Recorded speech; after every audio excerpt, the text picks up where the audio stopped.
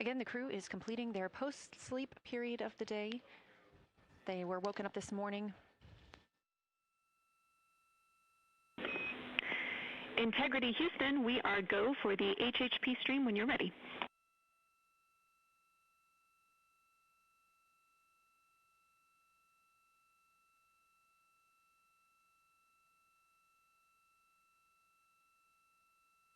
The crew was woken up this morning by the song Good Morning by Mandisa and Toby Mack. They then heard a message from Apollo astronaut Jim Lovell recorded prior to his passing, welcoming them to his old neighborhood. We're standing by for the daily planning conference, and we look forward to seeing the crew soon. Integrity, we are on board with you.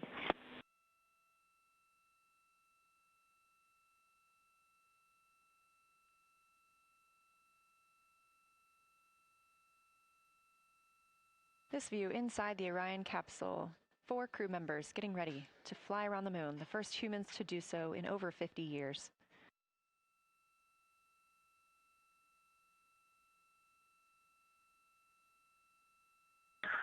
Good morning, Houston, from inside Integrity, 215,049 miles away from Earth and 12,712 miles from the moon. Let's actually savor the calm delay that we have. Ready for the morning DPC. Beautiful. We are savoring it down here. Good morning, Integrity, and good morning, Moon. Our room is buzzing with moon joy today, and I imagine yours is too. I have a few items related to flyby and then a few items for things further afield. Here we go. I will roll through them all. First off, we are looking forward to having science follow up with your observations as required on Orion to Earth throughout the flyby. Today, you will pass the Apollo 13 record distance at the end of the pre-lunar flyby conference. We are planning to call you with milestone words at that point at the end of the conference, not later in the allocated PAO time on Optimus. That will be your opportunity to share your thoughts to celebrate the occasion. As of now, we have one more liquid toilet use left until we hit our nominal limit, and then we will talk about what to do about it more soon. On that note, we're always looking for feedback. So Christina, if you had a chance to review that CCU use message that we mentioned in the mission summary, we'll take it. And finally, we want you to know that after yesterday, the entry folks are talking about allotting additional time for entry prep, including cabin config. It's not related to today's operations, obviously, but it is going on, so you can plan for more on that tomorrow as we focus on the flyby today.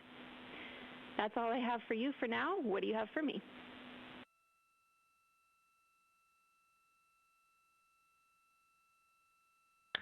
Thank you, Jenny. That's good to hear because we were thinking the same thing. It's great to know that our minds are working the same.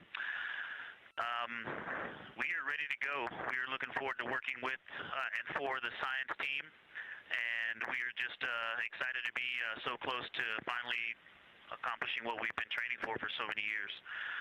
And also, we want to say thank you for that really special message from Jim Lovell. We have a pretty neat emblem up here.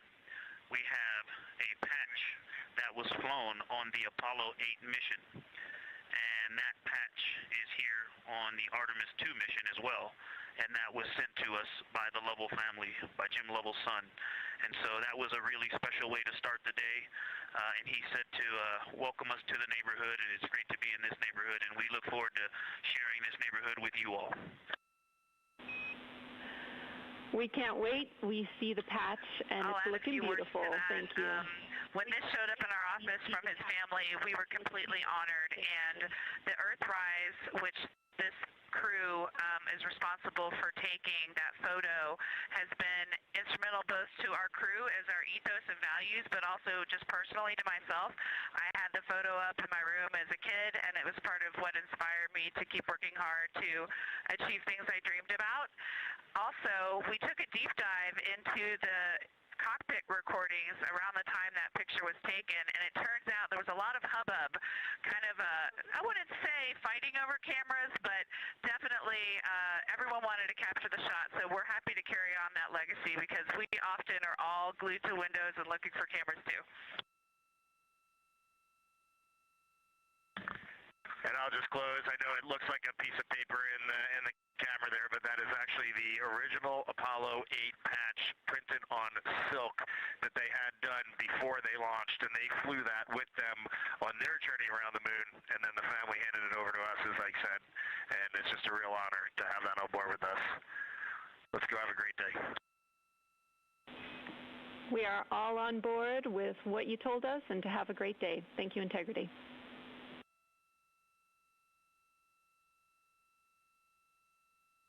Exciting words from the ground and crew this morning. Have a great day, Houston and Huntsville. For Avatar, all lights lit except for 15 and 16.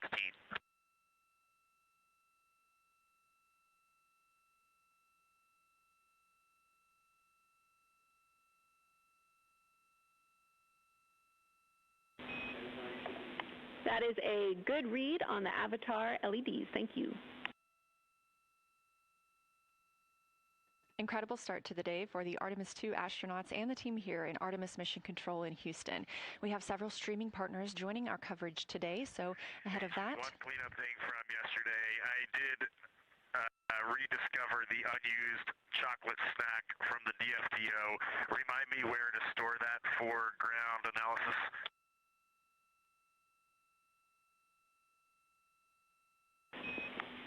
Hooray for a found snack. You can stow that in locker A1. Thank you, Reed.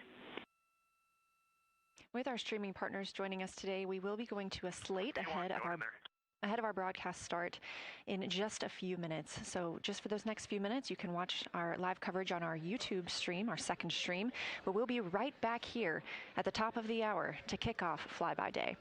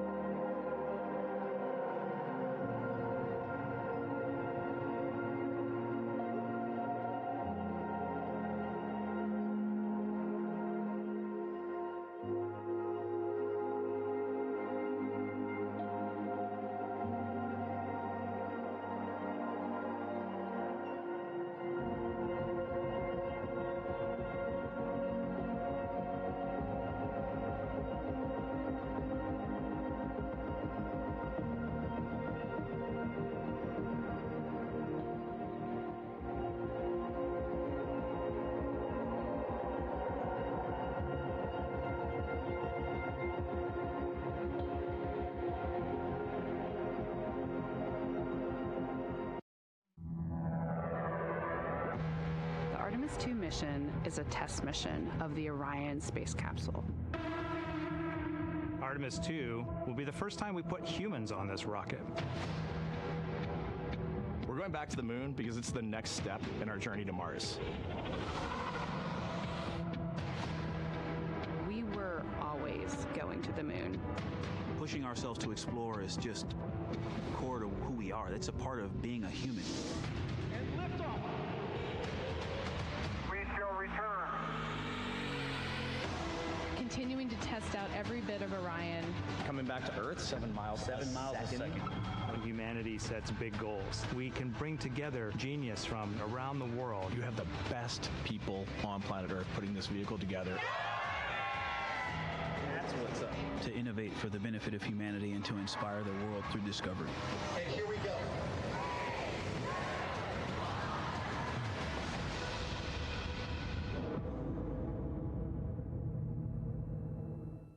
Welcome to Artemis Mission Control here at Johnson Space Center in Houston, Texas. I'm Leah Cheshire Mustachio.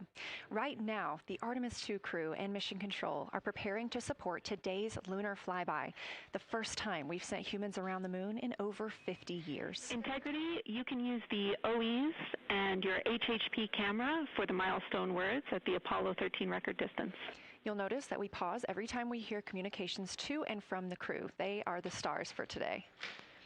This afternoon, the crew will have their closest approach of the moon and will surpass the record. That record just mentioned of the furthest humans have ever flown, set by the Apollo 13 astronauts in 1970.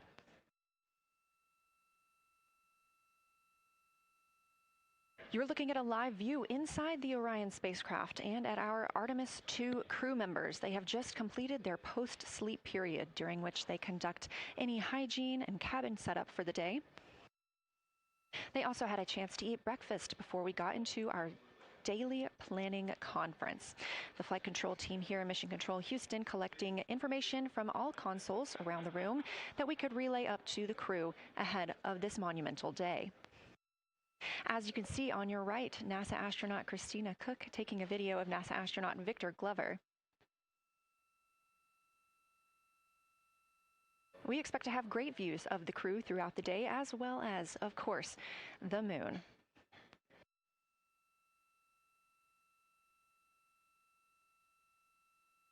We expect to surpass that Apollo distance record in 55 minutes and 50 seconds. We are now looking live at a camera mounted on one of the spacecraft's solar arrays, pointed to our lunar neighbor. We are currently just 14,200 miles away from the moon and 247,672 miles away from planet Earth.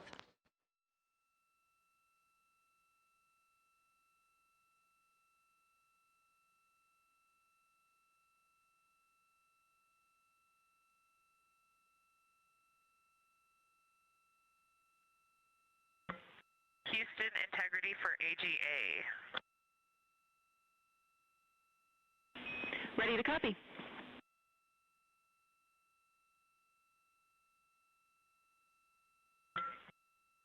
Carbon dioxide 2.3, oxygen, which has the alarm, 26.3, 73.1 degrees, 10.3 psi. And one follow-on question. We understand milestone words will be directly following the conference. Will that take the place of the PAO event, or will the PAO event still take place per the timeline?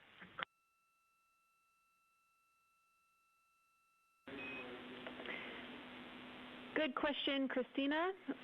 The milestone words that we exchange at the record distance at the end of the conference will take the place of the PAO timelined activity. So that'll be our moment to talk about this occasion, and after that there will be no more expected PAO words, and you can get straight into your flyby. Copy all AGA.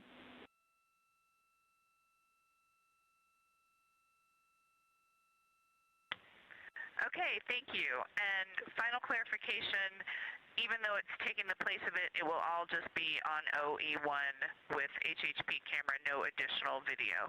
Is that right? Affirm.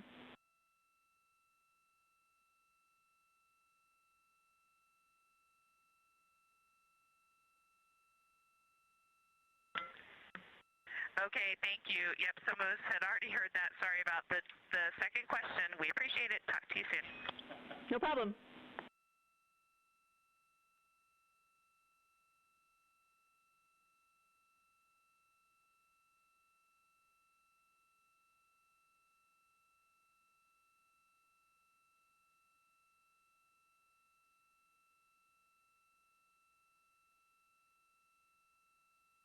Those communications between NASA astronaut Christina Cook and Canadian Space Agency astronaut and today's Capcom, or capsule communicator, the one person here speaking with the crew right now, that is Jenny Gibbons. She is an Artemis II backup crew member here in Mission Control Houston. We are now 4 days, 18 hours, and 30 minutes into the flight of Orion for Artemis II. The Artemis II crew inside Orion lifted off atop the Space Launch System rocket on Wednesday, April 1st from NASA's Kennedy Space Center in Florida. Those 4 crew members are the first to live and work inside the Orion spacecraft, which they have named Integrity, and have been busy conducting meticulously timelined events. It was a beautiful ascent from Kennedy Space Center. One of those early events was the proximity operations demonstration, during which NASA astronaut Victor Glover, the Artemis II pilot, manually flew Orion after having just detached from the interim cryogenic propulsion stage as if they intended to dock. This was practice for future Artemis missions, during which astronauts in Orion will dock with the lunar lander that will take them to the surface of the moon. About 24 hours after launch, 25 hours actually, Orion then conducted TLI, the translunar injection burn. This 5-minute, 50-second burn committed Orion to departing high Earth orbit and set us up for today's flyby. That translunar injection burn also served as the spacecraft's deorbit burn. It slingshots Orion around the moon and sends the crew on a free return trajectory, with splashdown approximately 7:07 p.m. Central on Friday, April 10th. Last night on Flight Day 5, the crew entered the lunar sphere of influence, the point at which the pull of the moon's gravity will become stronger than the pull of Earth's. We've also been getting some great views inside the cabin of the crew members living daily life, from working out to eating, taking photos, and making memories together. But they've also been taking some beautiful views of our home planet and of the moon, and we expect many, many more of those following today's activities.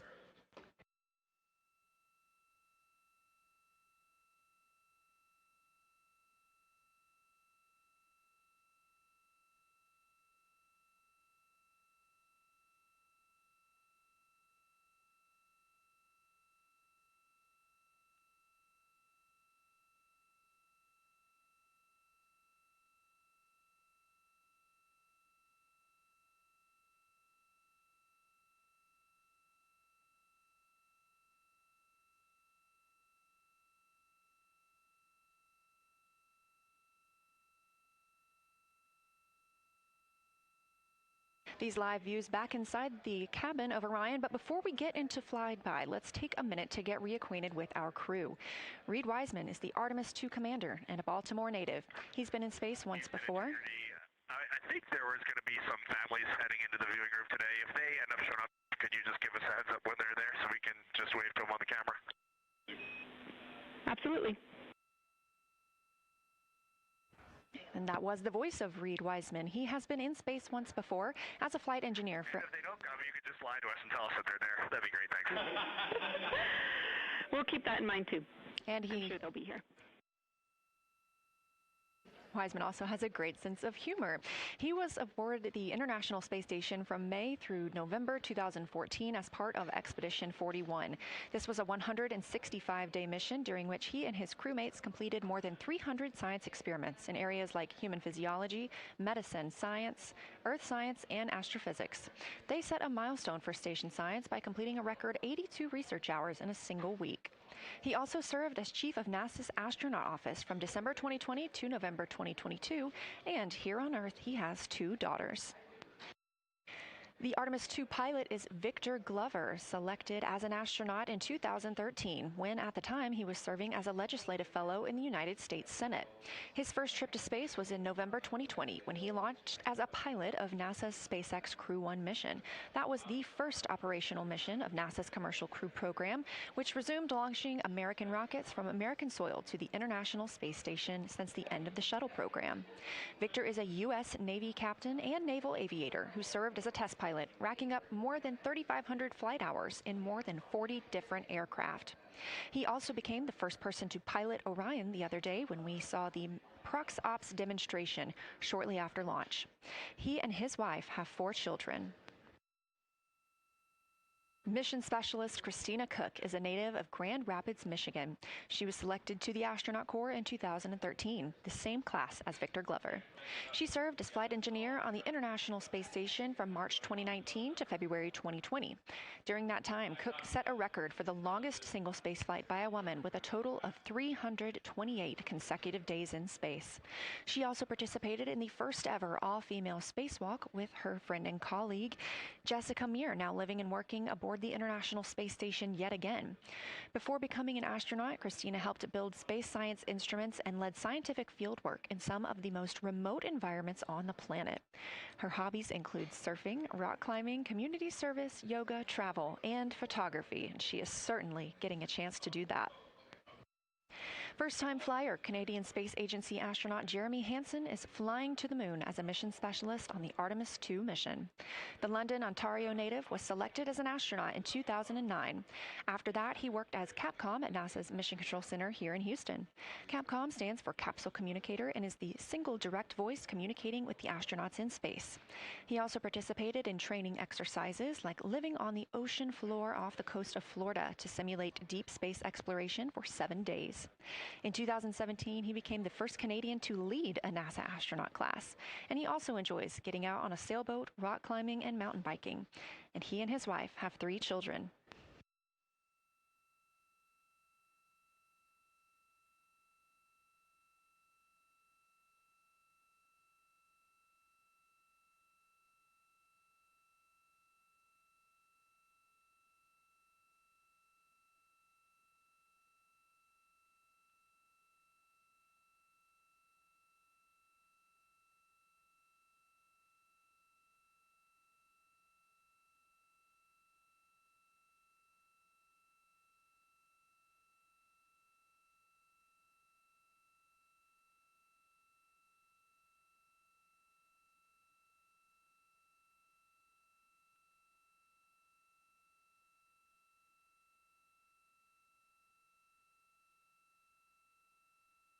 As you can see, the crew members have dimmed the cabin lights inside Orion.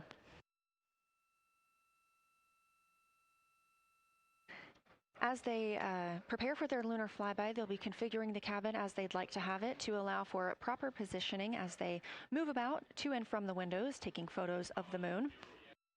Dimming the lights also helps prevent reflections from inside Orion onto the windows. Ahead of this lunar flyby, let's dive in and explain what you can expect over the next several hours. The crew has about 6 hours allotted to make observations about the moon. Throughout the flyby, their activities have been precisely timelined.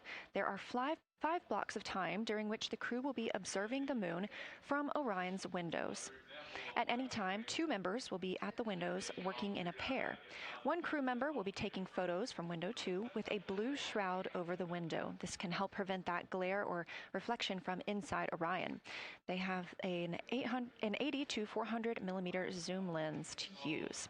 The other astronaut will be in window 3 using their portable computing device, you'll hear that referred to as PCD, to make annotations. Both of these crew members will make audio recordings of what they are seeing, and they'll wear headsets connected to those PCDs.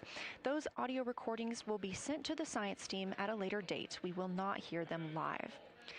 The 2 crew members at the windows will swap roles and positions halfway through their timelined block. The other 2 crew members who won't be at the windows at that time will be serving in the background as support.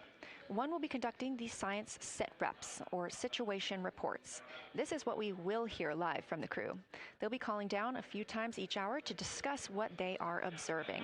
Those situation reports include how the crew is positioned, any missed targets, or anything unexpected they saw, lunar target descriptions, any hardware issues, and of course, their emotions and reactions as they fly by the moon. The other support crew member will take pictures of the astronauts at the windows and serve as camera support, providing new SD cards when needed. There's a 15-minute time frame between each observation block during which the 2 support members switch places with the crew making observations.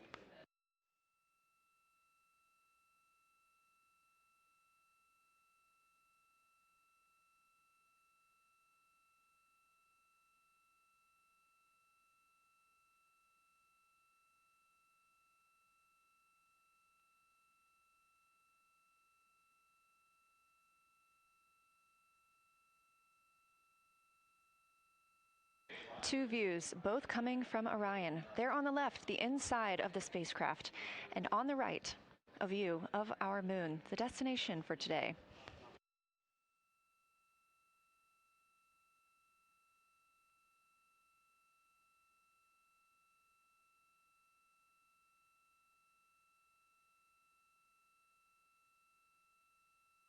During the lunar flyby today, Orion will provide astronauts with a full disk view of the lunar surface. They'll have a higher vantage point, much farther than Apollo's lunar orbits on average. And these astronauts can observe both holes and large-scale geologic features in a single view. And due to our April 1st launch date and current illumination conditions, the Artemis II astronauts have become the first humans to directly observe certain far-side regions of the moon with unaided eyes.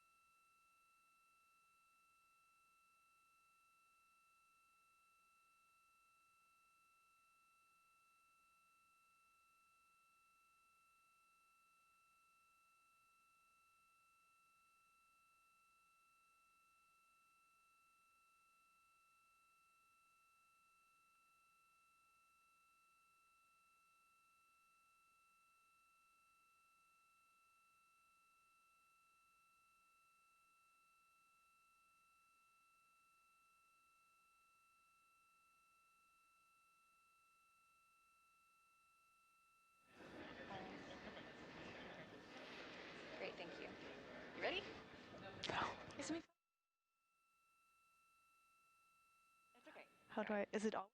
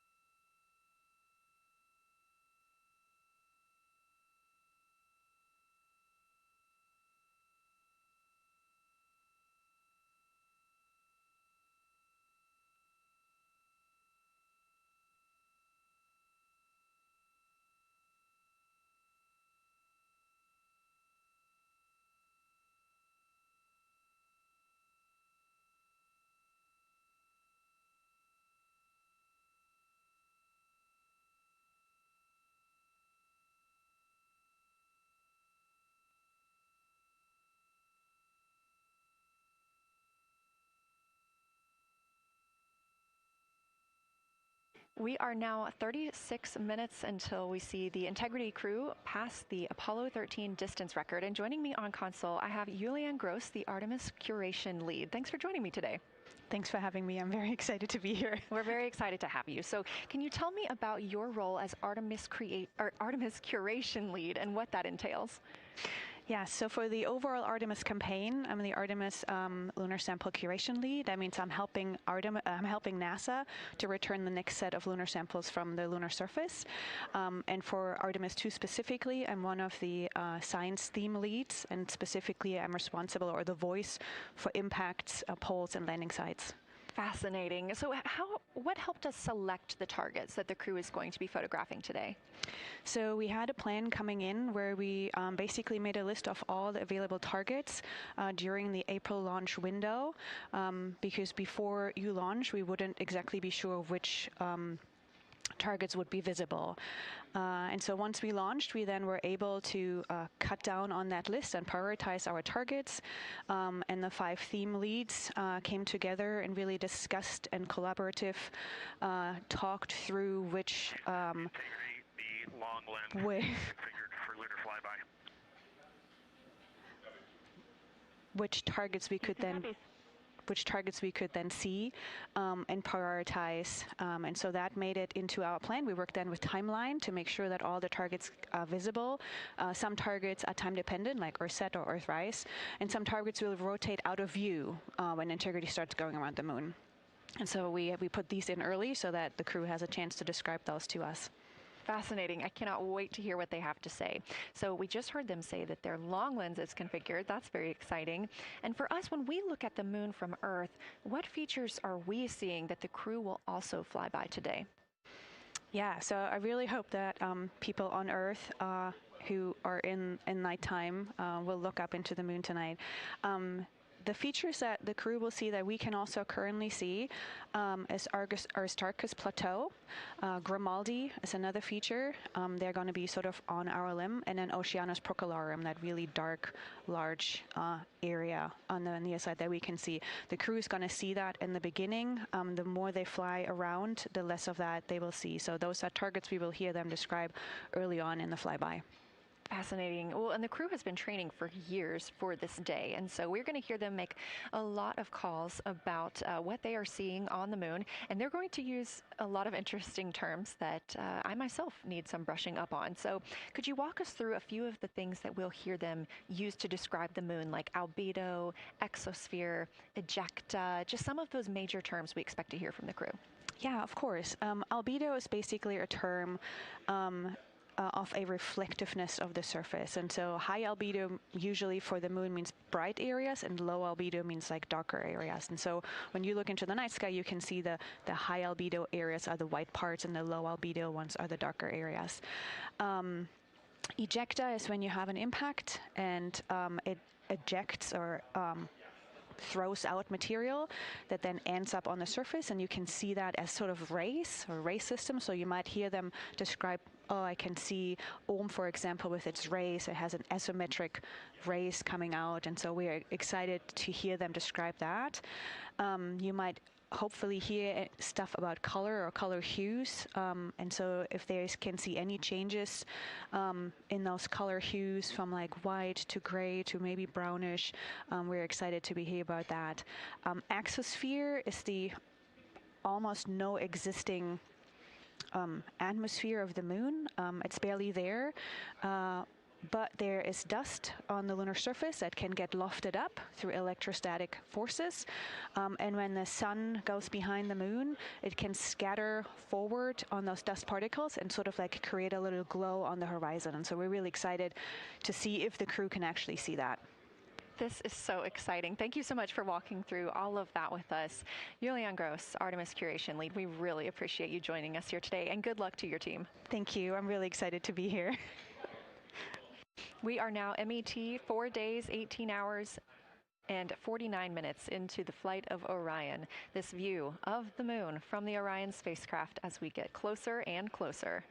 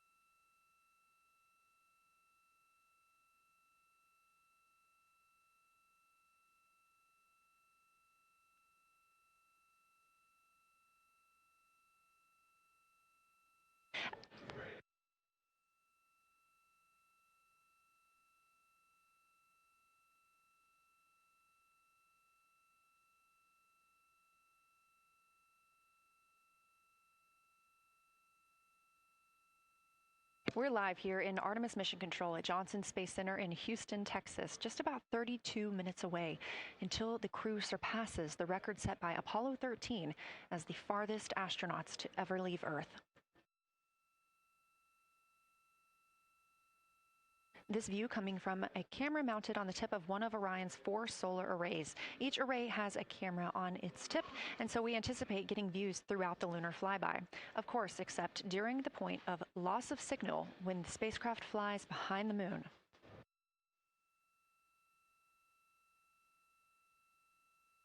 Inside the cabin, the crew are configuring the inside of Orion for today's flyby, making sure they have everything just where they want it to help them take the pictures that they are aiming for the science team here on the ground.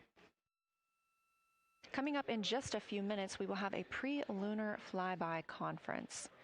During that Lunar Flyby Science Crew Conference, our science officer here on console, Kelsey Young, will be speaking directly with the crew members about their targets, about their goals for today, what they expect to see, and what we are hoping to hear from them.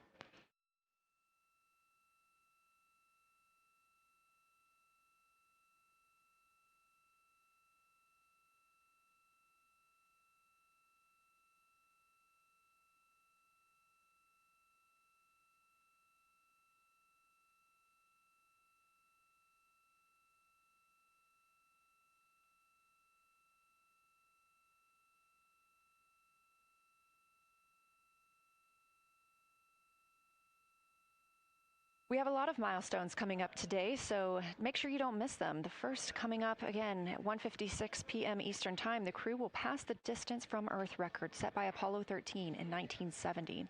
At 2:45 p.m., lunar flyby officially begins. The crew will have that time on their schedules to begin photographing and providing audio recordings of what they are seeing on the moon. At 7:02 p.m., Orion will make its closest approach to the moon, approximately 4,070 miles away. Of course, all of these numbers are going to have to be confirmed following the flyby. These are estimates, and we are working with orbital mechanics. At 7:07 p.m., Orion reaches its maximum distance from Earth, approximately 252,760 miles away from us all. At 8:35 p.m., the spacecraft will enter a solar eclipse. The crew will become the first to see a solar eclipse from the moon.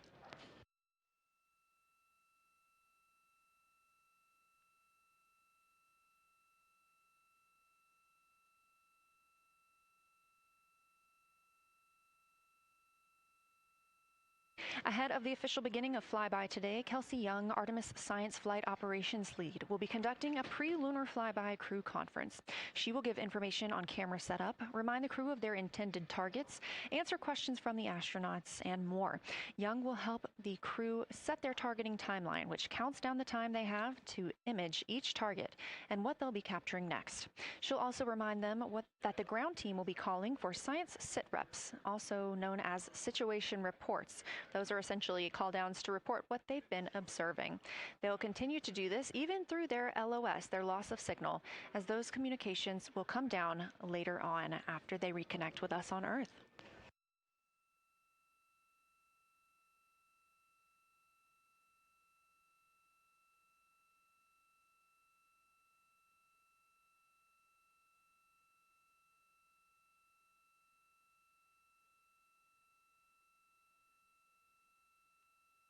This view in the cabin, you can see the crew members are already using their cameras, getting set up, and they have dimmed the cabin lights to allow them better visibility outside of the windows and fewer reflections.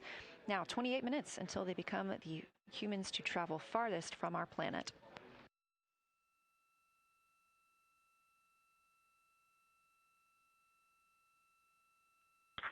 Houston Integrity, we are ready for the conference on your call.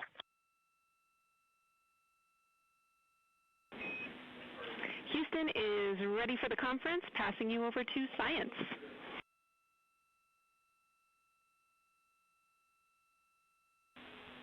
Good morning, crew. This is Science. We couldn't be more excited for a full day of lunar and planetary observations today, the first one in over 54 years. How do you hear me?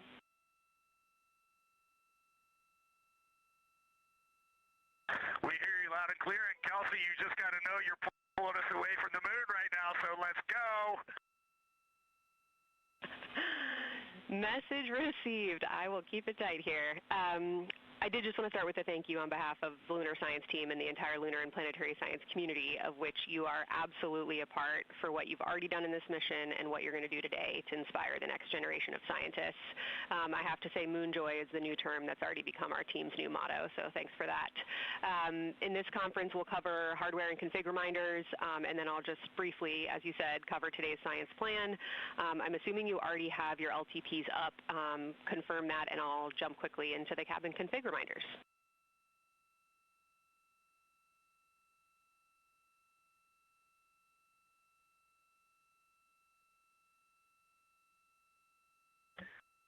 Okay, we have the LTP up just to give you a sit rep on board. You've got Reed and Christina on one PCD, and Ike has his own, and Jeremy has his own. Copy that. That was going to be one of my questions for you, and I'll ask a question back. Is that the config that you and Christina plan to carry throughout the day for PCD use?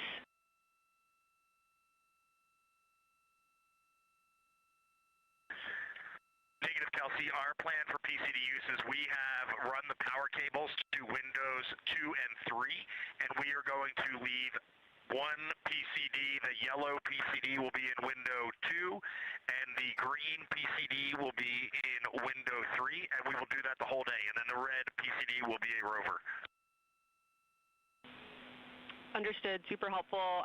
Recommend when you guys switch in and out of PCDs to add your initials to your OneNote annotations, just so we can keep track of whose is who.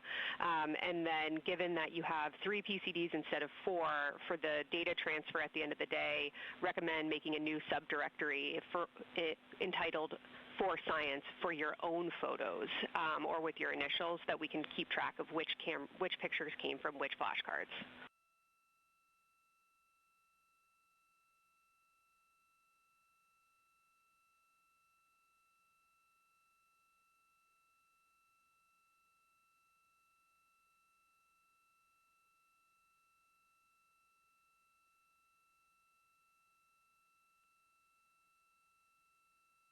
This view. So, Kelsey, I just want to here's what we're doing. We have community cards in all cameras on board, and then when each astronaut approaches their camera, the intent is they will put their card into that camera for photos and then put the community card back in at the end of the session. But just know it is harder to manage cards than we thought, and we don't want to miss science, so it might end up a bit more disorganized. Understood. Thanks for that essay. Just read the flashcard numbers down when you get a chance, and we'll follow your lead on the best thing to do operationally during the flyby. With that, I'll move on to windows. So the window characterization DFTO you guys did a few days ago confirmed that window 2 is ideal for imaging, so no change to config of photographer in window 2, observer in window 3, and science sit reps in window 1.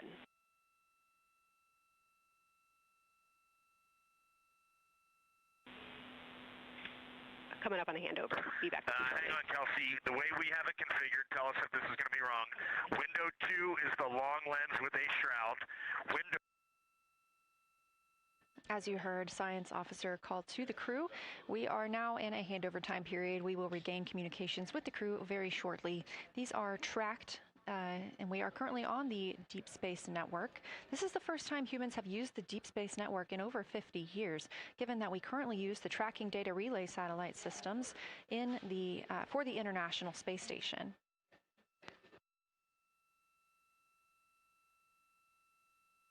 This view from Artemis Mission Control on the right is Kelsey Young. That's who you hear speaking with the crew. Young is the Artemis Science Flight Operations Lead, and we also look forward to speaking with her here today.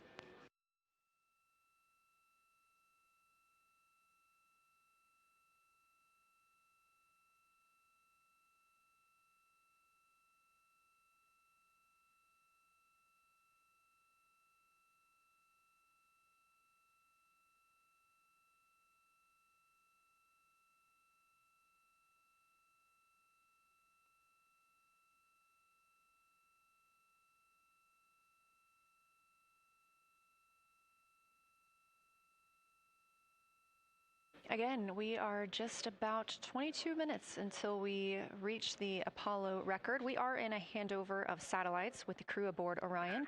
The T-shirt shroud for the Z9 and solar, and then window 3 will be for visual observations, and window 4 is for floater. And thanks, Integrity, for that. Reed, we had a handover during that time, so I'm going to have to ask you to give that read back on window orientation for the crew again.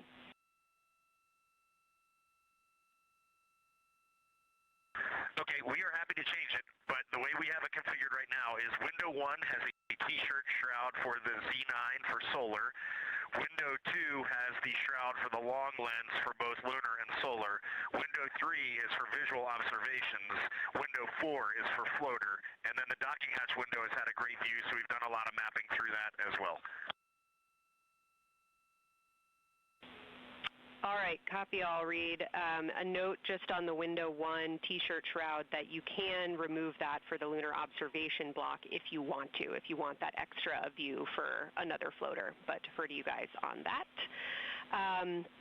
You are go to use the full 400 millimeter zoom on the long lens, but where possible, try to keep the end of the lens flush with the window to prevent imaging through the multiple window panes at an angle. And if you have to take an image at an angle, recommend you limit the max focal length to 200 millimeters or simply acquire the images at multiple focal lengths.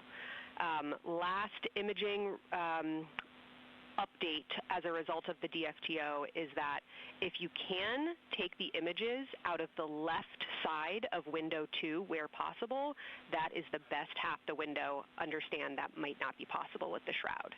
Any other imaging questions from you?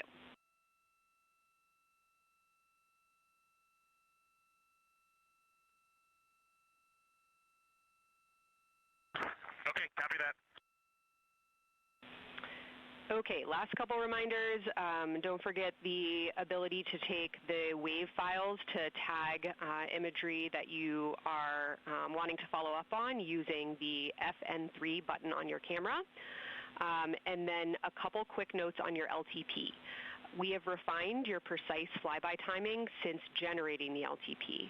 Optimus has the correct timing for the LOS and AOS, but the LTP identifiers for LOS and AOS are roughly 2 minutes later than they will be in reality. Final LTP timing update is that the green line on your LTP should start automatically 45 minutes before the flyby. If it doesn't appear, let me know and I'll have troubleshooting steps for you. Last updates are on the eclipse, so only for that last hour today.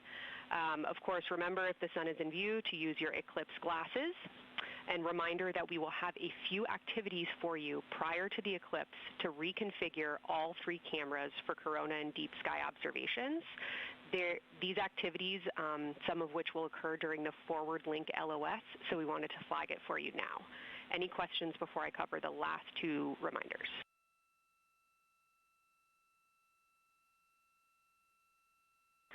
No, we have no questions on that. Last couple eclipse reminders, the sunset period and the first roughly 23 minutes of the eclipse will fall during that forward link LOS, but we'll still have a return link and we're still looking forward to your science sit reps and observations during that time. And I do have a reminder for you on your preferred starting config for the eclipse in terms of role responsibility. Let me know if you want me to read that up or if you guys have that in your minds already. And if no other questions on config, I'll give you a few science-focused reminders.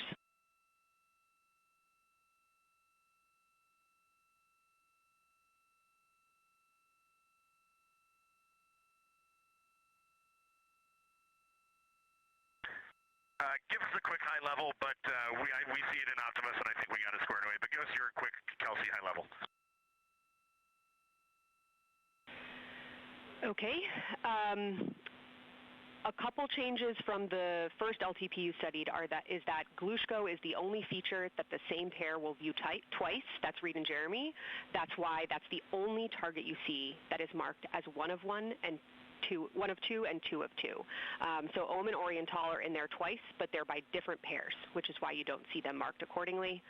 A note from feedback on your observations so far over the last couple days, a reminder that if you note structure and texture as well as color and albedo, please note any correlation between the two, and also a reminder that negative observations are still valuable science. So a lack of color or a lack of structure associated with color is also valuable. A reminder also that your observations so far indicate it will likely take some time for your eyes to adjust. We especially heard that around your terminator observations and your color observations. So reminder to know that your eye adaptation is going to kind of come in throughout your shift, and let us know when you start to see that nuance. Last reminder is around Earthset and Earthrise. When you're viewing us back here at home, you'll be looking directly at Asia, Africa, and Oceania. So I'm sure people watching from those places here on Earth will want to give you all a wave as you take their picture. Any other questions for me?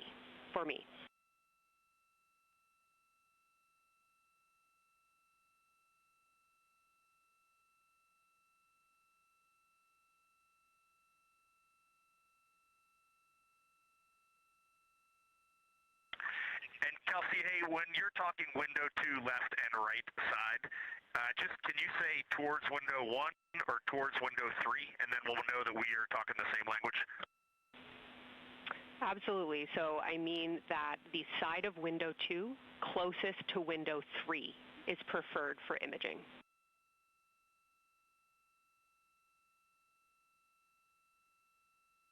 Okay, the side of window 2 closest to window 3 is preferred for recording. Stand by, we'll talk to the crew.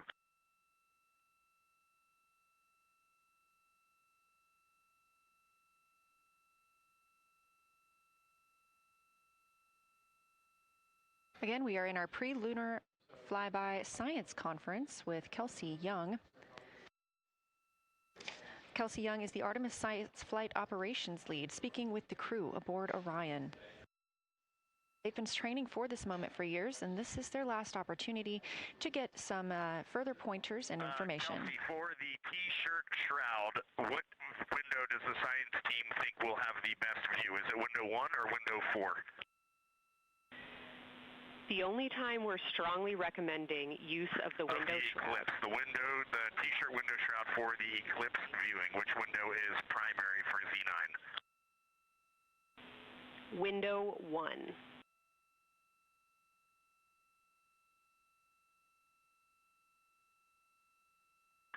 Okay, awesome. So we have got that all set up. And just to be 100% sure, window 1 is the most port window by the food warmer. Window 2 is right in front of seat 1. Window 3 is right in front of seat 2. And window 4 is on the starboard side by the side hatch. Do you agree with all that? We agree on the ground. Good readback.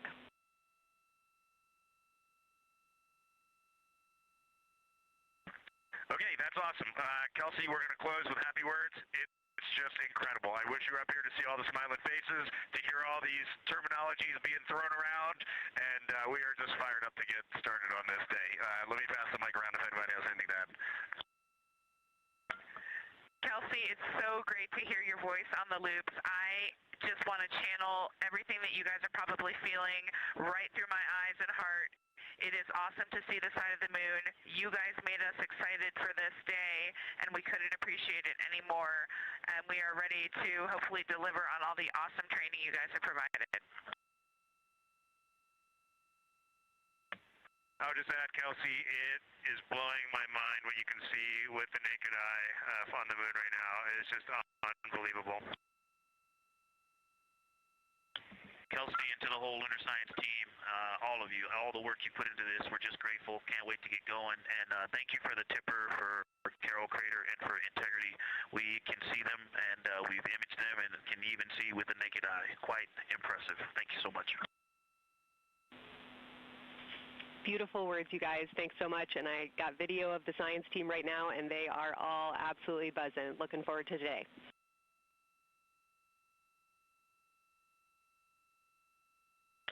Okay, we're heading into the timeline. Cheers, guys.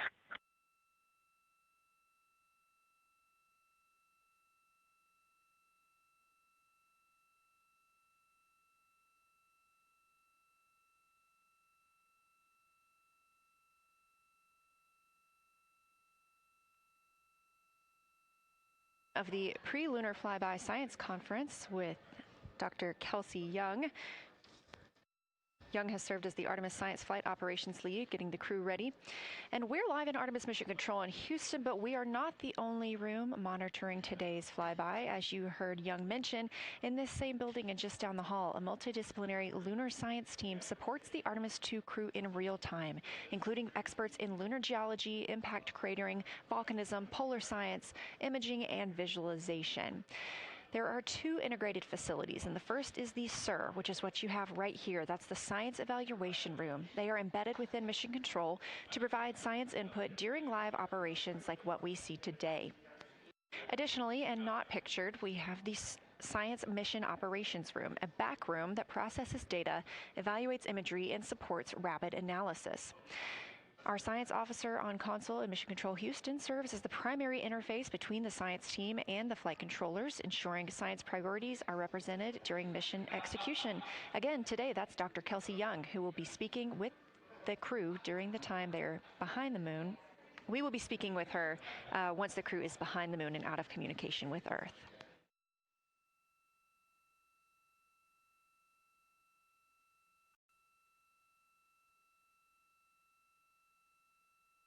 Back inside the Orion spacecraft on your left, closest to the camera, NASA astronaut Christina Cook. To her left, NASA astronaut Reid Wiseman. To his left, Canadian Space Agency astronaut Jeremy Hansen. And all the way in the back, NASA astronaut Victor Glover, our Artemis II crew.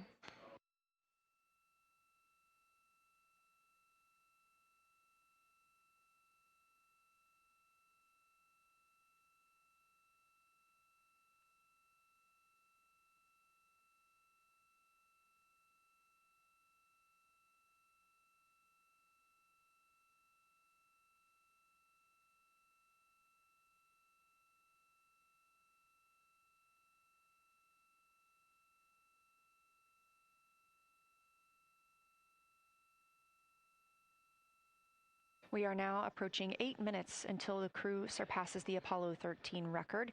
Currently 12,599 miles away from the moon, 248,507 miles away from Earth.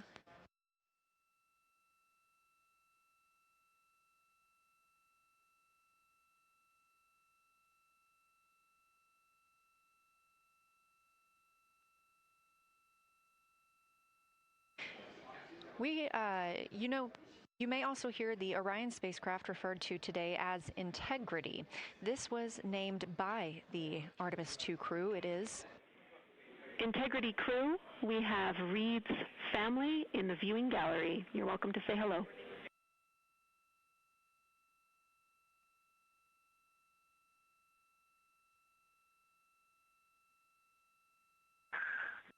Well, whether you're being serious or you're kidding around, that is awesome to hear. Thanks, Jenny.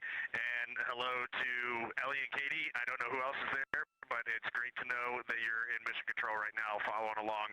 We are having a blast up here, and the view of the moon is absolutely amazing.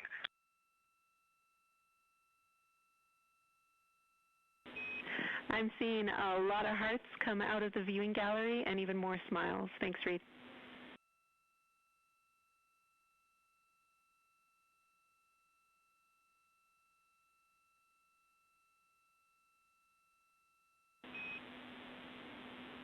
Copy heart, copy bracelet.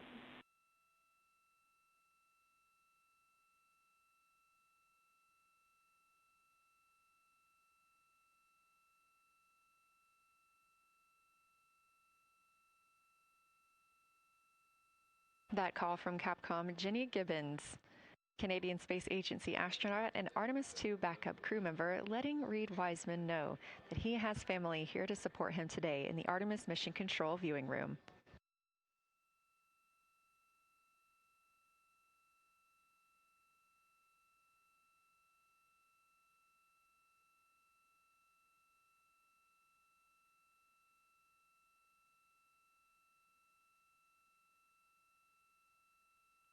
As I was mentioning, we have the Orion spacecraft flying today. However, the Artemis crew members named their Orion spacecraft Integrity, so you will hear calls to this entire crew with the name Integrity. They say that the name Integrity embodies the foundation of trust, respect, candor, and humility across the crew and the many engineers, technicians, scientists, planners, and dreamers required for mission success.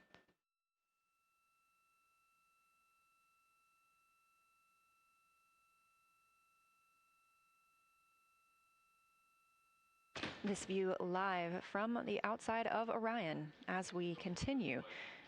Preparing for our lunar flyby, now less than 5 minutes from surpassing the record set by Apollo 13 astronauts for the farthest humans to travel from Earth. This will not be the farthest that Integrity travels today. They will continue until they reach approximately a distance of 252,760 miles. That would be about 4,105 miles farther than Apollo 13. However, these numbers are our targets, and we will get confirmation on those numbers as soon as we possibly can and share them with you all.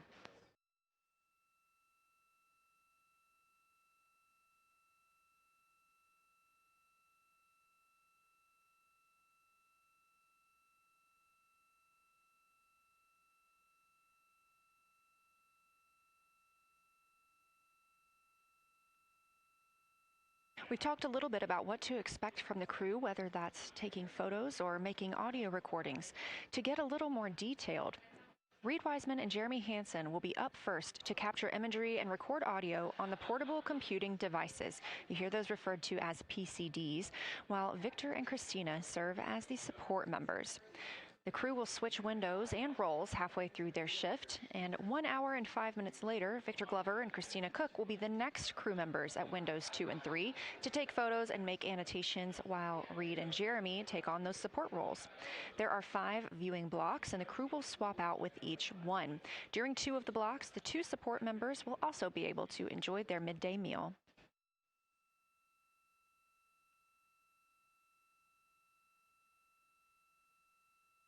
At least 3 times per block is a science sit rep. Again, situational report. This is partially an operational status, reporting back if they missed any targets or gotten any specific ones, if they have issues with their camera or any other operational items.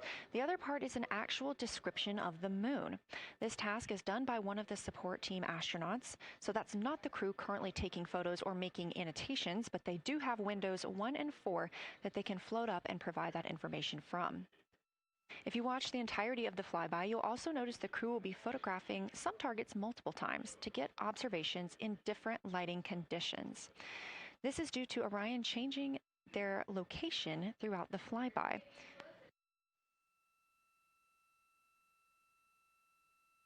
What this crew will be able to capture in a couple of hours of the same targets in different lighting would take orbiters years to do because of solar and spacecraft positioning. This crew has studied the moon extensively, and they're also familiar with what the science team calls the Big 15. These are 15 features that they've memorized, so at any time, they'll be able to see 5 of those and help orient themselves and where they are around the moon. Those targets are diverse and complex in their geologic history, and observations of them could help answer some big-picture science questions.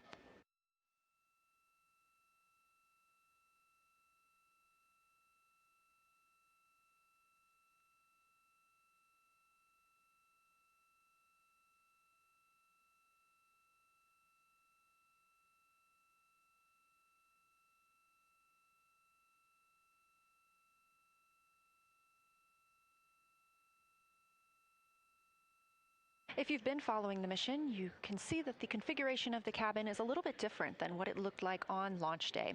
After ascent, the crew were allowed to reconfigure their spacecraft, and you can see that they've taken down seats. They have also taken away footrests. This gives them more opportunity to move about the spacecraft.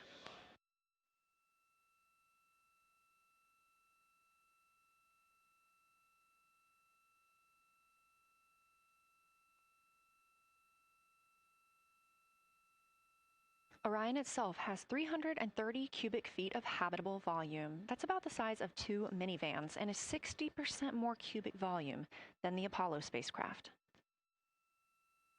We are standing by for the Integrity crew aboard Orion to surpass the Apollo 13 record.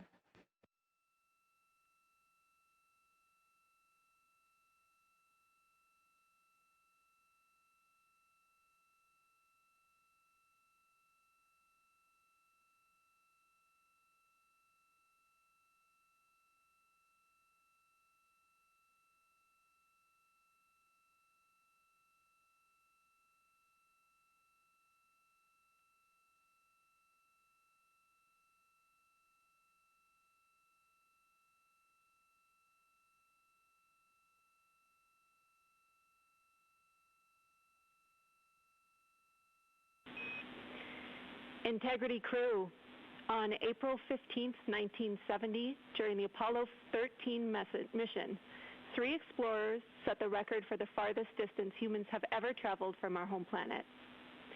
At that time, over 55 years ago, Lovell, Swigert, and Hayes flew 248,655 statute miles away from Earth.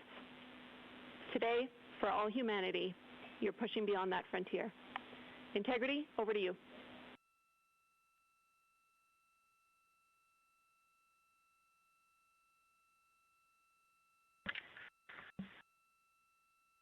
Yeah, from the cabin of Integrity here as we surpass the furthest distance humans have ever traveled from planet Earth. We do so in honoring the extraordinary efforts and feats of our predecessors in human space exploration. We will continue our journey even further into space before Mother Earth succeeds in pulling us back to everything that we hold dear. But we most importantly choose this moment to challenge this generation and the next to make sure this record is not long-lived.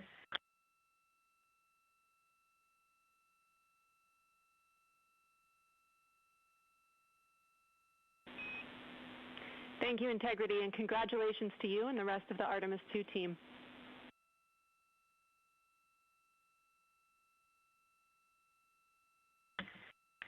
Thank you, Houston. We have a couple more things we'd like to take this moment for.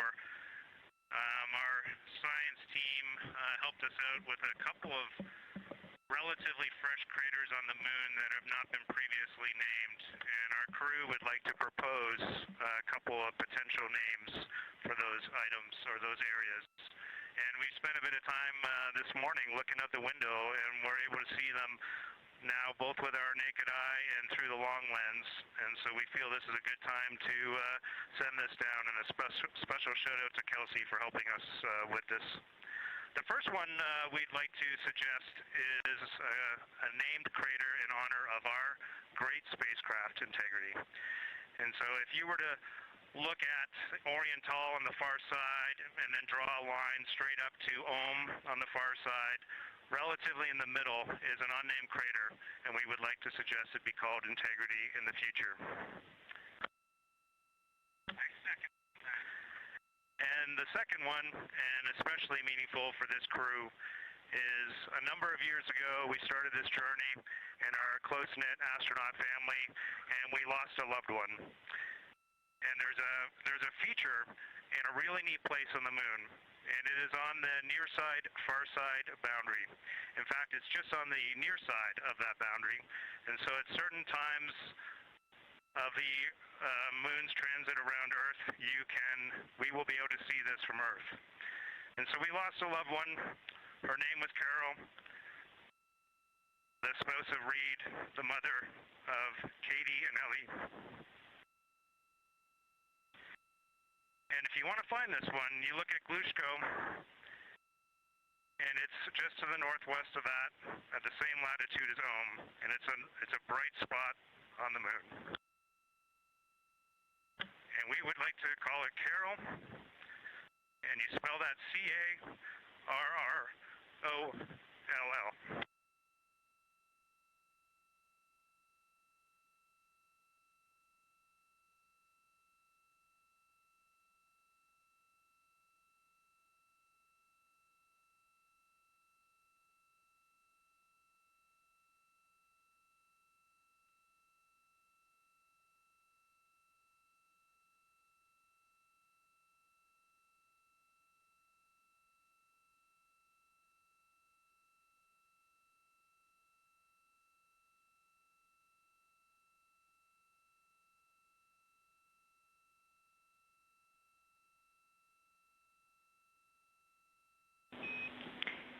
Integrity and Carroll Crater. Loud and clear. Thank you.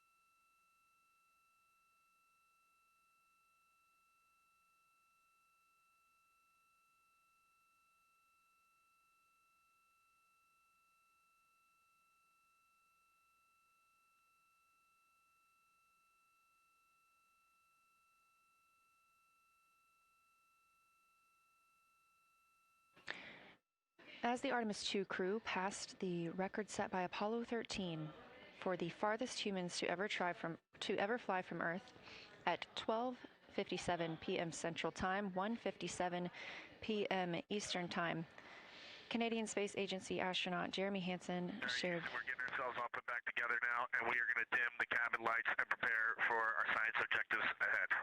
Thank you. Sounds good. We're doing the same down here, and you are maneuvering to your observation attitude.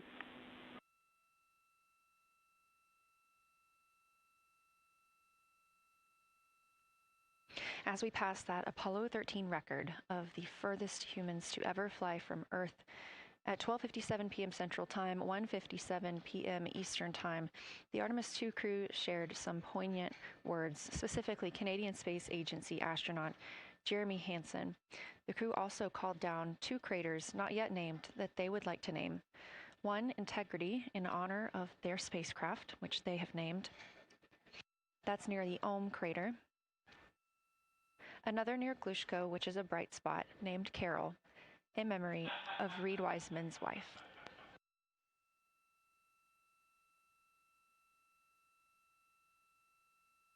There was a moment of silence here in Mission Control Houston. And now the team and the Artemis II crew are ready to begin their lunar flyby.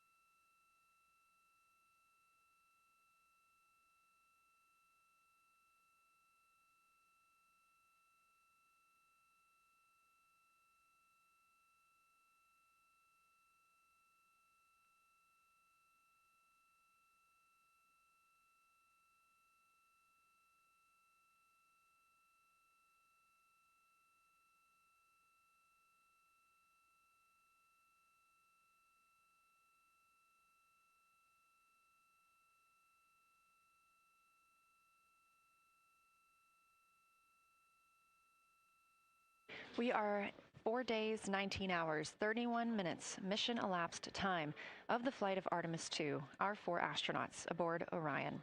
Today is our lunar flyby day.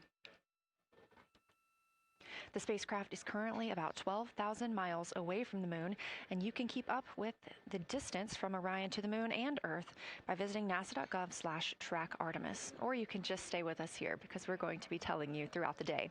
They are currently 248,834 miles away from planet Earth.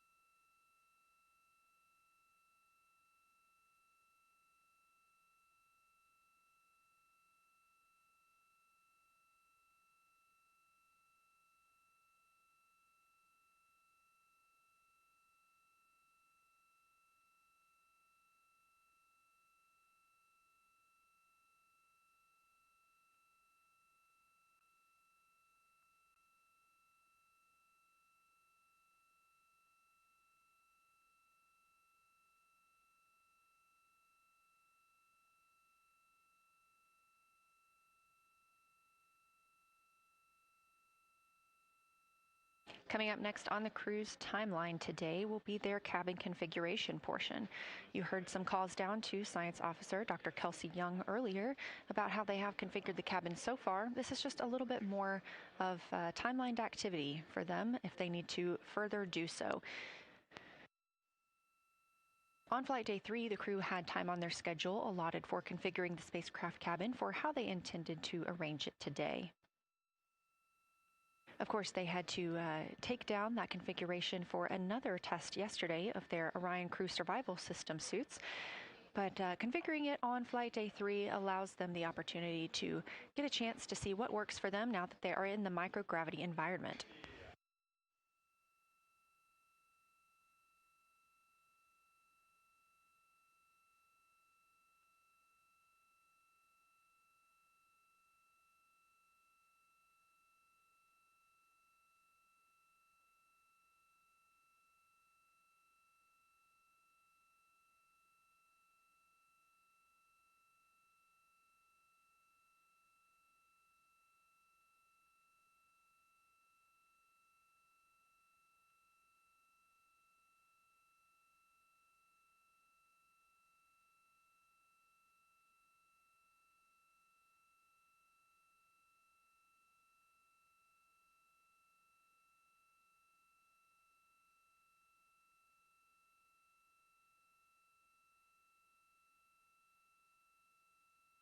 Again, the crew is about to begin their cabin configuration portion of their timeline, though they have been working that already, as well as potentially during their post-sleep period this morning. The official lunar flyby observations are slated to begin in just about 40 minutes. That's when we'll have the crew at the windows photographing the moon, as well as making calls down about what they are seeing.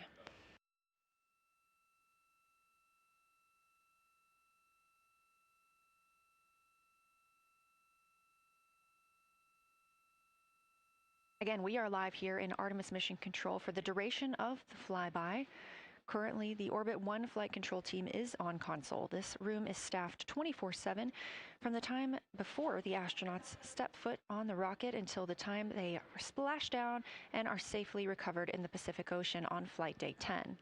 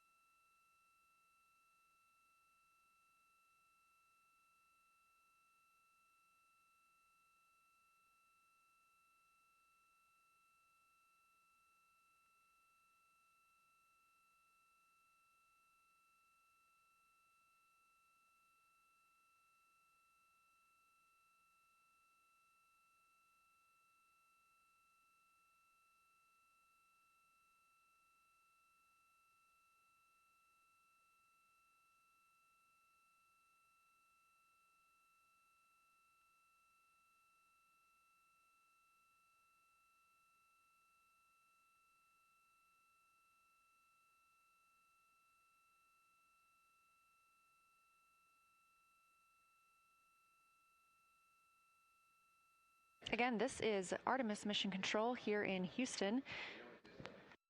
We are now 11,777 miles away from the moon. We did pass the Apollo 13 record of farthest humans away from Earth at 12:57 p.m. Central Time, 1:57 p.m. Eastern Time. That distance, 248,655 statute miles from the Earth, continuing to be exceeded by the crew. They will reach their farthest distance from the Earth around 6:07 p.m. Central Time. At that time, they will be in an LOS, or a loss of signal, with us on Earth, as they'll be flying behind the moon.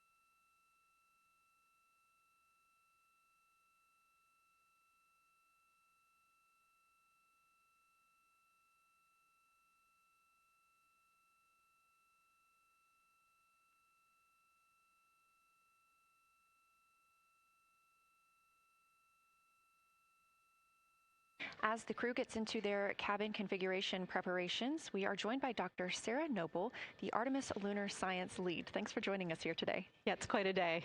Yeah, we are very excited. I can only imagine how you guys are doing over there. So tell me a little bit about yourself and what your role is for Artemis II. Sure. So I'm the Artemis Lunar Science Lead, so over the entire campaign, and my job is basically to make sure that as we have this big adventure back to the moon, we actually learn new things about the moon. Fascinating. So why is the moon such an important destination today? Yeah, so the moon is a pretty amazing place. It is a great place to learn about basic fundamental processes that happen on like all the planets, like cratering and volcanology. And also it is, part of our Earth-Moon system. And, the Earth recycles its rocks pretty well, right, through plate tectonics and weathering and whatever. Most of the rocks on the Earth are geologically young. But on the moon, we have the entire record that goes back 4.5 billion years since we formed. And so if we really want to learn about what was happening in that period, like the moon is really the only place we can go. We're also thinking about going back to the moon, and we want to go to the lunar South Pole. So what makes that such an interesting destination? Yeah, the South Pole is cool, right? It's far away from the places we went during Apollo. It's different kinds of rocks there, some of the oldest rocks on the moon. It's also a place where we think there might be resources like water. There are craters that really never can see the sun because of the low sun angles there, and they get very cold. And we think that water and other things can build up in those craters, and so we're very interested to see what that might do for us. I'm very interested as well. So for some of our viewers who might be new to this, what does lunar science look like during an Artemis mission? Yeah, it's pretty exciting for us as we have sort of built this from scratch to try to understand how we can best use the crew to support our science. And so, we've developed a system. We've got a team in place. We've got a back room here in this building called the SIR, the Science Evaluation Room. And there's a back room to that back room over in another building here at Johnson Space Center, where we've got our teams of scientists working really hard. They're actually speaking to this room through our science officer. This is now the first time we've ever had a science officer in flight control room, so we're pretty excited about that. So we have a really voice out and up to the crew. I know, it's been so exciting to hear Dr. Kelsey Young speaking directly with the crew today, now so close to the moon. And we have a live view here of the science operation, or the science evaluation room. So this is where the majority of your team is today, is that right? Yeah, that's right. This is a big chunk of our scientists. You can see them in there now working hard, trying to get ready for the day. And then again, there's a second room where we have a lot of our data folks, where the data will first come down and they'll sort of sift through the data and get it ready for this team to take. What's the mood like right now in the SIR?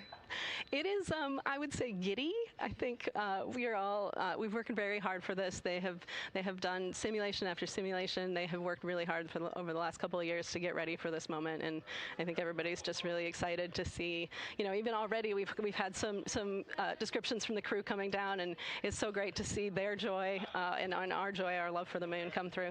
Yes, we are in for a real treat today, if it's been anything like their observations the past couple of days. So how are the lunar science teams using this test flight to prepare for future missions to the moon?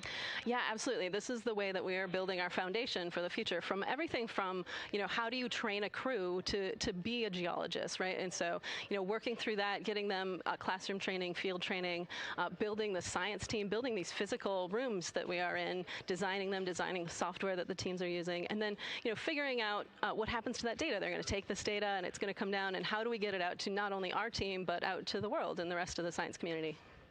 Yeah, that's a great point, because when you hear these crew members talk, you would never know that they're not geologists. Your team has trained them so well. They have been very good students.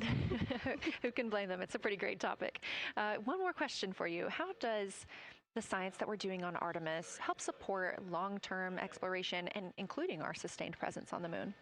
Yeah, you know what? We have a saying in the Science Mission Directorate that science enables exploration and exploration enables science, right? So you need the scientists, because we are the ones who are the experts in, landing site and doing analysis of landing site and making sure we can find a good place to land, to understanding the properties of the soil so we can, design our systems to manage that, understanding the radiation environment, keeping our astronauts safe, all of these things, right? But, in return, you provide us with opportunities where now we're going to be able to collect this data and collect samples and deploy our instruments and all of that. So it's a symbiotic relationship. That makes perfect sense. Well, Dr. Sarah Noble, Artemis Lunar Science Lead, thank you so much for joining us here today. Best of luck to you and your team, and I hope that you get to enjoy today too.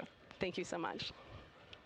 We are now getting closer and closer to our lunar neighbor. This live view coming from the Orion spacecraft and a camera mounted on one of its solar array wings.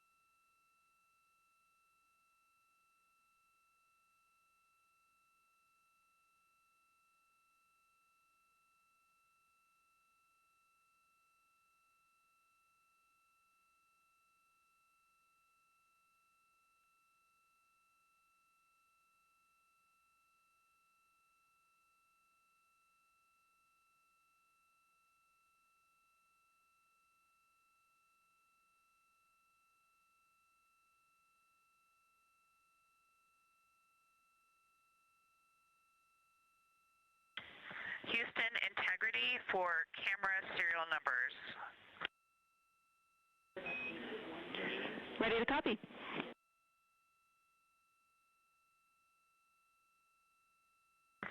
Hey Jenny, these are card numbers for the various positions.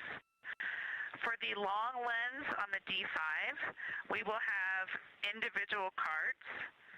Victor's 1008, Jeremy 1019, Reed 1012, myself 1015. For the Z9, we will have one card that is dedicated for today, serial number 1007. For the cabin camera D5, we will have one dedicated card for today, serial number 1022.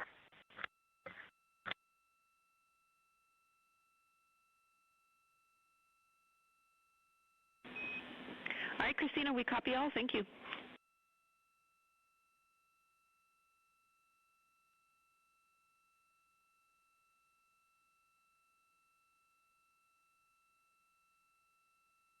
We just realized that we have Earth out window 1 and Moon out window 2, and Earth out window 4 and Moon out window 3, and it gives you the best idea of scale we have had yet. The Moon is about 3 to 4 times the size of the Earth, and it is almost full, and the Earth is just a small crescent out there.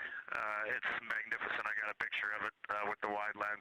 Such a majestic view out here. Amaze, amaze, amaze. Thank you, Reed.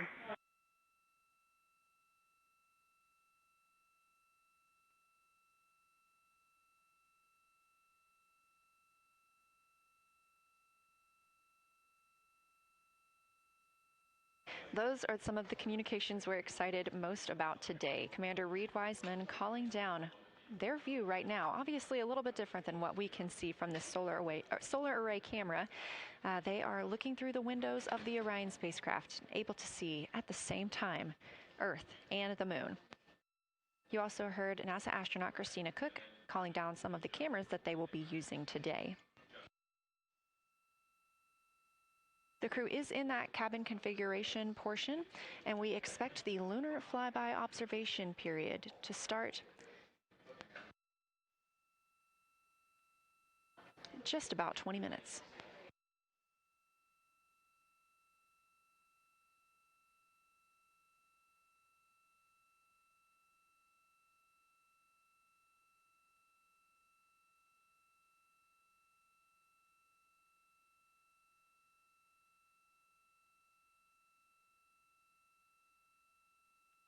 Checking in on Orion's distance and speed, they are currently traveling 1,071 miles per hour, 249,159 miles away from Earth, 11,293 miles away from the Moon, and continuing to grow closer.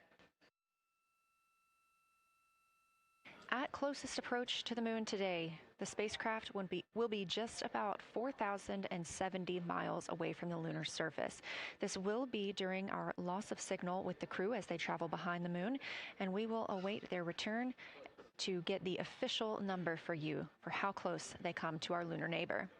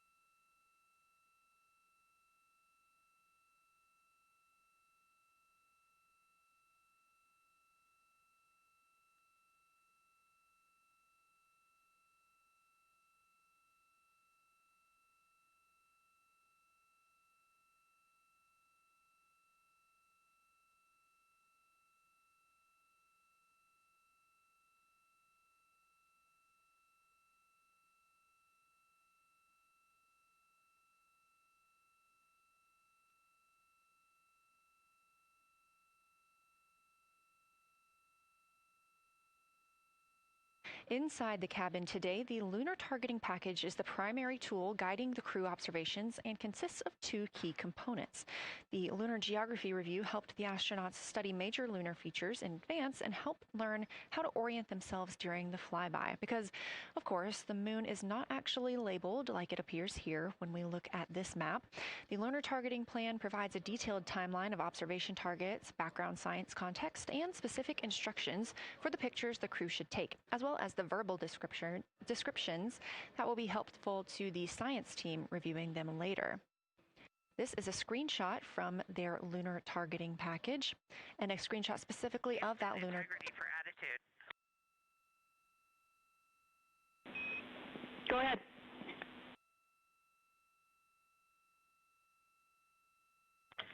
Hey, Jenny. Understanding we are in final attitude now for the lunar flyby, would it be possible to pitch the vehicle down 5 degrees? That would allow us to get the D5 long lens flush and have the least amount of window distortion.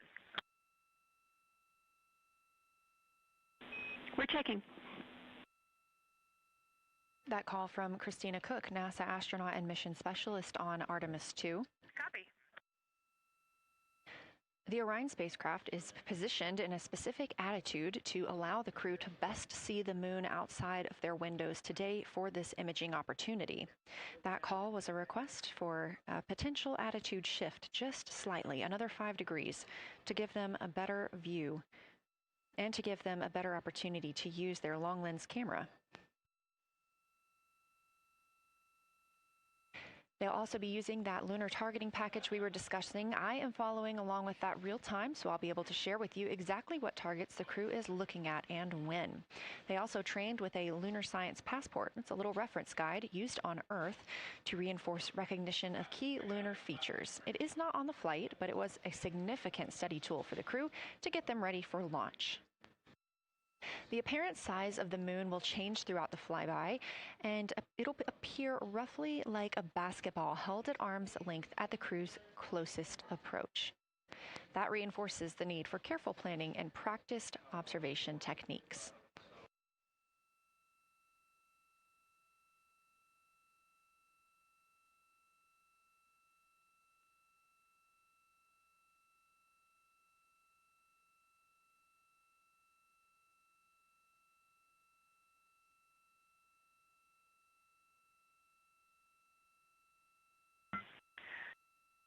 Houston, integrity for timeline.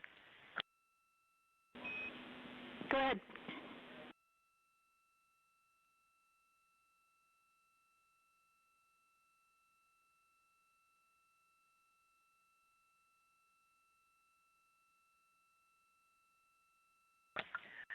Hey, Jenny, just to make absolutely sure that we start observations when expected, we are showing in Optimus that observation time starts in about 15 minutes, and in LTP that our first target, discussion 1, starts in about 29 minutes.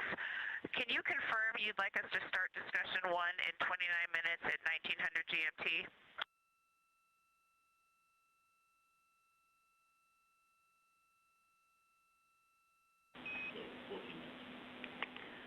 Christina, we are tracking that discussion 1 should start at 18:45. That's 15 minutes from now.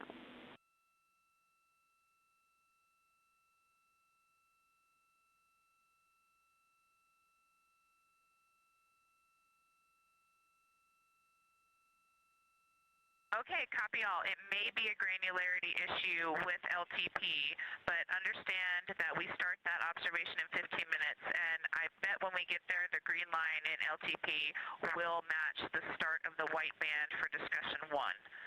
I think it's just a matter of the labeling and the granularity. Thanks for confirming. Copy, and we'll look into that a little bit more on our side as well.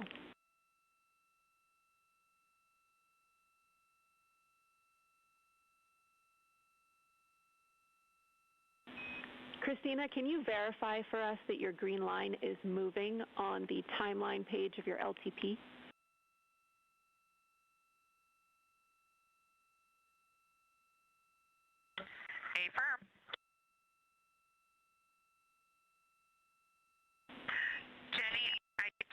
good. Looking closer, I see the labels are just not aligned with start or end times of the white visible bands. It fully makes sense now, so I think we are all set. We'll look forward to starting some observations in about 13 minutes. Copy. Thanks, Christina.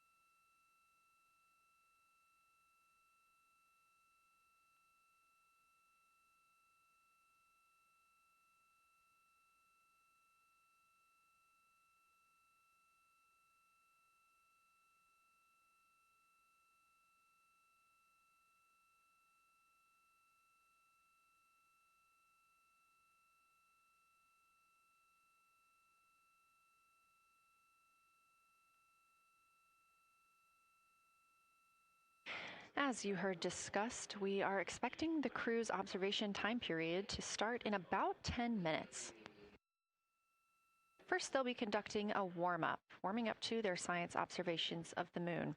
They'll be discussing with each other, helping each other orient using the major landmarks that they've studied, asking what is familiar. If we roll left, port 5 degrees, that would get the moon closer to the left side of window 2.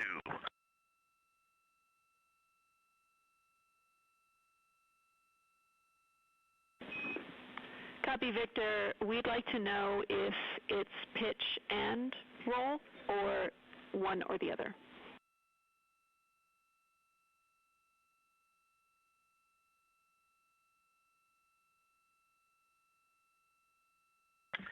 Jenny, we actually thought you already put the pitch in. Had the pitch been put in already? No, we need a little while longer to talk about it.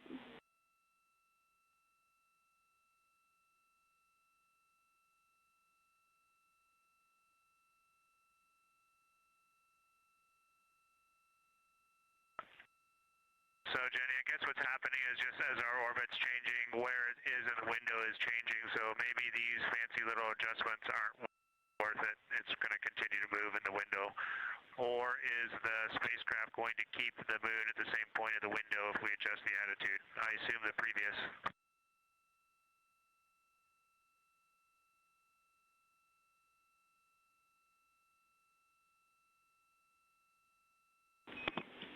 Right now, we are pointing the center of the window to the center of the moon with 2 degrees of deadband.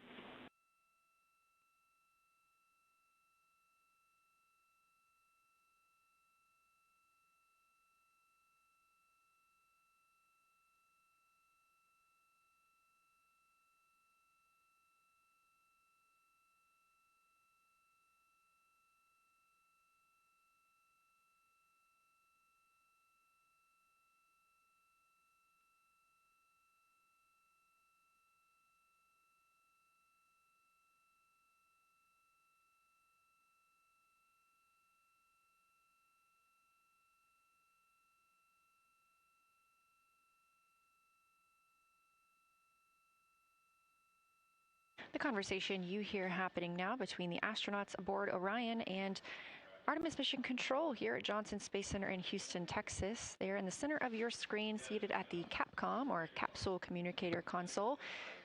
That's Jenny Gibbons, Canadian Space Agency astronaut, and Artemis II backup. She was also the lead Capcom for Expedition 63 aboard the International Space Station.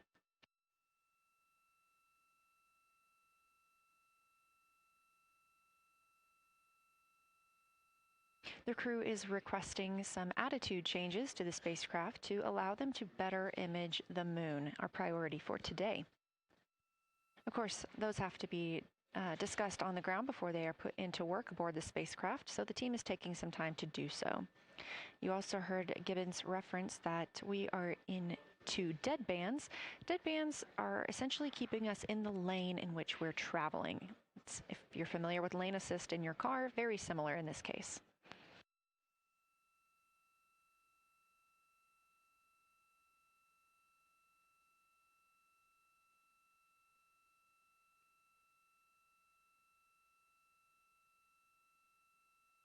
We are now 10,870 miles away from the moon, traveling 1,066 miles per hour and 249,390 miles away from Earth.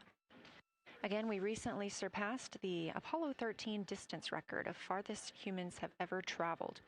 And upon calling down some words during that milestone, Canadian Space Agency astronaut Jeremy Hansen noting that he hopes that this record that they are setting today is soon broken by future explorers.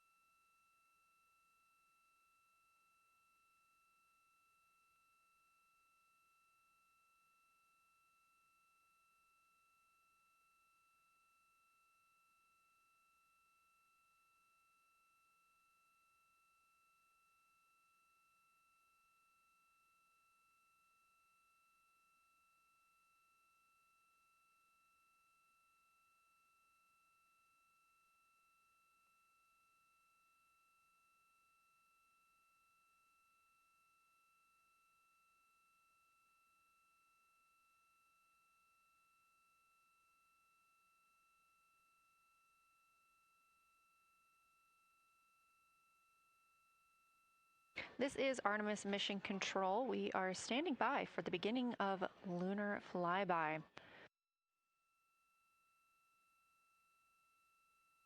Expecting that to start in just a few minutes when the crew will begin a warm-up discussion, preparing for the day. They will be capturing images along while discussing what they find familiar about the moon and what looks unexpected to them.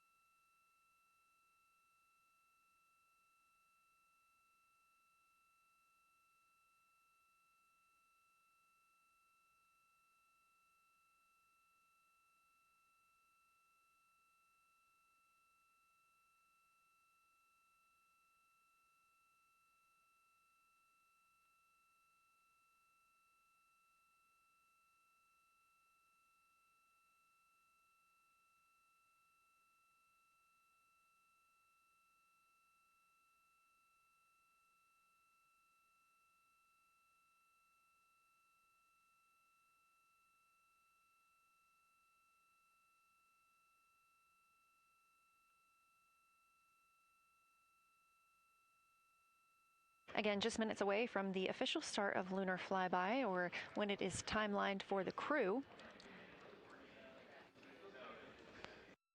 We are currently 10,726 miles away from the moon. This view on the left side of your screen coming from the camera on one of Orion's solar arrays.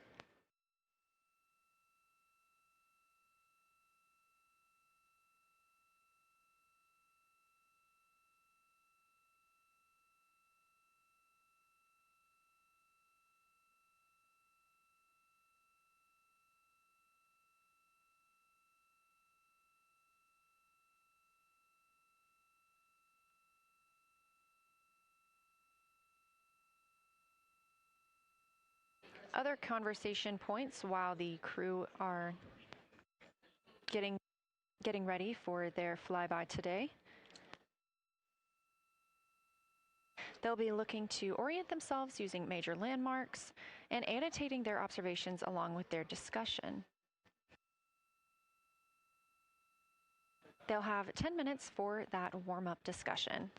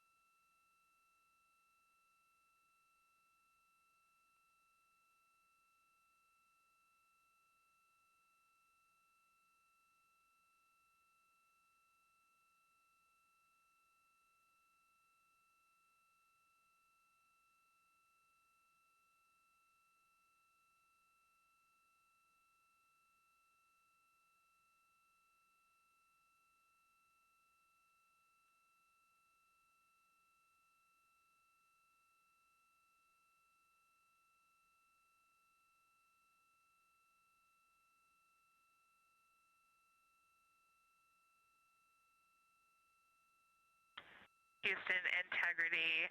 We have two folks at the window deep in discussion talking about all of the awesome features that they're seeing. We just had a huge moment realizing that Hertzsprung is about the same size as our incredible Oriental. We're really excited about this target that's kind of new to us. We're orienting on things like how we talk about albedo, finding some of the prevalent things that we're used to from all of our training, and just overall taking in this view. We also are noticing that the moon is still getting noticeably bigger as we go, even when you're watching it continuously. It's great to see these two guys get warmed up. We love the report, Christina, thanks. And you nailed it on why we added Hertzsprung. As you'll see in the prompts, we're looking for comparisons to the comparatively much older Hertzsprung compared to the younger Oriental. Great words.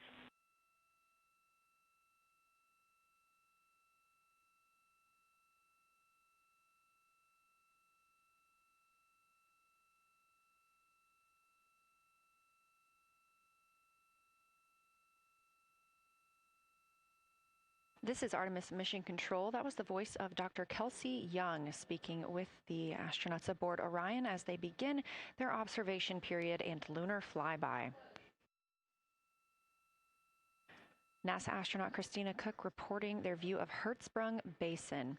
The team here is looking for centered images of the basin at a full zoom, and they're hoping that the astronauts can image and describe the inner and outer rings. This is considered a degraded basin with a floor, rings, and ejecta compared to a younger Oriental basin.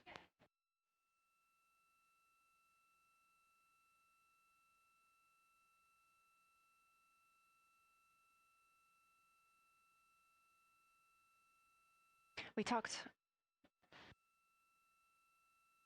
spoke earlier with Julian Gross, the Artemis curation lead, about some of the terms we will hear the crew use today. One of those just called out, that's albedo, looking at surface brightness, or the amount of light a surface reflects.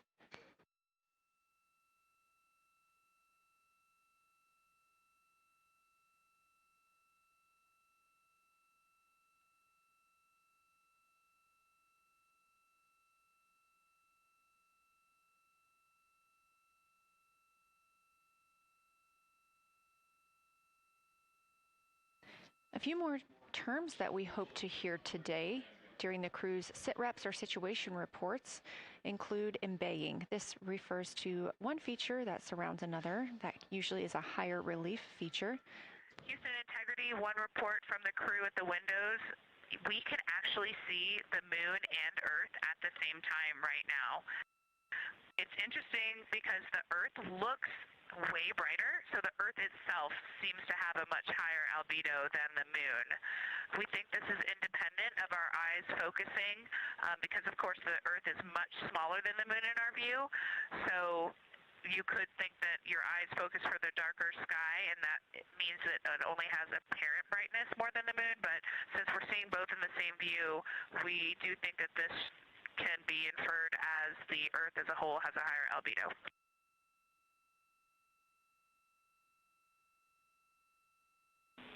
Great observation, Christina, and reminder that as you're starting to look for those subtle color and albedo variations on the moon, the relatively bright albedo Earth might make those a little bit difficult, but as your eyes continue to adjust, we expect you to start to see more nuance on the moon. Thanks.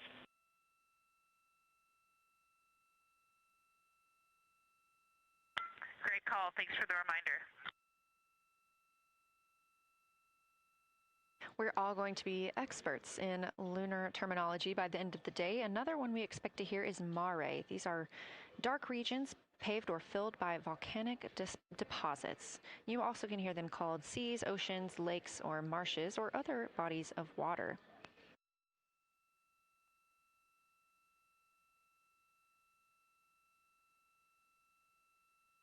Again, we are live in Artemis Mission Control, but on the right side of your screen, that is the Science Evaluation Room, team members who have been preparing for this day for years.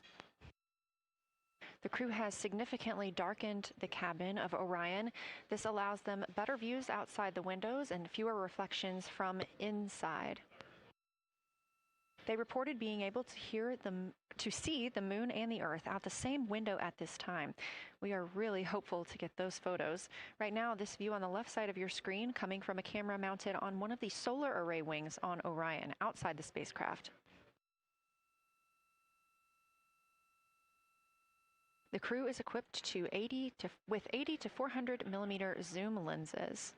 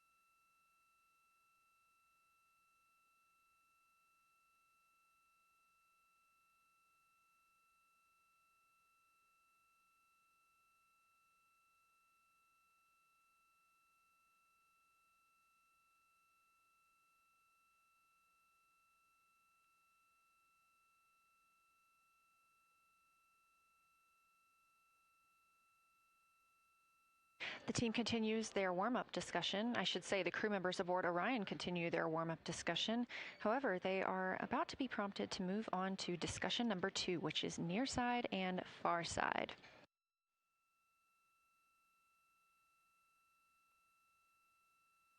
some of the things that they are looking to capture, the ground has prompted them to photograph anything that stands out to them and to compare the near side versus the far side mare in color, albedo, topography, and texture. They also want the crew to compare the appearance of rayed craters in the near side mare versus in the far side highlands.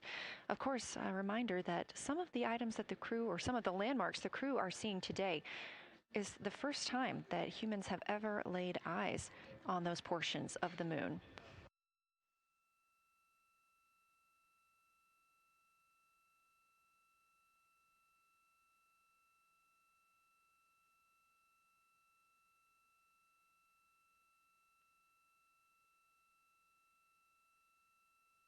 In the targeting package, there are a few reminders of the crew. For the crew, there are time-sensitive observation reminders and science sit-rep reminders. Integrity. We have sit-rep.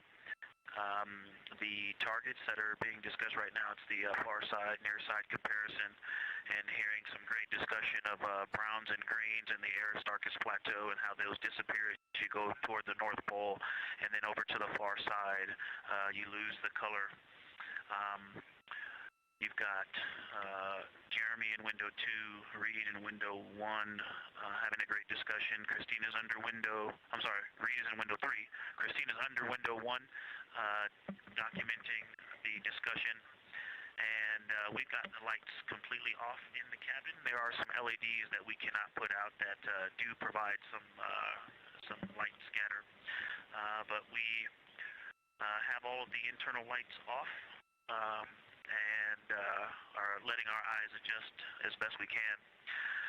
The window 4 view, you only get about a third of the moon. Tycho is going to go over the horizon soon, and you can see Aristarchus, and then you start to lose the view as you go to the west in Oceanus and Procellarum. So far, the team is on the plan, and the long lens is being put to good use, and recordings are being made, and internal documentation of the configuration and the observations is ongoing. Science, do you have any questions for us at this time? Integrity Science.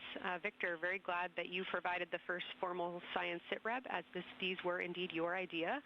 One follow-up question, any relationship between those browns and greens you described? Do you see them blending into one another, and do you see any topography associated with either color?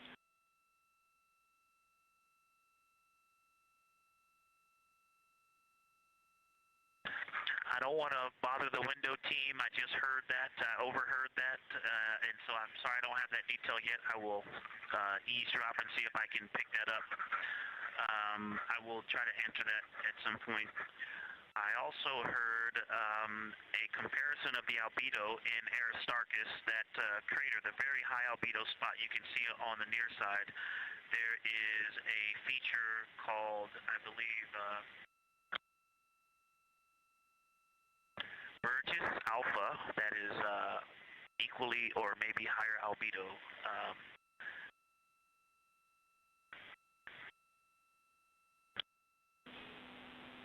I apologize for the gaps. I'm trying to listen and talk at the same time, but I will try to get some more information to correlate those colors from Aristarchus for you.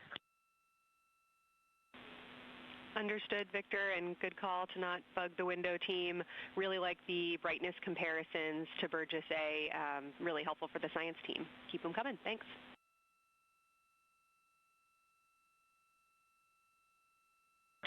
I also heard a discussion about the albedo of Grimaldi being a 10, and how many of us, when we were a little further away, saw that as the darkest albedo, and that the bigger mare off to the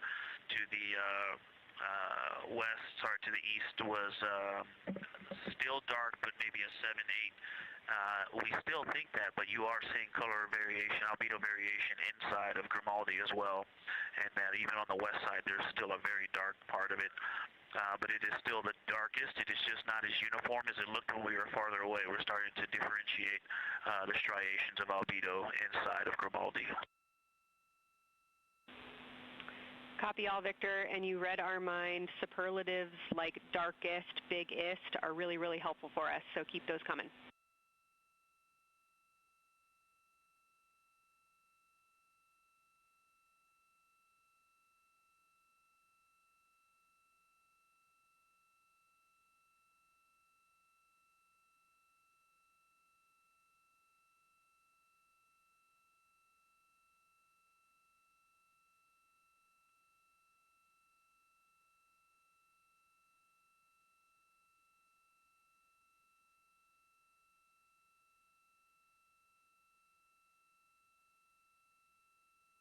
As we were just mentioning, the crew is slated to perform these science sit reps. They are prompted to do so by an icon in their lunar targeting plan.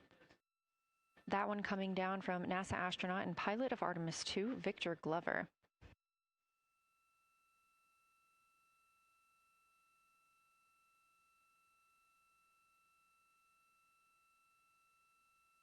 As we discussed, the Capcom is usually the only person in the room speaking with the crew, the capsule communicator. However, today, the science officer, Dr. Kelsey Young, she is the Artemis Science Flight Operations Lead, is speaking with the crew during the flyby to ask any questions that the team may have.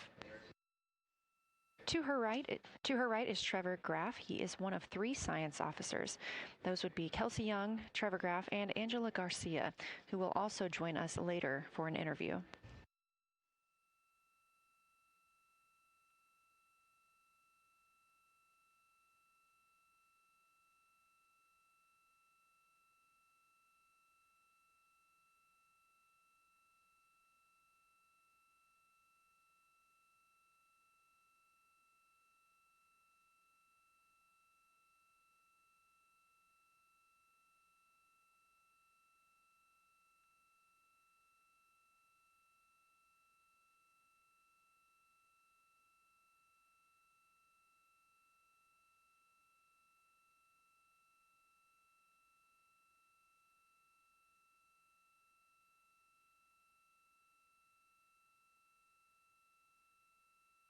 And Houston Integrity Science Integrity was able to get a view out of window 1, which is a beautiful view. I can see the entire moon that they're looking at.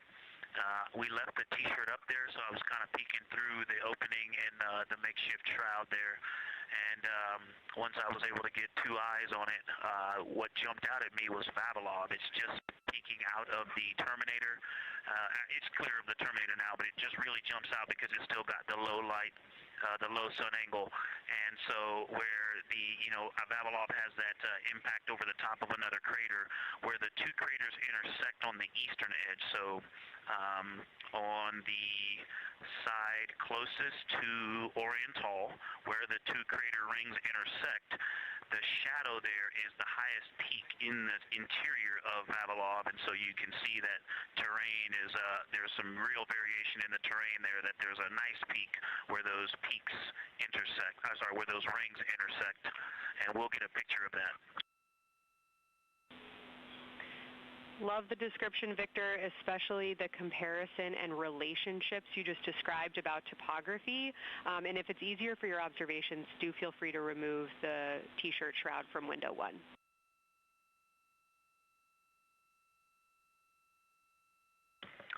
Absolutely, we will do. Thank you.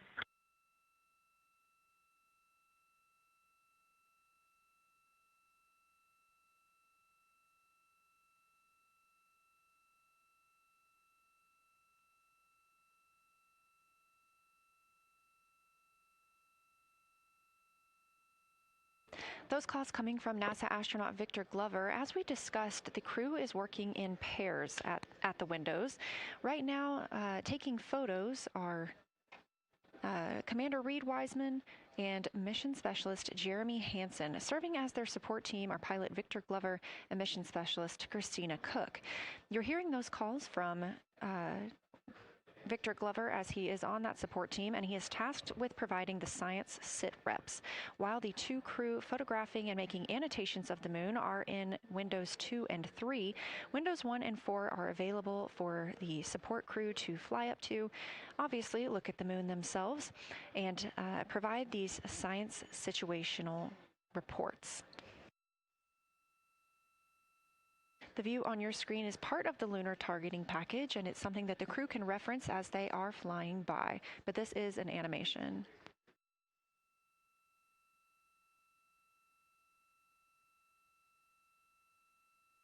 You also heard Glover mention Oriental. Oriental is a major feature that the team is interested in today, and it's known as the Grand Canyon of the Moon. Until this mission, the Oriental Basin had never been seen in sunlight by human eyes. Oriental Basin and its surrounding ejecta could fit within a straight line distance from NASA's Johnson Space Center, where we are at today, to Kennedy Space Center.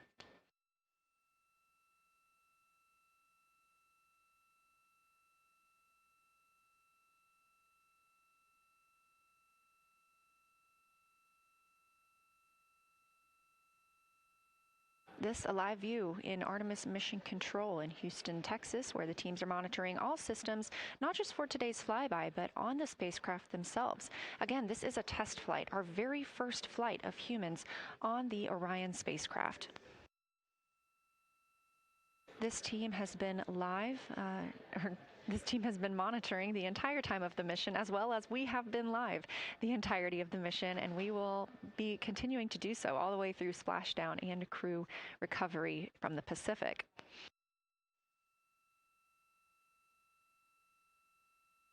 This is a visualization from ARROW, the Artemis Real-Time Orbit website that you can also access at any time by visiting nasa.gov/trackartemis, showing us that we are now under 10,000 miles from the moon, 9,948 to be specific, and continuing to count down.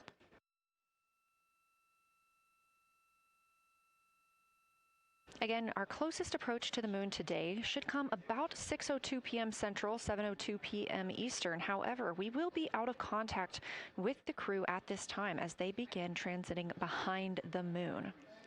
At that time of closest approach, the distance from Orion to the lunar surface will be about 4,070 miles. Of course, these are estimates at this time, and we'll be sure to provide you with the official numbers once that closest approach has been reached.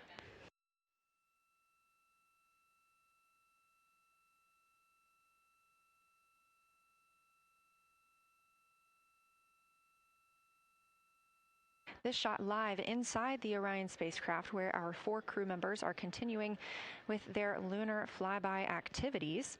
They have just begun those activities really about 20 minutes ago, so we've got several hours of moon view opportunities. This is still a live view inside that capsule. However, you can see just how dark they have turned down the lights. Actually, they've turned them all the way off.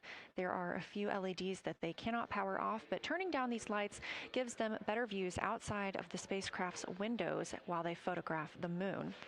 This also prevents any reflections from inside the spacecraft bouncing up on the windows and interfering with their photography.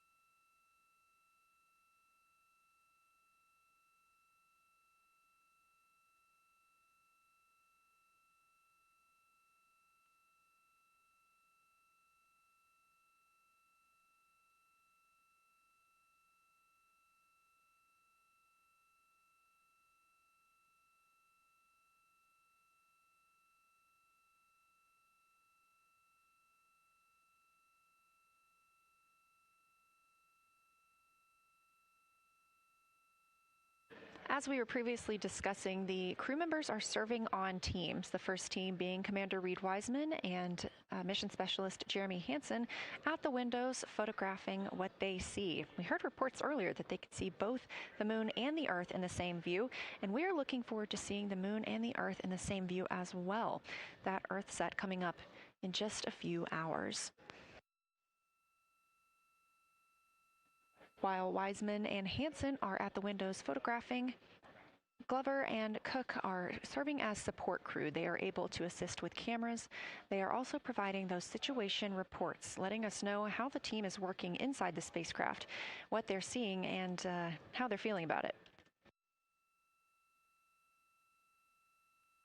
Those first blocks of teams will last about an hour, and the crew members are approaching the halfway point into their first observation block. A reminder, we have 5 of those blocks today. So they're approaching this halfway point during which the crew at the window will switch roles. One will begin taking pictures, and the other will be making annotations on their PCD, that's portable computing device. Both of those crew members at the windows are recording audio of what they see. They are putting on headsets and recording audio into their portable computing devices. Obviously, we are not hearing this right now. This is going to be sent down to the science team, and they will be able to analyze that at a later time. What we are hearing, though, and will continue to hear, are those science sit reps a few times every block. Once this block is complete, about 40 minutes from now, we will have the teams switch. That means pilot Victor Glover and Science integrity, looking out of window 1. I think I may have misreported earlier saying that it was Tycho going over the horizon. That was Copernicus I was referring to. Apologies. It was Copernicus is what is farthest bounding to the east, and that is now like on the horizon or just past it. And Korolev is now a few degrees from going over the horizon. And then, next it'll be Aristarchus Plateau. And so on the west, we are getting a much better view of the Terminator. It looks like we have about 80% illumination of the moon. And Vavilov and 1 Vavilov diameter to the west is where the Terminator is right now. And so other features are starting to peek out there. The center of the illuminated part of the moon is to the lower part is Oriental, and just around Oriental, a lot of light structure is starting to show up. A lot of high albedo, similar to the feature, I cannot remember, Burgess Alpha and Aristarchus type high albedo in the ring. So when you look at the interior ring and the external ring, it's almost as if the edges are starting to dry up and turn white. If it was something that was wet and got dry, the edges would be the part to dry first. You just kind of outline all the topography in the interior of that wall is like it was dusted with chalk or is starting to dry, or maybe dusted with snow. If this was the Earth, I would say there was snow dumped on some of the ridges on the interior of the rings of Oriental. Also, an interesting part of the discussion that I heard between Reed and Jeremy is that from Geological to Grimaldi, there are 2 dark features there that look like commas, but in the wrong direction. But there's also a lot of interestingness, just a lot of geometry and squiggles and dots and lines that are starting to stand out as more small features come into view. And there also is a lot of variation in albedo. And some of those, the 2 dark features, for example, have on the southern edge of the larger one, the one that's further to the south, there's a very dark, the 1 albedo, like the southern and western part of Grimaldi. And the one to the north, closer to Geological, is also that same dark albedo. And then around them, there are some very high albedo spots just to the north of the southern one, and just to the west, the smaller one to the north. Very high albedo, almost approaching the 10, a 9 or a 10, like Aristarchus. and lots of little bright spots are just starting to pop up on in this view. To the north, as you look up at the North Pole, there is a very distinct crater with a lot of a very defined central peak that is also 3 in albedo, and all of that area past it, going to the horizon, gets lighter and lighter, and is very, very high albedo. And I will go look and find the name of that feature if I can look that up. And then to the south, really getting some interesting geography and topography in the South Pole Aitken Basin. And the view of the South Pole is quite amazing. We've got some Terminator there, as well as the limb view, and there is a very distinct crater right at the South Pole. And I'm going to go look up, I don't believe that is Aiken, but I'm going to go look up the name of that one because it's also giving a lot of good topography due to the shadows that I'm seeing. But that's, I was trying to bound the view that I'm seeing for you, and I got distracted by all of these interesting albedo variations that are popping up in the interior. But that's the view that we see just a Vavilov diameter to the west beyond is where the Terminator is. Just beyond, I think Copernicus is the easternmost feature that we can see.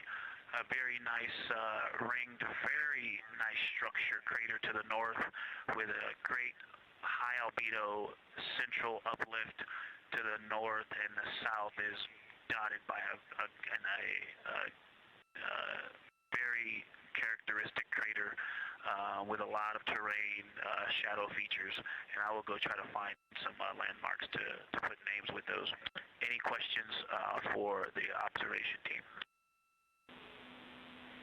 Integrity Science, love the descriptions. You're definitely looking odd up there. Appreciate seeing the training being implemented.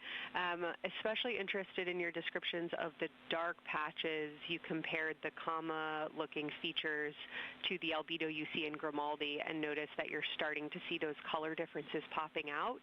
Any observations you want to make, especially when you get on, the PCD in a little bit, would really help us tease out the differences in those dark mare deposits. Great description, Victor. Keep them coming.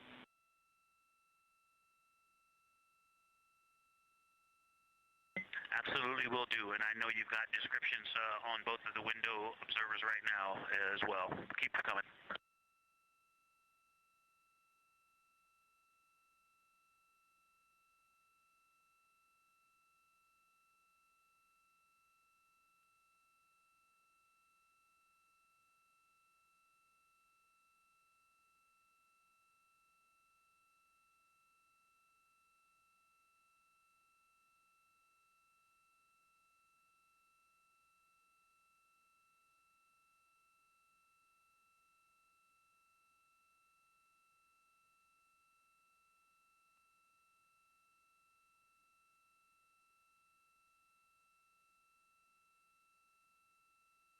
Great evidence of how well trained this crew is by the science team.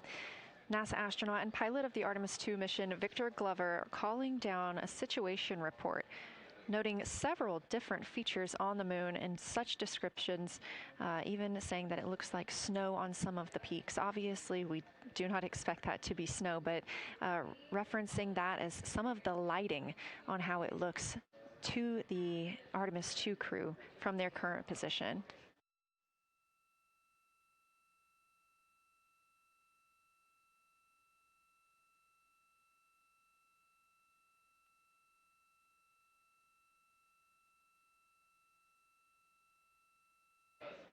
The team is slated to be switching their positions at the windows now. Both Reed Wiseman and Jeremy Hansen have been at windows 2 and 3, one taking photos, one making observations and annotations on their portable computing device. At this time, we also anticipate that they are looking at a crater duo. One of those is Glushko, and the other is Ohm. The team is looking to know the extent of Glushko's ray system and how its rays differ in the mare versus the highlands. They also want the team to compare the ray systems of Glushko to Ohm.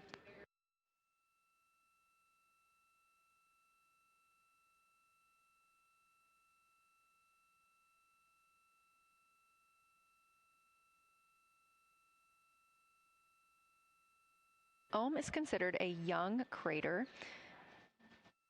And if you've ever seen a photo of the Richat structure, it's also known as the Eye of the Sahara. It's 40 kilometers in diameter, and that could fit within Ohm's interior.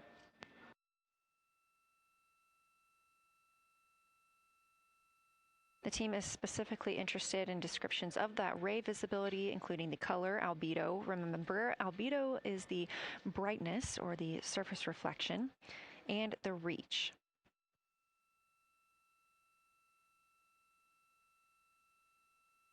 Again, I am using the same lunar targeting package that the crew is referencing on board right now. This helps keep them on time as well as prompt them for when they need to make a call down to the science team and report what they're saying. It also gives them reminders of when they need to swap positions at the windows. Additionally, I'm using the Artemis II Lunar Science Passport developed by Amber Turner and the Artemis II Lunar Science team. Now, this passport did not fly with the crew, but they used it extensively as a study guide here on Earth.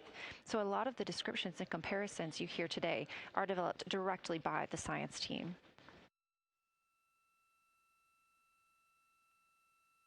We are now 4 days, 20 hours, and 43 minutes. Science integrity, that crater to the north, that is, it's like we've got one in the north that looks like just a textbook crater, and one on the South Pole as well.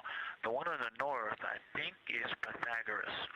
And what I wanted to highlight about that is it is either a very distinct central uplift or just a very defined area of high albedo.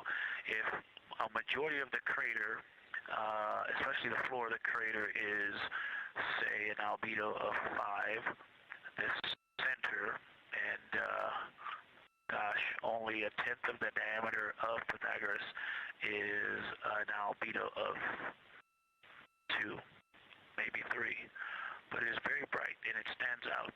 And then between that crater and the actual, what is the horizon from here, there seems to be another crater right on the horizon, and right on the edge of that is another patch of that albedo. It seems to be between the two craters. It's hard to tell from this grazing angle, but there is another spot just further north beyond Pythagoras. Between the two, I can draw a picture of this one and show you where that very high albedo, again, another 2 albedo surrounded by 5 and most of the area bounding it.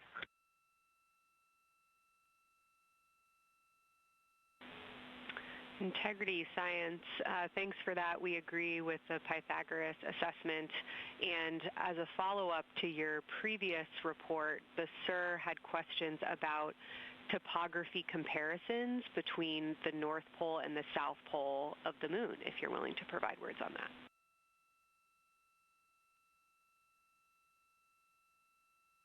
Topography comparisons, absolutely. And if you have any idea what, if you draw a line between Pythagoras and the western edge of the outer defined ring of Oriental, it intersects a beautiful textbook crater on the south. I would love to know the name of that. The topography differences, now the South Pole has a little bit of a benefit that it has more of the terminator, and I can see a little more shadowing there, but there's a nice crater right at the South Pole, so that's the main thing defining the topography there. Seems to be quite a bit of elevation change. I can see some very jagged shadows, a 90-degree just to the west of that crater at the South Pole. I can see a very distinct change in the shadow directions, indicating, I don't know, a very high wall or a very deep canyon just to the west of that. And in the north, it seems to be that from sort of the edge of the mare that's dark, which is maybe 1 Pythagoras diameter south.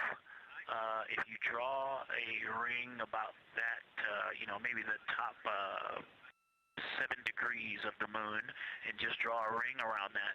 The near side is an albedo of 5 and looks quite smooth from here. And then along the same edge of the mare, the edge of the mare that kind of Grimaldi's just outside of, Glushko is just outside of, Carroll Crater is just outside of, and you start to see the stark differences between the darker 7/8 and the 5s and 6s. The 4s and 5s. If you follow that line up to the north, that line is also where the change in topography happens at the North Pole. The line defining the light and dark on the edge of the mare that you can see from Earth, draw that line, roughly the midpoint of all that, straight to the North Pole. And on the side facing the Earth, you see smoother topography and dotted by Pythagoras and its next door neighbor crater. And then on the far side, you see a lot more cratering and a lot more topography.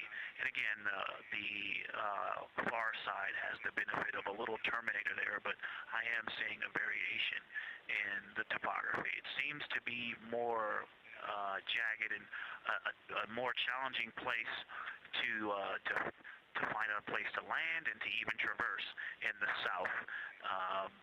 All around the South Pole, and at the North Pole, it seems to be it would be more challenging to translate on the far side of the North Pole compared to the near side of the North Pole around Pythagoras. Copy all, Victor. You really help paint a contextual picture of what you're looking at. We really appreciate the way that you're guiding us into the areas you're seeing by drawing comparisons between recognizable features. Thanks for that.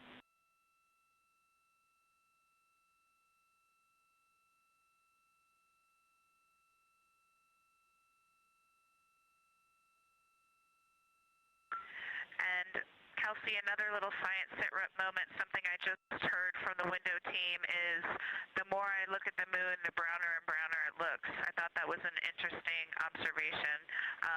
The 2 observers have been on timeline, no hardware issues. They did start to talk a little bit about another feature that you'll hear more about on the recordings that they call the handprint. That was at the end of their Glushko and before they moved into their current target. They thought that was worth chatting a little bit more about. And they're preparing to switch after this. Houston copies and concurs.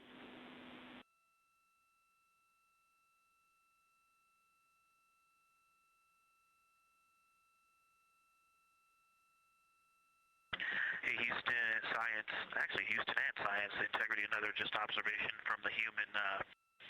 My eyes have shifted a little bit since I've been up here. I've been wearing my reading glasses to look at the PCD. Well, this is a very taxing event on the eyes, looking out the window and seeing the very bright moon, then coming back inside to the dark cabin and trying to work cameras and microphones and logistics and lunch and those kinds of things, and then looking at the PCD, which is dimly lit. It's just been an exercise. It is a difficult thing to manage it. I'm up and down on the glasses and then having to wait as my eyes adjust when I come back in. As soon as I look back into the cabin from looking out the window, I can feel my eyes adjusting, and I just have to work through it as they adjust. Appreciate that report, Victor, and know that we are prepared to read you up targets from the ground if that would give you the ability to keep your eyes focused on the moon and not having to swap between that and the PCD. Just let us know.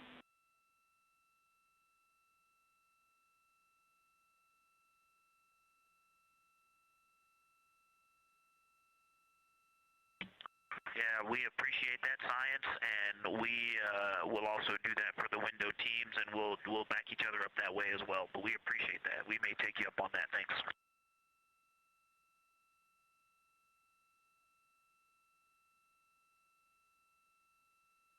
Continued detailed descriptions from the Artemis II crew aboard Orion. Again, this is a test flight, the first time we've flown humans aboard this spacecraft, so every detail, even that it's difficult to look outside the window and then back at the PCD, that portable computing device, every single detail is appreciated as we prepare for future missions. Glover also mentioned that he is now wearing his glasses now that he's in space and that his eyes have shifted a bit. This is something that happens when our astronauts go to space.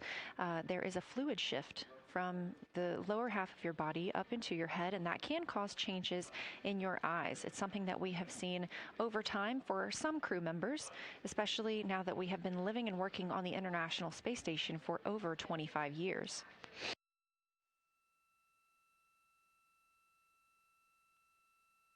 Again, it's clear that these Artemis II astronauts have undergone extensive lunar science training, including classroom instruction, fieldwork, and high-fidelity simulations. Training expeditions even took place in analog environments like the Icelandic highlands and the Kemasassen impact crater in Labrador, where crews practiced identifying and describing geologic features under varying conditions.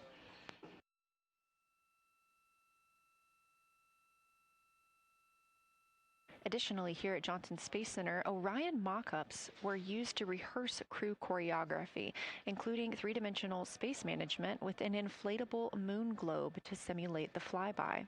And while on Earth, the crew also used that small lunar passport that I mentioned with descriptions, photos, and prompts to help them study the features we hope they'll see. Now, this is a view from their lunar targeting package at this time, helping them determine what they're seeing on the moon, as well as on the left, keep up with what their next target will be. As you can see, we have got a long list and an exciting day ahead of us.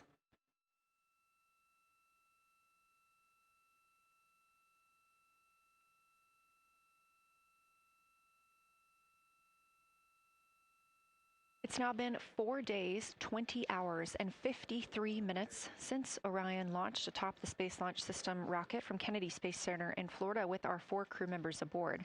NASA astronauts Reed Wiseman, Victor Glover, and Christina Cook, and Canadian Space Agency astronaut Jeremy Hansen.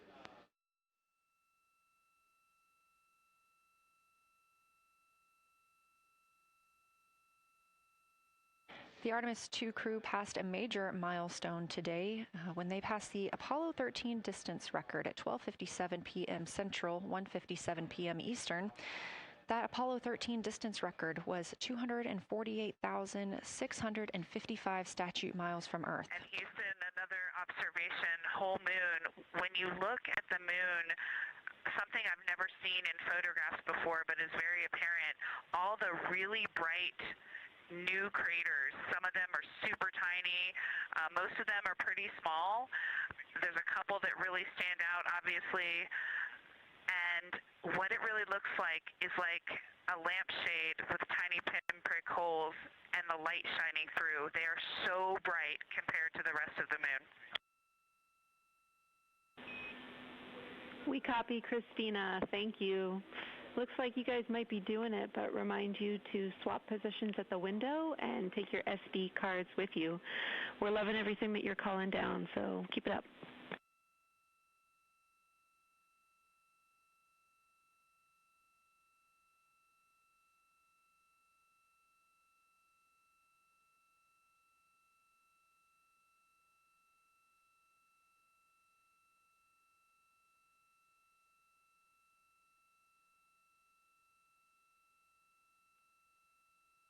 Again, Orion previously surpassed that the Apollo 13 greatest distance from Earth by humans. That was 248,655 statute miles from Earth, and Orion now 250,294 miles away from our home planet. The spacecraft is 9,033 miles away from the moon and growing ever closer. At its closest approach, it'll be about 4,070 miles away, and we will make sure we confirm what that distance ends up being. This is an approximation and an estimate ahead of that moment. We're anticipating them to make that closest approach at 6:02 p.m. Central, 7:02 Eastern, when they are in a loss of signal, transiting behind the moon. They will be the first humans in over 50 years to fly behind the moon and lose contact with Earth. We will regain that contact about 40 minutes later as they reconnect to the Deep Space Network, emerging from behind the moon, and we will look forward to seeing an Earthrise.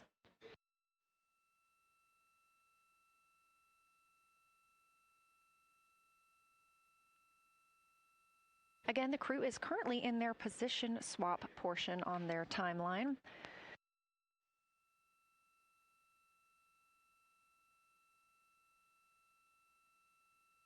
This allows crew members the opportunity and the experience of all roles necessary during today's flyby. Right now, those two crew members at the window have swap positions.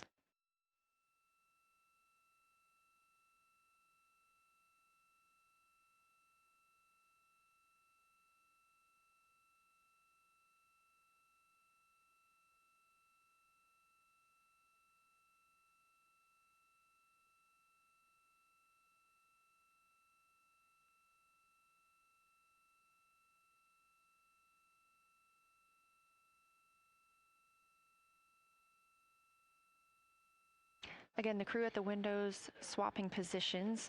Right now, that crew is Commander Reed Wiseman and Mission Specialist Jeremy Hansen, while Victor Glover and Christina Cook serve as their support flyby crew members. That's why you are hearing Victor and Christina during those science situation reports. Those voices will change in about 30 minutes when they take a turn, taking photos and making annotations while at the window.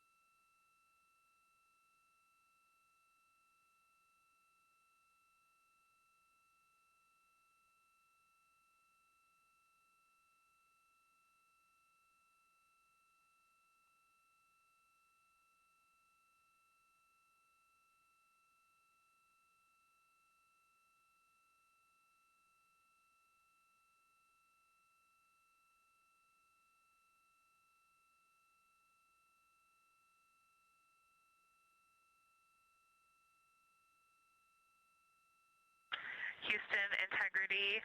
I wanted to provide an observation or a little bit of descriptive nature on something that we saw on the first day we had good moon views. This was when we saw more of the near side, and the ground helped me out with identifying Mare Imbrium. Mare Imbrium, when you have the western limb also in view, looks completely different than the normal view we have of the near side. It is the most striking feature of the western limb view that we had. And the mountain chains that form its eastern side are very prominent, but they actually stand out more than I'm used to seeing even on the western side, and the whole thing just feels like a big bump. It actually looks like a large healing wound with a high albedo forming the mountain chain around the impact basin. And I just don't think I had enough chance to describe how striking it was on that western limb view as we were coming in a couple days ago. Christina, science, absolutely love that, especially since that's a feature that all of us here on Earth can observe from home. So I'm sure tonight everyone's going to be going out and looking for evidence of that beautiful topography you just said. Thanks for those words.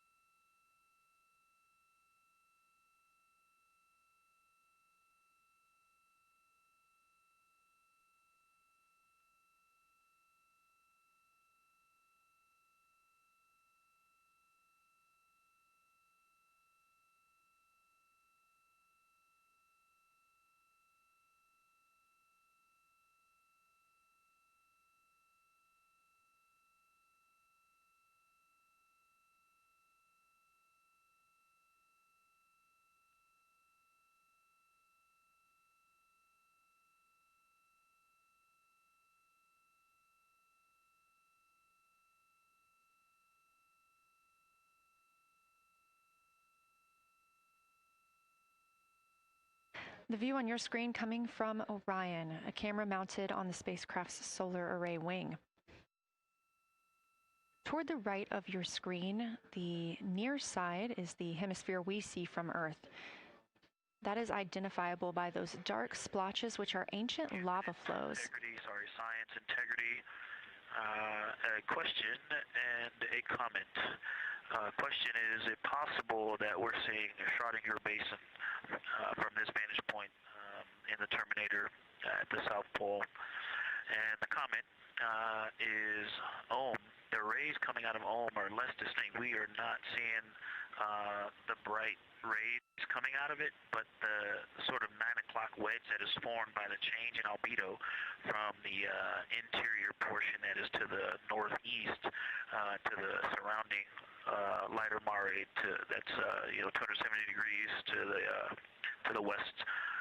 That 90 is very distinct and interior. You got some great descriptions from the two at the window about the colors in there, but in that darker part, in that wedge, you've got some really interesting color, even though the rays, the distinct difference in the albedo almost look like rays, but it's not the rays coming out. It's the just change in that albedo.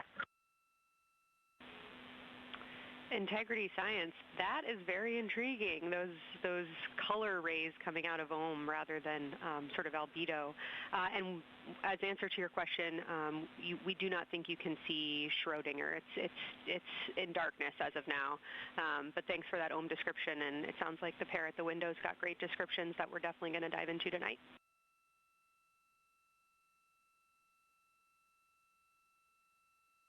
Okay. If you could help me, I would still love to know what it is. There's a very nice crater. You're going to likely have a lot of pictures of it.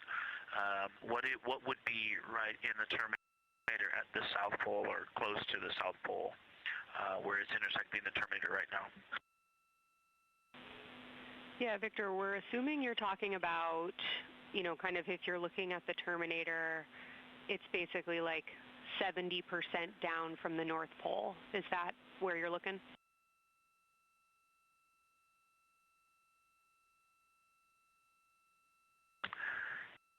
Contact, yes, that is where I'm looking.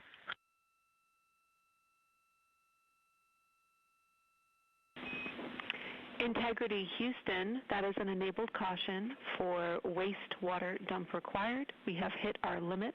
As expected, no crew action.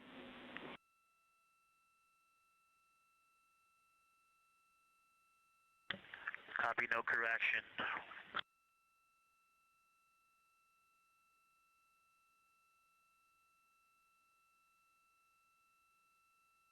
You are. And integrity science, we're trying to figure out what you're looking at there. Is it like right on the Terminator, or is it in the eliminated portion next to the Terminator?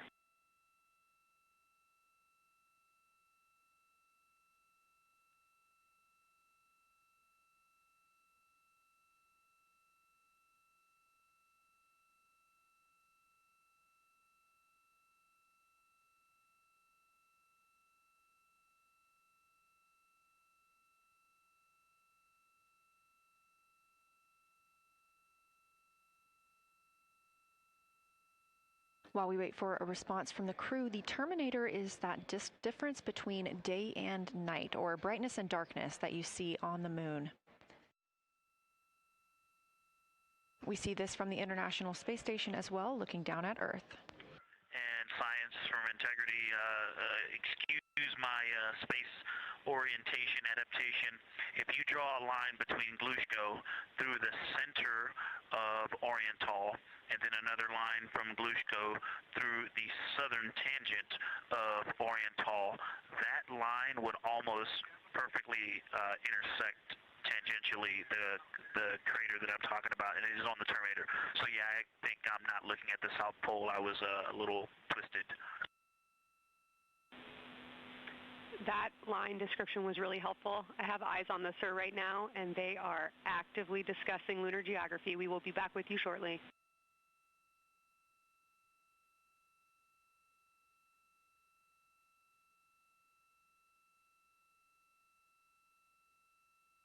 You're hearing a couple of voices today in Mission Control Houston. One of those is Dr. Kelsey Young. Integrity science, we believe that's Zeeman crater.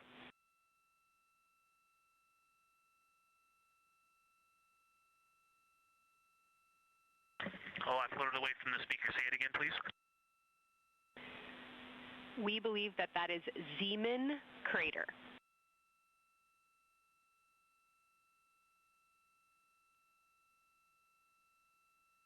Zeeman. Okay, and can you say the first letter? I may be pronouncing that wrong. What's the first letter of that word?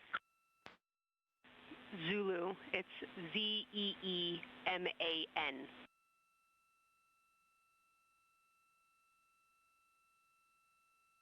Copy. Thank you for that. Yes, we've got a great view of that. And when I went back to the window just now, the view has completely changed. Our trajectory is taking us to a new view, and I'm looking more into Vavilov. I've got a nice, great view into Vavilov. I'm actually away from the window right now, so I'm going to go try to give you some bounding words on the view that we're seeing, but I've got to get back to a window in a minute. Understood, Victor. You're defining new views of the moon in more ways than one.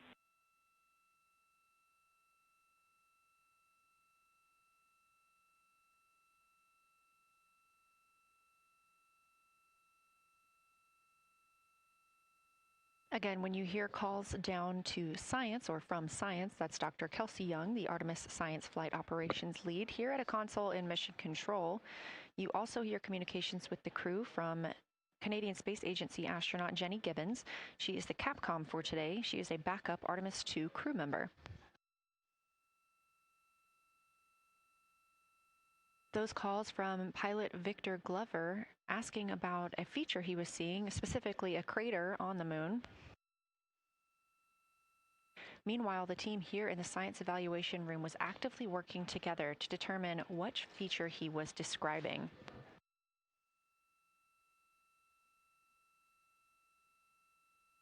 The teams at the window have continued to move through their targets, including Ohm, Aristarchus Plateau, Reiner Gamma, and we are preparing for the cabin and window teams to swap. That's when we'll hear more from Reed Wiseman and Jeremy Hansen when they take on these support roles, while Christina Cook and Victor Glover are at the windows photographing and annotating.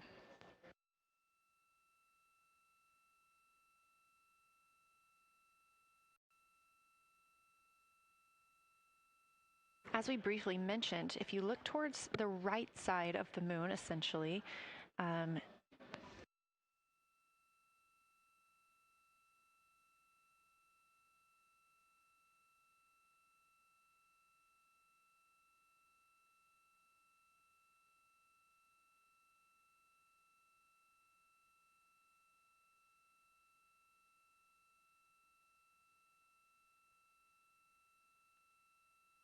this live view coming from a camera outside the Orion spacecraft, and if you look on the right side of the moon where you see those dark patches. Wow, yeah, I wish I had some more time to just sit here and describe what I'm seeing, but the Terminator right now is just fantastic. It is the most rugged that I've seen it. From a lighting perspective, there are little islands. There are islands of terrain out there that are completely surrounded by darkness, which indicates some real variation in terrain. Up to the north, there is a very nice double crater. It looks like a snowman sitting there, you know, in the 5-10 degrees below the pole in the Terminator. And then on the southern edge, there's almost like a hole. Looks like a hole, and it's the diameter of Vavilov size, just blackness, and then a wall of bright, and then it goes back to the black beyond the Terminator. So there's it looks like there's just a gigantic hole right there.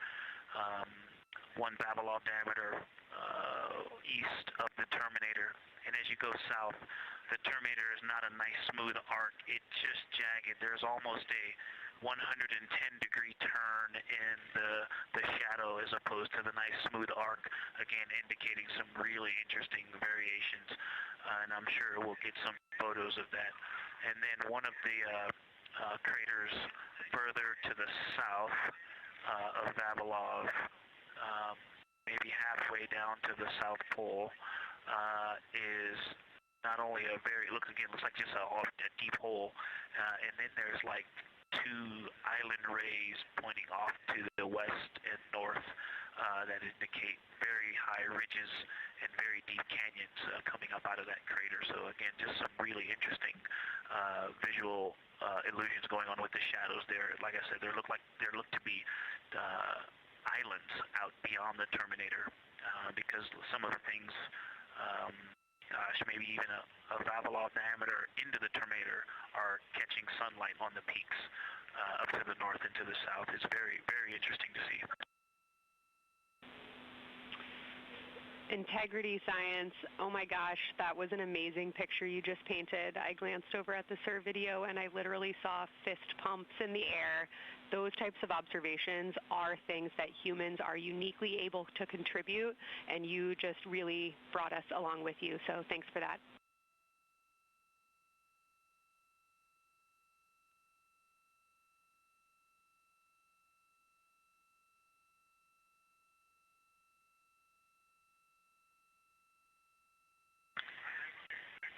That's awesome, Kelsey.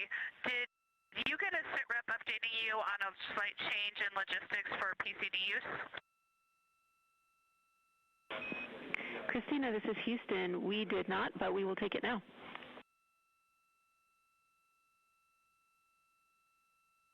We slightly changed the PCD plan for the window observers. The two window observers kept their PCD. So in other words, the one that window 2 went to window 3 and the one at window 3 went to window 2 when they swapped rather than staying at the window. We'll plan on all observers keeping the same PCD for all observations.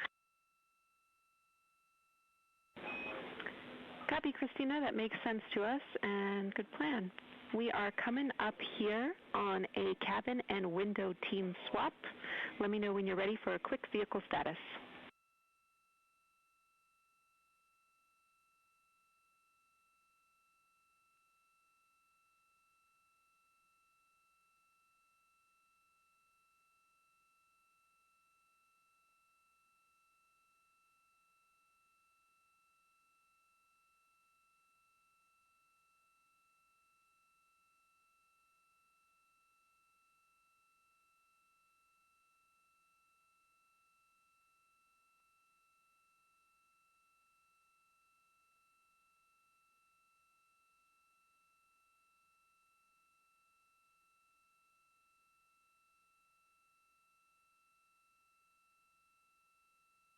As you heard, science. Houston, go for the vehicle system update. Howdy, Reed. We don't have much for you. We just wanted to let you know that toilet right now is no-go for use as we stick with the predetermined limit for now. All crew members, please use CCUs. Otherwise, Orion is looking very good. And you have 15 minutes in this handover time where we expect Victor and Christina to switch to the windows and you and Jeremy to be in the cabin assisting. Let us know if you have any questions.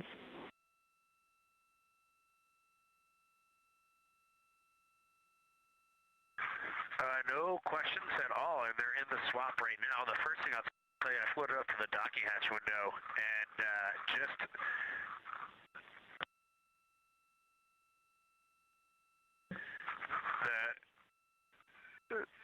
what I'm going to call the Mari around Oriental just looks so different out the docking hatch right now. It's quite a bit darker. It's the same darkness, if not a little darker than Grimaldi, but it's cool after just being in the 400 mil for the last half hour, looking up close. I got pictures of everything Ike was just describing on the Terminator. It really is a fascinating Terminator, and then Oriental just looks so dynamic right now. It's very three-dimensional out the docking hatch compared to what I was just looking at through the 400 mil. We love it. We are getting a sneak preview from one of our SAW cameras at what you're looking at, and we see some of what you're describing. We cannot wait to see your photos. Thanks.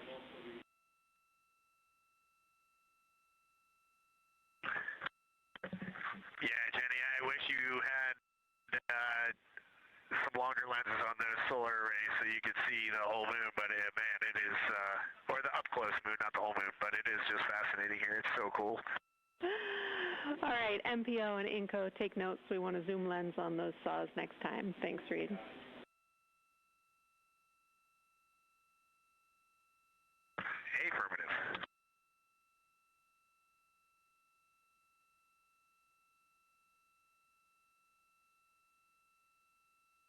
As the crew gets ready to switch positions from the window crew going back to the support crew and the support crew flying up to the windows, this view inside the room, Capcom Jenny Gibbons speaking with the crew, Canadian Space Agency astronaut. The crew has continued to provide excellent descriptions of what they are seeing on the lunar surface. In this picture, or in this live view actually, from Orion and a camera mounted on its solar array wing, if you look at the dark portion on the right side of the screen, those are visible from Earth. That's considered the near side. Those are ancient lava flows from a time early in the moon's history when it was volcanically active. And if you look towards the left, there's that dark, large crater that appears to the left of those lava flows. That's Oriental Basin. It's about 600 miles wide, and it straddles the moon's near and far side. And this mission is the first time that humans have ever been able to see this with their eyes in the daylight. Again, you hear conversation about that terminator. You have a great view of that as well. That's the difference between light and darkness on the moon. Victor Glover explaining that as a very jagged looking terminator due to the peaks that they're seeing and the craters that they're seeing as they prepare to cross over the far side.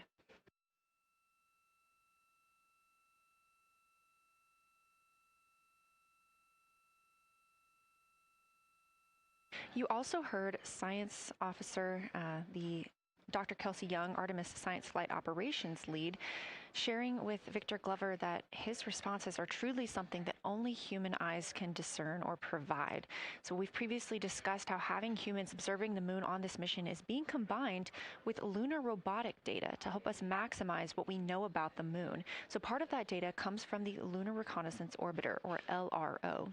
This orbiter provides the robotic foundation that makes Artemis II lunar science possible. LRO has been orbiting the moon for 17 years, which makes it the longest operated lunar orbiter in history. And it's also the only American spacecraft dedicated specifically to lunar science and exploration. Artemis II lunar observations are designed to complement data like the detailed surface images from LRO. So while LRO provides those detailed high-resolution maps of the moon's surface, the Artemis II crew adds human observations that focus on regional context and relationships between features, giving scientists a larger geologic picture. Now, this combination of robotic and human observations strengthens lunar science. LRO delivers precise and repeatable measurements over long periods of time, while the Artemis II crew contributes real-time visual descriptions and context that robotic instruments alone cannot provide. The best description I've heard while preparing for this mission is to compare the difference in looking at the moon with your own eyes on Earth and trying to take a picture with a camera. The camera truly never does it justice, and it's much easier to describe and perceive what you're seeing with your own eyes than to take a photo. These Artemis II astronauts can rapidly scan wide areas and adjust their focus in real time, as well as describe relationships between features. The crew will also observe the same regions multiple times under changing lighting conditions during the flyby and provide perspectives that would take robotic missions years to accumulate. During the Artemis II mission, LRO is also attempting to observe some of the same lunar features that the astronauts are studying. Collecting this data simultaneously highlights how different instruments and human eyes provide complementary information about the moon. This LRO data plays a direct role in preparing for future Artemis missions. Its measurements of topography, surface temperature, composition, radiation, and lighting conditions are used to assess hazards, identify safe landing sites, and locate potential resources such as water ice near the lunar South Pole. This mission, Artemis II, represents the point where years of robotic preparation are paired with human exploration for the first time in the Artemis era. So together, LRO, the Lunar Reconnaissance Orbiter, and Artemis II are demonstrating how NASA moves from mapping the moon robotically to exploring it with humans. We are laying the groundwork for future Artemis missions and sustained lunar operations. A check-in with Orion. We are now 4 days, 21 hours, and 22 minutes into the flight of Artemis II, our crew aboard the Orion spacecraft. We are now 8,153 miles away from the moon, 250,742 miles away from Earth. The spacecraft is traveling at 1,030 miles per hour.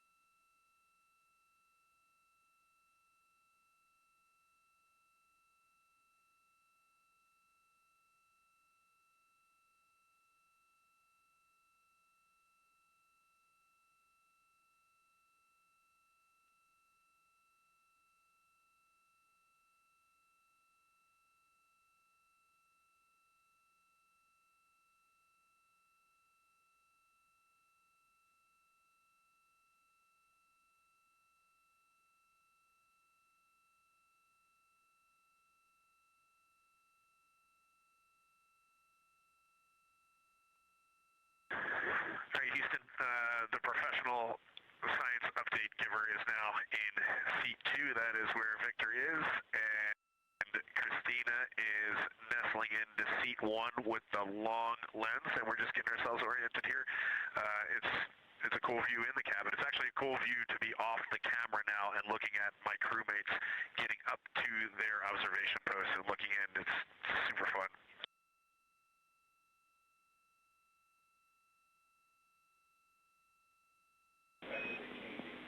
Copy, I'll read. We like it.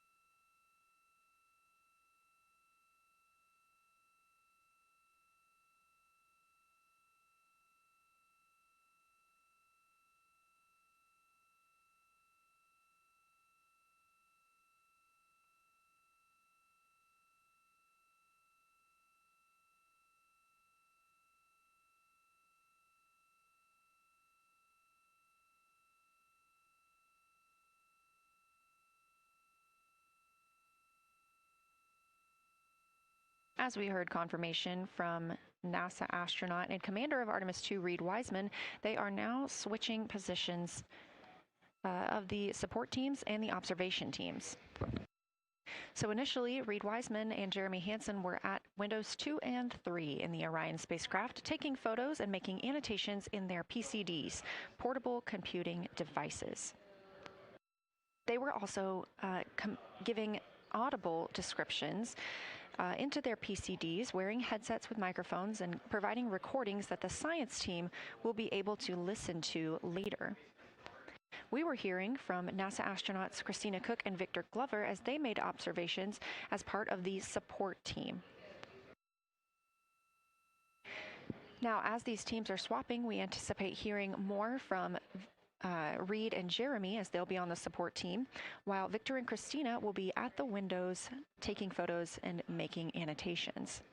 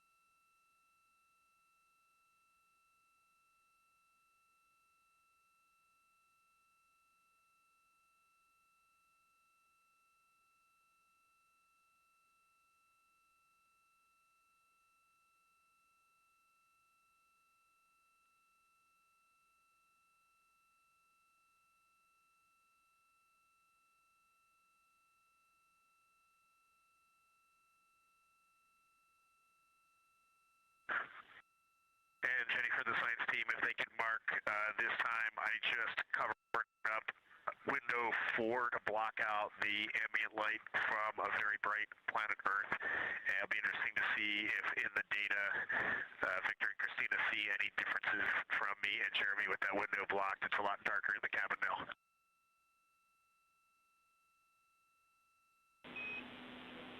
Copy, Reed. We're taking note, and we'd be curious too.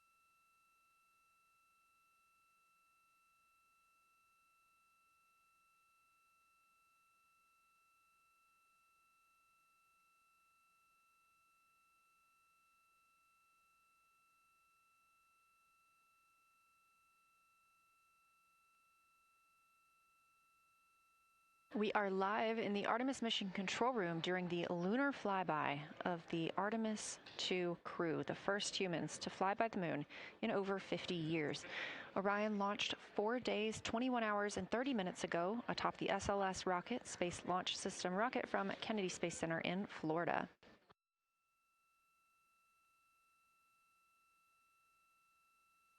Our 4 crew members inside the spacecraft are transitioning their positions.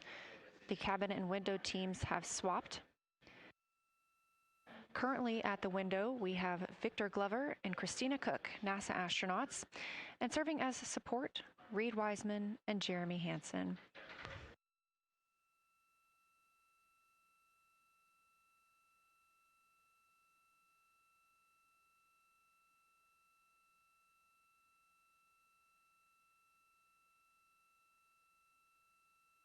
For our crews at the window, they are using handheld Nikons with an 80 to 400 millimeter zoom lens. There are also GoPros on each of the solar arrays on Orion, and that's where this view is coming from right now. We have an interior camera of the crew as well, but they have dimmed the cabin lights. They've actually turned off the cabin lights to allow them to better see outside of the spacecraft. This also helps prevent any reflections from lights inside the spacecraft reflecting onto the windows while they are photographing the moon.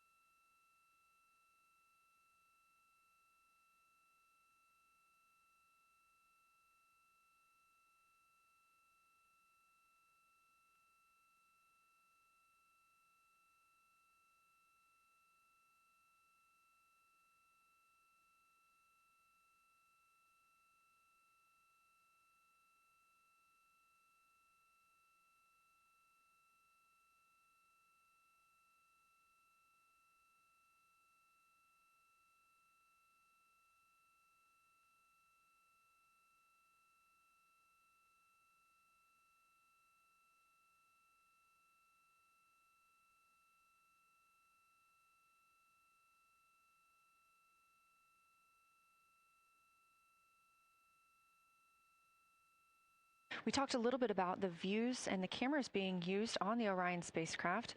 And again, we do have GoPros on the tip of each solar array wing. Now, the bandwidth is a little bit limited because having a crew on board, we do have to downlink a lot more data. That includes their environmental control and life support system. We are not the only data, this view that you see, coming down from the spacecraft, and so we do rely on sharing some of that with the other flight controllers in mission control. This helps the team monitor all systems aboard the spacecraft and ensure the safety of our astronauts.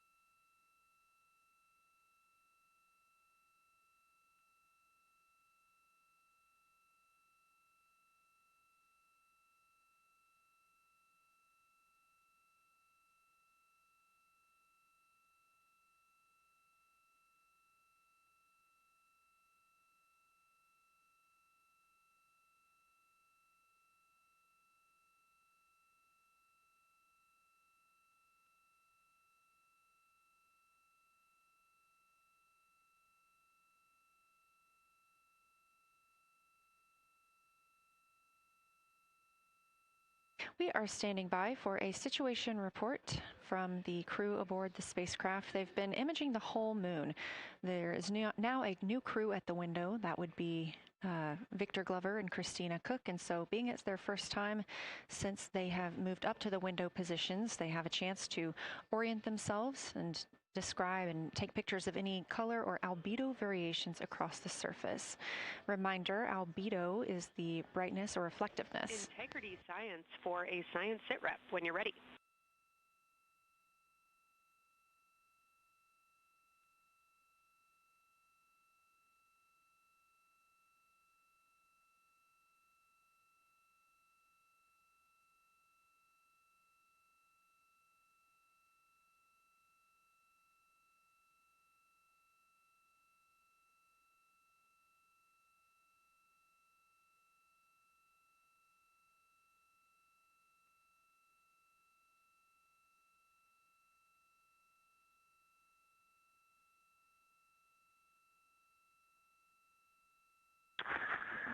Houston Integrity, we have no external view of the moon right now for the floating crew members, so my only science sit rep is that we have Victor in window 3 doing observations and Christina in window 2 with the long lens.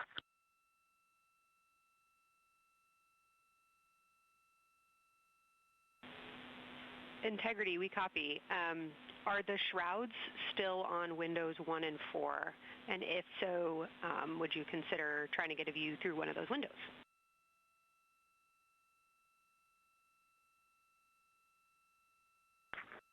We cannot take the shroud off of 4 because the Earth is too bright and it's impacting Ike's peripheral vision. And then I can get a grazing glimpse out the docking hatch window. I can see Oriental south down to the South Pole. And the primary thing that I see from Oriental right now is just the long trenches that come out. And, you know, when you come out the north side of Oriental, the ejecta kind of boulders across the northern half of the far side. But coming out the southern half of Oriental, I just see those large, here they look like gorges. They're almost like rain when it comes down the Grand Canyon and fingers off into the desert, kind of what it looks like. Also, Burgess Alpha is extremely bright. It's the brightest thing that I can see. Even brighter now than Aristarchus, which is heading off to the Terminator. It's almost impossible now to see Aristarchus, the thing that Jeremy and I looked so much at. I can just barely see the crater rays from Ohm, and I would say for albedo right now, I would go back to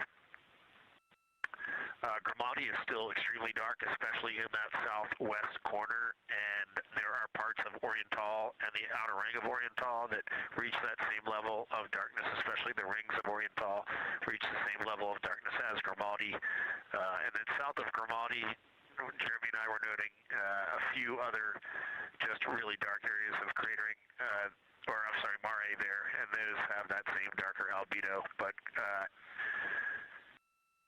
Burgesshoff is the brightest, and Grimati is the darkest. Integrity Science, that was a great description. Thank you, and thanks for the docking window geometry to give us that description. Any comments before you go on the annular ring in Oriental?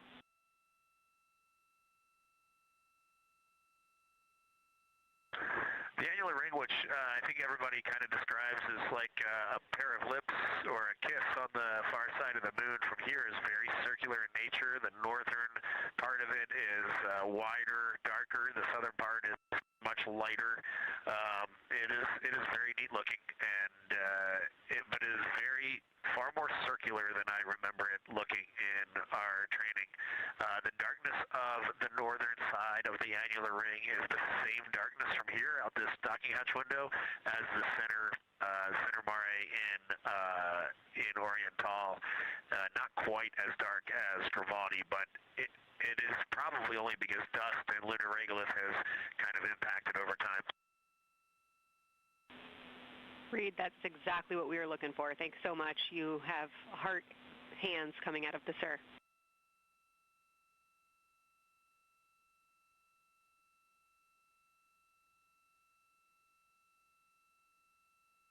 Say that again, Kelsey. Just saying that the SIR was really excited about that. That annular ring was something we were really eager to hear about, so thanks.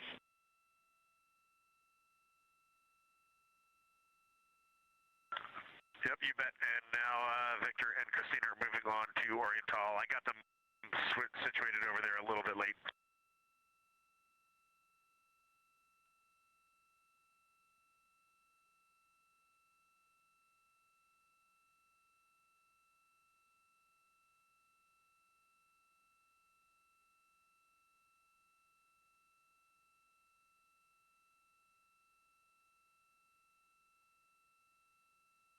That was NASA astronaut Reed Wiseman, now providing a science sit rep as he is away from the windows most of the time. He is working as the support person along with Jeremy Hansen in the spacecraft, as Victor Glover and Christina Cook are now at windows 2 and 3, able to photograph the moon.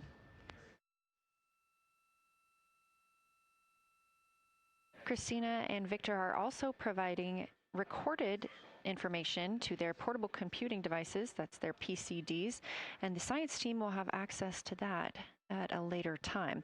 They will then review it and compile all of this data to help further our understanding of the moon. One of the items you heard mentioned was Oriental Basin. This has been a very exciting opportunity for the crew. They have all been very excited about seeing Oriental, as well as the science team has been looking forward to it. It is known as the Grand Canyon of the Moon, as we discussed earlier.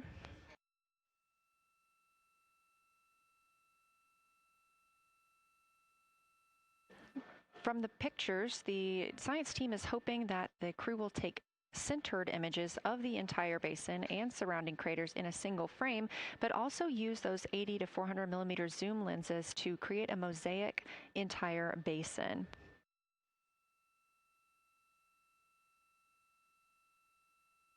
With their unaided eyes, the science team is hoping the crew will describe southern dark annular ring, which you heard Reed just describing, as well as any color, albedo, texture, or topography across the mare patches and ring mountains. Science team reports that the observations will be used to study the geologic evolution of the youngest lunar basin and to inform formation hypotheses for the annular ring.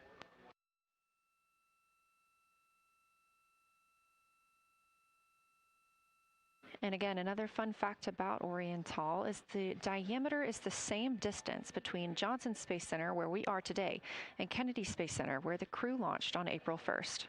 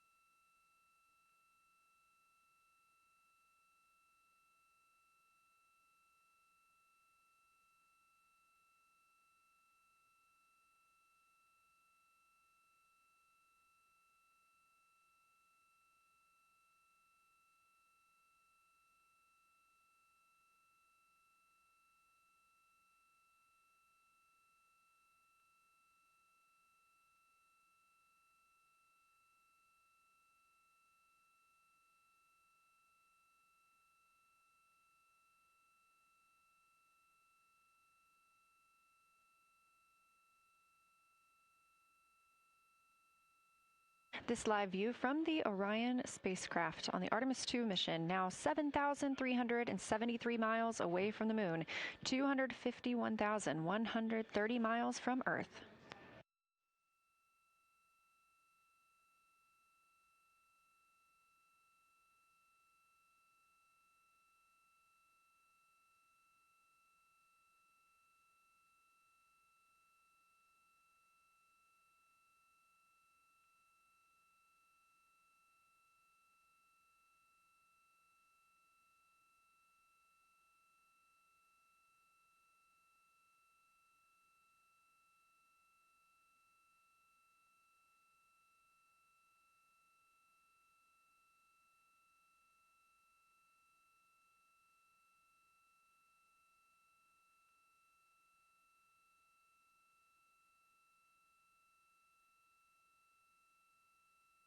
Again, the Artemis II crew passed the Apollo 13 record of the humans farthest from the Earth today at 12:57 p.m. Central Time, 1:57 p.m. Eastern Time.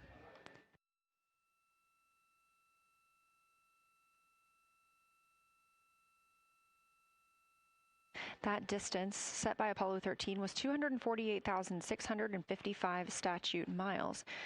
We have clearly passed that, and we expect to pass that by about 4,105 miles. That will be when the spacecraft reaches its farthest distance from the Earth. It could be around 252,760 miles, but again, these are approximations and our targets, and we will make sure to report back the final numbers once we have them.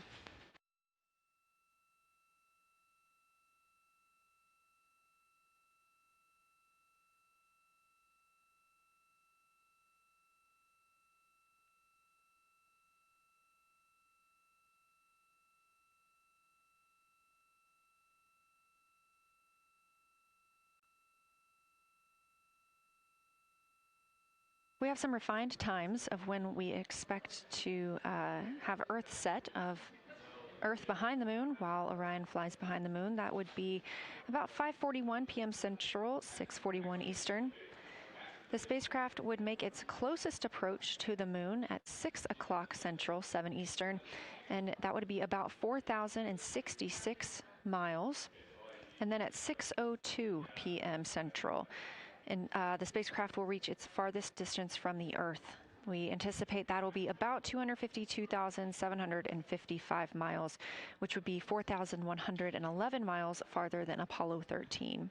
We would see Earthrise again at 6:21 p.m. Central Time, and a few minutes later, regain communications with the crew.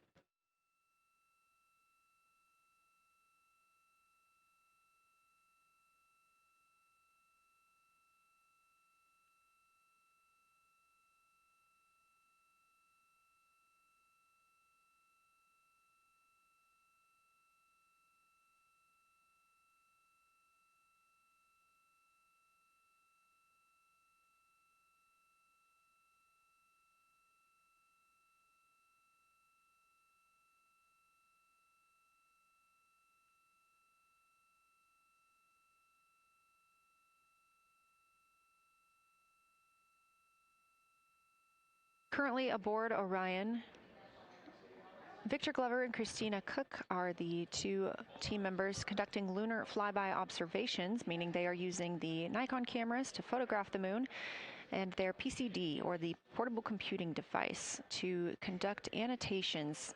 They are both recording information that will be downlinked to the science crew, and tomorrow morning the science team will have a conference with the team while the information is so fresh. They'll be speaking with the crew about their observations and their data collection.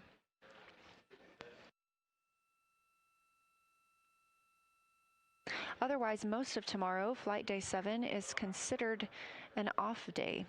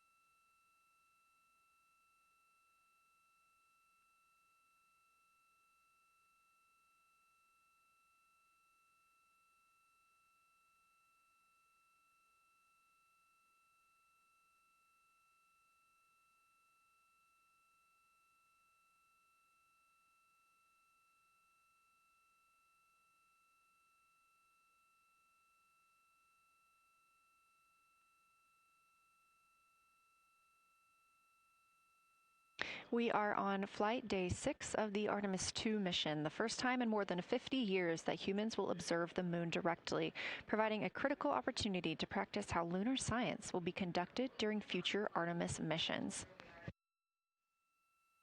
If you're just joining us, the crew is well into their lunar flyby observations, and we anticipate that we will hear from them soon. A few times every hour, they are slated to call down with science sit reps or situation reports. We most recently had one from Commander Reed Wiseman. He and Jeremy Hansen, mission specialist, were first at the windows today to photograph and make annotations of what they were seeing. Therefore, we heard more from Victor Glover and Christina Cook earlier in the day during those first blocks.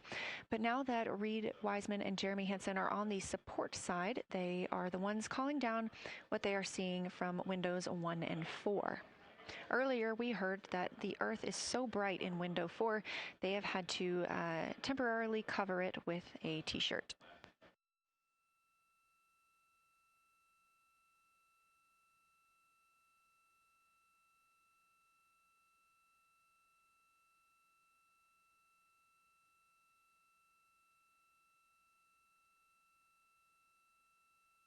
The moon preserves a near-continuous record of solar system history that has been erased on Earth because the moon doesn't have an atmosphere. So things that we experience on Earth, like weather or plate tectonics, don't really apply. So the lunar surface retains evidence of ancient impacts, volcanism, and solar activity that scientists can study today. And studying the moon helps scientists understand how planets formed and evolved, how the moon influenced our own planet Earth's history, and how the sun shaped conditions across the inner solar system. The moon also serves as a unique platform for studying the broader universe. Artemis science is designed around questions best answered by humans, working alongside robotic systems, combining decades of robotic lunar data with real-time judgment, context, and adaptability that only humans can provide. This mission, Artemis II, is serving as a proving ground for lunar science operations, which allows NASA to test how science is planned, executed, and supported during a crewed deep space mission ahead of our future Artemis flights.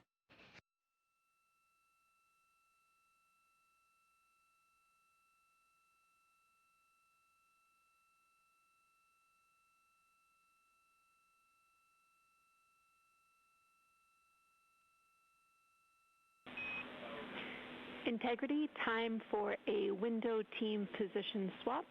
So Victor and Christina, please switch places if you've not done so already, and remember your SD card for the camera.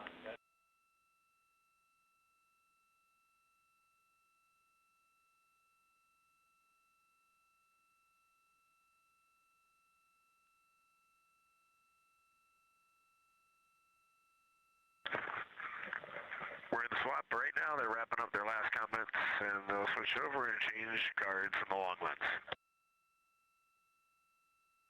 Copy.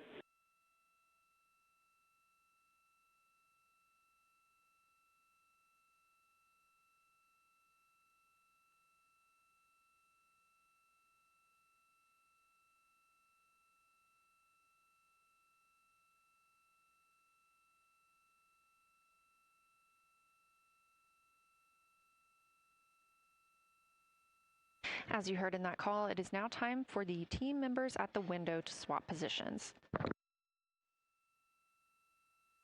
That means Victor Glover and Christina Cook will be switching roles. One of them has been photographing the moon with a Nikon with an 80 to 400 millimeter zoom lens, while the other was making annotations on their portable computing device. And both are recording audio that the science team will be able to listen to.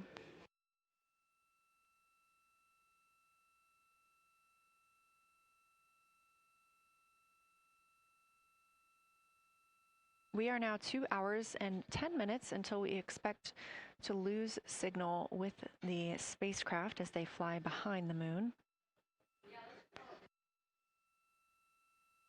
And the next target for the crew is considered a crew choice event. They have the option to focus on any regions or patterns or features that interest them. The science team has asked the crew to capture pictures that illustrate their choice, as well as at different zoom levels, and to describe why those certain features or regions caught their eye.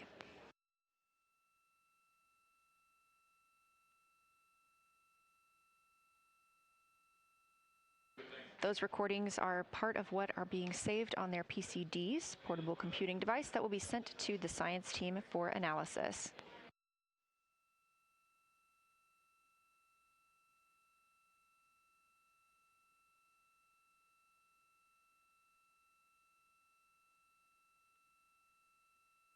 The crew has been allotted 8 minutes for this crew choice event, and it's also a time for a scheduled sit rep or situation report.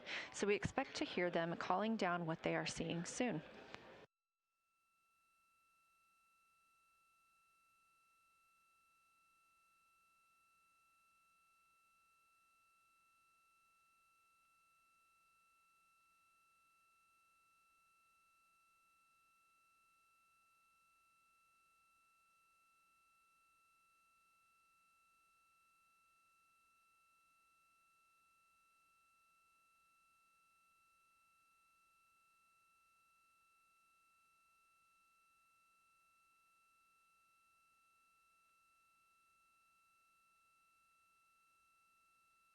Something that the crew or that the science team has used to help prepare the crew is a cue card.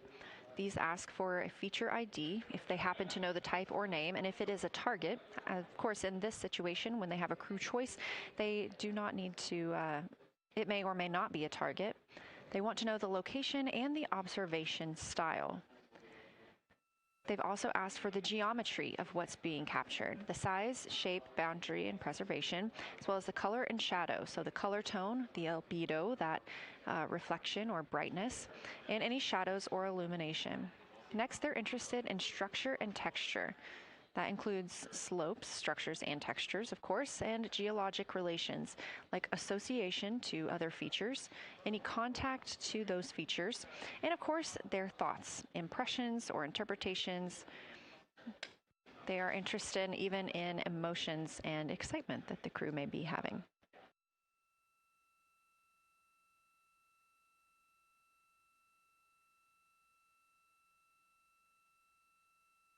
This flyby day has been practiced in many ways, even in sims here in Mission Control Houston. The team also conducted some field work, learning how to look for specific geologic features. They also photographed a large globe, and the science team helped them determine which features they would be targeting and how to look at those.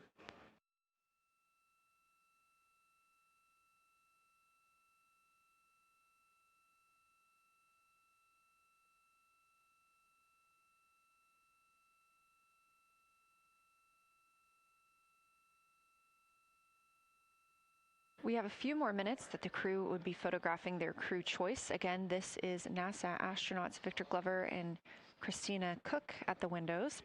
They will then move on to another discussion portion. This is for the far side albedo, that reflectiveness, and color that they are seeing. We heard earlier about some browns seen on the moon, which is very interesting, especially here from Earth, where we are just seeing whites, grays, and maybe even black at some points. When they get into that discussion for far side albedo in a few minutes, the theme is looking to know how that color and albedo is, what those variations look like across the far side.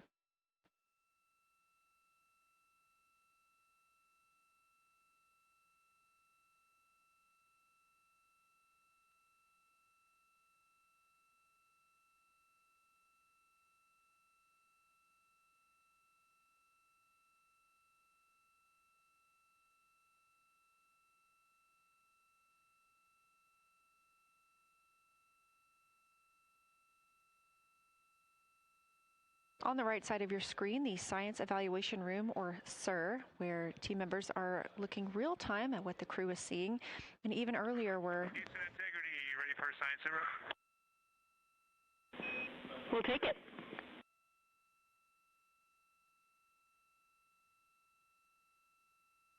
Okay, that crew has swapped positions. They're in their crew choice. element. I've been listening to both of them for a little bit, and they're really enjoying. They both decided to pick the Terminator, and they're spending a lot of time looking at the Terminator, just talking about the resolution that they can see, the depth of the craters, and the various interesting and unique excavations that they can see. So Victor is on the long lens, and Christina is just looking out the window, and I'm sneaking a peek in T-shirt window. It looks like, I don't have the best angle here, but it looks like Aristarchus is on the limb of the moon now. It's amazing how quickly it changes as we speed around the far side of the moon, stuff that's leaving our field of view, and now we have a lot of the dark side of the moon that, you know, it's missing for us right now, but it would be in view if it was lit at all. Jeremy, Science, thanks for that sit rep. Do have a question. A few times we've heard you and the other crew describe change during the course of your flyby.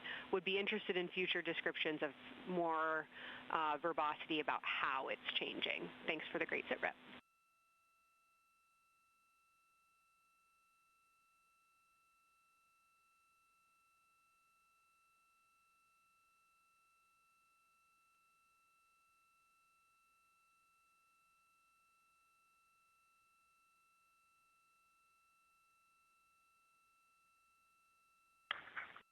Yeah, Kelsey, sounds good. We are definitely keeping an eye on that. My eyes have just not readjusted. The moon is so bright when you come back to the window. I was just in the interior of the cabin. I've come back to T-shirt window, and it's just overwhelming brightness. And my viewing angle is a bit challenging, so I won't be able to give you great observations from this window. But I will talk about something that I was talking a lot about in my recordings earlier, which was we've been talking about some shades, and so we have obviously the dark and the light gray, and then we've talked about naming some colors, a brownish hue and a greenish hue. And I'll tell you, like right now, Aristarchus, the plateau is hard for me to see from this window, but that had greenish hues to me and was very unique. I didn't see anything like that anywhere else on this side of the moon. And then I see a lot of these, what I would call brownish hue areas. There's a number of them. And they, for example, in the northwest corner of the highlands, to me it looks like the brownish hue is caused by ray or ejected material landing on the highlands, and then we obviously see the ray areas as a lighter albedo, but in between the rays where the deposit would be thinnest, that is what it looks like is causing the brown to me. So I saw that in the northwest side of Aristarchus, or sorry, that dark area of the highlands, northwest side of the highlands. I saw it in the highlands to the east of Glushko, and then I see those same brownish hues west of Oriental, and I drew a contact there on OneNote, but that's a huge region, kind of like a piece of pie with the point of the pie pointing at Oriental and then going up towards the northern side of Hertzsprung. And that is an area that just looks like that brownish albedo. That was fantastic, Jeremy. We had heard rumors of the green and brown hues, and so you really read my mind on asking about those. Understand they likely didn't have any contact with each other the way that you described them, but please correct me if I misunderstood that. And then last thing, I'll make the same offer we made to Victor earlier. If it would be helpful for us to verbalize any targets so you can stay at the windows and keep your eyes adjusted to the moon, please let us know.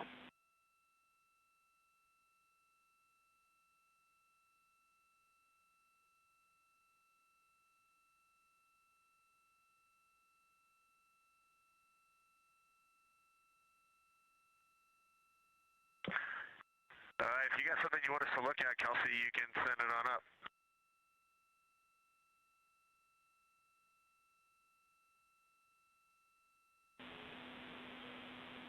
definitely not looking to interrupt your flow, Reed and Jeremy, only offering assistance if you guys want to keep your eyes off of the PCDs.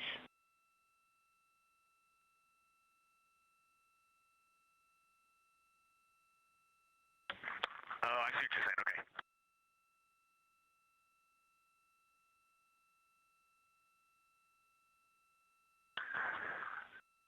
Not really science related, and we definitely learned this at Apollo, but the thing that is just most fascinating, I think, to me and Victor right now is even as rugged as the far side looks, when you look at Oriental and Ohm, it's rugged, but man, when you look at the Terminator, it is just like impossibly rugged, and it reminds you that the whole far side is that way, and just the Terminator is really bringing out the shadows and the hills and the valleys, and it is just, it's unbelievable. It's like no surface of the Terminator is not marked by a meteor impact, and it's just, it is very impressive to look at that, and you realize that that is true across the whole far side. You just can't see it due to sun illumination right now. Reed, Houston copies, and we were commenting on the same thing. Even from our view, the Terminator looks absolutely alien because there is just so much texture in there that we're just not used to seeing. So thanks for sharing that with us.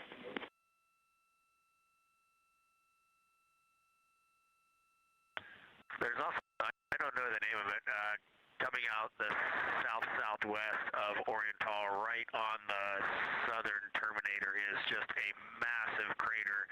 I don't know the name of it. Maybe you can look on the solar array wing video and tell me it's right. It's the southernmost crater you see on the Terminator right now. We're looking for you.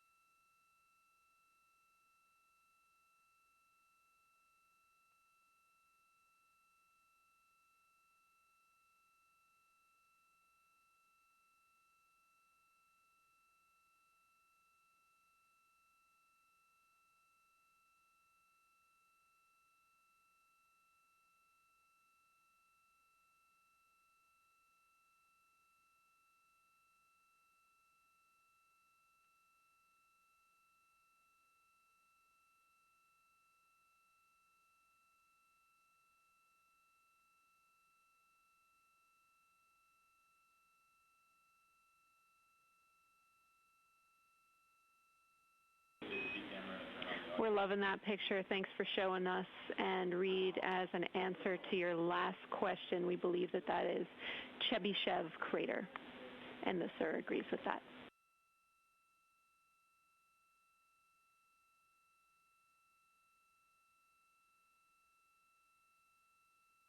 Okay, that picture I was just showing you is an 8X iPhone out the docking hatch for the high grazing angle. It's just amazing. We love it. Thank you.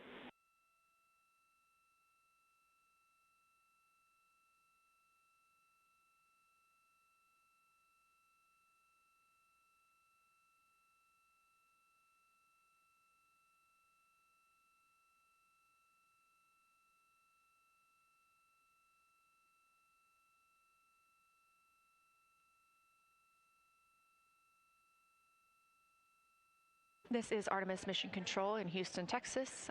Mission elapsed time, 4 days, 22 hours, 12 minutes into the flight of Orion.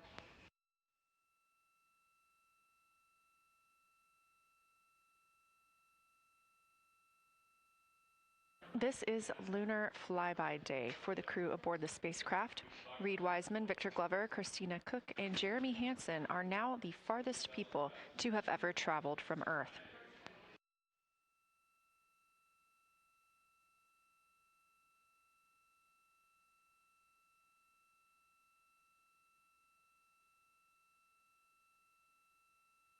This a live view from inside the spacecraft. They have turned off the lights so they're able to see outside and photograph the moon better with no reflections from inside. And for a very brief moment there. Integrity Science, thanks for those iPhone views. It's helpful to see what you're seeing.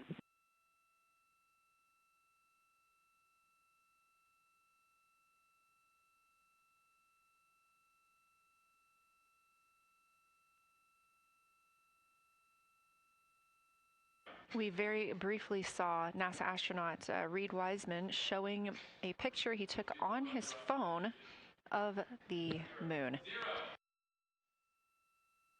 We do expect to get all of the photos that the crew is taking today, and we cannot wait to share some of those with you.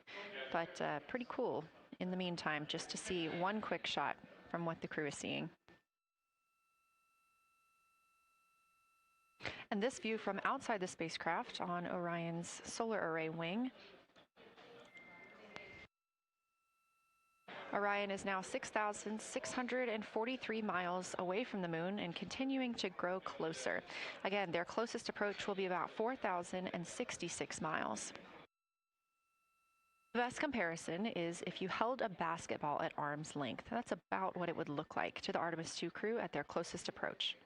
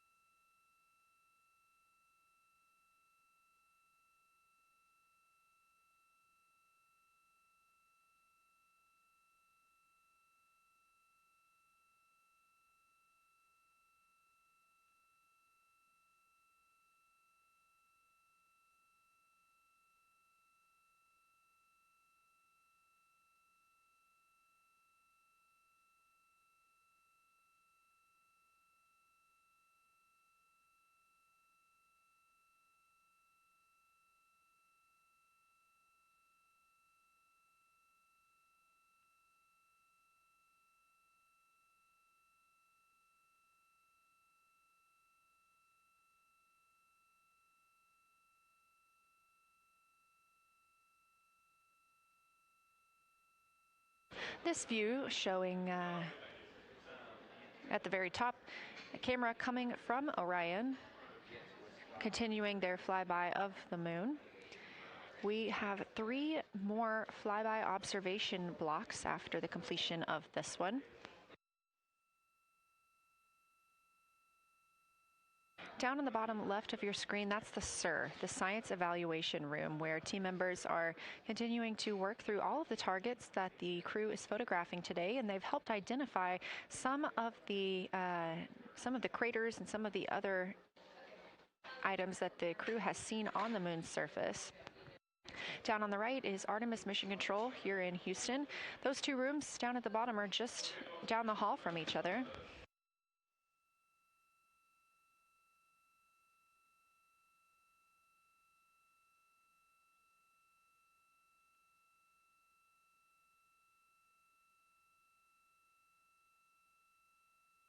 And we are just a few minutes away from the next cabin and window team swap. That means Victor and Christina, who have been at the windows, will fly to the cabin, the background essentially, and be their support crew for Reed and Jeremy. Reed and Jeremy will move back up to the windows.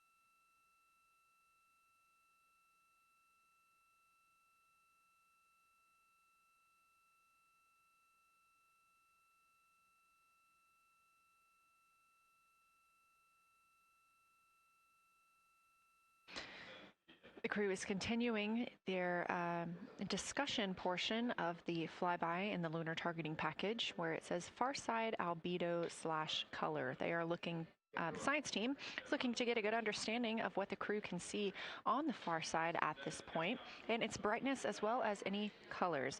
We did hear earlier Canadian Space Agency astronaut Jeremy Hansen reporting that they could even see browns and even greens on the moon. I'm really looking forward to seeing those photos. And in just a couple of minutes, the teams will swap from the cabin to the window.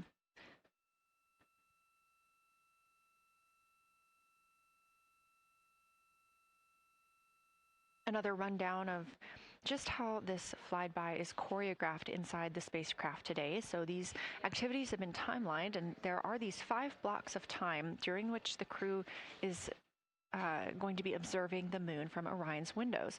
Now we are just coming up on the end of the 2nd block, and we'll start the 3rd soon. So at any time during those blocks, 2 members are at the windows working in a pair. One is taking photos from window 2 and has a blue shroud over the window to help prevent any reflections from inside the spacecraft. They are also using an 80 to 400 millimeter zoom lens. And the other astronaut on the window team will be in window 3 using their portable computing device to make annotations. Now, again, both of those crew members are making audio recordings of what they are seeing, and we are not hearing that right now. Those are going to be downlinked later to the science team, who will evaluate them and use that data to inform our understanding of the moon. Those 2 crew members at the windows swap roles. Integrity Houston, it is time for another swap between the cabin and the window teams. So we have 15 minutes of handover time, and then we will expect Jeremy and Reed at the windows and Christina and Victor at the cabin. I have no new vehicle updates for you, but I do have a photo location for some photos on Ike's PCD, and I want to let you know that Jeremy's family have arrived in the viewing gallery.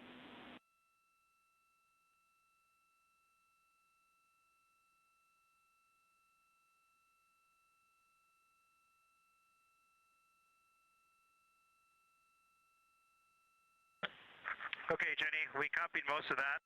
The only thing we're missing is what you meant about the photo location on Victor's PCD. And hello to my family. I think that must be Catherine and Devin that are there. And I'm glad they made it into the viewing room. And we copy, it's time for crew swap. The A team's coming out of the windows and the B team's going in.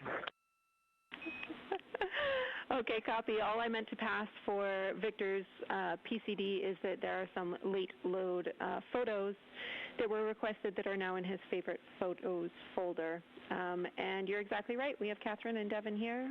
They give you a big wave, and they're super excited and happy to see part of what you're seeing.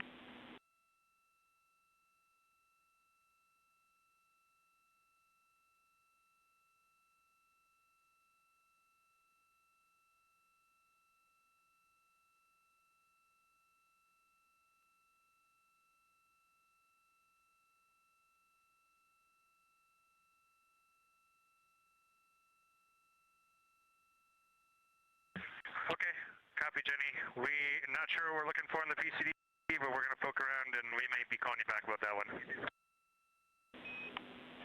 All right, that's no problem, and it's unrelated to flyby.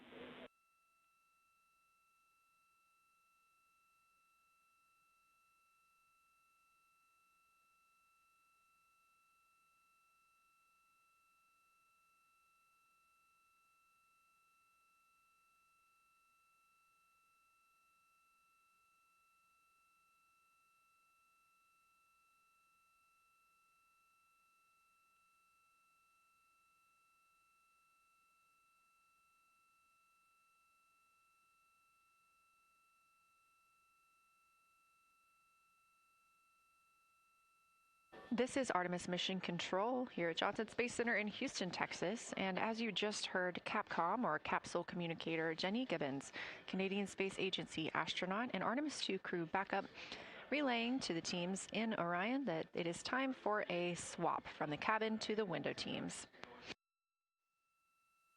We're now at the tail end of the second lunar flyby observation block. Again, we have 5 of these today. Most recently, Victor Glover and Christina Cook were at the windows photographing and making annotations, while Reed Wiseman and Jeremy Hansen were in the cabin providing support, whether that is SD card help, but also science sit reps, calling down any situation reports for what they are seeing on the moon or anything about the vehicle status. With that call to make a swap, Reed and Jeremy will be back at the windows, making observations for what they see at the moon and taking photos.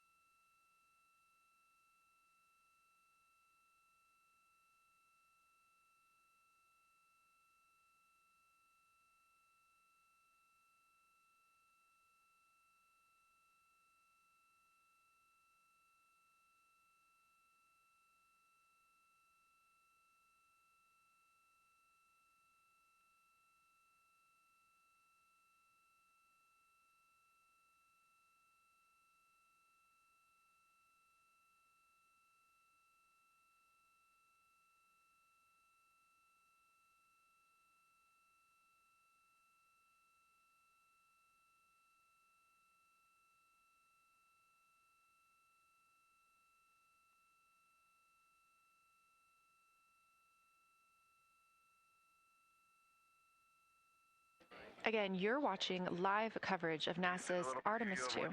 But something that's really awesome up here is we now have the moon and the Earth in window 3 simultaneously, and the moon is a gibbous, and the Earth is a crescent. And I'm guessing in about 45 minutes we'll have 2 identical crescents as we change our position in the universe. That is pretty darn cool. Thank you.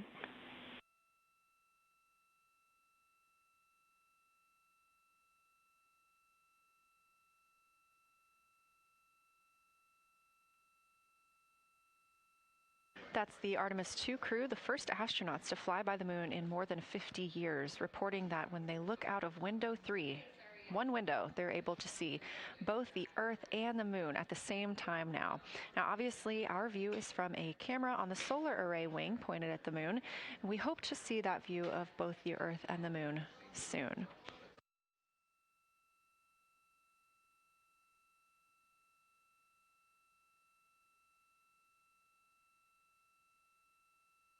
Some upcoming times for what you can expect. In about an hour and 40 minutes, we will have Earth set. And during that time, we will have a view of Earth going behind the moon. Shortly after, just a few minutes later, we will lose signal with the Orion spacecraft. This is tracked as it is going behind the moon and out of reach of the Deep Space Network.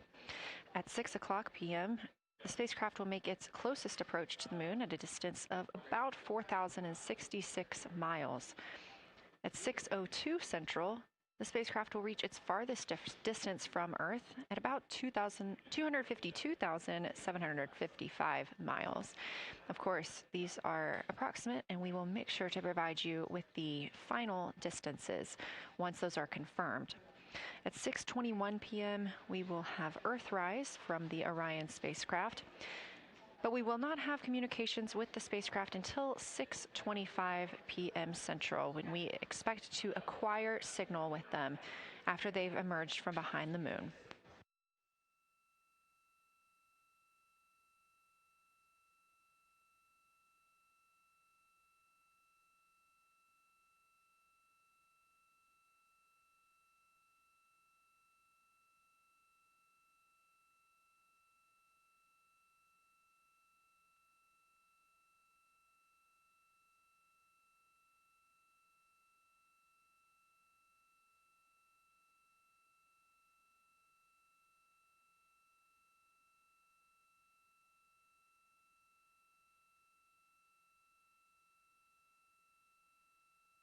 Again, you're watching live coverage of NASA's lunar flyby for the Artemis II mission, the first crew to fly beyond the moon in over 50 years.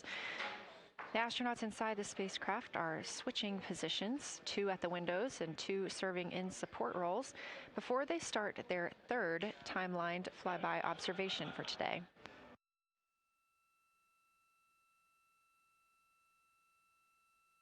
We've heard great calls from the crew so far describing what they're seeing, all well trained by the science team here on the ground.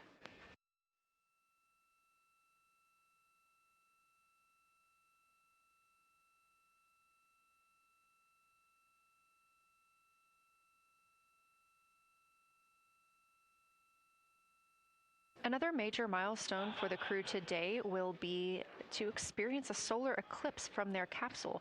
No one on Earth will experience this solar eclipse. To the astronauts, this will look a lot like a total solar eclipse on Earth, except the moon will be huge compared to the sun. Whereas if you're standing on Earth and looking at a solar eclipse, the moon and the sun appear to be about the same size in the sky. As the moon begins to cover and then uncover the sun, the astronauts will see a partial solar eclipse, so that's before and after totality, and during that time frame they will have to wear eclipse glasses so they can safely view this phase. They also intend to capture images of the sun's corona during the eclipse. This is a rare glimpse at the innermost corona that will only be captured by the astronauts' cameras. During the eclipse, we also look forward to the crew members describing what they will see, which includes unique light features like the shape and size of the corona and potentially even lunar dust. At the same time, Venus, Saturn, Mars, and Mercury will be near the sun, so they may be able to identify what part of the sky they're looking at. This can help train future Artemis astronauts on what part of the sky they're seeing, which is useful knowledge in challenging situations when they may need to rely on that information instead of instruments for navigation and orientation. That eclipse window will last about an hour, and it'll happen near the end of the day today, closer to 7:35 p.m. Central, 8:35 Eastern.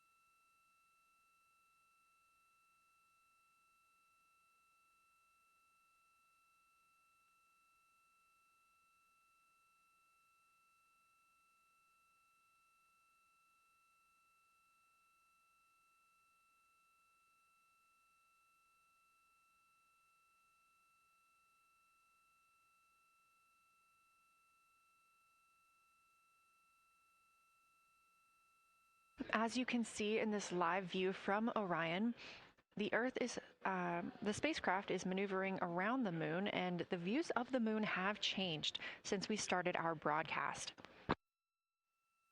The near side is now very far to the right side of your screen.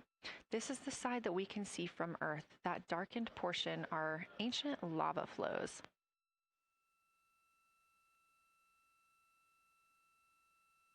The crater down towards the bottom of the moon is Oriental, and this is a crater that was previously never seen before by human eyes until this mission.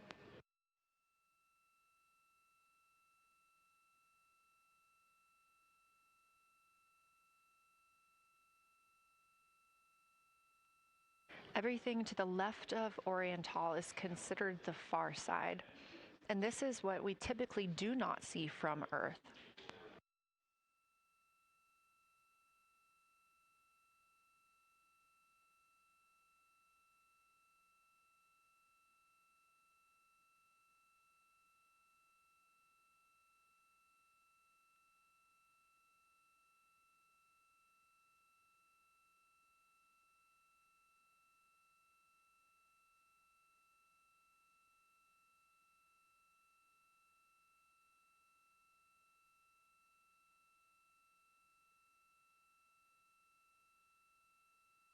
Just a reminder about this view. This is coming from a GoPro camera mounted on the tip of one of Orion's 4 solar arrays. Each solar array has a camera mounted on it, and the bandwidth is limited due to we have a crew on board, and this is our first flight of crew aboard the Orion spacecraft. So having a crew means we have to have an environmental control and life support system. There's a lot of data around, a lot of data to bring down for the crew members to keep us up to date on everything happening aboard the spacecraft. So we have to share our bandwidth when it comes to imagery and data.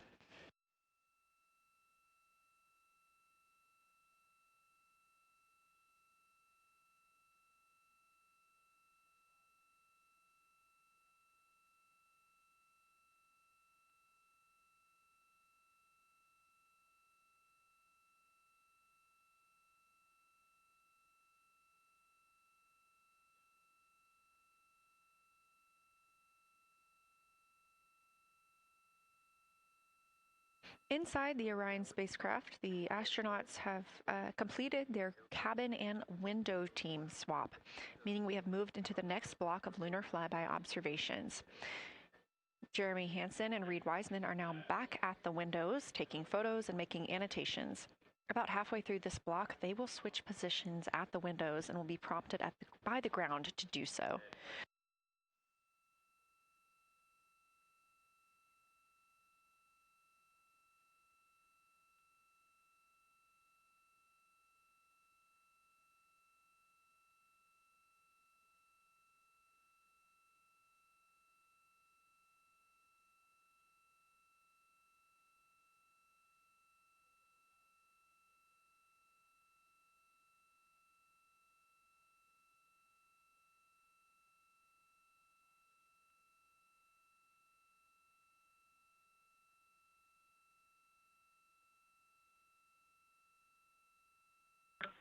Houston integrity for SITREP.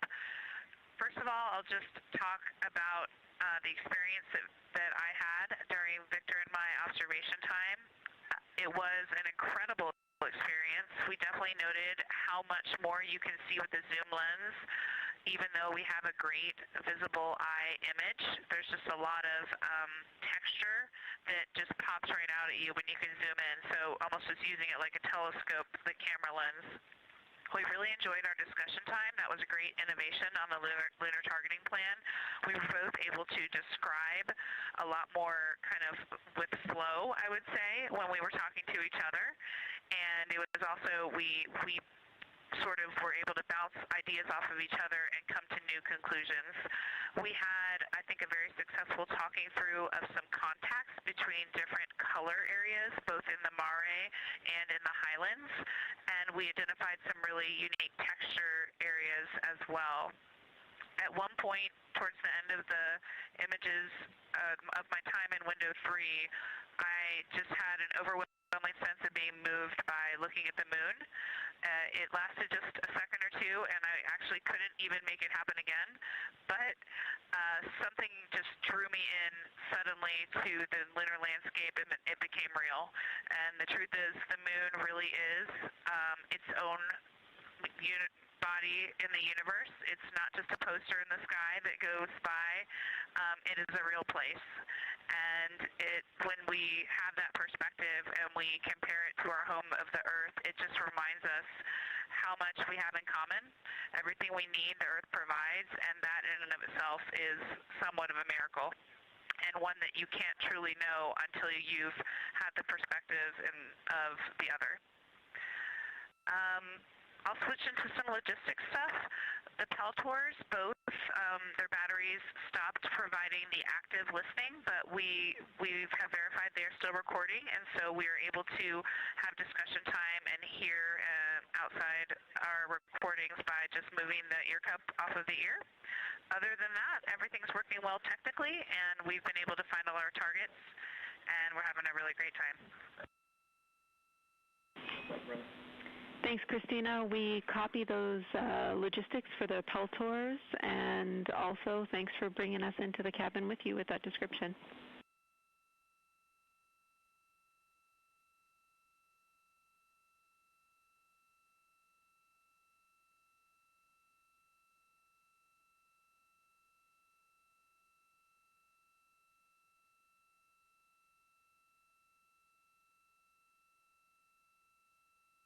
Right on time.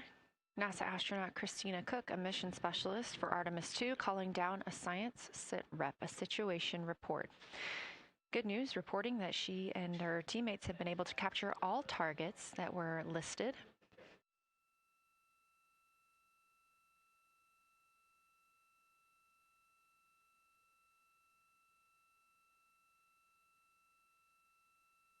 Christina also gave a vibrant description of just how it feels to be there and to see the moon up close and not just something passing in our night sky.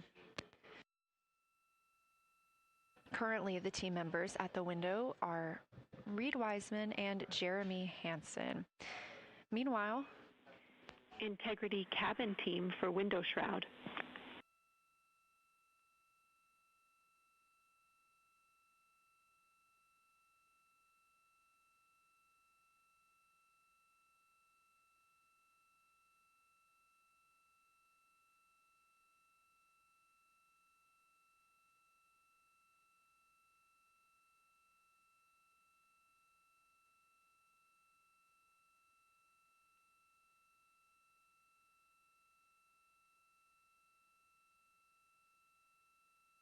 We're listening. Go ahead, Jenny. Hey, Victor, we have a temperature constraint on the windows, and the shroud might be getting us close, so we just want to check on the state of window 4's shroud, whether you believe it's still necessary because maybe things have changed with our viewing, and if so, we would like to request to have the shroud removed.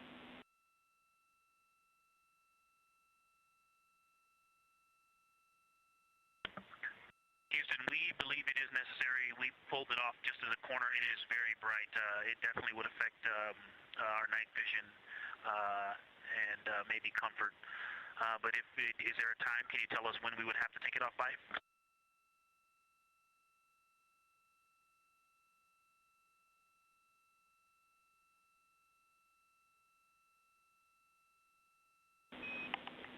Unfortunately, since it's been on for a while, we are going to have to request that the shroud is removed, and we can recommend something that could block the light but just create a bit of distance between the window and whatever is covering it. Something like a t-shirt would do the trick and help.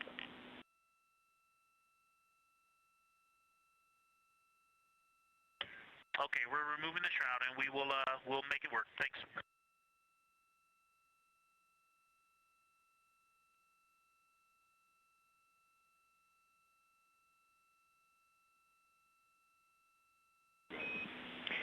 Thank you, Victor. We know it's pretty bright in there now with that window uncovered. We will also offer that airflow on the window would be helpful. So if you want, you can also retrieve the condensation hose, which should be friction fit onto one of the diffusers. And that on the window would also help.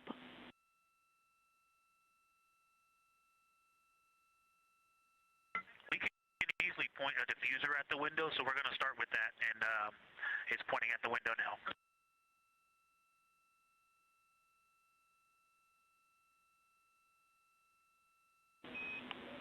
Okay, we'll take that, Victor. Thank you. Please keep us updated.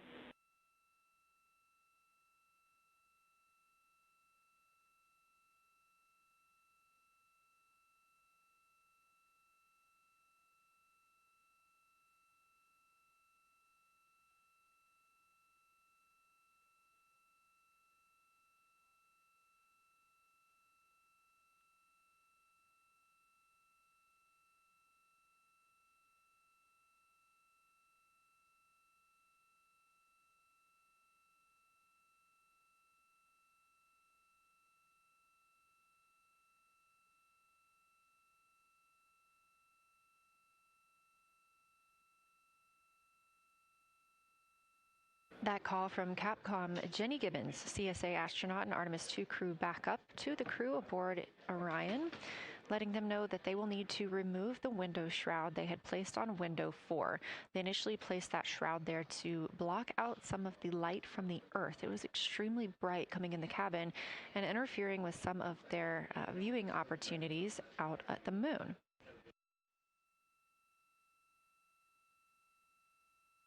This was a request from ground teams to ensure that they are protecting other systems, and the crew has been offered the opportunity to use something else to cover the window.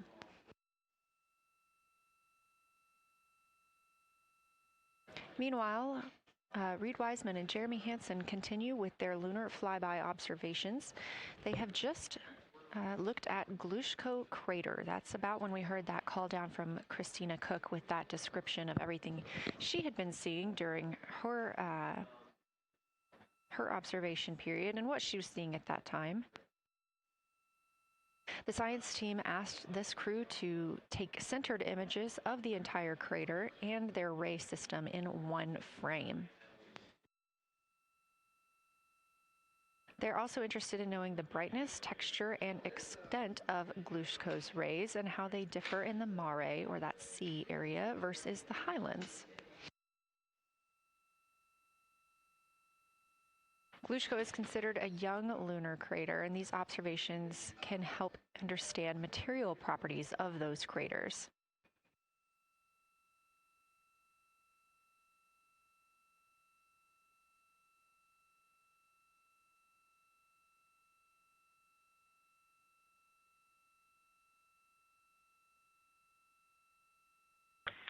Science, integrity.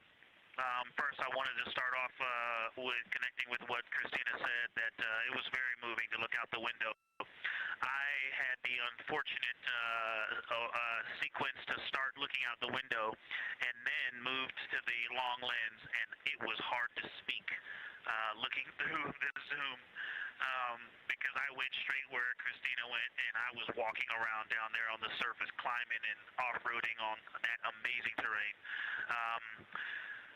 I also want to underscore something that she said. As we continue to explore, when we actually do go down there to the surface, I know for safety reasons that we would never send someone alone, but I just want to really emphasize how important the discussion time was. When we started to talk, we not only got better science discussion, we got better human connection, and so doing this as a pair, we just learn and grow together, and that's just super important, so thank you for adding that to this plan. Reed just passed me a note that the Oriental Basin annular ring has a similar albedo to the center, but a different color. It has more brownish tones in it, and he said it's very distinct now that he's been staring at it. Victor, thank you. You got a cheer from science there, and we all just went on that moonwalk with you, so highlighting how important it is to talk about these things. I also want to let you know that we have Deanna Glover with us in the viewing gallery. She's all smiles.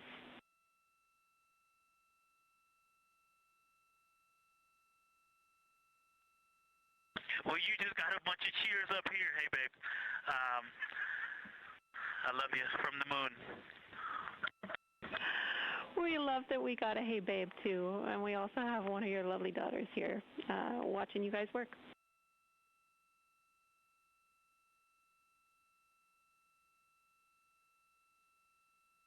Thank you guys for doing that and for supporting them through this. And to all of you, Genesis, Maya, Joya, and Corinne, I love you. And Deanna, I love you. I'm glad you get to be there.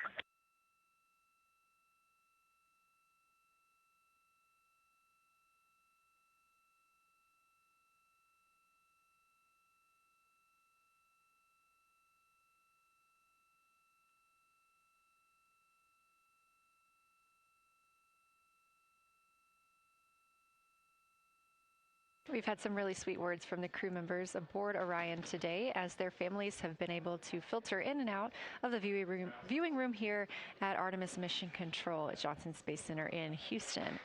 Victor Glover also giving a great science sit rep and just a description of how it must feel if you were down on the lunar surface while he was looking through that 80 to 400 millimeter zoom lens. He also expressed how important it was to be able to talk through that real time with Christina Cook and stress the importance of that on future missions, that it not only made their discussions better, but also more human. Glover and Cook are in the support roles right now, not taking photos or making annotations at the windows, but they are also encouraged to have their midday meal at this time. For lunch today, those two crew members have options of beef ravioli, salmon, butternut squash, sweet and savory kale, pickled beets, cherry blueberry cobbler, tuna noodle casserole, tomatoes and artichokes, broccoli, and chocolate peanut butter bar.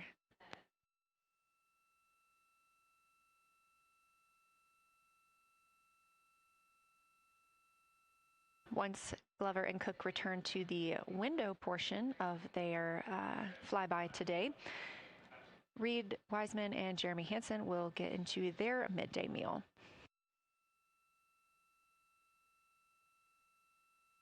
Again, this is the third of 5 scheduled blocks for our lunar viewing today, and if you were watching at the start of the broadcast, you can definitely tell the difference and the distance from the moon. We are now 5,518 miles away from the lunar surface, and again, expecting the crew to get about 4,066 miles away. They are currently 252,050 miles away from Earth, and every mile is a new record, having surpassed the Apollo 13 milestone for furthest distance earlier today.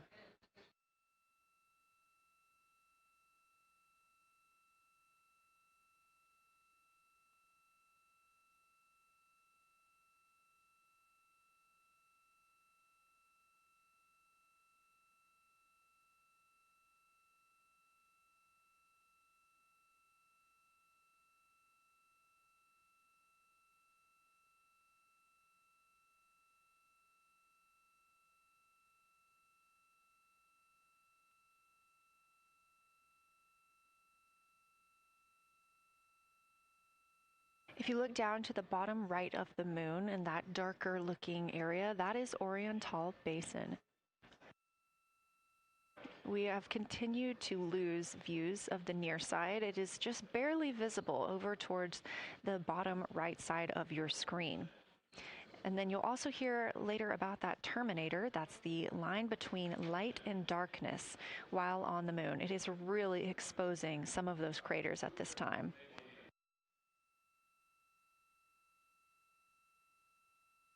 A couple of the other features in view right now are Hertzsprung Basin and Vavilov Crater. Hertzsprung Basin is nearer to the center of the moon, closer to that terminator line right now, and Vavilov Crater is just on the outskirts of it, closer again to the terminator.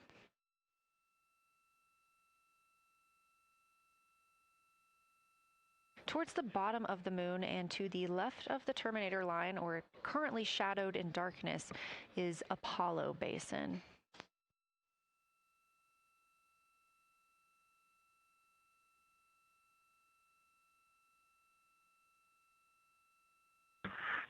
Science from integrity. Let me find out how far we are from the moon right now. But our view is about a third of the moon is in eclipse.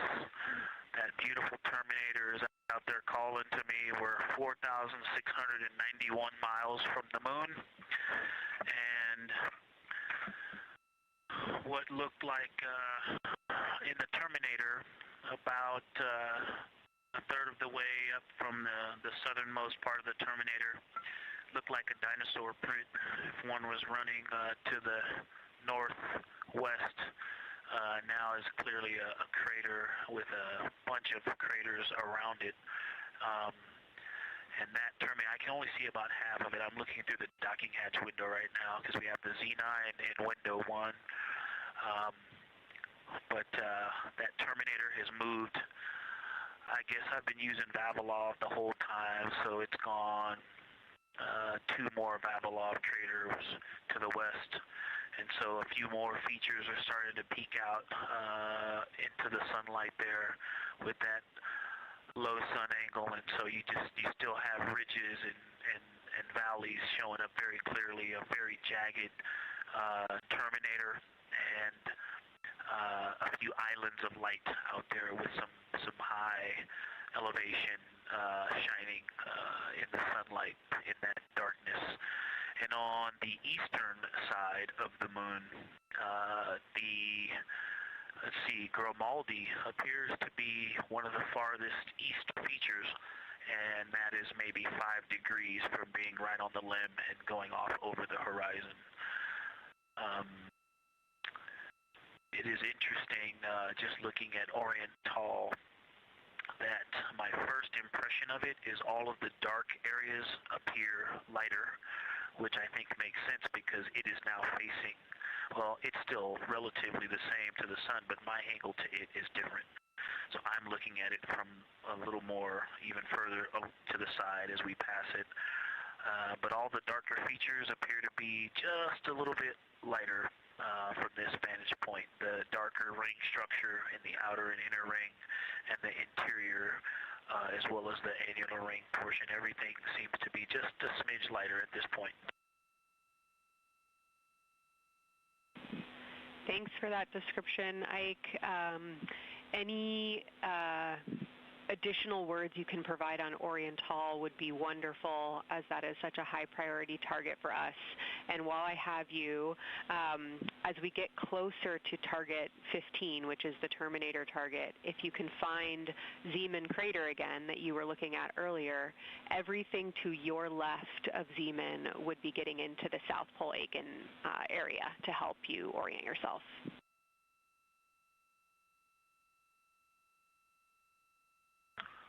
Zeeman is a great waypoint out there.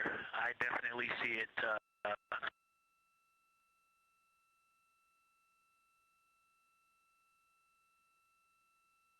Yeah, Zeeman is very easy to find, and that is awesome. Thank you for pointing that out. Feel free to do that as often as you think of things. Let's see, looking back at Oriental. Okay, another thing, after looking through the zoom camera, man, you guys are smart. You probably did this on purpose, but after looking with my plain eyes and then going to the 400 millimeter zoom, now looking at it, I see the cliff face as if you were standing in the center.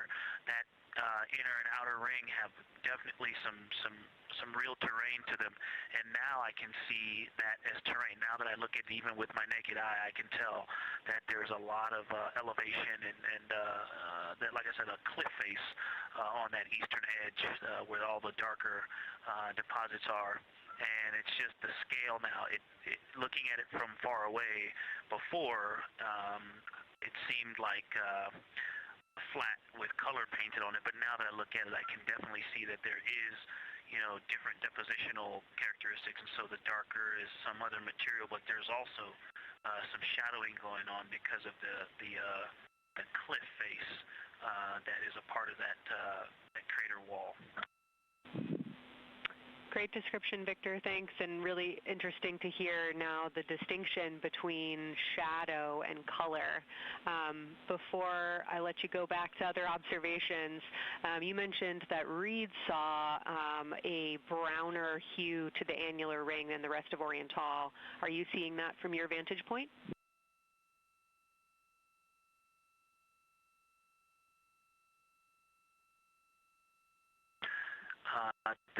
The way that I'm looking at Oriental, again, I'm still in the docking hatch window. There's like a thermocouple right here in the center of the window, and it is the orange Kapton tape color, and so it is unfortunately, it's like trying to look at stars, next to a metropolis. I think it's drowning out any color that I could pick up from the moon. I am not able to see that color, but I have not looked at it through one of the forward face, from one of the windows 1 through 4. I think when I get away from this Kapton tape strip that I would be able to see the variation that Reed's talking about. That is great feedback operationally. Thanks, Victor. I'll leave you to it.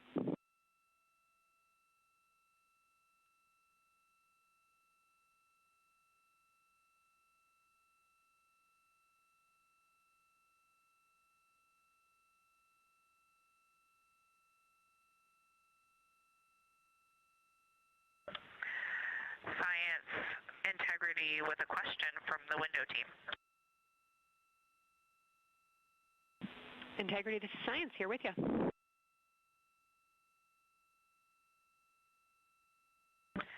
Yes, they have a question to help inform a theory that they're sort of tossing back and forth. What is older, the Mare seas of the near side or Oriental?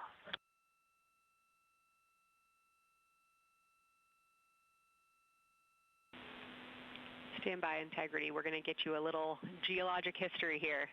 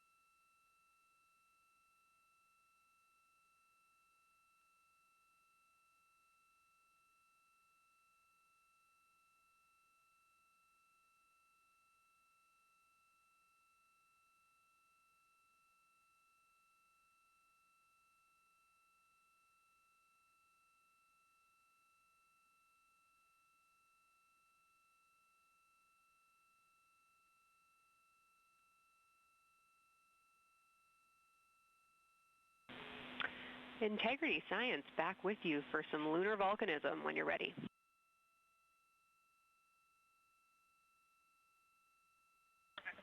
Go ahead.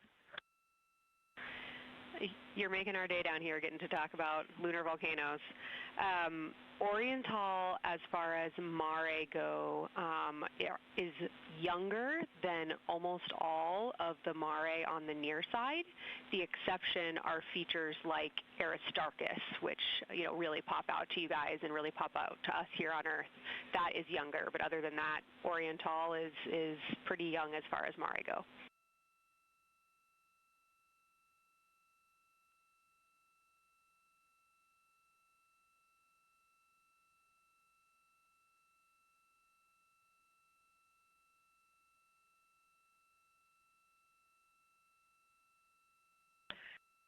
And Kelsey, thanks for that. We love lunar volcanism too.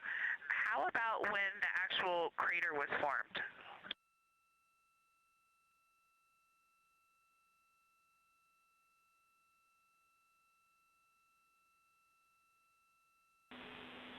Yeah, we're going to get you an age for Oriental, and while we're getting that, Christina, can you, maybe you've heard the window team talk about the sort of contacts around Oriental, but because that material is so much younger, if anything pops out to you about physical relationship between that and surrounding terrain, we'd love to hear it.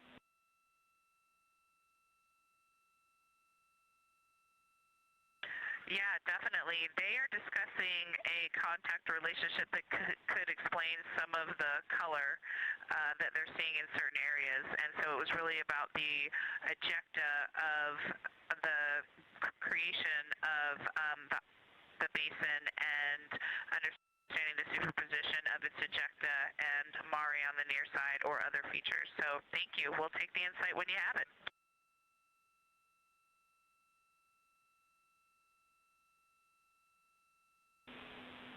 Thank you, Integrity. And I know Jenny wants to get to you with some topics, so I'll leave you with Oriental is 3.8 billion years old.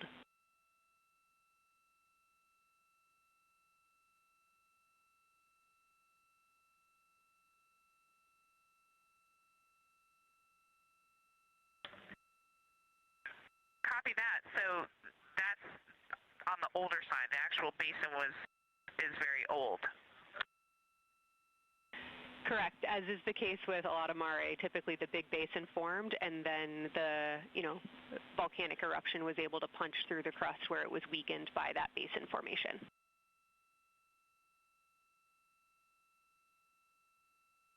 Perfect.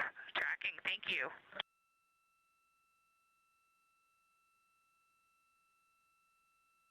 NASA astronaut Christina Cook calling down some questions to the science team on console.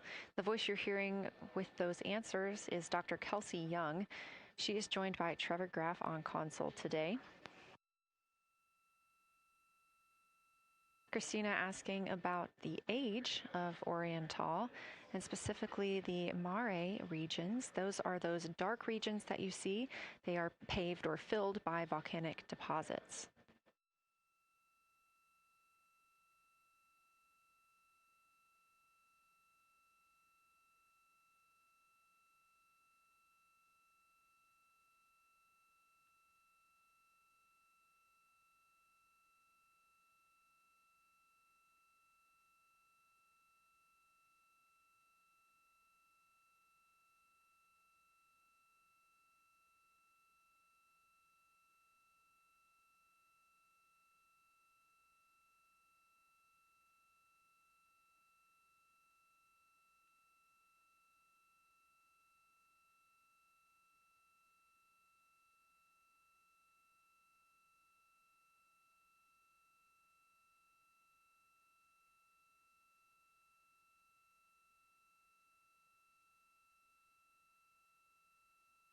Better answer. Integrity, it's about time for a position swap at the window. So we will ask Reed and Jeremy to swap positions, and I'll remind you again about your SD cards. And Victor or Christina, I have one window task for the cabin team when you're ready.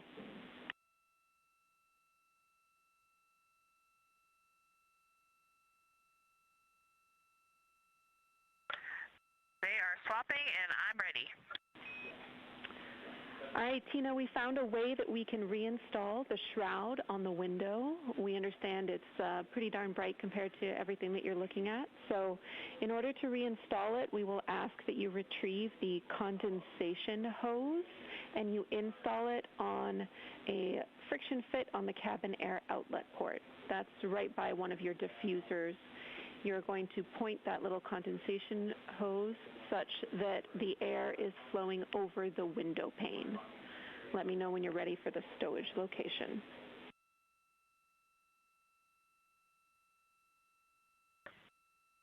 Ready.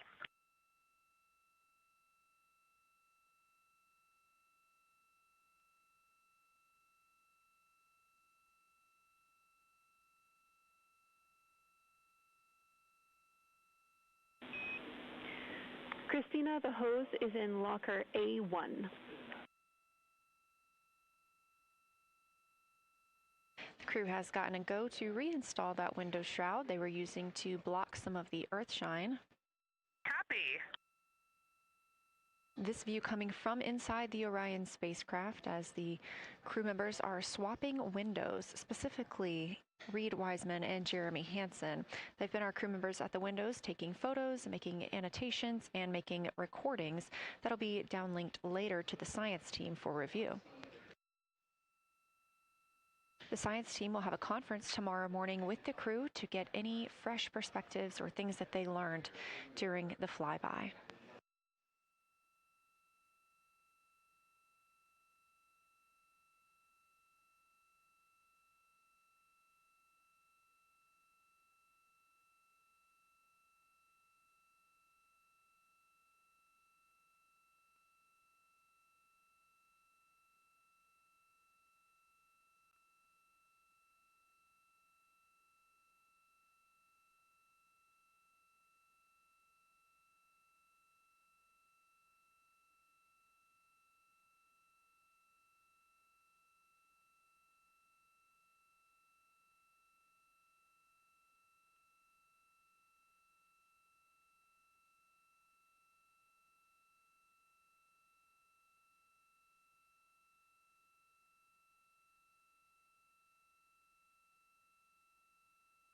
Again, we are now in the third of 5 observation blocks for the crew scheduled for today.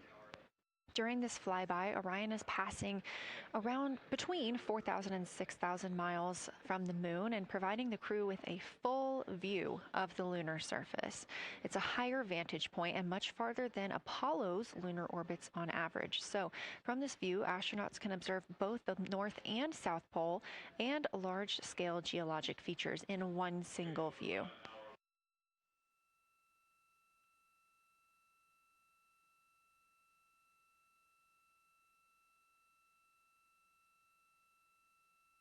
We are now just under an hour until Orion passes behind the moon, and we lose communication with the crew.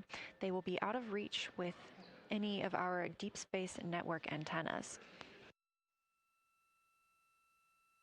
That loss of signal will last about 40 minutes, and we expect to regain communications with them once they fly behind the other side of the moon.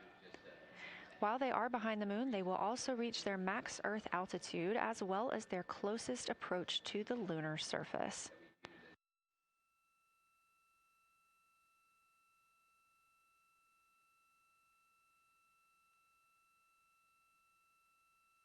The view you have right now is a live stream from a camera on Orion's solar arrays. You are looking at a live view of the moon, and 4 people are inside that spacecraft taking pictures of it, telling us everything that they are seeing. The first humans to do so in over 50 years. They'll be sending those pictures down for all of us to enjoy, and of course, especially the science team, who are very excited for what they are learning today.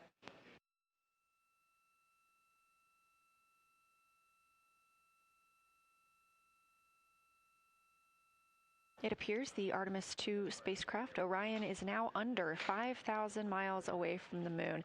Again, we expect their closest distance to the moon be about 4,066 miles.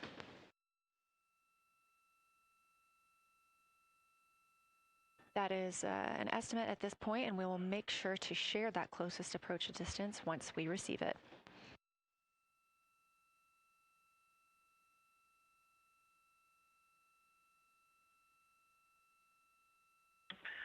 Houston integrity question, did you just want us to cool the window with the condensation hose, or did you want us to put the shroud back on and cool the window at the same time?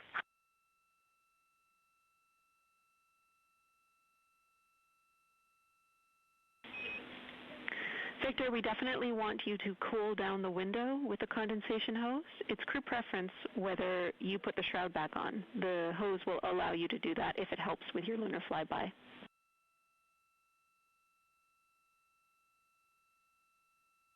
Okay, copy. We're going to do both at the same time. Thank you. Houston copies.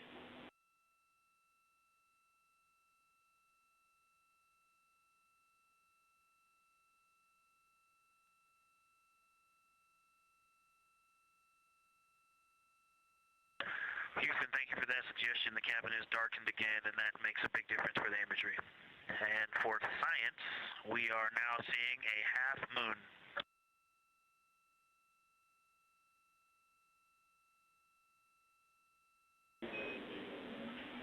Thank you, Victor. We're happy to hear it, and we see half moon, full moon joy still.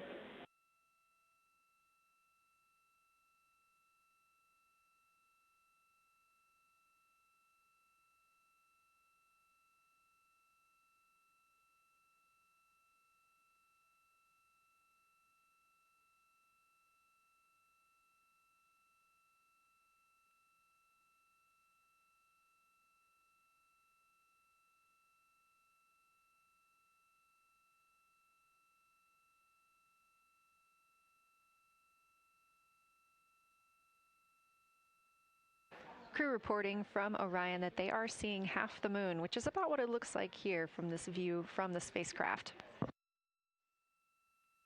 However, what has become a little bit of a catchphrase for this mission, everyone is reporting full moon joy.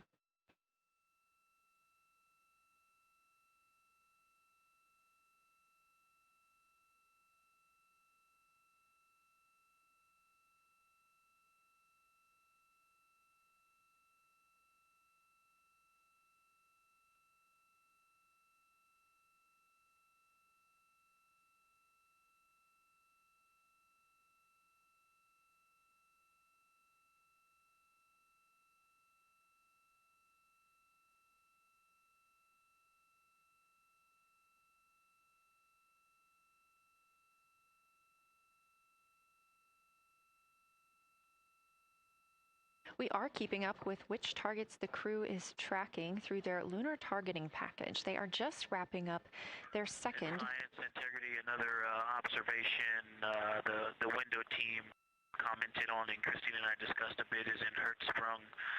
The solid and intact crater is very smooth.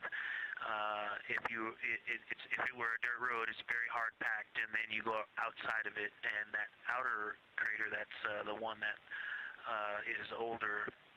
It is a little rougher and more jagged, and starts to get into more loose-looking terrain, and the smooth interior also causes the craters that are inside of the larger crater, the smaller craters, to have really sharp edges, sharp, distinct edges. And just a general comment on that area, Hertzsprung, that whole area, the average albedo there is darker. That is, I would say, 3. And the average albedo around Oriental and between Oriental and Ohm, excluding the wedge, the darker wedge, is more on the 6-7. And that they also seem to be different texturally. Christina described it earlier around Hertzsprung, and then from Hertzsprung toward toward Oriental, there appears to be a frozen, a rippling pond, but frozen, or like choppy waves when it's windy out, choppy water, and then it freezes instantly. That's the texture. If you walk down there barefoot, it looks like it would be hard on your feet, like lava. After it's cooled, it would be pokey. Except for right there in the center of Hertzsprung, it looks paved, like a paved road, nice and smooth.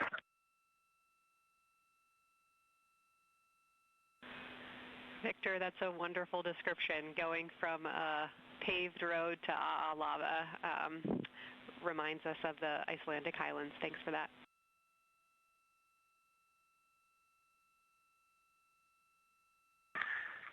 In science, another in the interior of the very intact, the interior of the intact crater at Hertzsprung is albedo variation. I think I heard one of the window crew maybe say color variation, but definitely albedo variation. There's lighter patches and slightly darker patches. It's not swirling, it's just patchy. It just has spots that are lighter, and I would say a predominantly darker average area. Great descriptions, Victor. Thanks. Not swirly, just patchy is really helpful for us.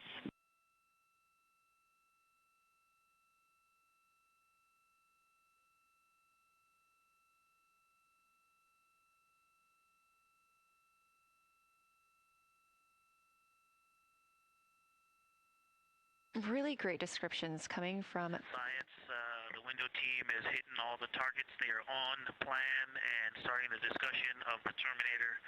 And boy, I'm loving the Terminator. I think I know it's not purely a moon feature, but what it does to the features of the moon, to the terrain, I've probably spent the most time describing into my recordings and thinking about and looking at the Terminator. There's just so much magic in the Terminator. The islands of light, the valleys, what look like black holes. You'd fall straight to the center of the moon if you stepped in some of those. It's just so visually captivating that the Terminator is the most striking thing that I've seen so far. We've been loving your evocative descriptions, Victor. You really are bringing us along with you, and we're following along with visualizations that pale in comparison to your descriptions. Thanks.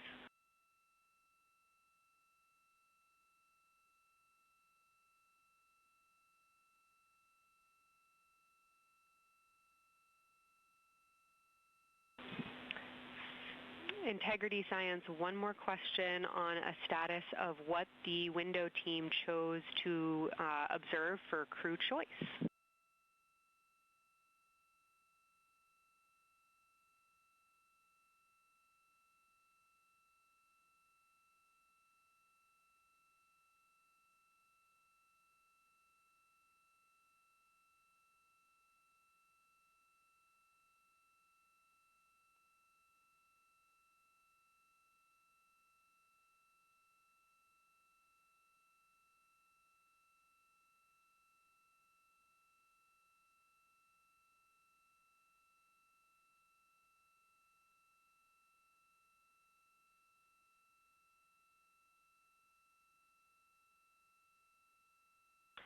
Window 2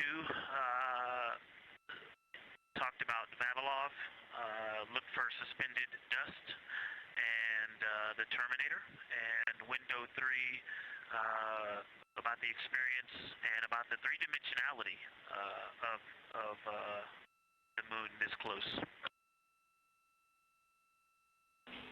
Wonderful. And another observation about Oriental, I would say, is the features going off to the southwest, the two large, almost look like scratches in the surface.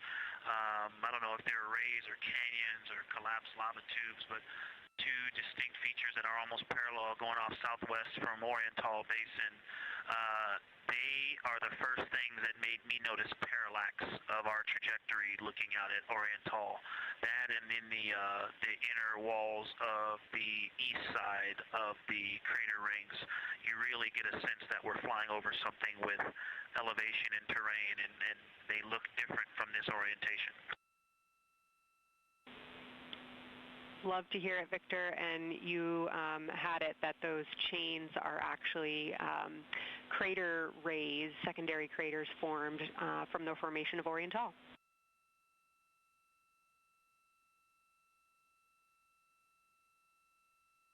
Yeah, speaking of crater rays, the crater rays that are going off to the northwest,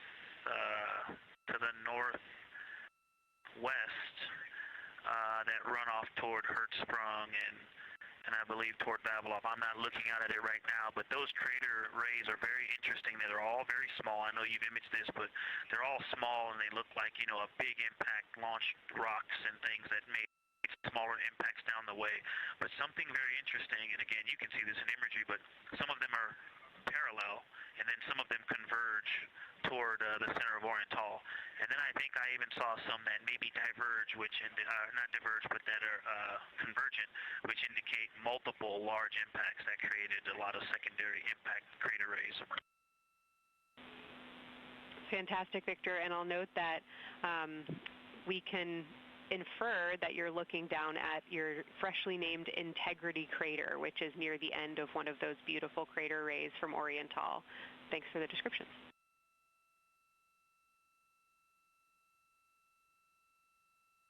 Yeah, you're welcome. And Integrity is easily identifiable with the naked eye from this point.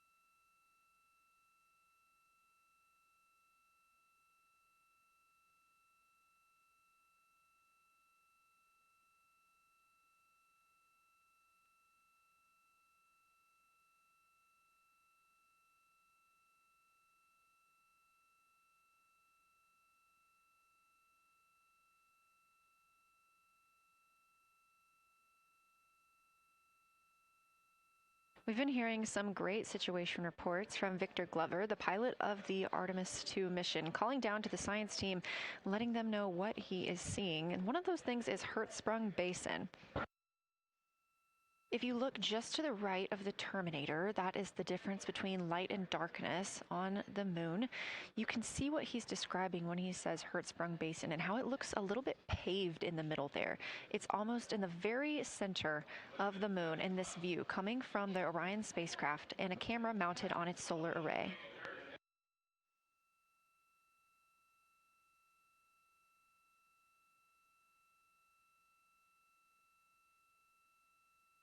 We are now 4 days, 23 hours, and 23 minutes into the flight of Artemis II, and we are standing by for their lunar loss of signal in about 43 minutes. Again, the spacecraft will fly behind the moon, and during that time, we won't have communication with them. They will be out of reach of our deep space network. However, we will regain communication with them approximately 40 minutes later when they come around the other side of the moon.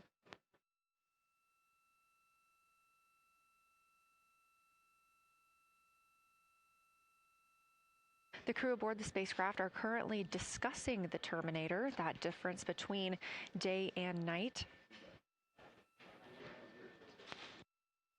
The science team is interested in learning about the topography and the color of the lunar surface, and it's already been very interesting to hear that they have seen colors like greens and browns while looking at the moon.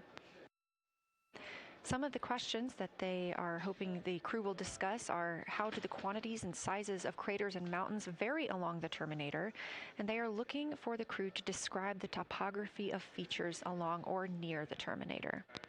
They're also looking for more information on any color or tone variations, and they're hoping that the crew will take images to illustrate their findings. Glover reported earlier that the crew has missed none of their targets when they are photographing at the window.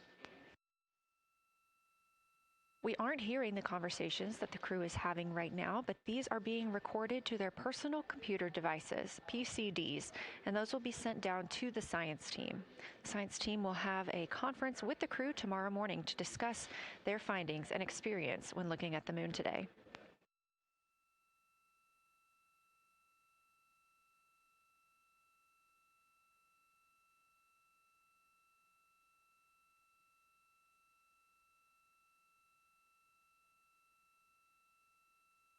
We have a few minutes left while the crew is discussing the terminator, and if you're just joining us, you're looking at a live view of the moon, our moon, from the Orion spacecraft and a camera on its solar array.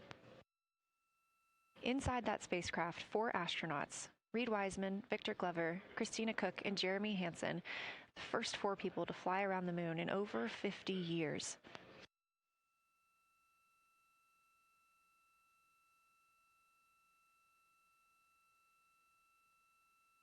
This is our lunar flyby day, and the crew has already surpassed one record today. The crew passed the Apollo 13 distance record at 12:57 p.m. Central, 1:57 p.m. Eastern. Canadian Space Agency astronaut Jeremy Hansen calling down that he hopes it's a record soon broken by other explorers.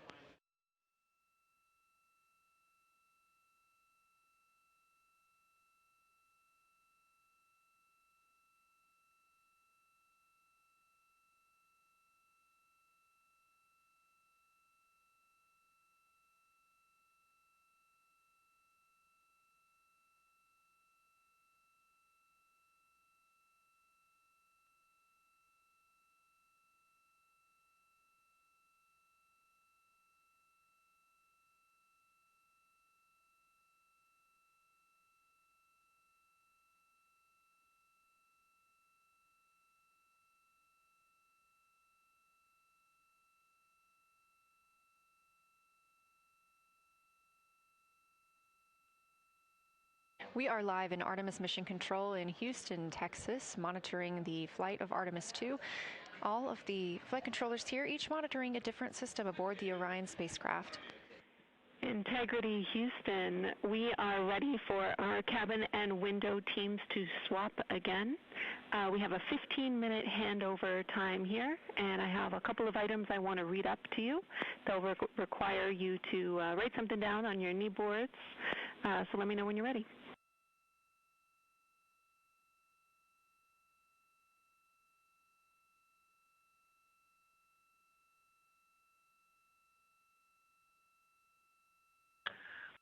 Okay, Houston, we are ready. Copy, Integrity. First of all, once you start this next shift here, during this lunar observation shift, we will begin our lunar LOS, so you can expect a call from me a few minutes prior reminding you. And second of all, FIDO just sent us updated altitudes and METs for lunar closest approach and max Earth altitude. Let me know when you are ready to write those down. They differ slightly from Optimus.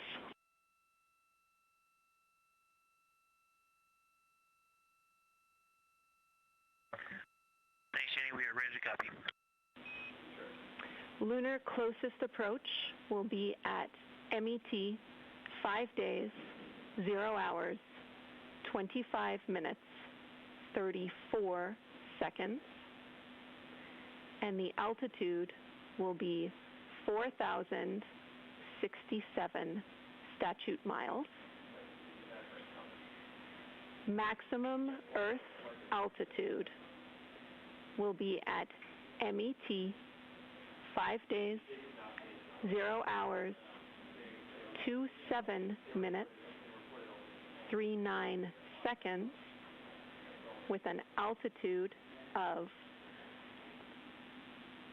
252,756 statute miles.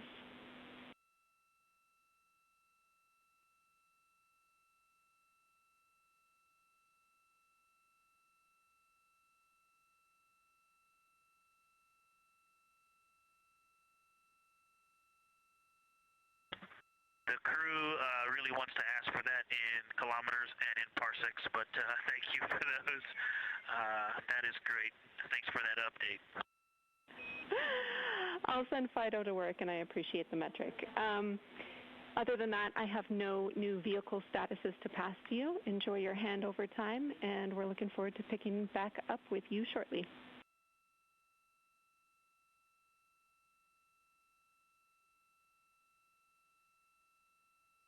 All right, we'll talk to you shortly.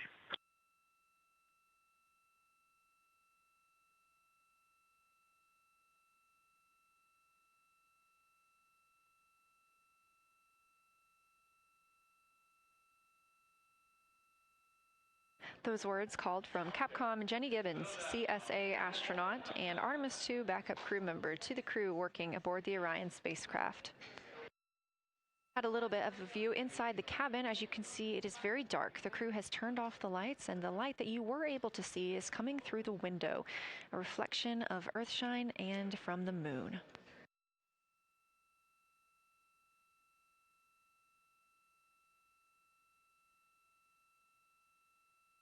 The crew is moving into their next observation block, meaning they are taking time to switch cabin and window teams. We've had Reed Wiseman and Jeremy Hansen at the windows taking pictures and making annotations and recording some audio files that will be downlinked later to the science team. Meanwhile, Victor Glover and Christina Cook were in the background serving as support. They were also timelined to enjoy a little bit of their midday meal.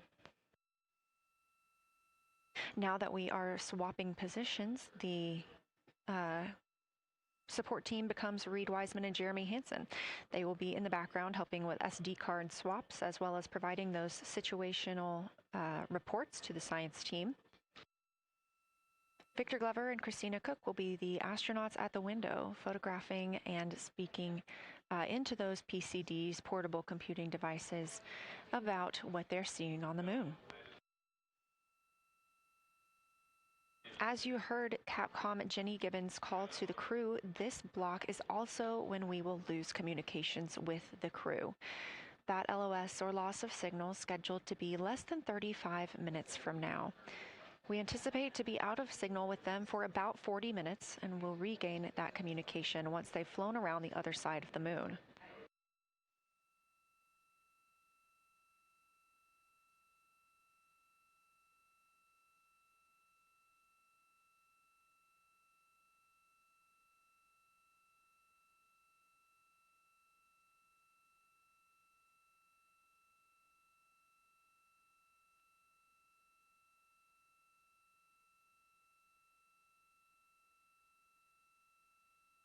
Now, even though the crew will be flying behind the moon, their observation period does not stop. They will still be taking pictures and making annotations of what they are seeing.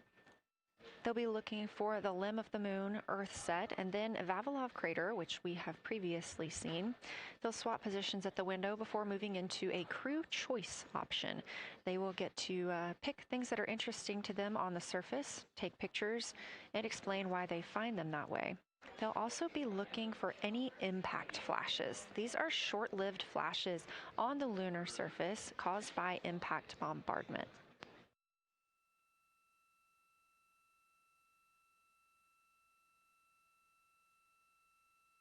Just before Earthrise, the crew will be looking for lofted lunar dust. This may be lofted just above the lunar surface, and we could only see it just before Earthrise along the dark western limb. Any Earthshine would illuminate potential lofted dust. But once the crew is all the way around the Earth, the brightness of the Earth will wash out any of that dust they might be able to see. These were based on observations from Apollo missions and orbital spacecraft, and so we're very interested to see if the crew might be able to capture some of that lunar dust today.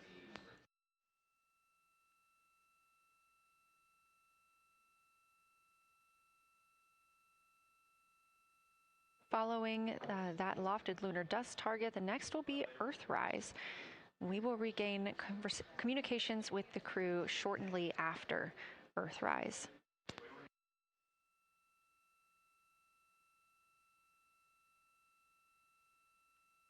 There will be a short observation break period where the moon is not in view.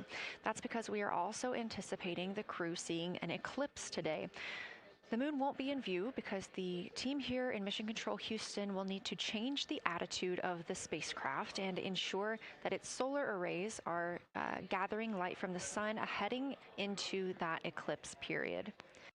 So we will have communication with the crew, we just won't be able to see the moon. However, we will have views during that eclipse time frame. During that time, the science team is looking to know, it will only be illuminated by Earthshine at that point, so they want to know what the whole moon looks like overall, but they also want the crew to look into deep space and potentially see if they can spot any planets.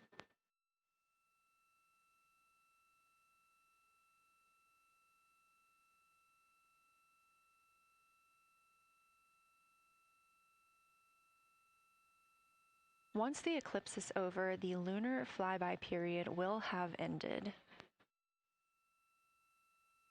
We are live through the whole thing, and even once flyby is over today, we remain live 24/7 on NASA's YouTube.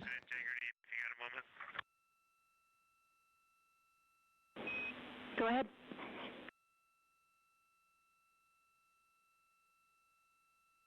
I don't know if Catherine and Devin are still there, but if they are, just wanted to just let them know how much fun we're having out here. It's extraordinary to be on the far side of the moon right now, just seeing hanging out there and looking back at the Earth. And Ashley and Kaylin, I know you're back in Canada, but if you happen to be watching too, just wanted to say hi to all you guys. Love you guys, and we'll be heading back your way shortly. Thanks, Jeremy. I hear they are watching, and your family is still here. So thanks for passing that along.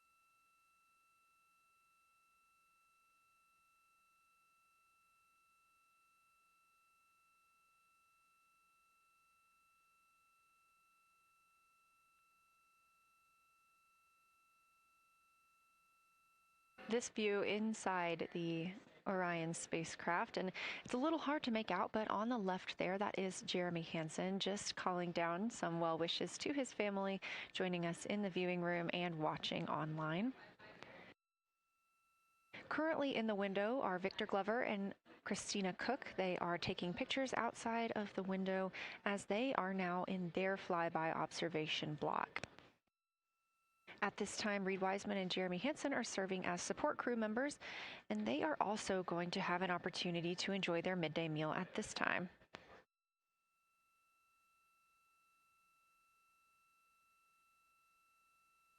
On the lunch menu today for Reed Wiseman and Jeremy Hansen, we have vegetarian chili, salmon croquettes, chicken with peanut sauce, sweet and savory kale, pickled beets, chocolate pudding, barbecued beef brisket, spaghetti and meat sauce, Italian vegetables, butternut squash, candy-coated chocolates, and maybe even a little bit of coffee.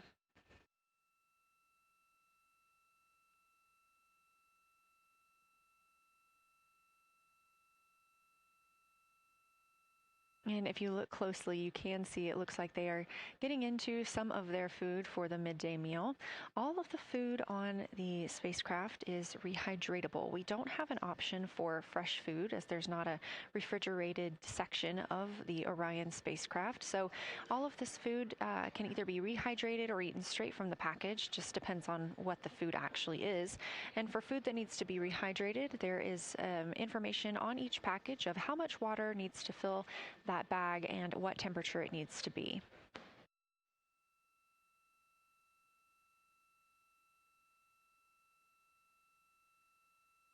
We are now 4 days, 23 hours, and 39 minutes, 40 minutes actually, into the flight of Artemis II, the spacecraft now under 4,500 miles from the moon.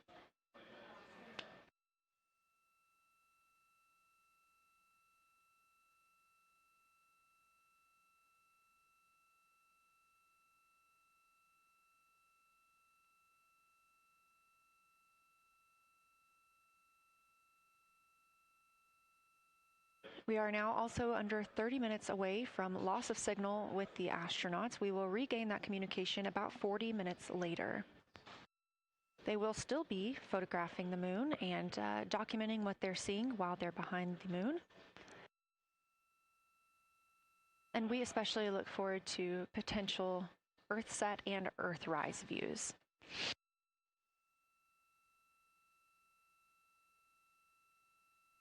As you can see on the left side of your screen, we are streaming this solar array camera view throughout the flyby.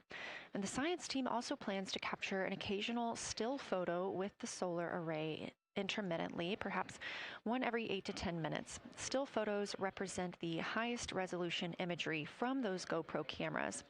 So starting 5 minutes before Earthset and loss of signal, the science team will capture a series of photos, one every 30 seconds, to include Earthset all the way through 5 minutes after Earthrise and acquisition of signal. In order to capture these frequent photos, the solar array camera that we were streaming will need to switch to time-lapse photo mode. So during this time, the streaming video quality won't be as sharp as you have it right now, but we want to ensure that the science team captures the data that they need during these time frames. And we really look forward to seeing those higher resolution images once they're available.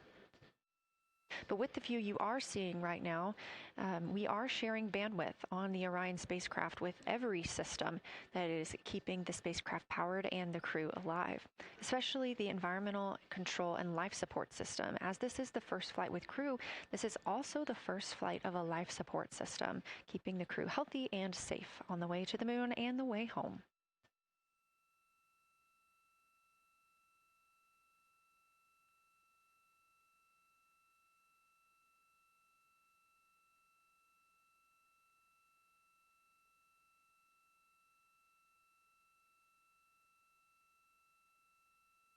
On the timeline, we're getting towards the end of the cabin and window team swap period, but it looks like our astronauts, Victor Glover and Christina Cook, are already photographing the moon outside of those windows.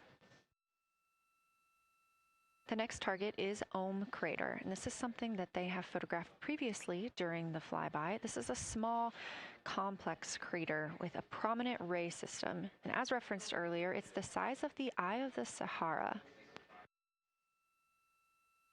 That Eye of the Sahara is a feature in Mauritania. Seeing this crater more than once throughout the flyby allows the crew to photograph it at different lighting conditions.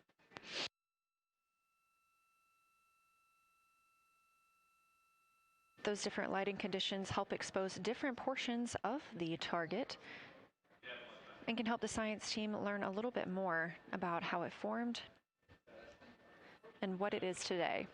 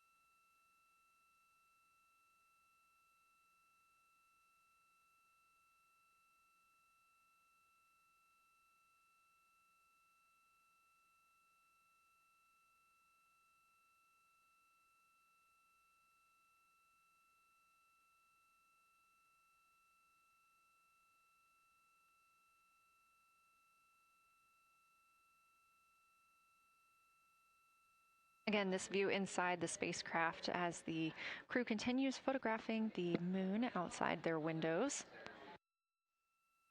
They have turned the lights off to allow them to better get photos of the moon, preventing any reflections from coming in from the spacecraft.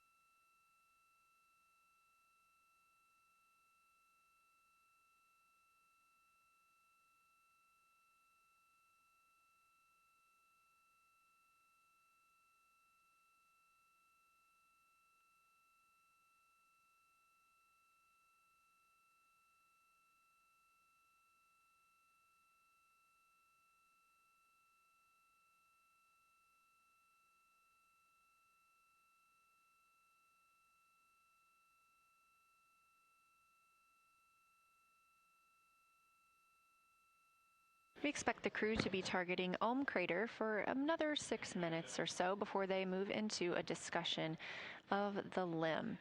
Now, the science team has asked for a science sit rep or situation report during that time, so we hope to hear calls from the crew on what they are observing.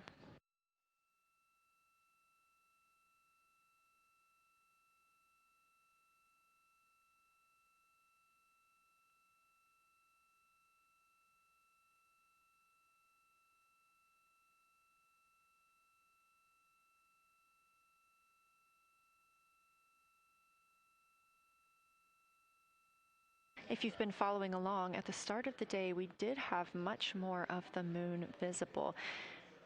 And even just an hour or so ago, we could see about half of the moon. We are now continuing to see more of the far side and that darkness where the moon is not reflecting light from the sun.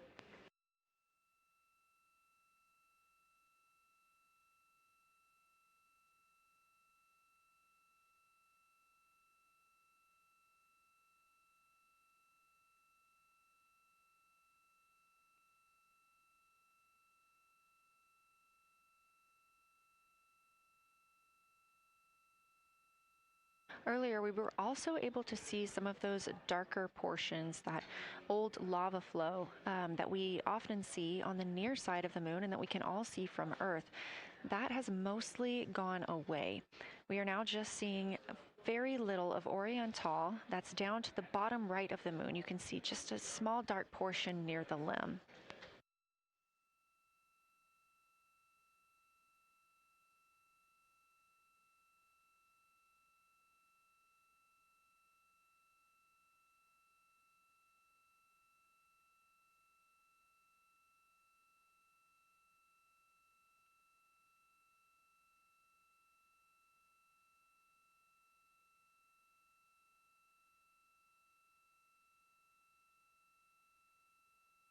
We are now about 18 minutes away from loss of signal with the Orion crew. Again, we use the Deep Space Network to communicate with the crew members when they are this far from Earth. This is the first mission since Apollo when we have had humans on the Deep Space Network.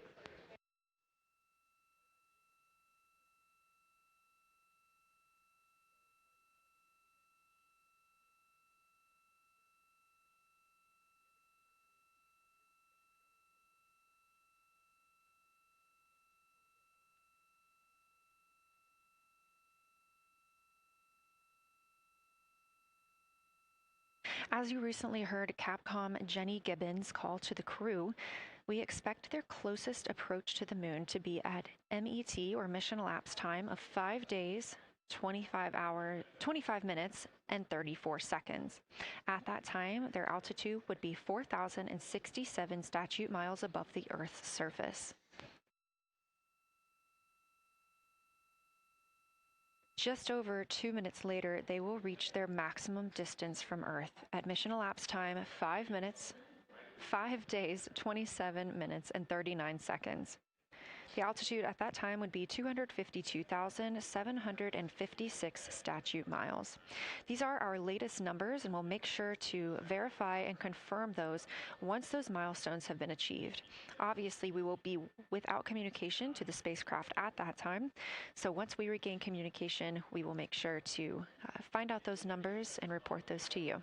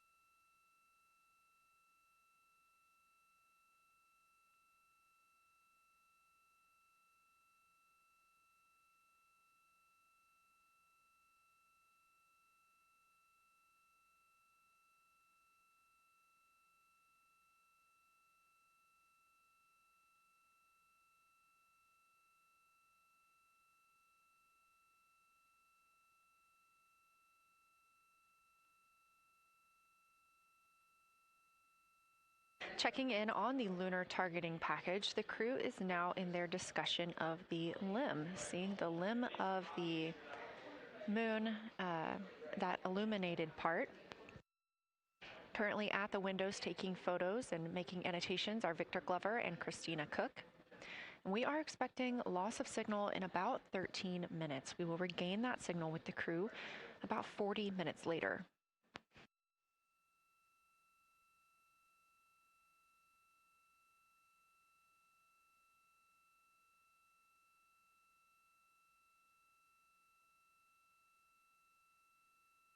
A milestone worth mentioning that this day marks the first time in more than 50 years that humans will observe the moon directly, a critical opportunity to practice how lunar science will be conducted during future Artemis missions.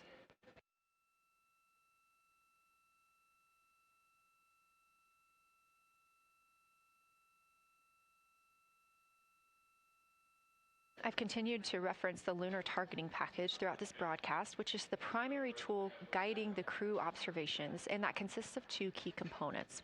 The first of those is the Lunar Geography Review, which helped the astronauts study major lunar features in advance.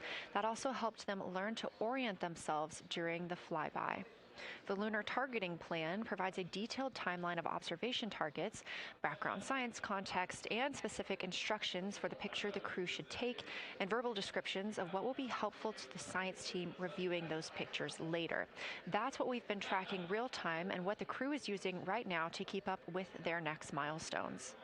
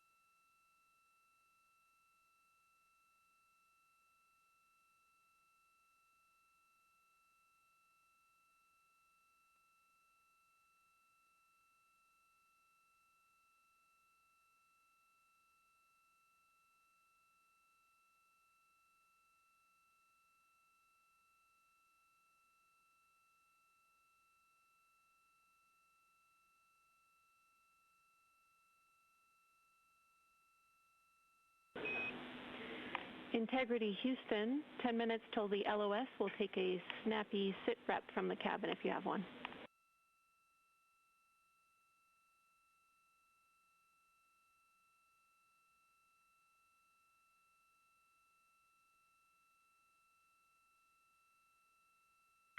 Okay, Jenny, that came, we missed most of that, but just a 10-minute warning, is that what you're saying?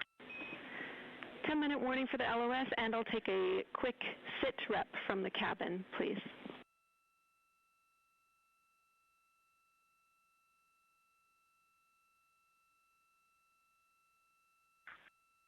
All right, cabin is still full of excitement. We've got Christina in window 2, Ike in Victor in window 3. Reed's actually been trying to get some images out of the docking tunnel. We can see the Earth and the Moon and part of the Moon out of the docking tunnel, which is pretty good. And I'm just grabbing some footage right now with our interior cameras.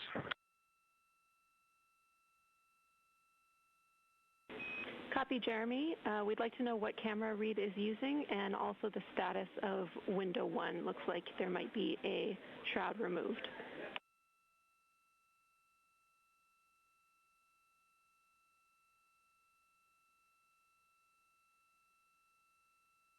Okay. Reed was using the Z9, and the T-shirt shroud is still on window 1, but we took the camera out of it, so maybe that's what you're noticing. But when I looked in there, I saw a lot of sunlight reflecting around. Copy. That makes a lot of sense to us, Jeremy. I want to remind you, coming up on this LOS, that we'll take sit reps in the blind, and as more and more of the Moon is in darkness, we will take any report you have on impact flashes.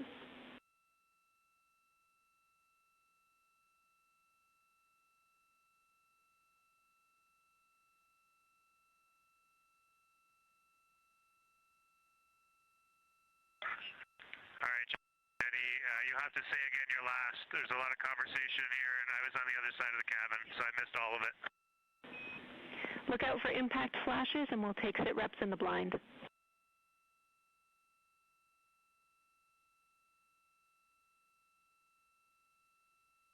Okay, impact flashes, sit reps in the blind. We got it. And yeah, just so you understand what's going on with window 1, there is light coming through the outer hall from window 2 into the inside of window 1, if that makes sense. Like, I can see the inside of the vehicle when I look between the 2 panes of glass. Copy.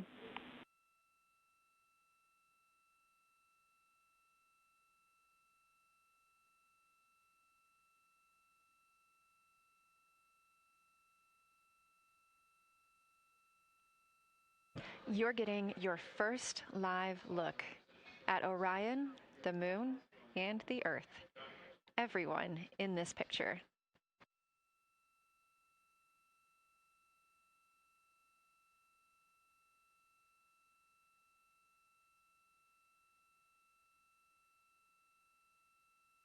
This is a live view from the Orion spacecraft.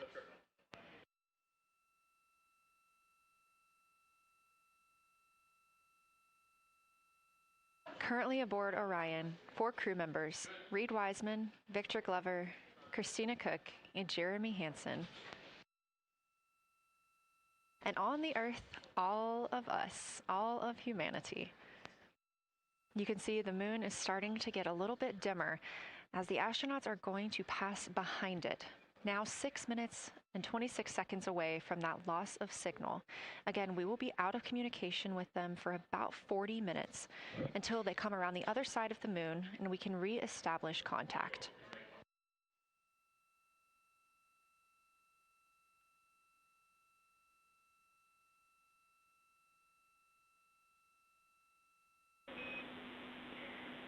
Integrity Houston, you are 6 minutes from your 40-minute lunar flyby LOS. From all of us, it's a privilege to witness you carrying the fire past our farthest reach. Thank you. Godspeed.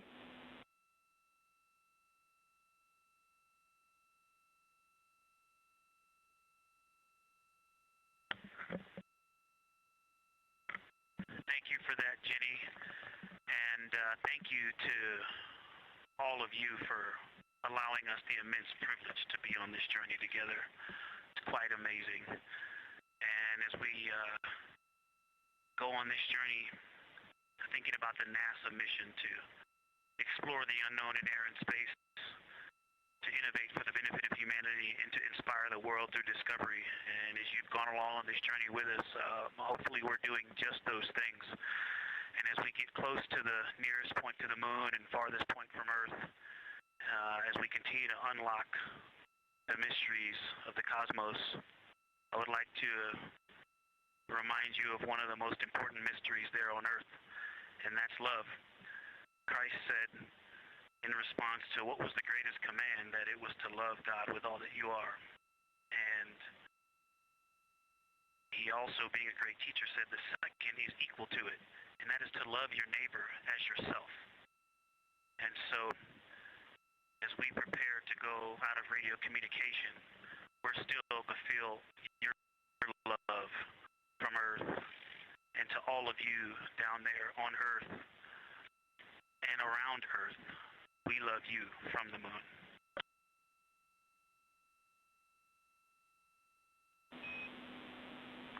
Houston copies.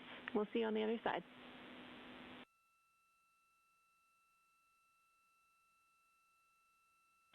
We will see you on the other side.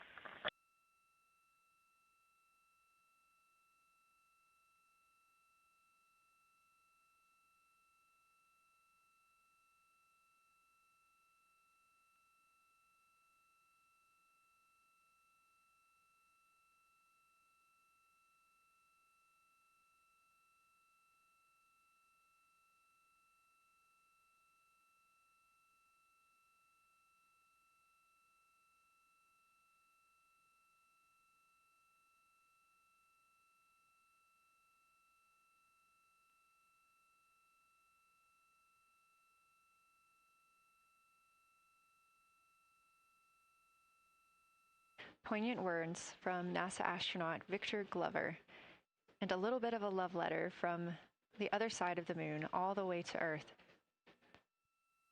Glover touching on the teachings of Jesus, including to love your neighbor as yourself. We are now less than 3 minutes away from loss of signal with the Orion astronauts. The Artemis II crew will be out of signal for about 40 minutes as they are on the other side of the moon, continuing their work photographing the lunar surface, and they will reemerge, and we will also get this view on the other side.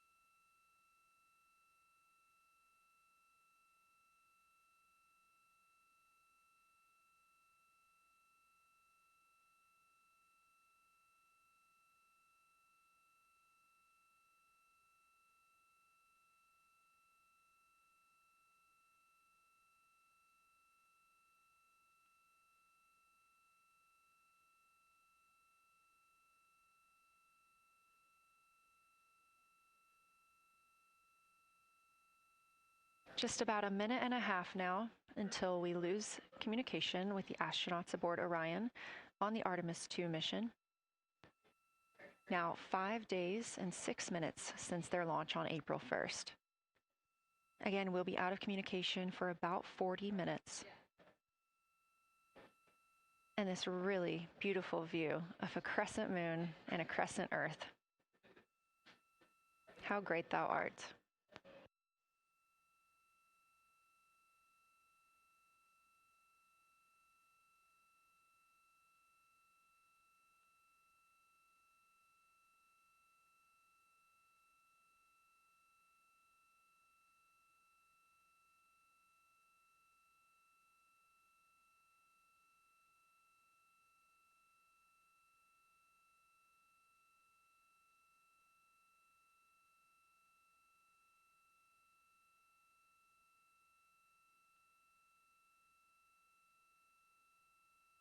"30 seconds now until we expect loss of signal.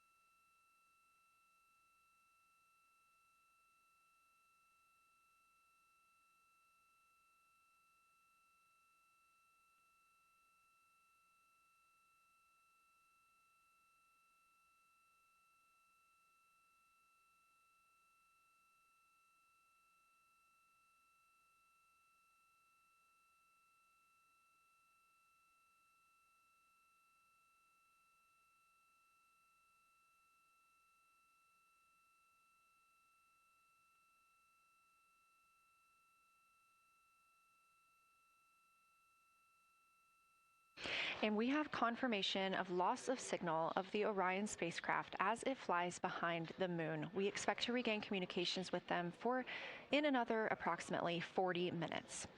This was expected as their spacecraft is now out of direct line of sight with Earth and behind the moon. And this is a poignant moment as it's the first time in over 50 years that we have humans completely unreachable by anyone else on Earth. No matter how distant or secluded, we could reach anyone living on Earth, but while the crew flies behind the moon, it's simply impossible to make contact with them. This is a live view inside the Science Evaluation Room here at Johnson Space Center and just down the hall from Mission Control. This team has been monitoring the flyby all day as the team has continued capturing targets on the lunar surface.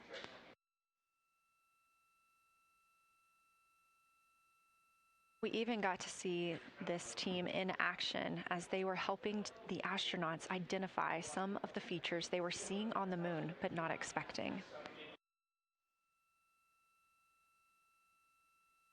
There will be a couple of milestones during this loss of signal. The first will be when the astronauts make their closest approach of the moon. at MET 5 days, 25 minutes, and 34 seconds, when we expect they'll be 4,067 statute miles above the lunar surface. Their maximum Earth altitude will be reached just 2 minutes later, at 5 days, 27 minutes, and 39 seconds, when their altitude should be approximately 252,756 statute miles. Once those milestones are reached and we have confirmation, we will report the official numbers.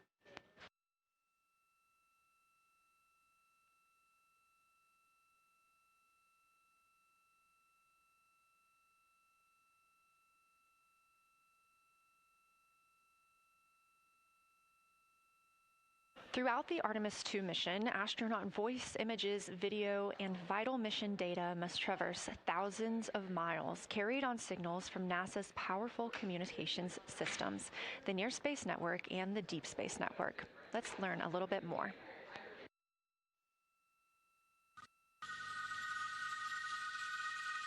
NASA's Artemis II will send 4 astronauts around the moon, preparing humanity for a long-term lunar presence and future journeys to Mars. Enabling communication and navigation for this test flight are NASA's Near Space Network and Deep Space Network. With antennas around the world and a fleet of relay satellites, the networks will deliver vital data to and from Earth through all phases of the mission. The networks are seamlessly integrated at NASA's Johnson Space Center in Houston, Texas, where Mission Control coordinates the network handovers. These transfers represent a delicate dance between the two networks, exchanging support as the mission shoots toward the moon. On the launch pad and during their early orbit phases, NASA's Orion spacecraft and Space Launch System rocket will rely on communications and tracking services from the Near Space Network. After its translunar injection burn, the Deep Space Network's global array of antennas will serve as Orion's primary communication support during lunar orbit. As the mission journeys farther into space and away from Earth, signal strength weakens and bandwidth is conserved for crew communications. The astronauts will have a near constant connection to Earth, ensuring their safety on a journey farther into space than ever before. We say near constant because as Orion goes behind the moon, a planned loss in communications will occur. The Deep Space Network will be standing by to reacquire the signal as Orion reappears. The Artemis II mission also provides an opportunity to test new capabilities. Using laser links, NASA will periodically transmit Orion data to showcase the benefits laser communications could have for future human spaceflight missions. The data from Orion, sent by radio signals or laser links, is massive. The mission is gathering images, data, and video, while also generating details about mission health and crew voice files. All of that data gets processed here on Earth, where systems compress it for efficiency. In the future, we'll upgrade these systems on Earth so that image and video clarity improve with each moon mission. With the Artemis II test flight, we're evaluating the communications infrastructure that will help carry us into the future as we explore the moon and journey forward to Mars.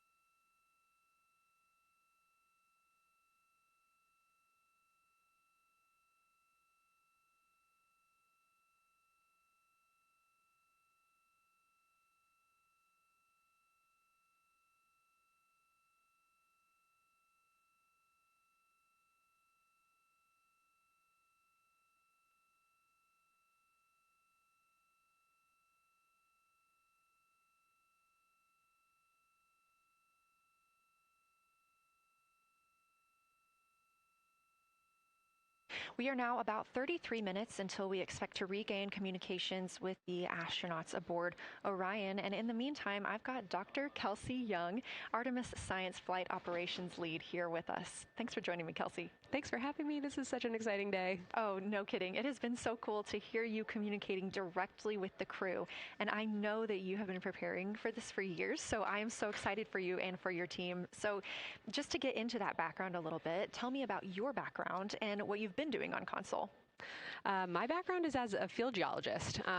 actually, I studied impact cratering in the field for my PhD, so all these descriptions of impact craters have me just absolutely swooning. How I got into this, though, is, during my PhD, I got an internship at NASA and ultimately never left to integrate science into flight operations. So we developed the Science Officer Console, for which this is the first mission we're supporting. We developed the Science Evaluation Room that's right upstairs, and so it's so gratifying to see this operation structure come to fruition, especially on a day like today. I would have to imagine so. And we've got a great view of the Science Evaluation Room right now. Is there anything that has stood out to your team so far? Absolutely. So as you might have heard in some of the press briefings and content that we've been putting out, color and albedo were really exciting targets for us. We've heard several amazing color descriptions so far. Just to highlight maybe one of them, we heard about greenish and brownish hues near Aristarchus, which is actually a feature that we can see here from the near side. And those greenish hues could actually tell us something about the volcanic evolution of that area. So you can bet that the science team is going to be prioritizing downlinking those images and the crew audio that we didn't hear that went into those recordings to learn a little bit more. Wow, that is fascinating. I was hearing those colors and very interested just from a personal standpoint, because looking at the moon from 250,000 miles away, we don't see green or brown. So just hearing that, them being so close and getting to see that, fascinating, and I know very exciting for you. So what are you expecting to see in the upcoming portion of the flyby? The upcoming portion is actually going to be really exciting. So right now, as we speak, while folks in the room are kind of taking their stretch breaks and everything, the crew are still hard at work. They still have targets to image and describe during this LOS. But when we come out, the first thing, of course, we're going to hear about is Earthrise. We're really looking forward to hearing about the crew's experience with something that we can connect with and that, Apollo 8 brought us such amazing images from. But then we start to get into describing the Terminator, as well as looking for things like lofted dust, which tell us about the modern lunar environment. Then the vehicle's going to orient away from the moon for an hour and then pivot back for the eclipse observations, which is a whole different set of science observations that we're really looking forward to. It's kind of nice that the crew will get a little break in there, because they have been hitting it hard today with photos and videos and annotations. What are you hoping that the crew sees coming up? Is it that lunar dust? Oh my goodness, that's a hard question to answer. I mean, we've already gotten such great descriptions. I mean, the Terminator seems to just be like one of their favorite things to look at and describe. So I feel like, that was something we were looking forward to. I feel like we've really gotten some great descriptions. So absolutely, I'm looking to the human moment of Earthrise. Lofted dust is an exciting one, and lofted dust will be a target for them in the right around the time of Earthrise, but again in the eclipse period. So I'm really looking forward to seeing. I mean, they've already highlighted just in the course of their flyby so far how the moon has changed, and this is going to be even more dramatic change to go from their end of this kind of lunar illuminated piece of the flyby into the eclipse time frame. And I can tell you they're going to be experiencing a very different moon during that time, and I can't wait to hear what their observations are. Yeah, that's absolutely fascinating, and what a privilege that we get to do that on this mission, because that's not always the case. If we had launched on a different day other than April 1st or 2nd, we wouldn't have gotten to see that eclipse. Is that right? That's correct. April 1st and 2nd. I will say, I was asked a lot in the weeks leading up to the launch, well, what's your favorite day? And my answer truly was, there is no bad day to launch to the moon.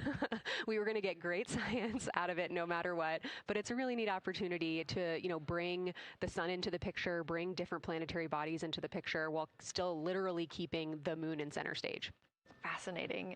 So what differences are we looking for at each site? We're hearing a lot of different terms. We're looking at craters, we're looking at mare. What are the differences that you're hoping to see?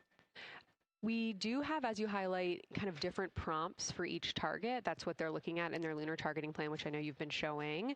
And we have even different prompts for the person with the, the really long lens on the camera versus the people with the unaided eye. And you've heard the crew talk about, oh my goodness, when I go from one to the other, I can really detect different nuances. And that's something that we experienced in simulations, but hearing them actually, see it for real has been really gratifying.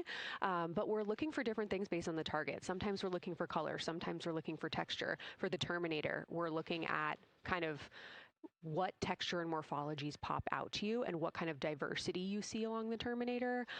You've heard, Victor especially make some comments about future impacts for exploration. So already I think that their descriptions in this first part of the flyby have told us something scientifically, but also about future surface missions. Well, it was so interesting to hear Victor talking about he was imagining in his mind's eye being down on the surface and walking around. That was very cool to hear. And when we're thinking about targets, I know some of them are determined based on the launch day because that determines the lunar illumination. So the ones that we're looking at today, how and why were these selected? Such a wonderful question. This really gets at at the heart of some of our really highest priority science questions.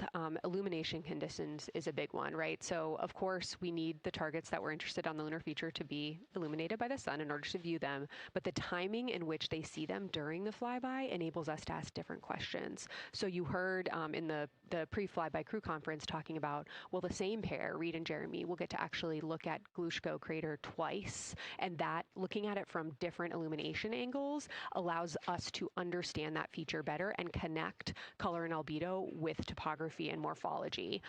Then you have other craters where you want to look at it with the sun shining on it obliquely versus straight on, and that tells you something different about the scientific objective that drove the target being on the targeting plan in the first place. We've talked a little bit with the viewers today about what the crew is able to capture in this short time frame of those craters in different lighting conditions. Could take years for something robotic to be able to do based on attitude maneuvers and where the sun is at. So can you just talk a little bit about the importance of having both the robotic operation and having the crew? Absolutely. We definitely don't want to minimize the impact of orbiting spacecraft. Lunar Reconnaissance Orbiter is the one that's often referenced. Data from LRO and its payloads have really been instrumental in getting us, frankly, to this point for Artemis II and future missions. But the human experience, the crew observations that we've already been hearing about, it is such a perfect complement to the orbiting spacecraft data because they are able to have this unique perspective. They are far enough away where they can make these contextual observations. You've already heard it. How many times have we heard the crew and their science sit reps say, if I track this feature from all the way up here in the northern hemisphere down to the southern hemisphere, here are comparisons I can make. That right there is not something we had the ability to do with the Apollo missions, and it allows just literally in the blink of an eye to synthesize observations that it would take, a really significant effort to coordinate with different orbiting platforms, and they're making it like that. Wow. It has been very, very exciting to hear all of their calls so far. And so I've heard they were able to capture every single target so far too. Is that correct? I think that's correct. And I think it's important also to remember that, and I know the science team is anxiously awaiting this, we've been hearing from the crew members who are not at the forward windows, right? Those crew who are, really in the thick of the observations, they are recording minutes-long observations per target on their crew tablets. We will be getting those down starting here in a couple hours, and that's going to contain really meaty science information that we haven't heard live yet, and that's going to form the basis of my conversation with them tomorrow morning, where we're going to have a really deep dive into the science and absolutely nerd out about what they were able to do today. One of the most gratifying things for me today is hearing multiple crew members say, thank you for putting the discussion times in the targeting plan, because when we have had the ability to put multiple brains on a problem, we have elevated each other. And I'm looking forward to them, sleeping on it overnight and then us actually being able to really, truly have an elevated science discourse tomorrow. Well, we're looking forward to it too, and I cannot wait to hear everything that you guys get to learn overnight from some of those audio recordings and just everything that they'll be able to share tomorrow. So, Kelsey, I know you are very busy. You've done a great job today, and thank you so much for joining us for this interview. Thanks for having me. It's such an exciting day. We are now expecting acquisition of signal in about 24 minutes. As a reminder, the Orion spacecraft has flown around the other side of the moon, where they are out of contact with our deep space network.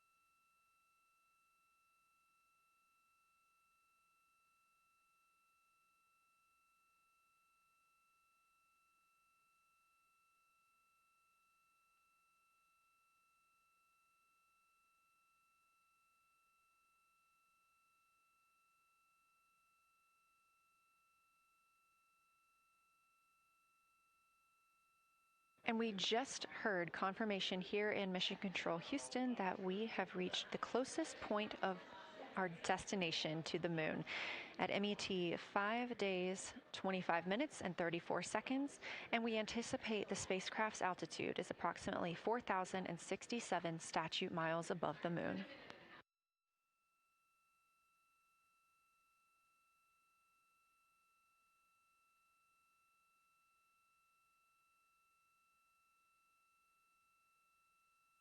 We're continuing to track what the crew is doing while around the other side of the moon.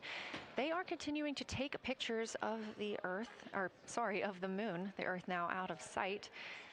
What they're in right now is a crew choice event.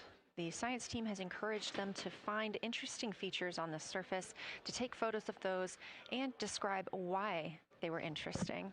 Something else that they'll be looking toward next, just momentarily, will be impact flashes. They've got a few minutes allotted to look at the darkest portions of the moon. They're interested in short-lived flashes on the lunar surface because these would be caused by impact bombardment. After their impact flash targeting, the team is interested in if the crew can see lofted lunar dust. This would only be visible just before Earthrise. Now 20 minutes until we expect to regain communications with integrity and the astronauts for Artemis II.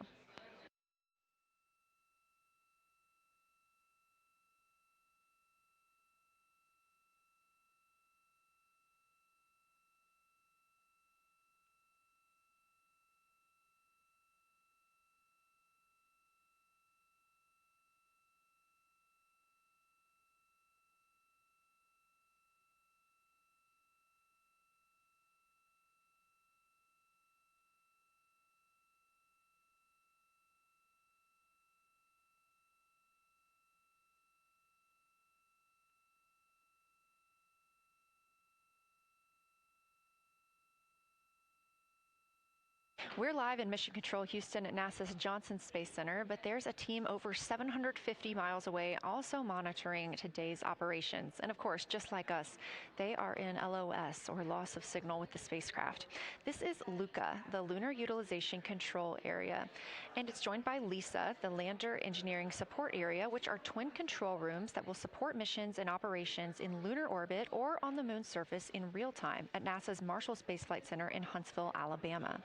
The LUCA and LISA are right next to each other and just a short walk away from the SLS Engineering Support Center, which is used during launch, and the POIC, where science on the International Space Station is monitored. LUCA primarily supports Artemis science operations, while LISA will provide engineering support for landing astronauts on the moon. During this mission, Artemis II, teams in the LUCA will use the facility to support first-of-its-kind science operations to better understand the deep space effects of microgravity and radiation on the crew's physiology, immune systems, and ability to complete various tasks. The data from these science operations will inform future crewed flights to the moon. For future crewed missions to the moon, members of the NASA Human Landing System Mission Insights Support Team, a group of engineers, safety leads, flight operations experts, and technical authorities will work in the LISA. There, they will monitor lander systems in real time and be involved in key decision-making processes throughout the mission. Teams are using the LISA during Artemis II to observe mission operations and using the opportunity to inform and prepare for future crewed landings to the moon's surface.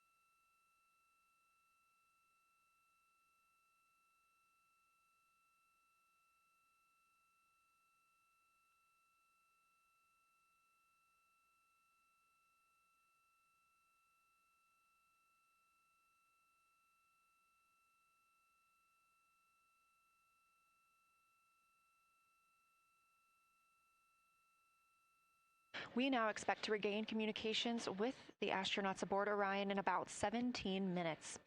In the meantime, a little overview of how our crew members flying by the lunar far side at an altitude of between 4,000 and 9,000 miles are testing the capabilities of the Orion capsule.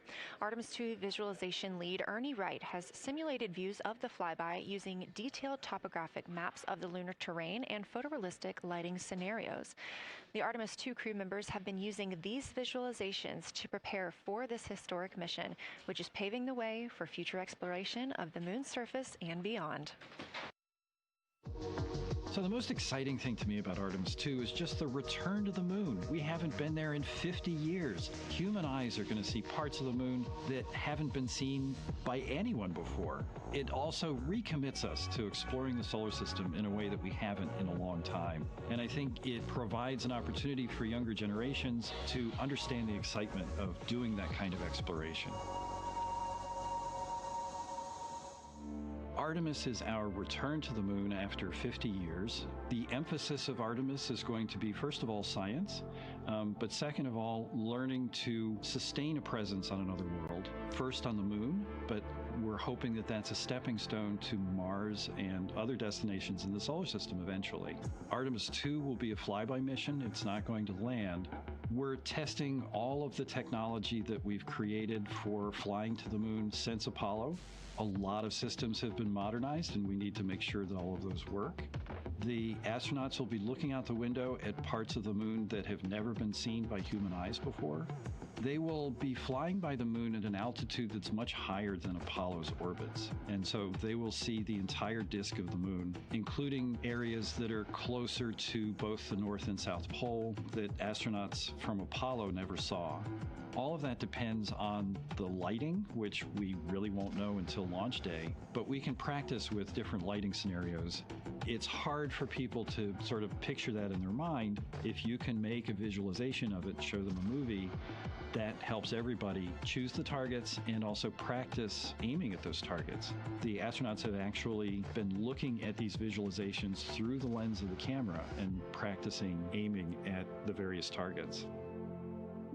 This is a map of the surface of the moon, obviously, but it shows what the Apollo astronauts could see in sunlight while they were in orbit. The brighter parts are the parts that they could see. The darker parts, like this entire area here and places that are farther north and south, are places that they couldn't see in sunlight, either because it was nighttime there or because it was beyond the horizon of the astronauts.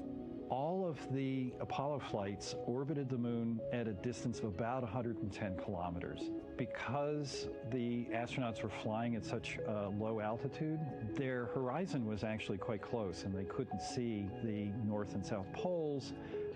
And this whole area over here was not in sunlight at the time. And it includes this amazing impact feature here called Oriental.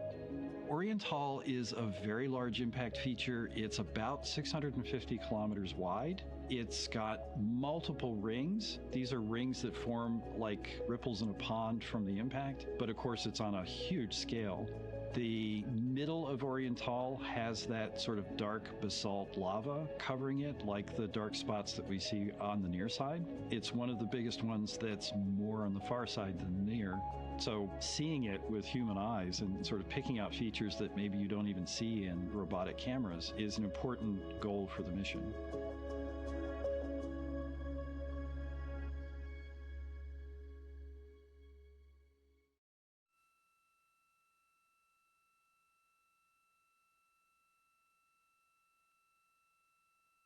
This live view in the Science Evaluation Room, or the SIR, here at Johnson Space Center in Houston, Texas, just down the hall from where we're at in the Artemis Mission Control Room. Teams continuing to monitor the flyby.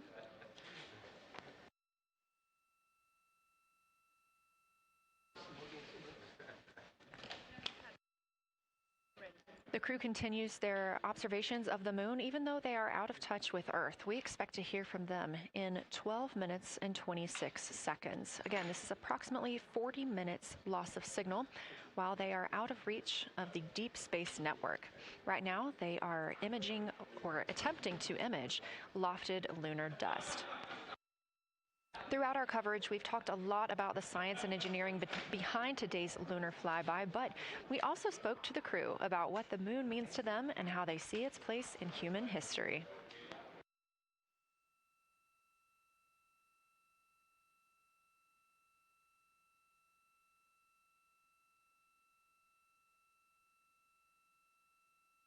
I remember being a little kid lying in bed at night and just looking out at the moon in whatever phase it was in, and I was thinking, man, my friends that live like 20 miles away, they can probably look out and see that same exact moon. And then when I was in the Navy and I would look out at the moon and I'd be halfway around the planet, I would think, man, my brother can see that moon where he is, and he's halfway around the planet from where I am. And it's a connection of life on Earth. We can all look up and see that moon. It represents history. It is a witness plate. Everything that's ever happened to the moon is still written on the moon. There's no processes of wind or change in the Earth, geologic processes like we have here that change it. And something that's been telling and can read out the story of its own evolution, there's something beautiful about that.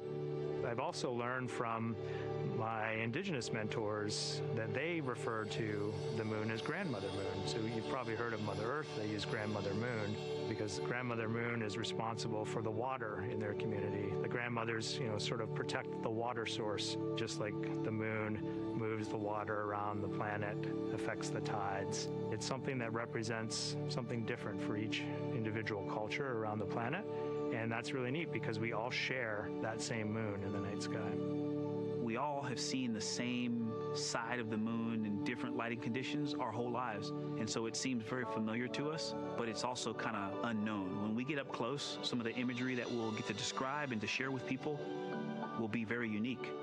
And that nature, both of those things being true about this one entity that we all know, just is really special. It's just the epitome of a symbol of both something that's in each of our hearts, but that's also represents exploration and reaching.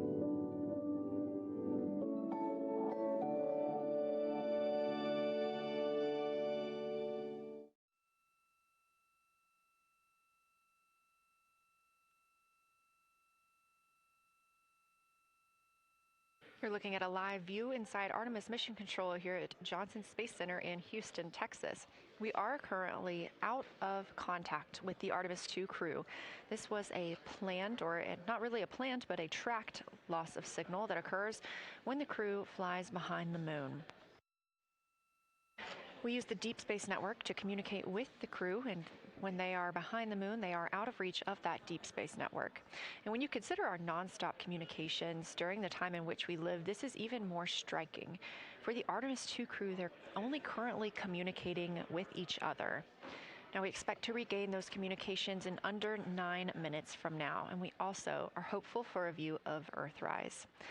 Despite being out of communication, the crew is continuously capturing imagery of their predetermined lunar targets.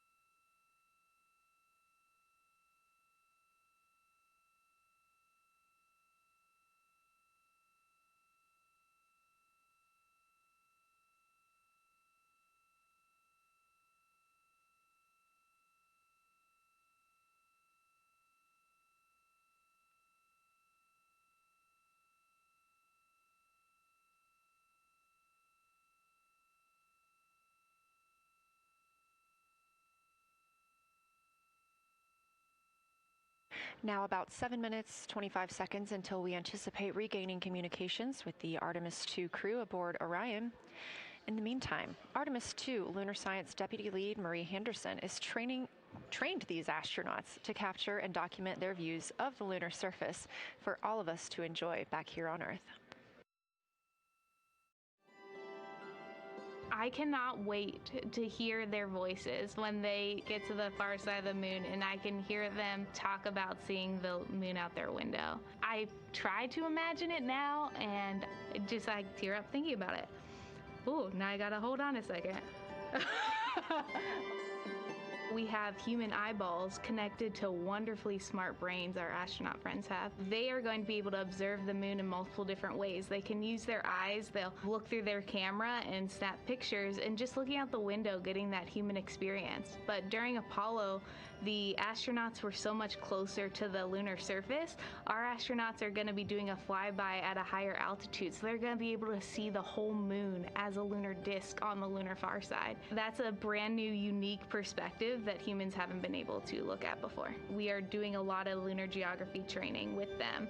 They have study sessions and quizzes they can do that are assigned to them. You know, even if you're an astronaut, you still get homework. We actually get in the mock-up. In that enclosed physical space, we have to think through the hardware that they have, the cameras, the computers, their microphones to make these observations. There's 4 windows up front. Through one of those windows, one of our astronauts will be using a Nikon D5 camera with an 80 to 400 millimeter lens. So something that allows them to zoom in really far and actually take more detailed observations of the surface. It's almost like looking through a pair of binoculars as well. It's just like being a geologist out in the field. They're telling us what they're seeing, looking for colors, textures, different morphologies, and comparing the region that we're having them look at to the regions that are around them. We have a science team that is planning the targets that are going to be observed, putting them all on the timeline of how they're going to be observed, and then taking the first look at the data when it comes down. The Apollo astronauts were only on the moon for 300 hours total, and they only went to the equator. That's like going to places that were safer landing sites, and they only saw so little, 300 hours total. And so we have so much more to explore and so much more to learn, and we are the beginning of the next generation that gets to start being a part of these discoveries.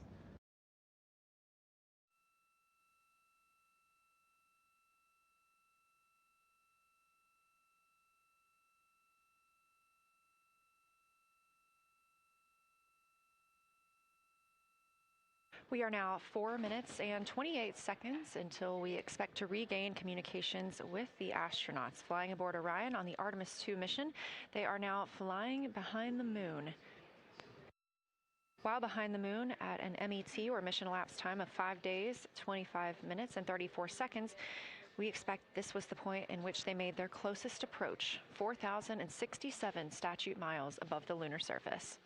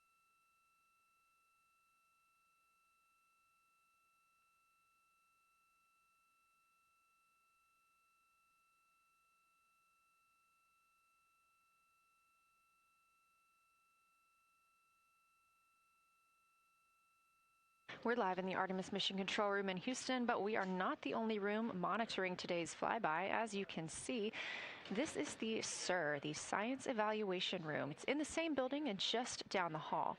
It's a multidisciplinary science team supporting the Artemis II crew in real time, including experts in lunar geology, impact cratering, volcanism, polar science, imaging, and visualization.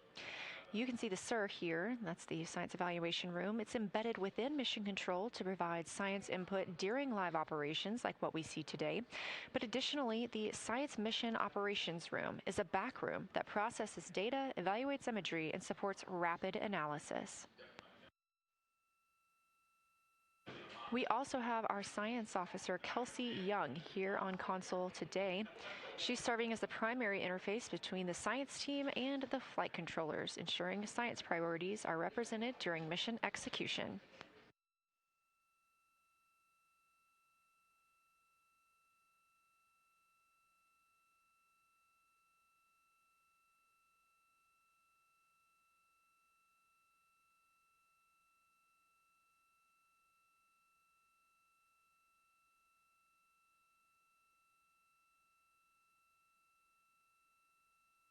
Coming up on 1 minute and 36 seconds until we contact Orion.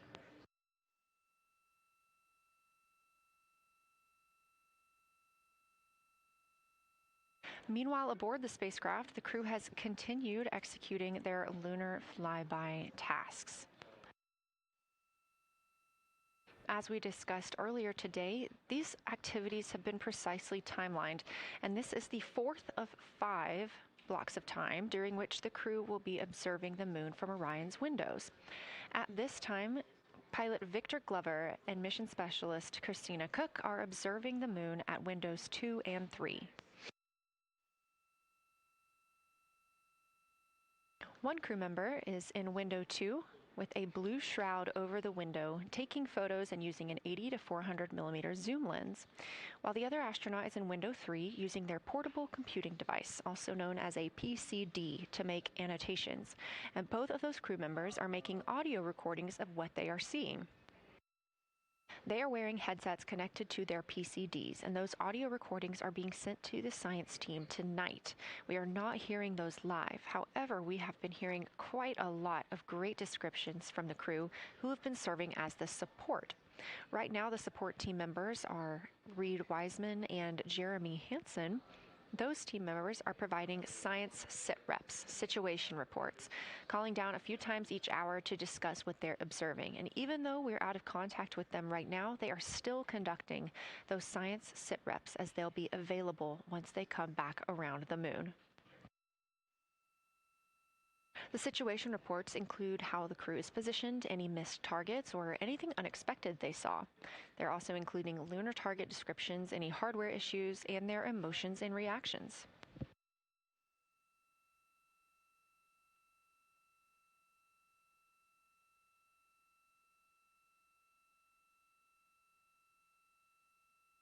Again, we are standing by to acquire signal from the Orion spacecraft.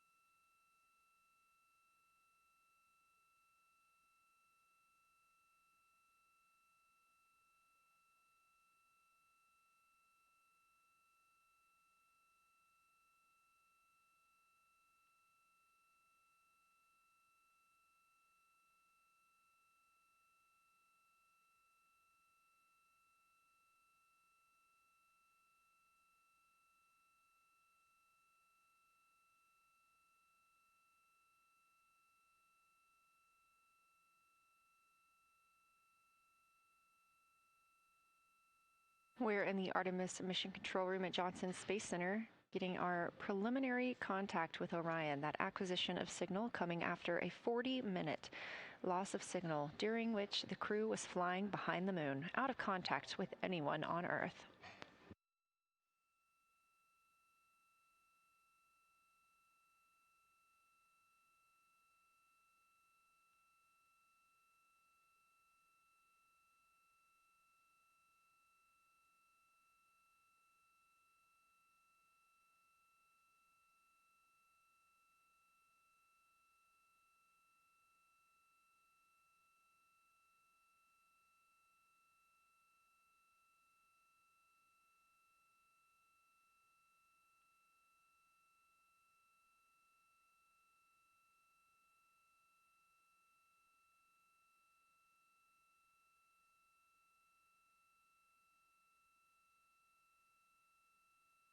We are getting our first views from Orion after the loss of signal. Orion has come back around the other side of the moon, and that little crescent that you see is Earth, over 252,000 miles away.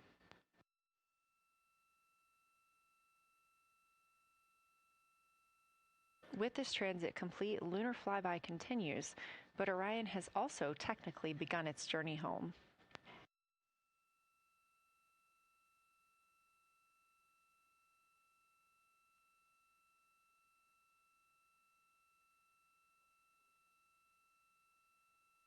Right now, the crew are getting a few moments to enjoy and take photos of Earthrise for themselves, and we expect to contact them shortly. But we do have good signal coming from Orion.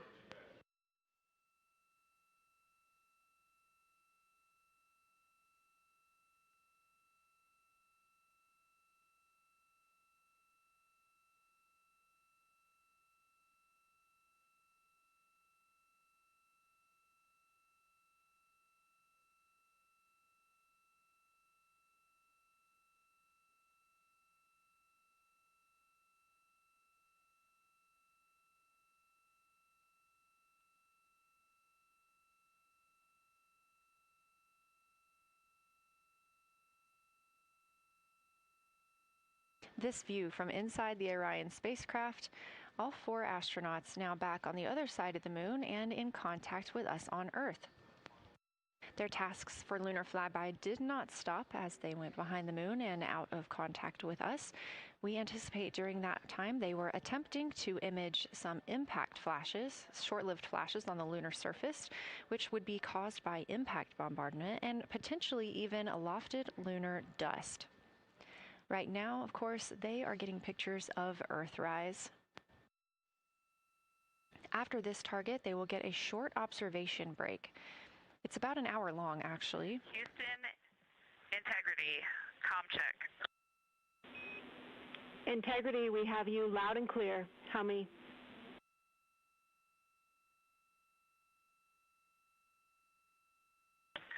Houston, we have you the same, and it is so great to hear from Earth again. To Asia, Africa, and Oceania, we are looking back at you. We hear you can look up and see the moon right now. We see you too. When we burned this burn towards the moon, I said that we do not leave Earth, but we choose it. And that is true. We will explore, we will build ships, we will visit again. We will construct science outposts, we will drive rovers, we will do radio astronomy, we will found companies, we will bolster industry, we will inspire. But ultimately, we will always choose Earth. We will always choose each other.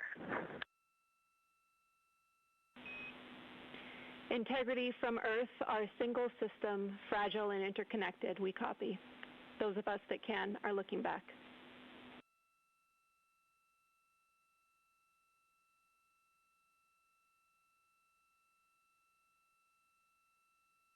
We are happy to say we copy.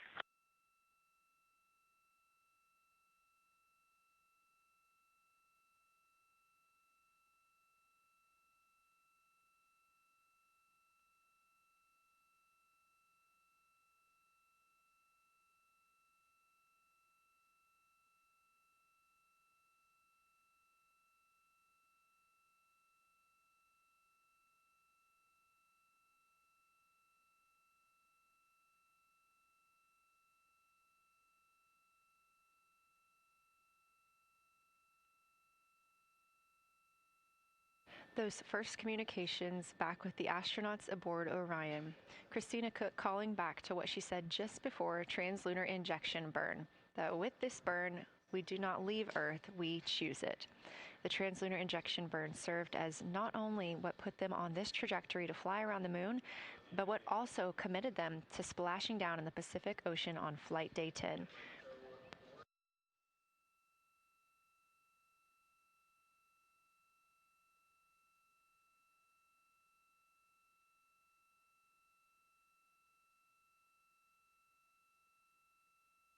At this time, the crew is entering an observation break.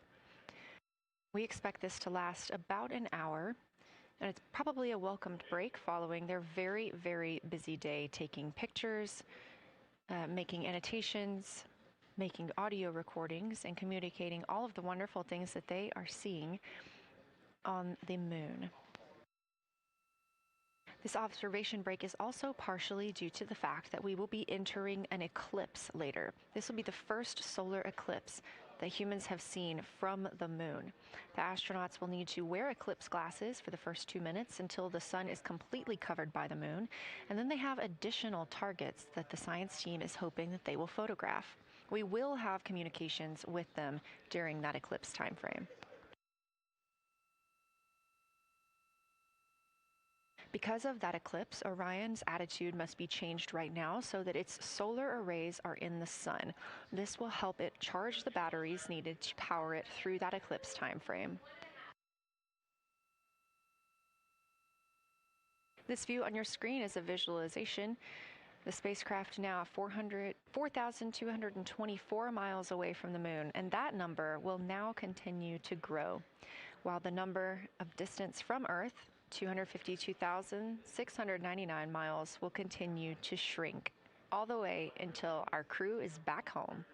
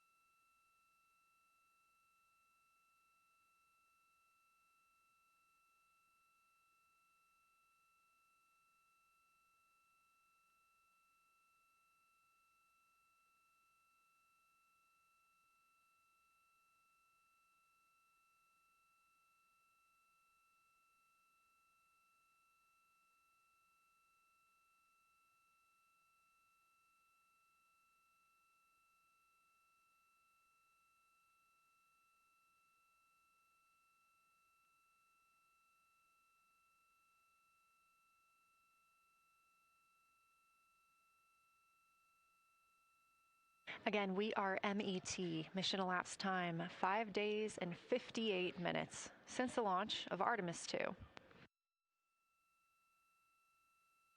We have reestablished communications with the crew and the Orion spacecraft, now entering a little bit of a break while they are out of visibility, or the moon is out of their visibility.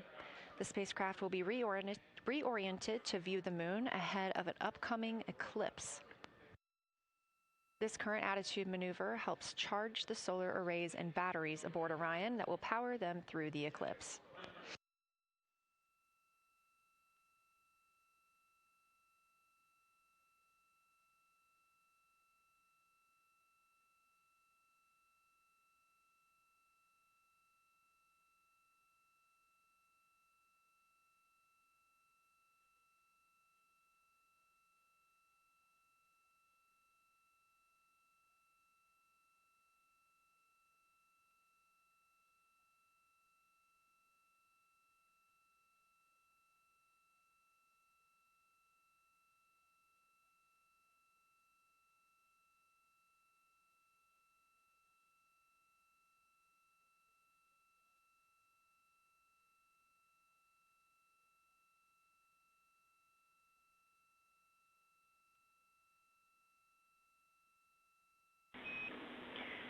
Integrity, Houston.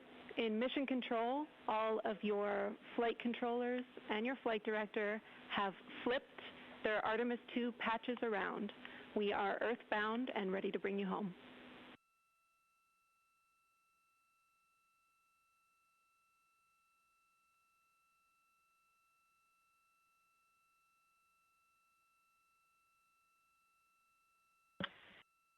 That's great.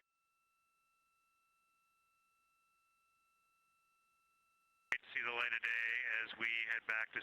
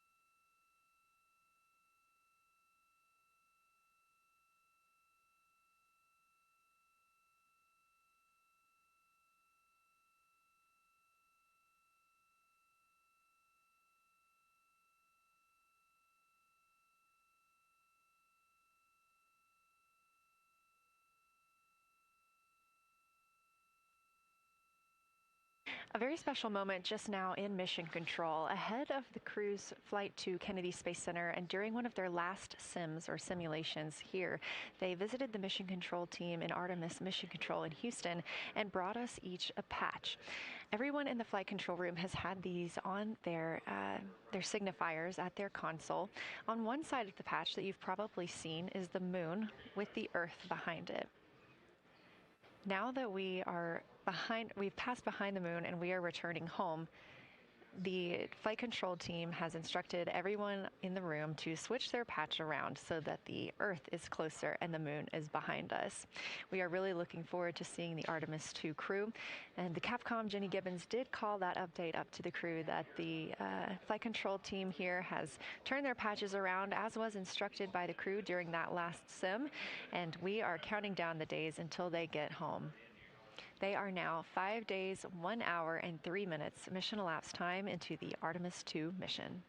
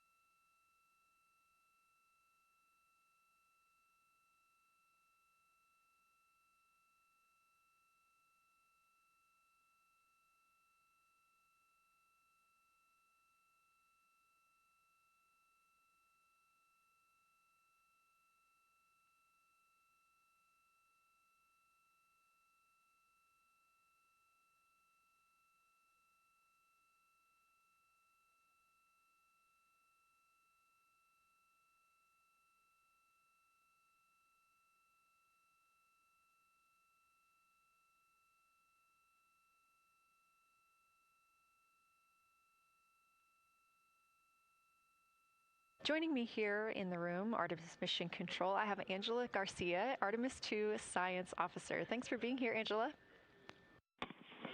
It is an honor to be here. What a day. Everyone's been buzzing. I can't contain myself. So it's been a really awesome day. So you're sitting on console at the science console now. Have you been in the SIR earlier today? There's a lot going on. So I went here first, and then I'm going to go there after.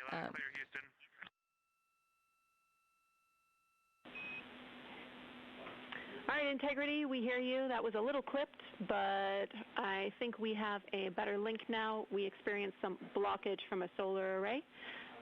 We moved it, and we are in bias tail to sun.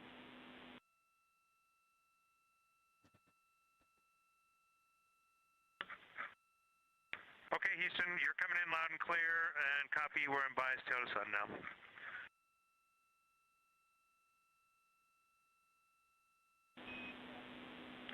Affirm and Integrity, just so you know, we did not hear your response once we flipped our patches. Jeremy, we heard you call down, but you were clipped, and then we briefly lost comm. Glad we're back.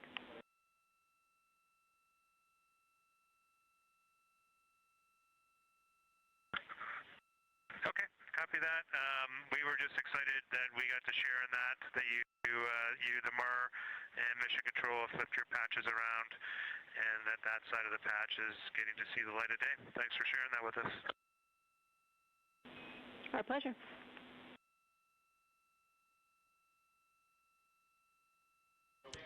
Okay, Angela, so can you tell me a little bit about your role supporting Artemis II and the science preparation for the mission? Yes, so I'm one of the 3 science officers.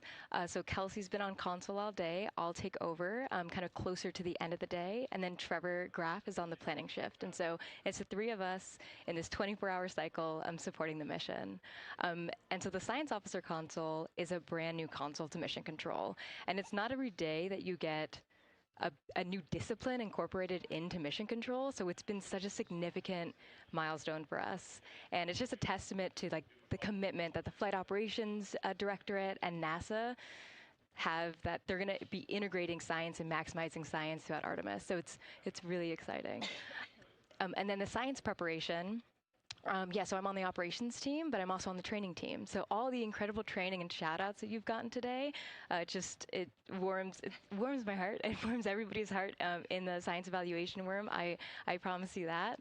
But so all the classroom training, the field training, the mission simulations, right? We were part of all of it, and that is what we did to get the crew to be. They are a part of the science team, and they are the forefront, that nice edge, and they're just been doing such a great job today. I know. I imagine that you have to be pretty proud of them. Their reports have been fantastic. So I would like to know a little bit about how you have developed procedures for this crew. What kind of science activities are they carrying out inside the spacecraft? Yeah, so the procedure development has been a unique challenge. I would say the exploration science that we're doing is inherently pretty flexible, and operations is, I'd say, inherently has more structure and rigidity. And so to marry the two and to operationalize the science that we want to get done has been a challenge. But I think we've been able to go through these processes and create good products at the end and have a good plan. And yeah, it's been really great. What was the second part of your question? Just what kind of these science activities that they're performing, which of those have you really had a hand in? Yeah, so a lot of the procedures help organize what the crew is doing in the cabin. And I know we've talked a lot about what they've been doing, and they've been doing a lot, and it's been a little dark, so I can re-explain what some of those things that they're doing. So the observation blocks are about an hour long, and the crew is organized, the 4 crew members are organized into 2 pairs of 2, the window team and the cabin team. And the lunar targeting package that you've been showing up and that the crew have on their handheld tablets is really the instructions for the window team. So the window team, the 2 crew members are looking out the window. One has the camera with the long lens. One has, they're just looking out the window with their unaided eye, and they're taking these detailed observations. And then halfway in that observation block, they do the window team position swap. So that's what Capcom's been calling out, and they'll switch positions, so each crew member has a chance to have that long lens. And then that's just what the window team is doing. There's also the cabin team, where they also have duties that they're doing. We're asking a lot of the crew in this time. And then the cabin team, they have the interior camera, and they're taking images inside the cabin. They're also supporting the window team, where, you've heard some call-outs where looking out at the bright moon and then looking inside the dark cabin and looking at their LED screen is a lot. So the cabin team is also helping support, target, and guide the window team into specific targets on their plan. They're also helping call out these science situational reps. So they're looking out a different window and listening in to what the crew who are really down and in the science on the window team are doing, and they're giving us insight. And those recordings that the window team is doing are going to be uplinked or downlinked overnight, and we're going to be able to chew on that data. But yeah, they're helping. They're doing a lot. And so making sure we have a plan that's flexible, but also make sure that we check off all those boxes was really important. So tell me a little bit more. You talked earlier about the analogs that the crew has done. What kind of analogs or environments were really useful for this? Yeah, so for procedure development, right, you have so many different environments that you can do. You have classroom, like we said, you have the Orion mock-up, you have simulations, and at least for developing the plan, we kind of did it in a tiered approach, because each of those different analog environments helps us answer a slightly different question and has a little bit of a higher fidelity. So we would start with the classroom. So we would we would just get into a classroom, we would put all the hardware on the table, and then we'd almost role play of like, you be Victor, you be Reed, you be Jeremy, and I'll be Christina, and like, let's just do the plan how we think we should do it. Write that down, and then just keep iterating on that, and then Integrity Houston for a tag up pre-forward link LOS in place of the Flight Director Conference.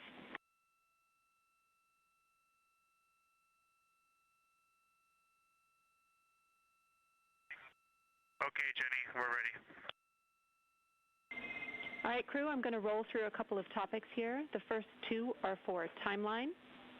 First of all, read for your toilet maintenance. It is a shortened toilet maintenance where you do not have to do the oxone changeout. That portion of the procedure is canceled. Victor, you have an HHP stop activity on your timeline. We need you to perform that as scheduled for bandwidth reasons. For your next portion of the flyby, in particular the eclipse, we want to remind you that you can take off the eclipse glasses when the sun sets and you are simply looking at the corona. And then finally, for the D5 with the long or zoom lens, which is set for solar corona, we want to remind you that when you are capturing Earth shine, you will likely have to adjust the exposure. That's all I have for you. Let me know if you have anything for us.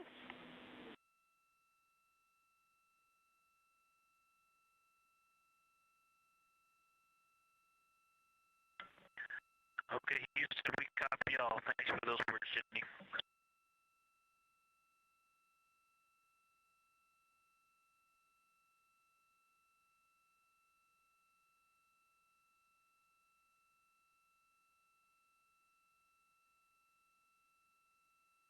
All right, just a quick call up to the crew ahead of a forward link LOS, meaning that we won't be communicating with them, but we will be receiving their communications and data during that time frame.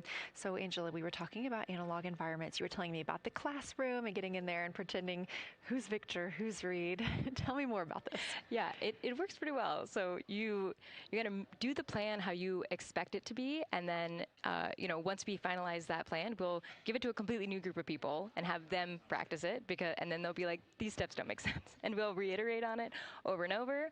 Then we'll take it to a higher fidelity environment like the Orion mock-up, and we'll do the same thing because that volume is smaller, the window placement, their seating, what things have we forgotten with this addition of this environment.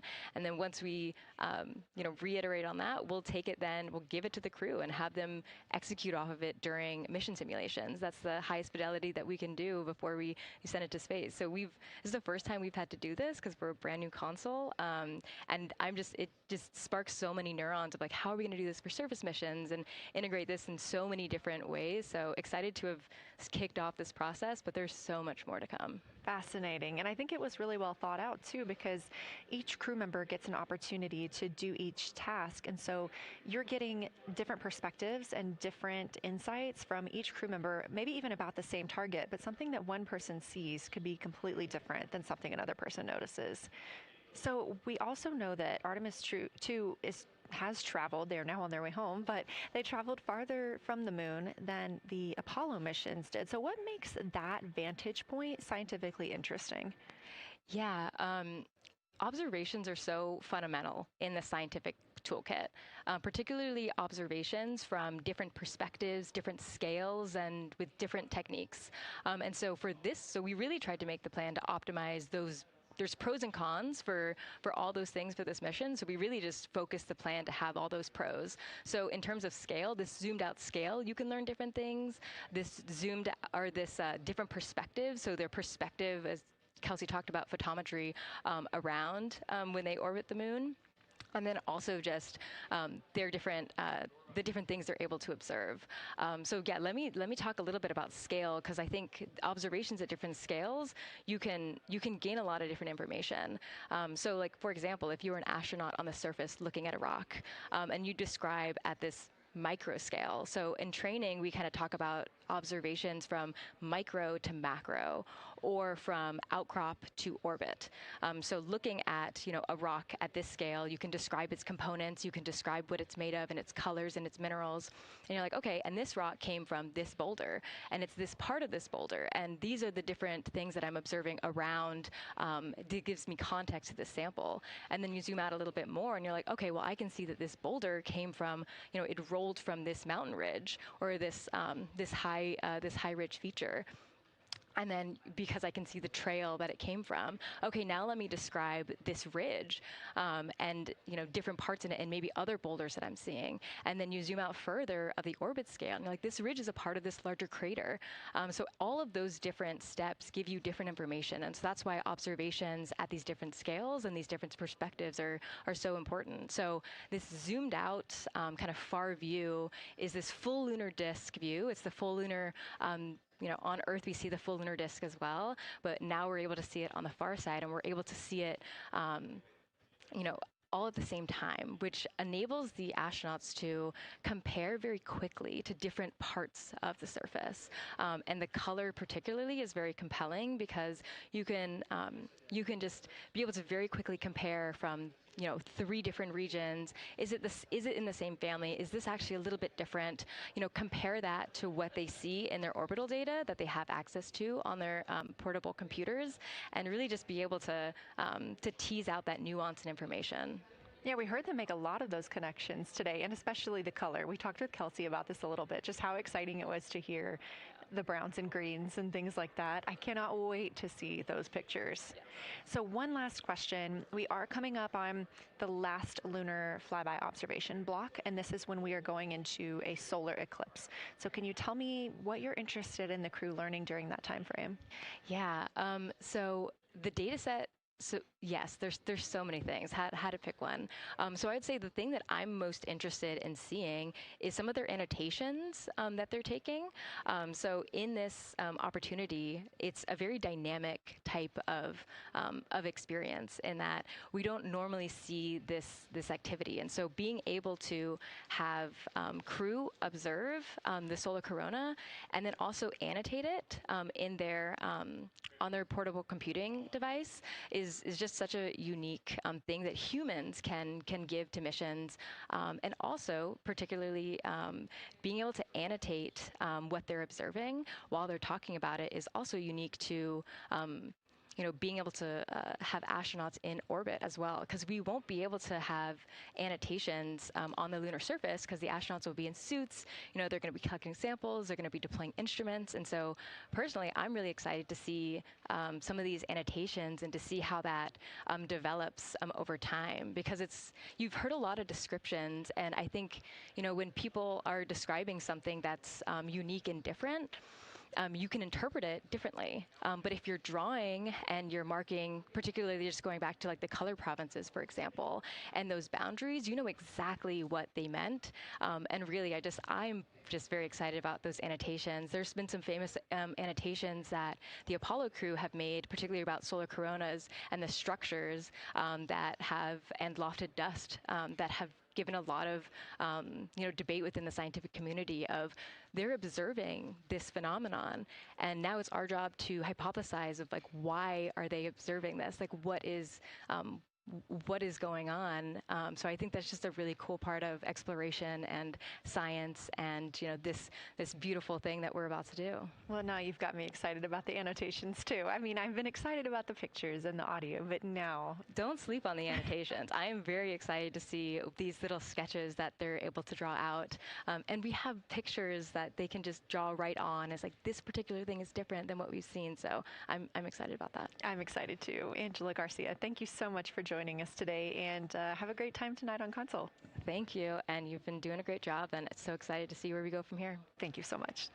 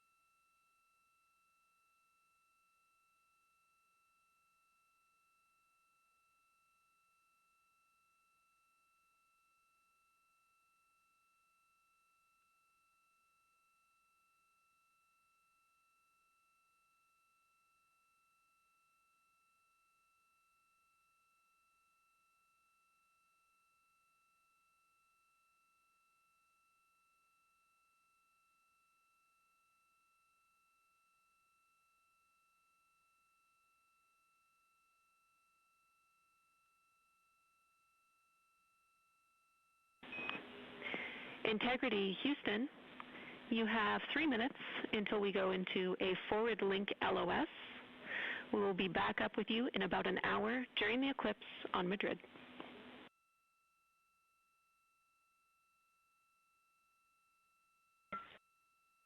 Thanks for the heads up. Look forward to seeing you on the other side. Likewise.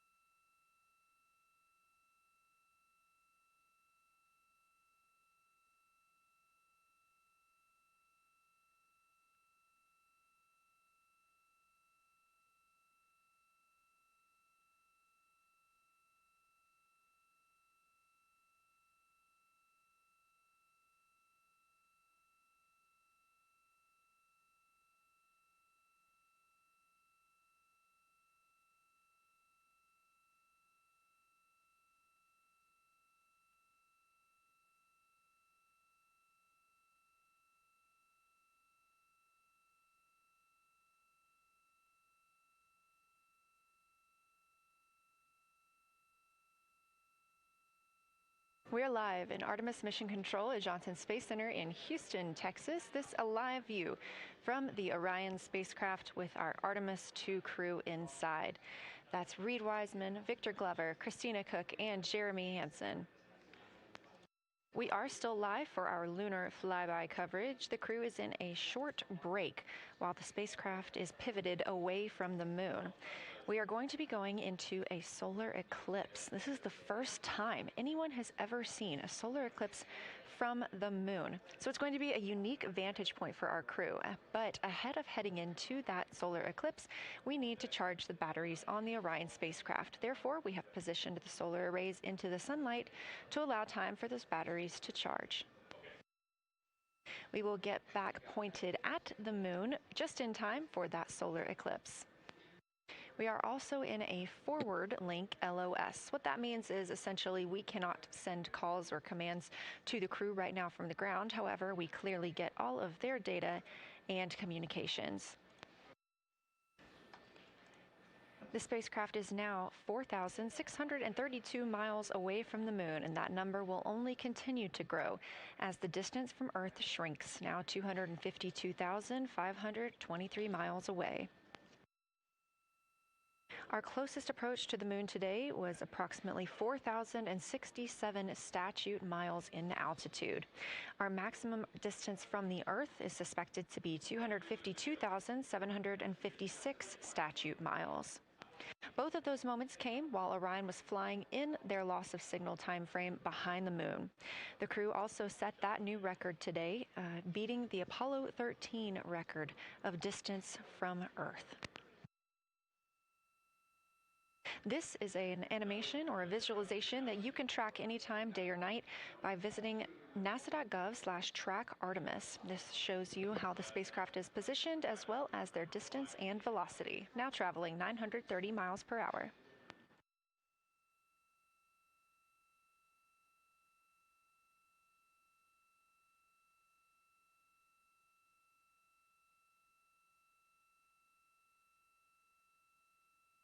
During this break in their time today, the crew is working on a couple of other tasks.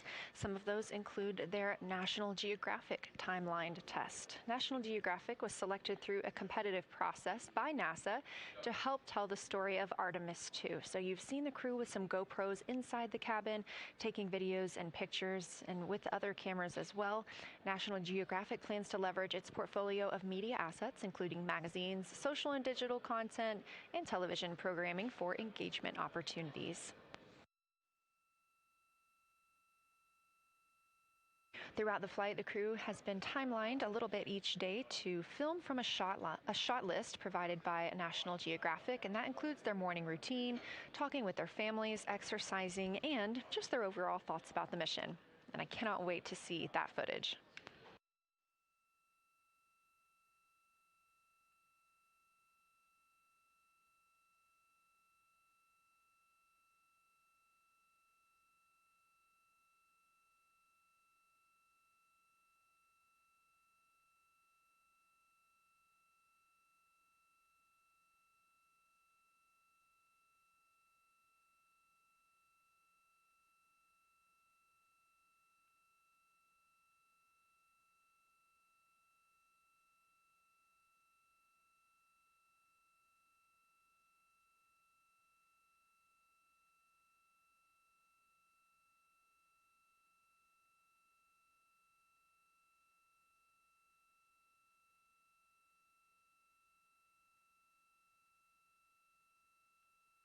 Teams on the ground reporting that the spacecraft is looking good and that the power aboard is good as well, all setting us up in a proper position before eclipse.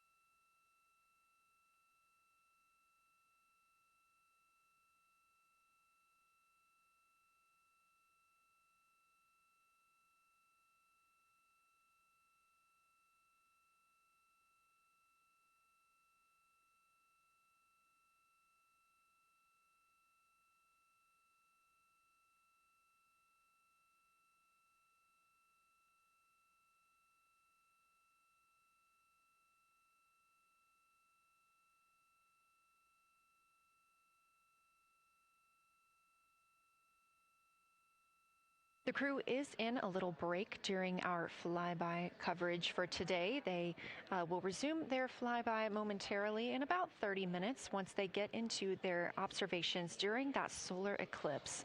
Now, the moon is our nearest celestial neighbor, orbiting Earth at less than 250,000 miles on average. When our astronauts venture there for future Artemis missions, they'll target landing sites near the lunar South Pole. There, ancient rocks, minerals, and trapped water ice will not only provide resources for human explorers, but they may also contain clues to the formation and evolution of our planet and the solar system.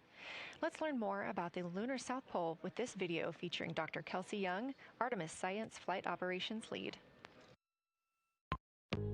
We learned a lot from the Apollo samples, but we still have a lot left to learn about the moon.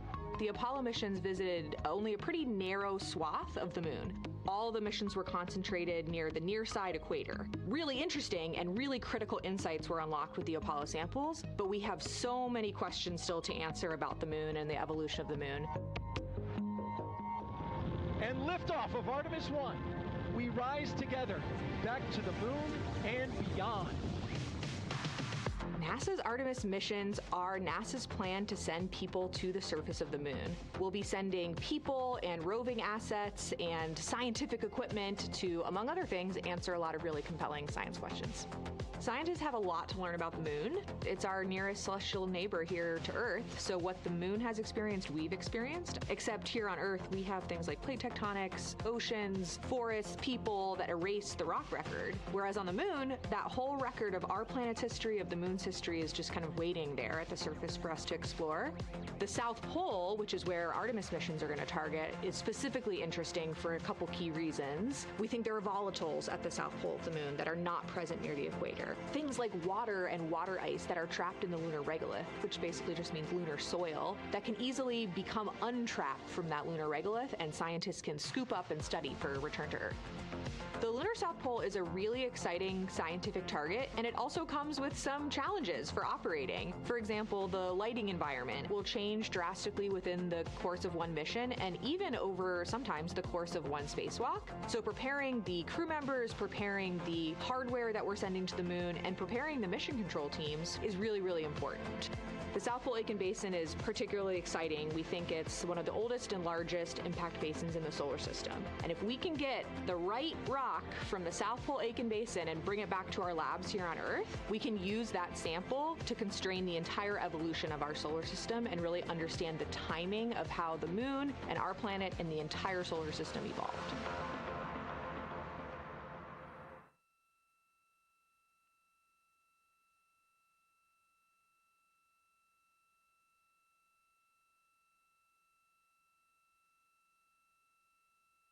You're looking at a live view aboard the Orion spacecraft of the Artemis II crew, working in the middle of one of their breaks, or really their only break today during this lunar flyby period. Coming up next will be that solar eclipse.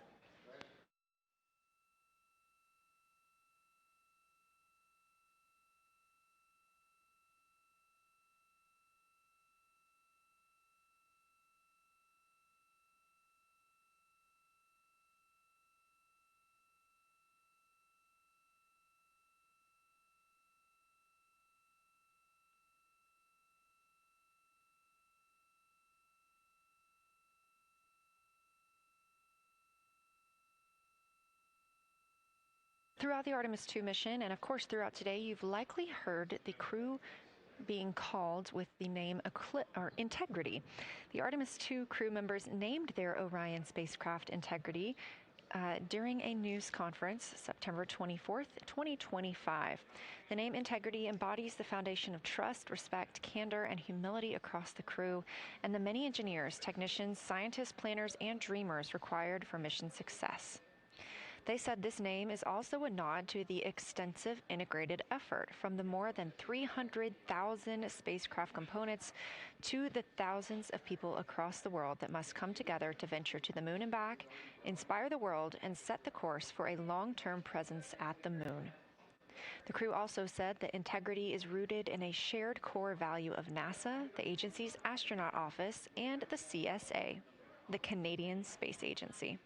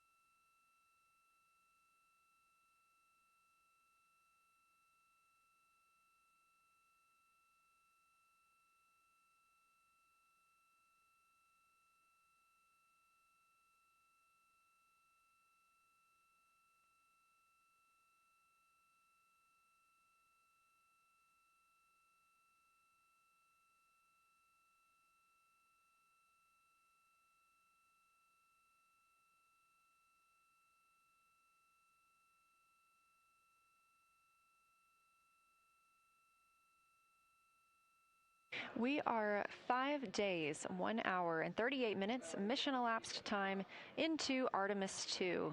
In this view on the screen, you can see the crew starting to even look through some photos that they may have captured today. We really look forward to sharing these photos with you as soon as we possibly can.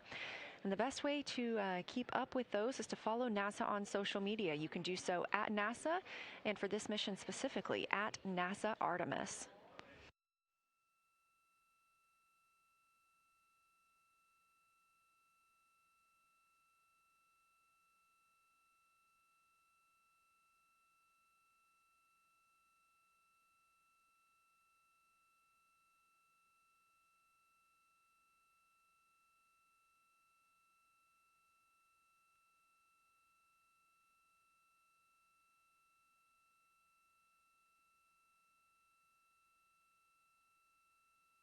Again, we are in a forward link LOS, or forward link loss of signal with the crew, meaning that we're not able to communicate or send any commands to them right now as they were.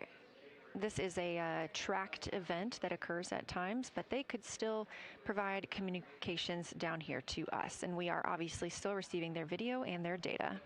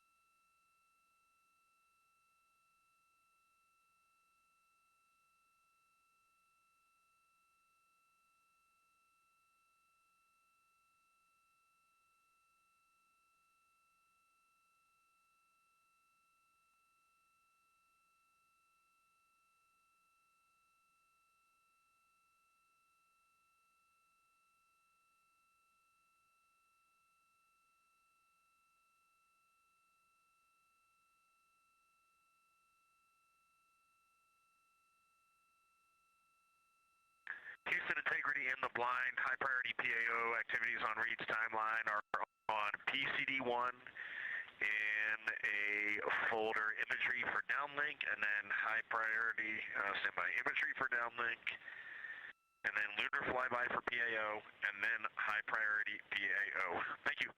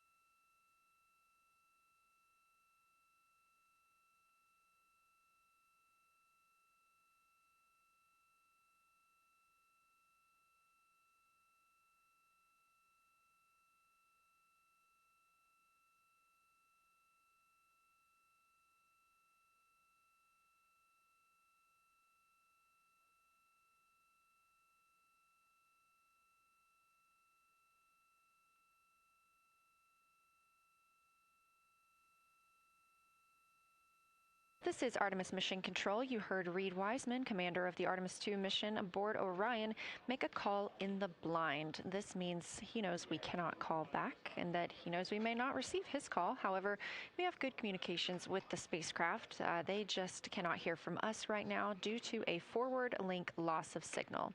Again, we were tracking that this would occur, and we will regain that momentarily. But that call that came down from Wiseman mentioned some imagery, so we are very much looking forward to getting pictures taken from the moon today. Again, to see those images, make sure you follow NASA on our social media at NASA and at NASA Artemis.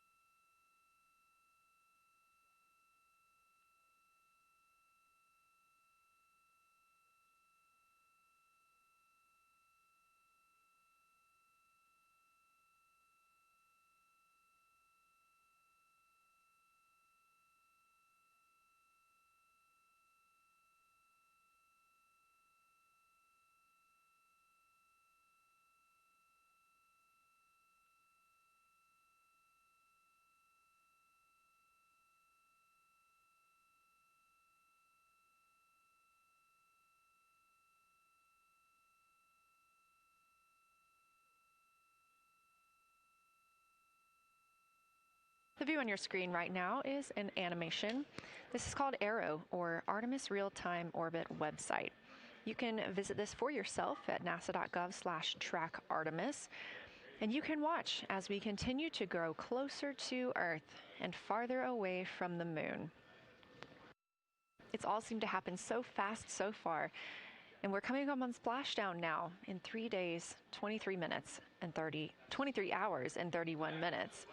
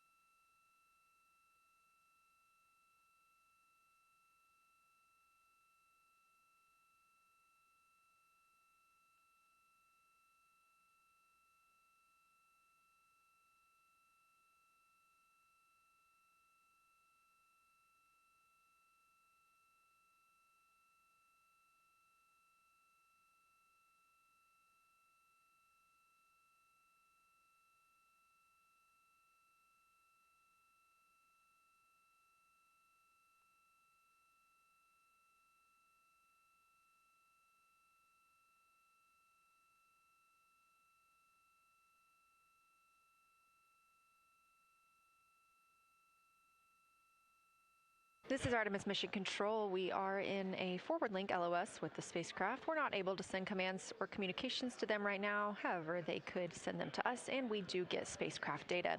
This is tracked as we are on the Deep Space Network. This is the network that we use to communicate with the spacecraft now that we are so far from Earth, over 252,000 miles. We are still in our lunar flyby coverage. The crew still have a very important and very exciting flyby milestone coming up when they will see a solar eclipse from the moon, the first humans to ever do so.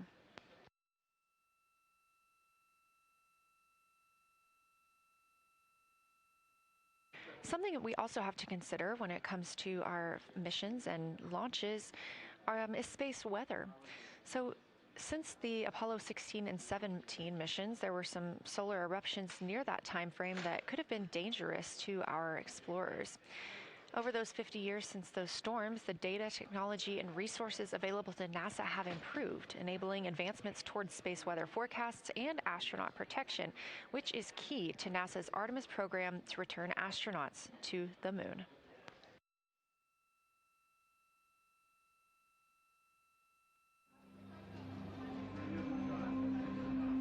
Across our planet, billions of people depend on the invisible networks that connect us to space. Every day, those networks are at the mercy of our temperamental sun and the space weather that it unleashes across our solar system.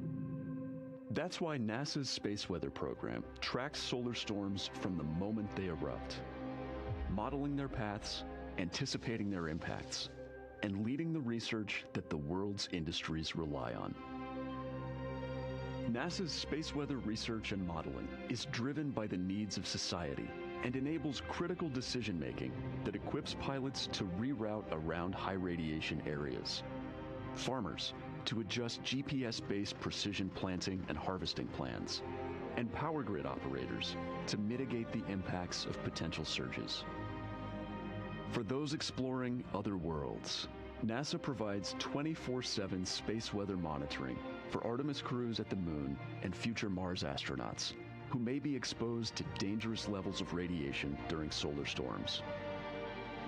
Whether you're a pilot or a passenger, a farmer or a consumer, a power grid operator or energy customer, a satellite controller or GPS user, space weather impacts us all.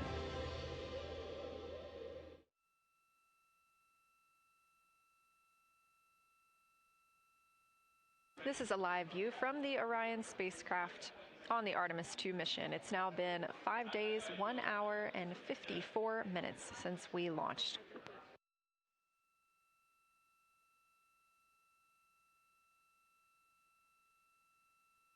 We are still in our flyby coverage, and the crew is on a short break right now as we have changed the attitude of the spacecraft to help charge the batteries aboard. We use the solar arrays to gather energy from the sun and store it in the batteries. That way, when we are not in the sunlight, we have those batteries to continue powering Orion. Now we're doing so because the Artemis astronauts are about to experience a solar eclipse from their capsule. And this is a solar eclipse that no one else on Earth will experience. This eclipse is about 54 minutes, and to the astronauts, it'll look a lot like a total solar eclipse on Earth, except the moon is going to be huge compared to the sun, unlike when you watch one on Earth and the moon and the sun appear about the same size in the sky. We're interested to learn if they see the outer corona when the sun is fully obscured by the moon. And because of how big the moon will be from their perspective, the total phase of the eclipse will last nearly an hour. The astronauts will see a partial solar eclipse as the moon covers and uncovers the sun, which is before and after totality. So, much like us on Earth, they will have eclipse glasses so they can safely view that portion. The astronauts will also be using cameras to capture images of the corona during the eclipse.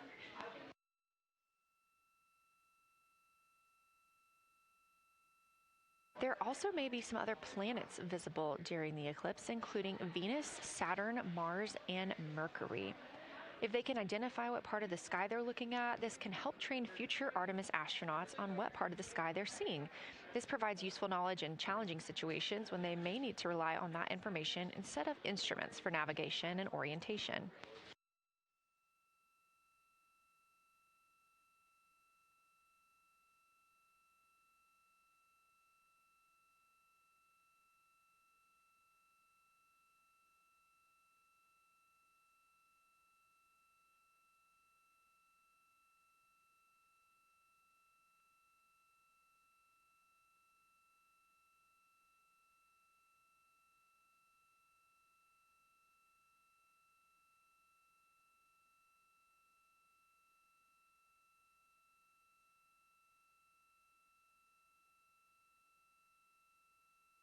Confirmation from teams here in the ground that we have reached the eclipse attitude, meaning Orion is in the proper position to observe it.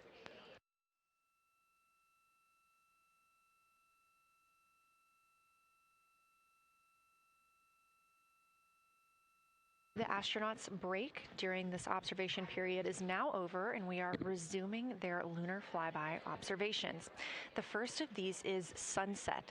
This is the solar corona that we'll be looking for. It's the outer atmosphere of the sun.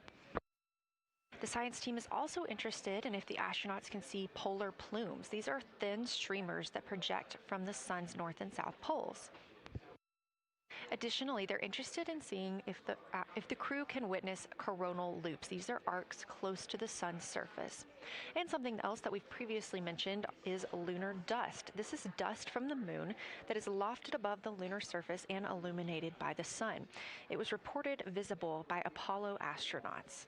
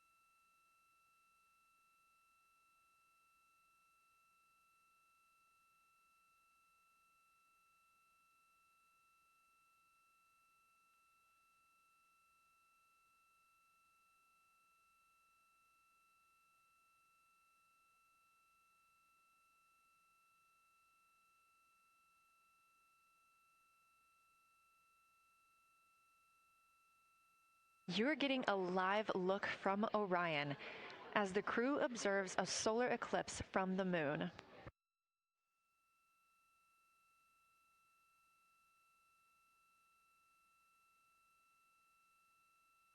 Again, this solar eclipse is only visible to the crew on the spacecraft. It's not visible to anybody on Earth. The science team is interested in several different targets for them during this time frame. And we're personally looking forward to getting those images as well. Again, during the beginning portion of this eclipse, the astronauts will need to use eclipse glasses just like we do from Earth to safely view it. Once the moon has completely covered the sun, they'll be able to take off those glasses for almost an hour. Totality on Earth during a solar eclipse lasts only a couple of minutes. So this opportunity gives them a chance to look out into deep space and to look into see if there are other planets nearby.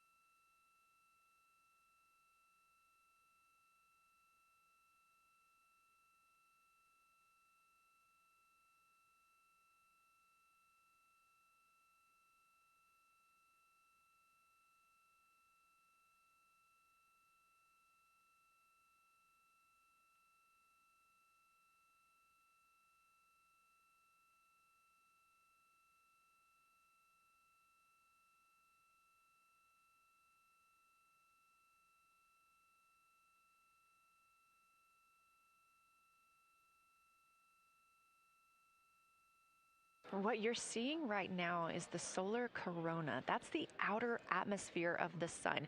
And the science team is very interested in any images that the crew can capture of this. They're hoping that they'll take pictures and describe the visibility, color, and shape of the solar corona as a whole and its substructures, those plumes and streamers.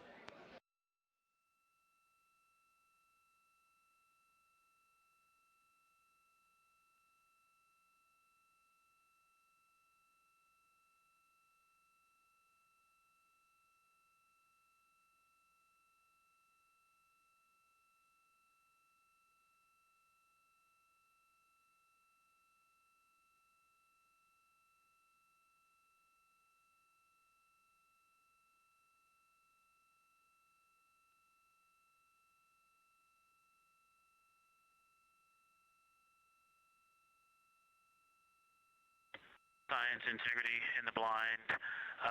This is continues to be unreal. The sun has gone behind the moon, and the corona is still visible, and it's bright, and it creates a halo almost around the entire moon. But when you get to the Earth side, the Earth shine is already shown. I mean, almost seconds after the sun set behind the moon. You could see Earth shine. The Earth is so bright out there, and the moon is just hanging in front of us. This black orb out in front of us, in front of now, not the blackness, but the gray that blends and drifts into the blackness. We can see stars and the planets behind it. And Christina is in window 1, Reed is in window 2 with the long lens, and Jeremy is describing it in window 3, and it is quite an impressive sight. You can still see the horizon lit up brighter where the sun set on that side of the moon. It is bright, and Earthshine is very distinct, and it creates quite an impressive visual illusion. Wow, it's amazing.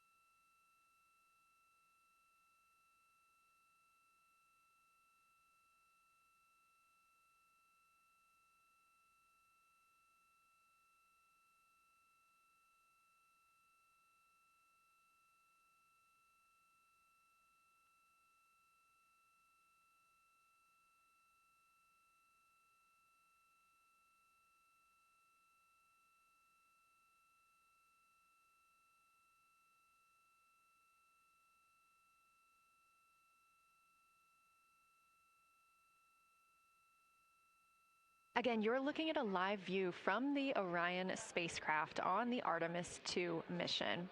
Orion is now 252,125 miles away from us all on Earth. We're here in the Artemis Mission Control Room in Houston, Texas, and what you had just before we lost that view quickly was the corona of the sun peeking around the moon as the astronauts are entering a solar eclipse for this portion of the lunar flyby. We're now over 5,500 statute miles from the moon. That closest approach today was just about 4,067 statute miles away. And teams in the room beginning to get a little busier and filter in and out as we are stepping through a handover. The Orbit 1 team is handing over to Orbit 2, who will continue monitoring lunar flyby and all of the systems aboard the Orion spacecraft.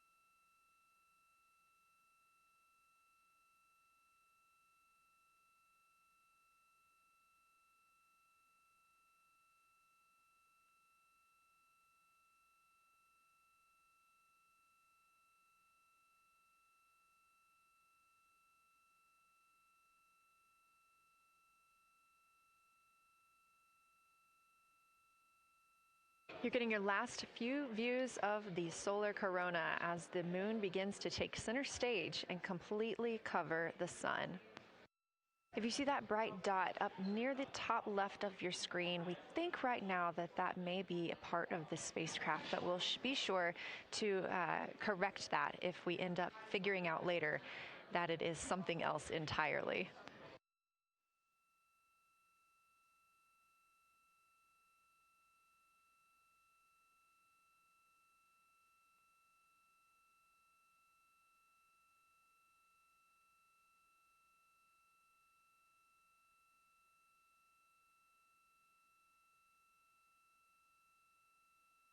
It has been an absolute honor to join you here today for the lunar flyby of Artemis II, the first time humans have flown by the moon in over 50 years.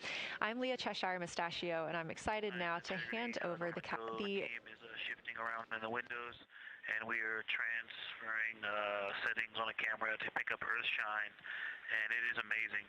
The brightness where the sunset is still bright. I think there may still be corona visible, but that part of the horizon is still lit brighter, and you still have a distinct Earth shine.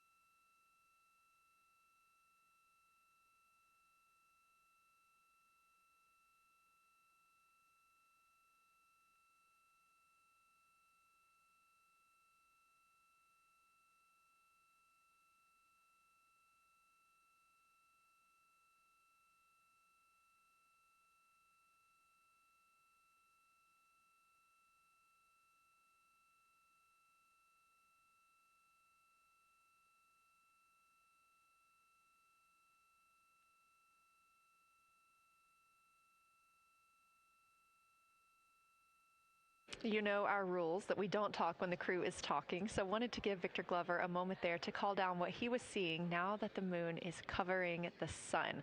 A really amazing time during today's lunar flyby. Again, thank you so much for letting us help tell this story today. I am Leah Cheshire Mustachio, handing it over to my friend Anna Schneider at the PAO console as the Orbit 2 team comes to join us. So thank you so much, and I hope you all enjoy tonight. Anna, you can take it away. Thank you so much, Leah, and it's been a joy listening to your coverage over the last several hours. So as you mentioned, the Orbit 2 team of flight controllers is currently making their way on console and completing a shift handover with the Orbit 1 team of flight controllers. The Orbit 2 team tonight will be led by Flight Director Diane Daly, and she is currently handing over with the Orbit 1 flight director there on your screen, who was Flight Director Jeff Radigan.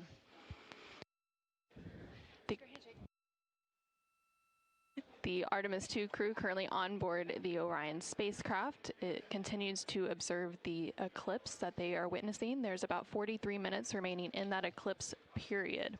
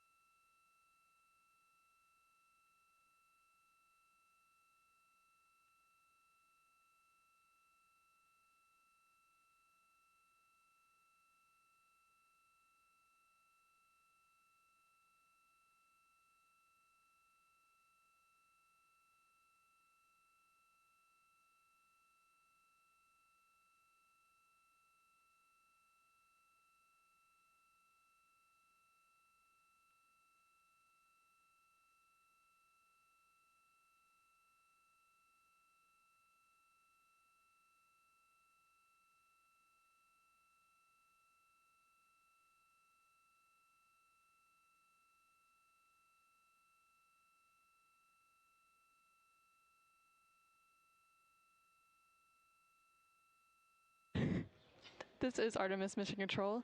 You are currently seeing a live view of the solar array wing cameras on the Orion spacecraft. We spoke with our science team, and they did determine that that dot in the distance is Venus.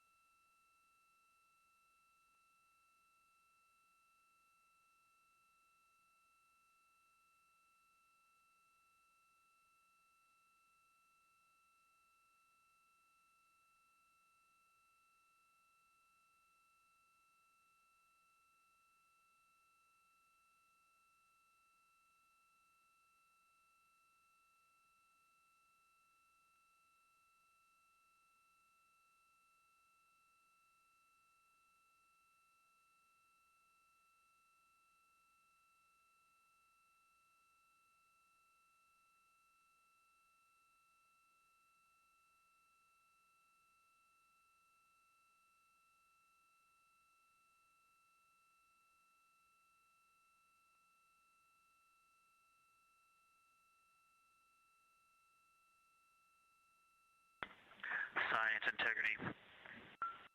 Let's see, not a huge change in here, just an update. The camera settings for Earthshine are challenging. This one's challenging to capture. What we're seeing, we're just not picking up on the cameras. And after all of the amazing sights that we saw earlier, we just went sci-fi. This has, it just looks unreal. You can see the surface of the moon between, I guess, the Earthshine. I guess Earthshine. You can actually see a majority of the moon. It is the strangest looking thing that you can see so much on the surface.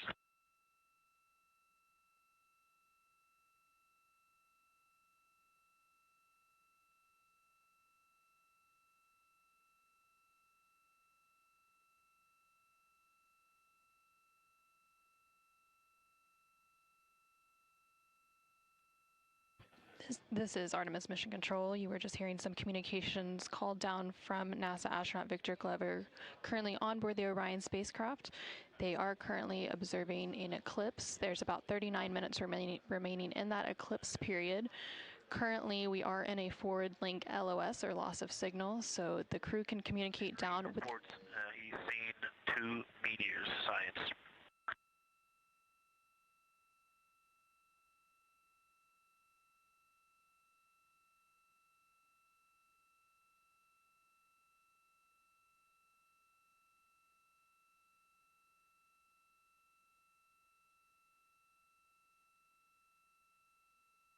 So we are in a forward link loss of signal. We do expect to regain signal in about 3 minutes, and at that point then the ground can communicate back up to the crew on board the Orion spacecraft. In the meantime, the crew can continue to communicate down to the ground. The ground is just unable to respond, so they are continuing to provide some science observations during this eclipse period. They've made some comments about Earthshine, which is the sunlight reflected from Earth when they come around towards the moon's near side late in this flyby window.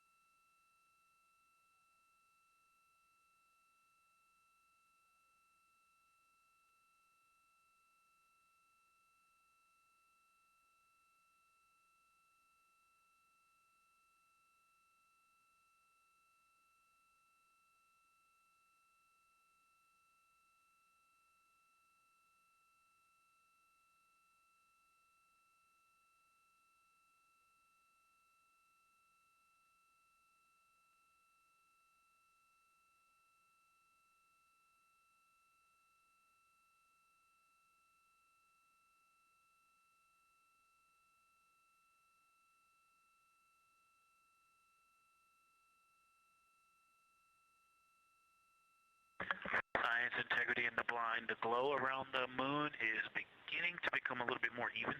It's not so much distinct just where the sun set on the moon's horizon as we're flying through this trajectory, and then the sun's going to come up out of the other side. I think it's we're starting to see the glow around the moon get balanced out. I still see Earthshine, and the Earth is very bright out there. Still quite an unreal sight. Integrity Houston, we have that sit rep loud and clear, and we are back with you. How do you hear me?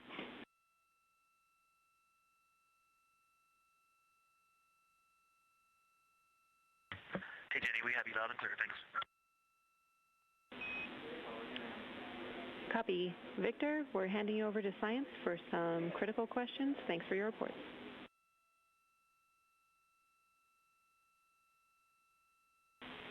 Integrity Science, we were loving your science sit reps in the blind, and it should come as no surprise that we have a number of follow-up questions.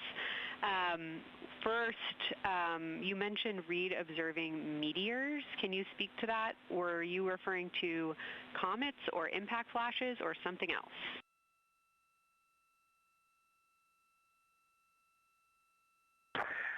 Yeah, there was a little bit of giddiness. We have seen 3 impact flashes so far.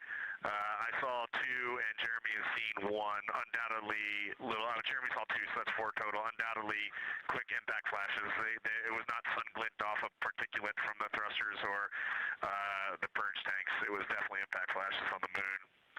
And Jeremy just saw another one. Go ahead with your next question. Amazing news. I literally just looked over at the SIR and they were jumping up and down literally. If you could describe where on the moon you saw them, please.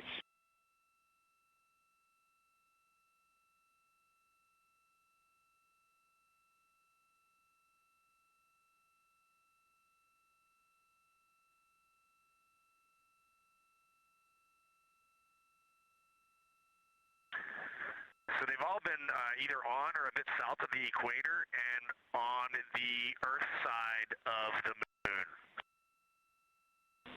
Stand by. All right, so Jeremy has seen them kind of on and south of the equator, kind of spread across the moon, and mine were both south of the equator and just a little bit left of center of the moon. Incredible news, Reed, and reminder, we have citizen scientists here on Earth looking for impact flashes, so hearing you saw them on the near side means that people saw them too.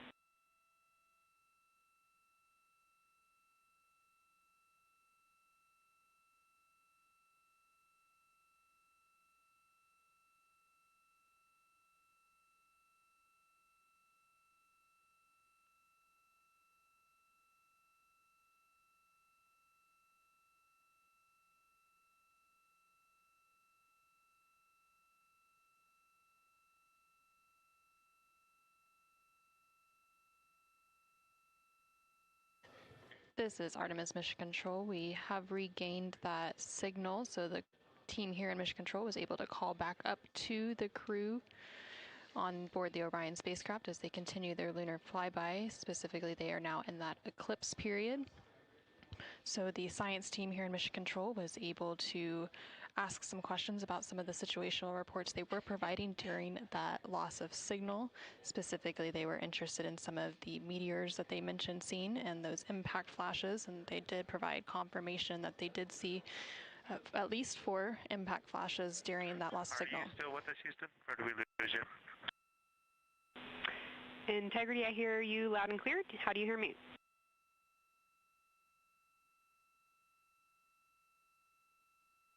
Okay, we got you loud and clear.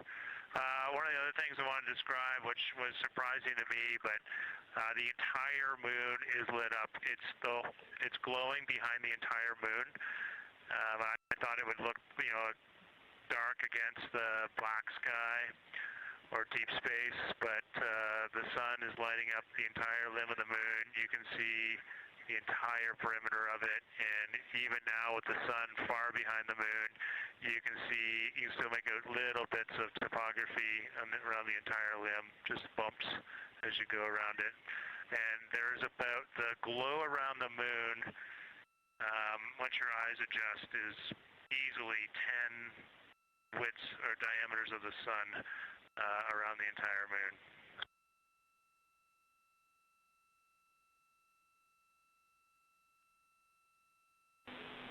Incredible to hear, Jeremy.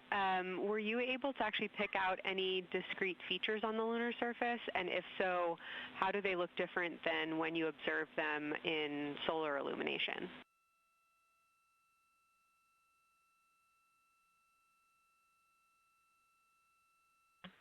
No, we really haven't been able to identify features on the lunar surface yet. We just see, the topography on the limb. For the Earth glow, we're about a quarter moon, waxing quarter moon, if you will, from the Earth glow perspective, and it's just at a very, just the sight angle. I'm just not able to tell what I'm looking at yet in the Earth glow. Understood. Thanks, Jeremy. One other question for you on the solar corona. Were you actually able to see any structure or color in the corona before most of it disappeared behind the moon?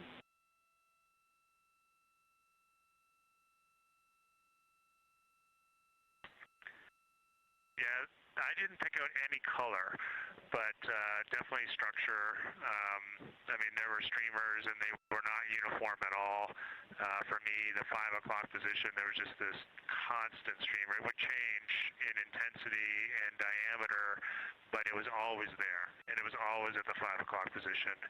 I only saw one plume, and it came out of basically the 3 o'clock position of the sun. That was very short-lived when I could see the plume. Exactly what we were looking for. Thanks, Jeremy. And a heads up that we, calculated here on the ground about how long you could see the corona for, and we expect it to start to appear again in the next 11 minutes. Thanks for those amazing descriptions.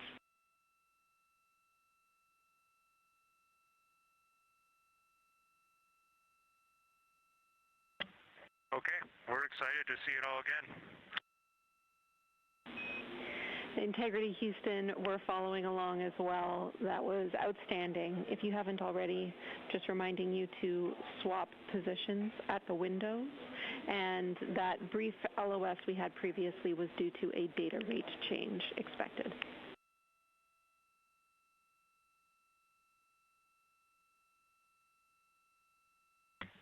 Okay, we copy that, Jenny.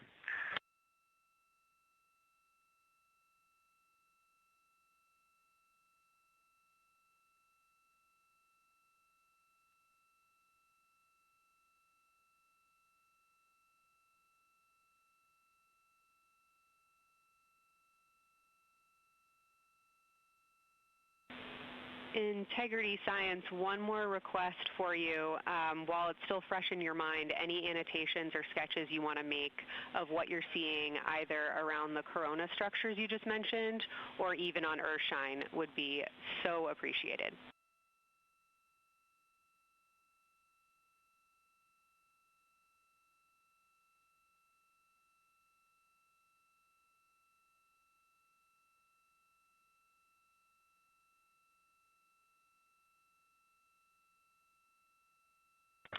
Okay, Kelsey, it's going to be pretty hard to go look at a PCD right now, but we'll definitely try and annotate what we saw.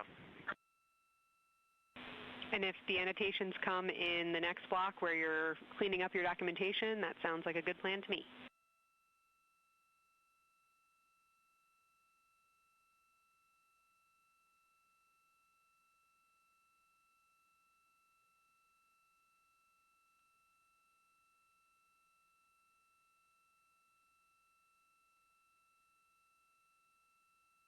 This is Artemis Mission Control. On the bottom right corner of your screen, you can see a view of the Science Officer console here in Mission Control. And we've been hearing that communication between the science officer. The Orbit 1 science officer is Kelsey Young, and she's been asking questions to the crew, specifically CSA astronaut Jeremy Hansen, based on the observations they've been making during this eclipse period. And then in the upper left-hand corner of your screen, you can see a view of the Artemis real-time orbit website, which provides updates on the velocity and the distance from Earth and the Moon of the Orion spacecraft as it continues to make its way back to Earth. The distance from the Moon will continue to increase at this point. So right now, Orion and its crew are about 6,300 miles away from the Moon and about 251,000 miles away from the Earth.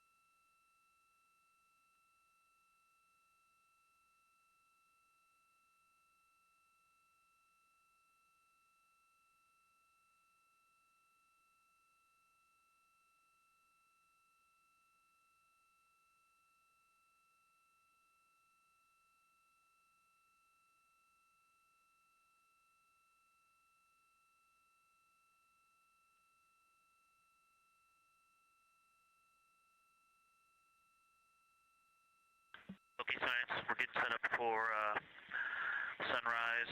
The window teams are, Christina is supporting, and also Xena in window 1. Jeremy's got the long lens in window 2, and the short lens in window 2. And Reed is in window 3, and he has started recordings and is set up to see Corona.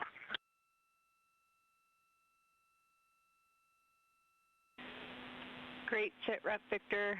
That sounds like a good config, and we're showing coronal effects start to appear on your video camera. So in the next few minutes, we should start to hear your observations.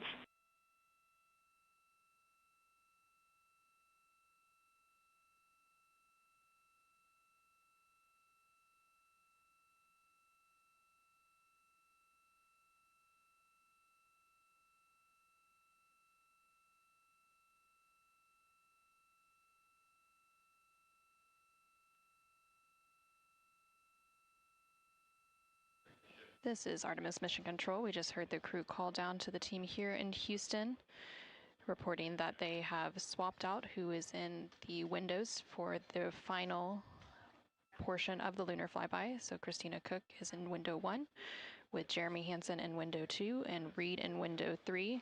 Reed is focusing on observing corona, which is the solar corona, which is the sun's outermost atmosphere. There is about 18 minutes remaining in the eclipse period. Science and Houston integrity. I know this observation won't be of any scientific value, but I'm really glad we launched on April 1st because humans probably have not evolved to see what we're seeing. It is truly hard to describe. It is amazing.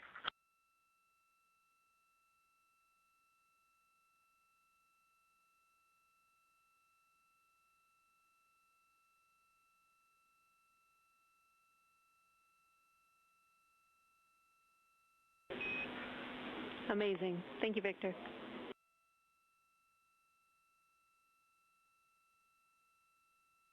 And just one more logistics note, we have gone as dark as we can in the cabin. We have turned the DUs all the way as dim as they can go, so you can't see anything on the screens. Every bit of light in the cabin affects the view. You're definitely seeing the brightness go closer. It's definitely brighter on the Earth-shine side, and so we're expecting to see some corona here soon. We copy all. Excited for what you see next.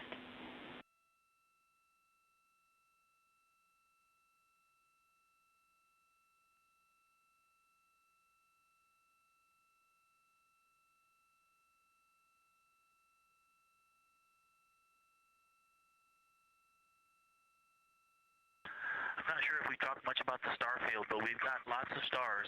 You've got the nice glow around the moon, but right off the well, we're upside down now, but from upside down 4 o'clock, right off the edge of the moon, looks like a planet. That line of planets. There's something a moon diameter to the left, and something right off the limb of the moon to the right, and then something orange. It looks orange to the right of that, about half the moon diameter. So. But anyway, there are definitely stars. I think some of those planets that you said we might see, we're seeing. And so in real view, yeah, the moon in the foreground is one of the darkest things we see out the window. And now its deep space behind it is kind of dark blue like it looks from Earth, but we can also still see stars. It's quite a wicked view. Victor, Mike is doing the best job, and I'm not going to try to add on to what he's doing. It's indescribable. No matter how long we look at this, our brains are not processing this image in front of us. It is absolutely spectacular, surreal. There's no adjectives when I need to invent some new ones to describe what we are looking at out this window. This is just absolutely beautiful and inspiring to hear. And Victor, we suspect what you're seeing is Saturn and Mars. That reddish object is likely Mars. Good opportunity to look to the future of where we're going.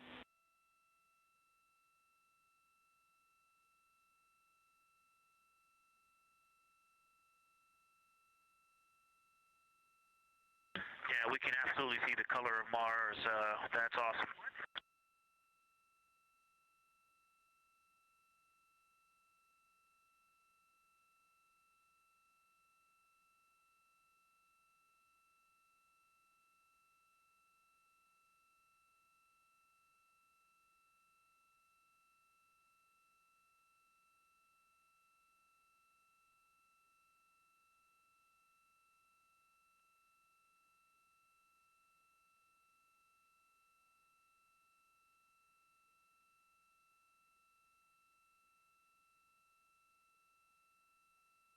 Okay, and from this vantage point, the 4 o'clock on the Earth-shine side is definitely getting brighter, still no coronal structure.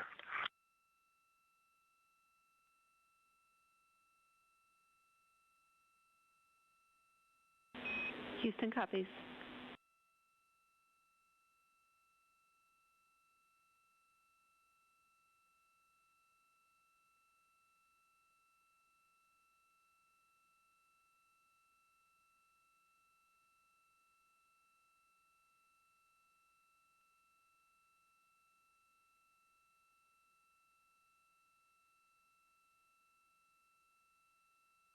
And we aren't able to distinguish which Mare is, but we can clearly see Mare in the Earthshine.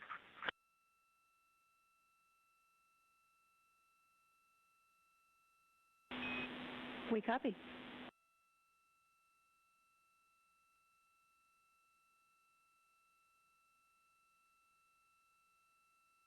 This is Artemis Mission Control in Houston, Texas. We have not seen an impact flash in the last 5 minutes. Sounds unlucky, but you had a pretty strong start, so we'll take it. And actually, right after I said that, right at the South Pole, near the South Pole on the Terminator, Reed just saw one. Amazing.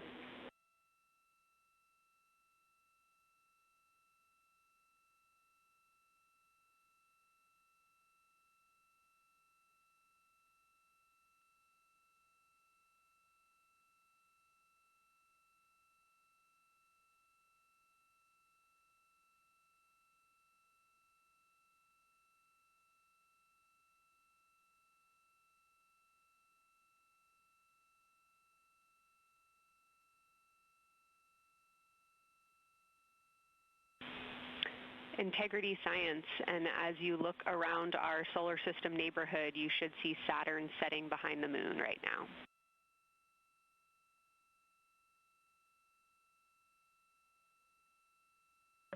We do. We've been watching it track close to the horizon, and it's right tangential to the moon at this moment.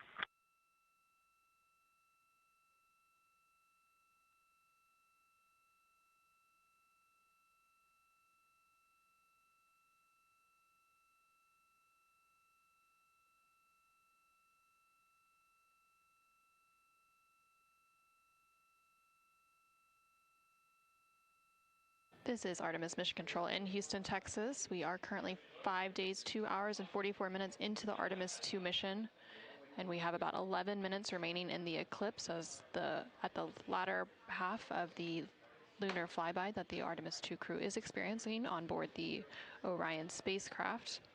We've received several different call downs from the crew and questions up from the science officer here in Mission Control. One of the things that they said that they were able to see is Mars off in the distance, and then the science team also confirmed that they should be seeing Saturn setting behind the moon. They've also acknowledged seeing several different impact flashes, and these are flashes of lights from meteorites striking the surface of the moon. They've also mentioned the solar corona, which is the sun's outermost atmosphere. Here in Mission Control Houston, the Orbit 1 and Orbit 2 teams have officially completed their handover. So the Orbit 2 team is now leading here in Mission Control, and that is being led by Flight Director Diane Daly, and the Capcom here in Mission Control will be Tess Caswell.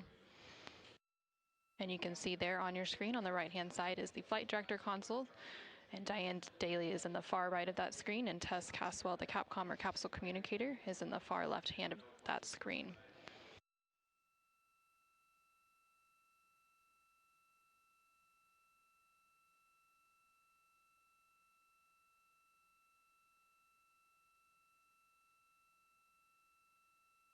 Okay, the light is continuing to grow in intensity. At about the 4 o'clock position on the, the 8 o'clock position on the Earthshine side. Saturn has set. Mars is tracking towards the moon's horizon.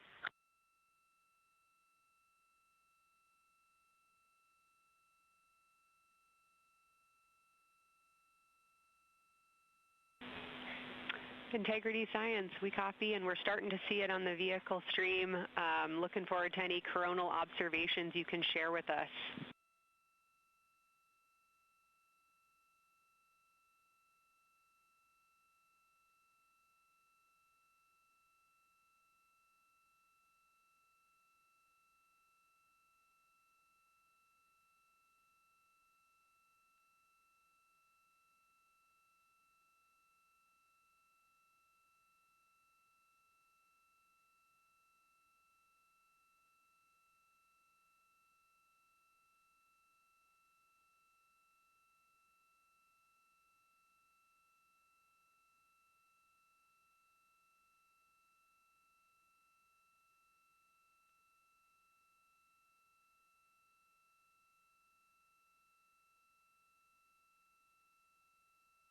This is Artemis Mission Control. That view you're seeing on your screen is coming from the solar array wing cameras outside of the Orion spacecraft.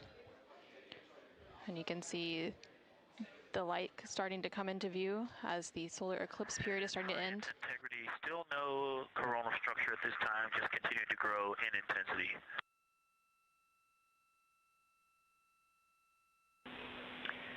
Copy, Victor, and reminder, you still should have several minutes before the eclipse classes need to go on, and we can send you up a reminder when you're getting close to take your eyes away from the D5 viewfinder, but you should be good for several more minutes.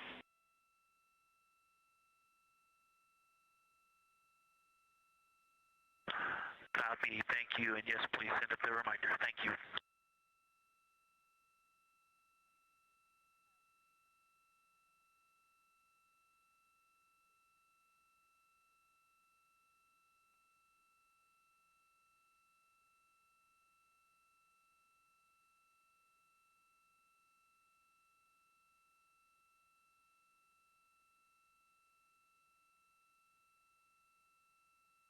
Okay, we all think we're starting to see something. I believe the most popular term is baby hair. As the light grows in intensity and the horizon on this side becomes very distinct. You can still see Earth shine, even though the sun's brightness is definitely growing in intensity.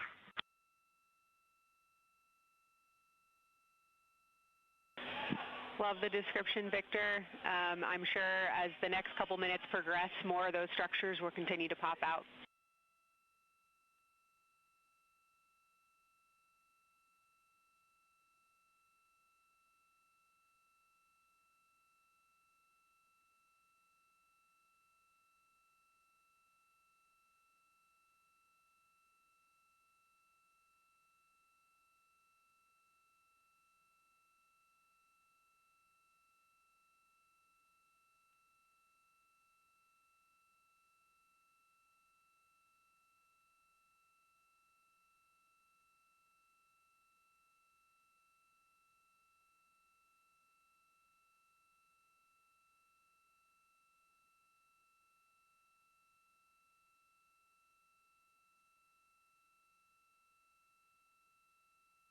This is Artemis Mission Control in Houston, Texas. The Artemis II astronauts on board the Orion spacecraft are currently observing an eclipse. And to the crew on board the spacecraft, the eclipse looks much like a total solar eclipse here on Earth, except the moon is much larger compared to the sun, unlike a terrestrial solar eclipse where the moon and the sun appear the same size in the sky. We are definitely starting to see structure. That baby hair is rapidly growing out toward the 9 o'clock and the 8 o'clock.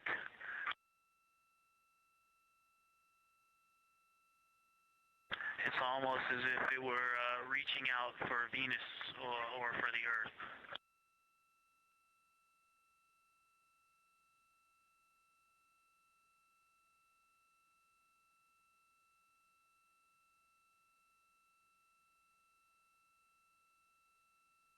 If you've ever seen the spotlight off the top of the Luxor at night in Las Vegas, this looks like what that wants to be when it grows up.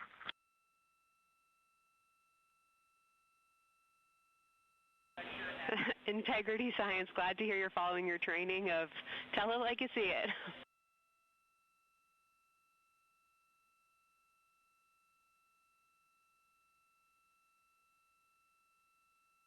So far, it's pretty symmetrical. There are 2 or 3 streamers that are growing in intensity and in magnitude, and it's slowly starting to widen, starting to spread out across the horizon. Pretty amazing view.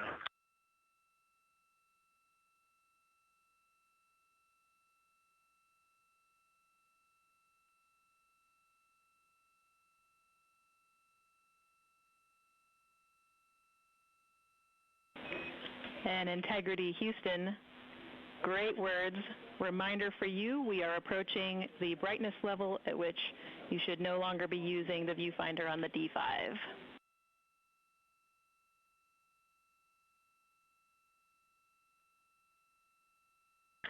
Integrity copies, and thanks for the heads up.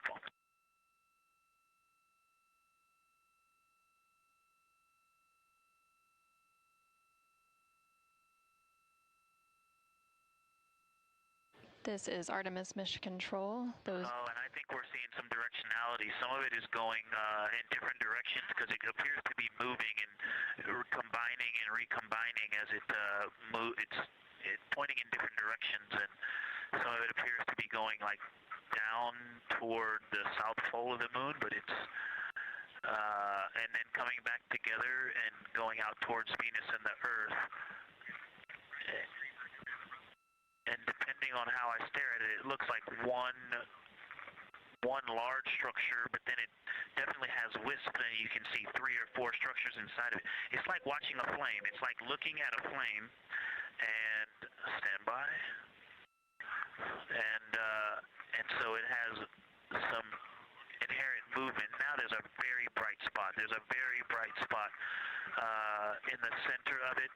There's a towering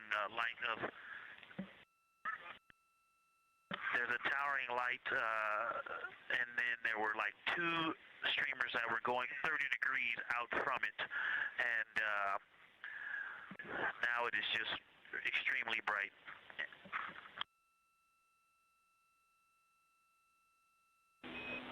Houston, copies all. Starting to get a little warm.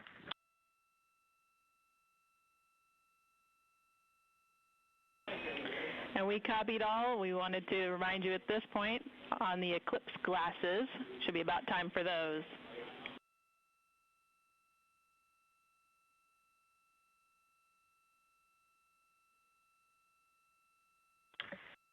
Houston, we copy all. We are in eclipse glasses. That was an absolutely spectacular, magnificent experience. Thanks for the report. We sure wish we were there with you.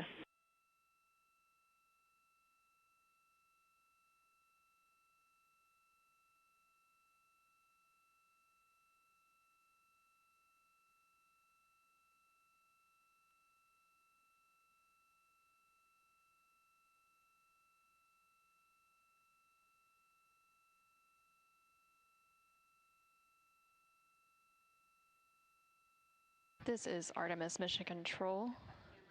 The eclipse period is coming to an end, and we did hear that call up that the crew now has to put on those eclipse glasses to be able to protect their eyes for this final portion of the eclipse. And these views coming to you from the solar array wing cameras on the Orion spacecraft. Houston, if you could give me about 20 new superlatives in the mission summary for tomorrow, that'll help my vocabulary out a bit. Thank you.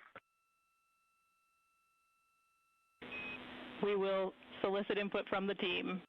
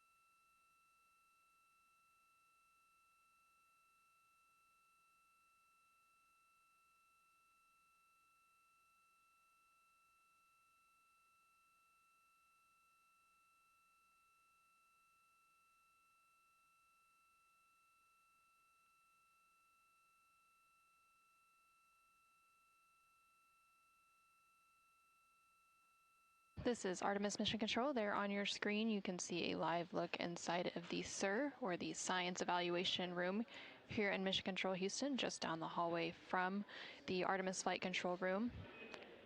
Integrity Houston, back with you after a data rate change. Regarding the SAW-3 camera T low caution, no action for you. It just got a little cool during the eclipse.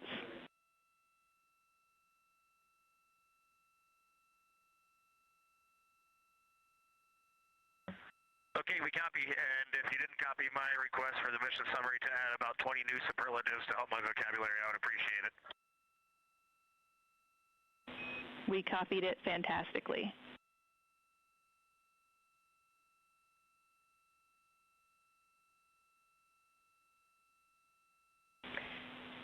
And Integrity Science, this is basically wrapping up your fly-by-day observations. I can't say enough how much science we've already learned and how much inspiration you've provided to our entire team, the lunar science community, and the entire world with what you were able to bring today. You really brought the moon closer for us today, and we cannot say thank you enough.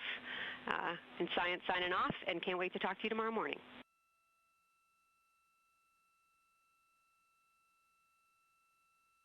To your entire team, Kelsey, to the entire NASA science team, you all really turned to when we shifted launch dates to April 1st, and you got the most incredible package together for us to go do some great science and some great, truly human experience moments here. And we were well prepared, and we appreciate all of you. And this is what we do best when we all come together and work as a team. So you all knocked it out of the park. Thank you for giving us this opportunity. Beautiful words, Reed. Thanks so much.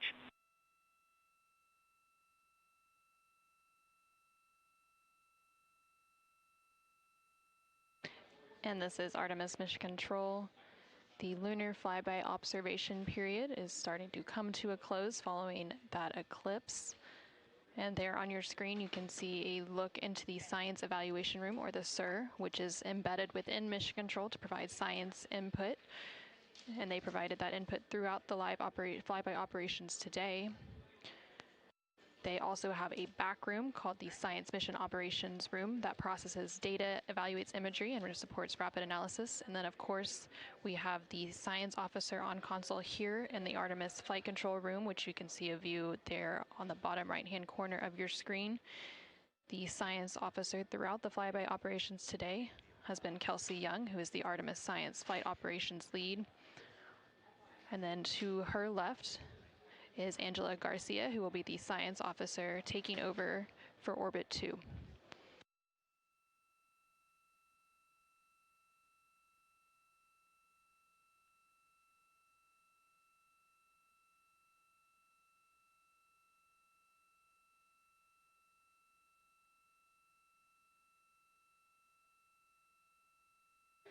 And for the past 7 hours or so, the crew has been going through their lunar flyby observation period.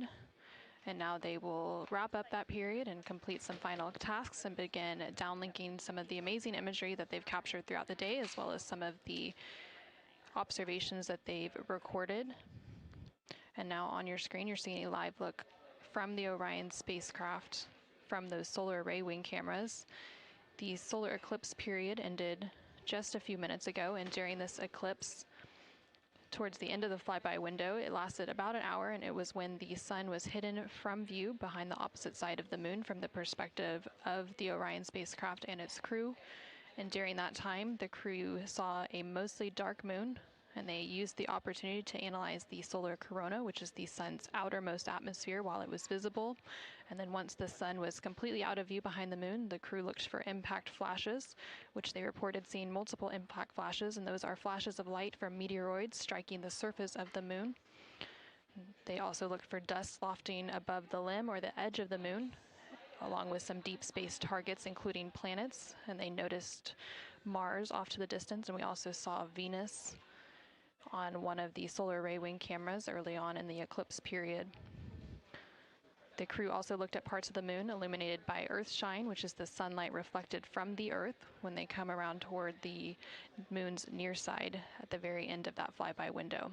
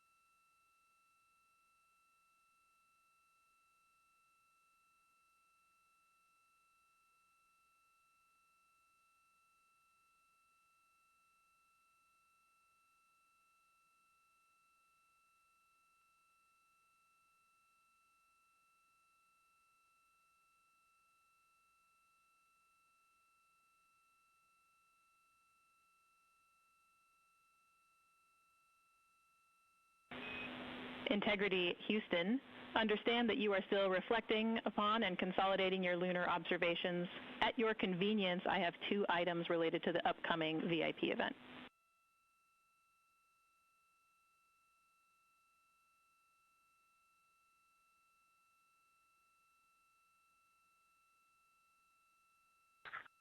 Go ahead. All right, first we wanted to let you know that the message for that upcoming event is on board for review at your convenience. That's message 3.06.04. The second item is that we've seen a couple of video blips in previous events. So during the HDPAO setup activity, we're wondering if Jeremy could please confirm for us that the TS rate is set to 1300 when you get to step 10.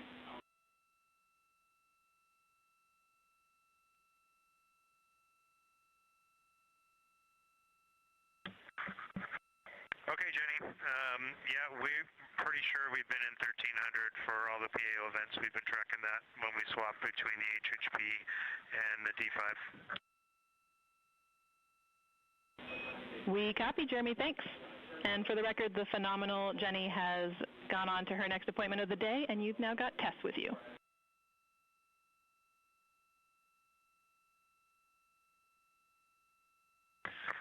I'm sorry, Tess. Great to have you on board Integrity. No worries. Happy to be here.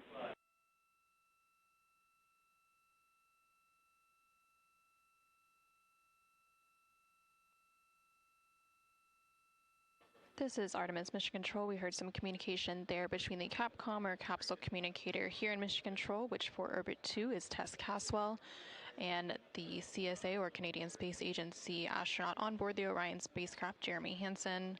They were discussing an upcoming public affairs event.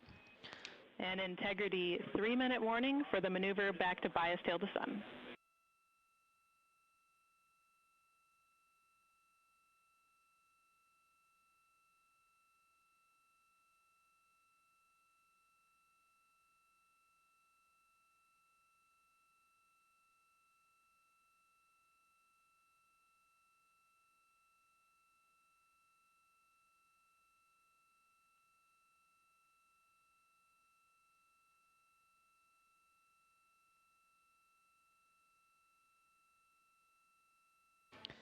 The crew on board the Orion spacecraft recently completed their lunar observation period. It was an approximately 7-hour period of time in which they were focused on several different targets identified by the science team here on the ground that they studied and prepared for ahead of time. And then they also were referencing a lunar targeting package that was uplinked about a day ago with those final targets. Now they are completing some post-lunar flyby activities, so they're working to clean up their observations that they've made and also working to downlink some of the photos that they've taken throughout the day. The science team here on the ground will then work to get as much data as they can overnight, and then there will be a post-flyby conference tomorrow after the crew wakes up. And that's not a debrief, but a science data collection to capture their nuanced experience while they're still in the field and the experience is still fresh. And then, of course, there will also be a public affairs downlink event later in the day. Now that once the post-lunar flyby activities are complete, and then after that, the crew will go into some of their final activities for the day. They will have a private medical conference or PMC with the medical teams here on the ground. These are regular conferences that they have at the end of every day, and then there's also a flight director conference that they will have before they go into their pre-sleep period, during which they can complete hygiene activities, and they will have the chance to eat their dinner and complete any other final personal activities for the day before they head into their sleep period.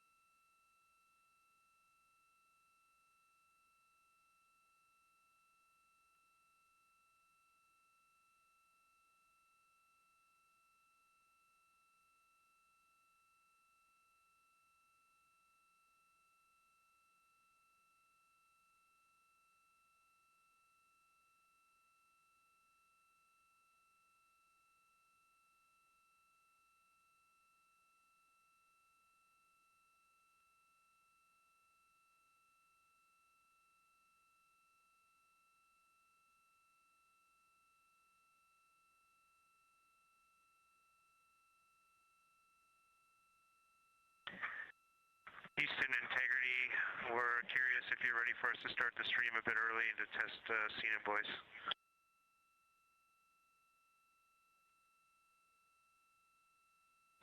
Checking.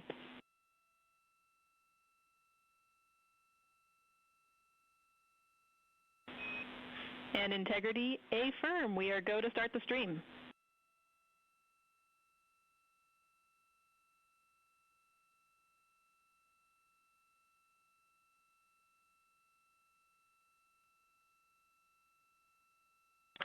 Okay, Houston, the stream has started. We checked TS rates 1300 and audio is true. So I will give you a voice check now on the mic. We copy good settings and we've got a good view.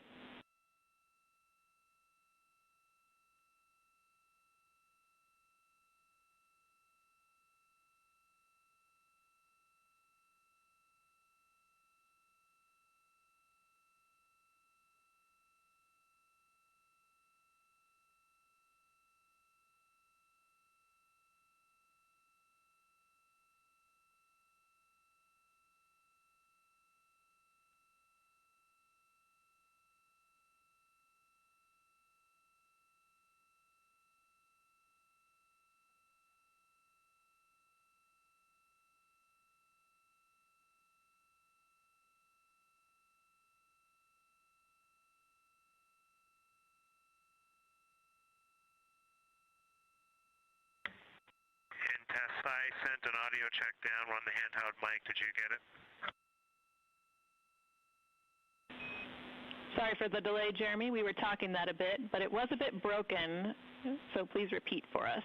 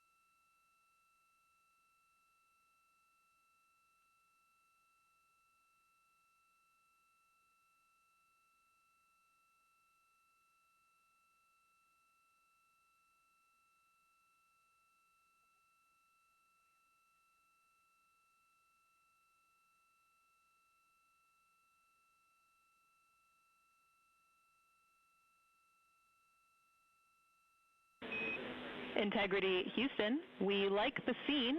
At your convenience, we'll take a 10 count with Jeremy in frame.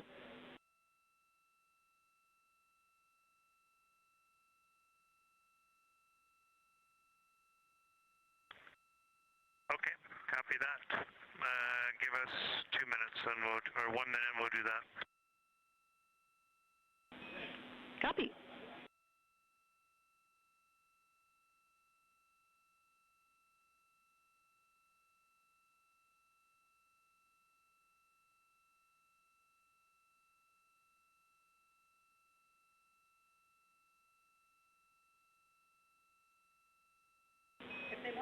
Great voice check and good words. We like the scene.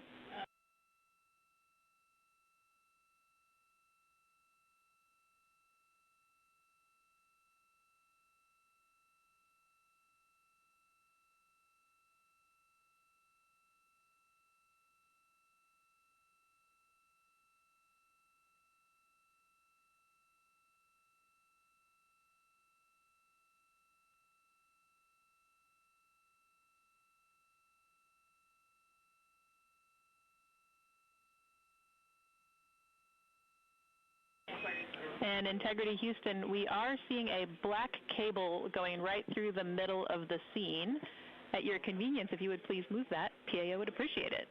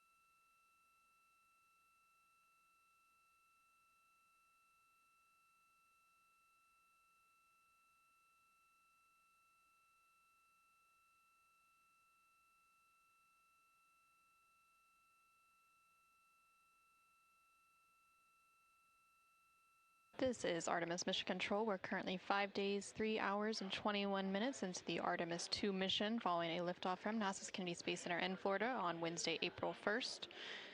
The crew on board the Orion spacecraft is currently wrapping up their lunar flyby cleanup activities. They're making final... Houston Integrity, high priority PAO images from the eclipse are on PCD1 in a so-named folder. We copy, Christina. Thanks.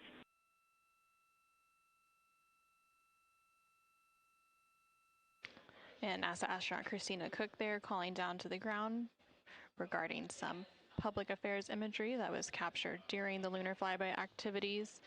She referenced a PCD, that is in reference to their portable computing devices, which are basically tablets that they're able to transfer files and also follow along on processes and procedures and their timelines for the day.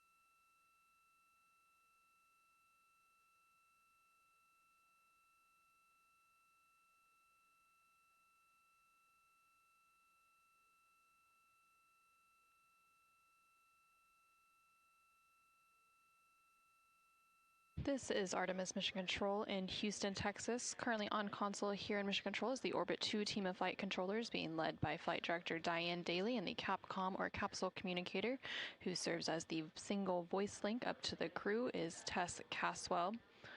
The crew on board the Orion spacecraft recently wrapped up their lunar flyby observation period, and now they are completing some cleanup activities and transferring some data and files down to the ground following that lunar flyby. Many of these files will be analyzed by the science team overnight in advance of a post-lunar flyby conference tomorrow once the crew wakes up. The crew is also preparing for an upcoming public affairs downlink event. And then following that downlink, they will have a few final activities for the day, including a private medical conference with their team here on the ground. These are standard conferences that happen at the end of every day, and they'll also have a private conference with the flight director here in Mission Control to go over the vehicle status and any other questions or concerns they may have for the remainder of their flight. We are currently in flight day 6, and we have a splashdown expected on Friday, April 10th. That splashdown expected in about 3 days, 21 hours, and 49 minutes from now. During the lunar flyby, and as part of Artemis II, it marked the first time in more than 50 years that humans were able to observe the moon directly and provided a critical opportunity to practice how lunar science will be conducted during future Artemis missions. The moon preserves a near-continuous record of solar system history that has been erased on Earth, and with no atmosphere, weather, or plate tectonics, the lunar surface retains evidence of ancient impacts, volcanism, and solar activity that scientists can study today. Studying the moon helps scientists understand how planets formed and evolved, how the moon influenced Earth's history, and how the early sun shaped conditions across the inner solar system. The moon also serves as a unique platform for studying the broader universe.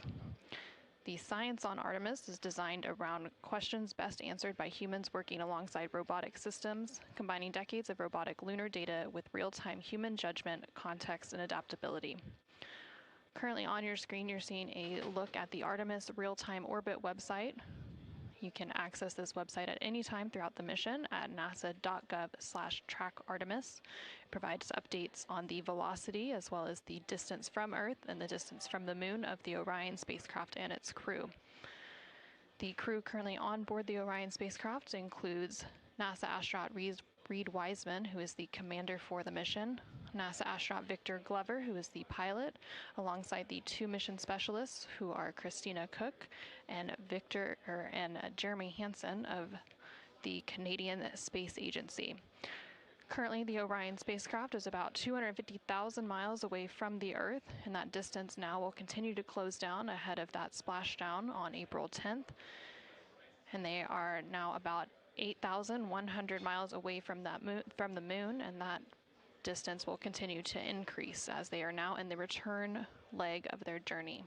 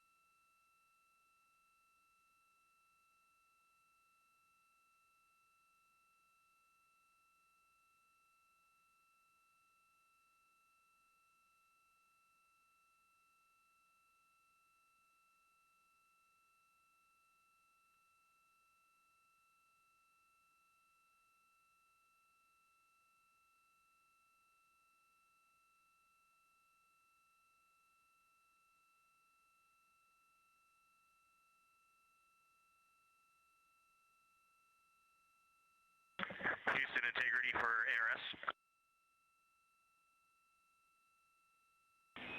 Go ahead, Integrity.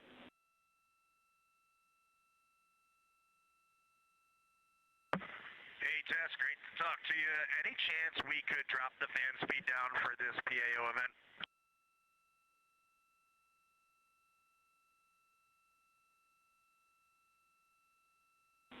We will put that in work. Great to be talking to you, too.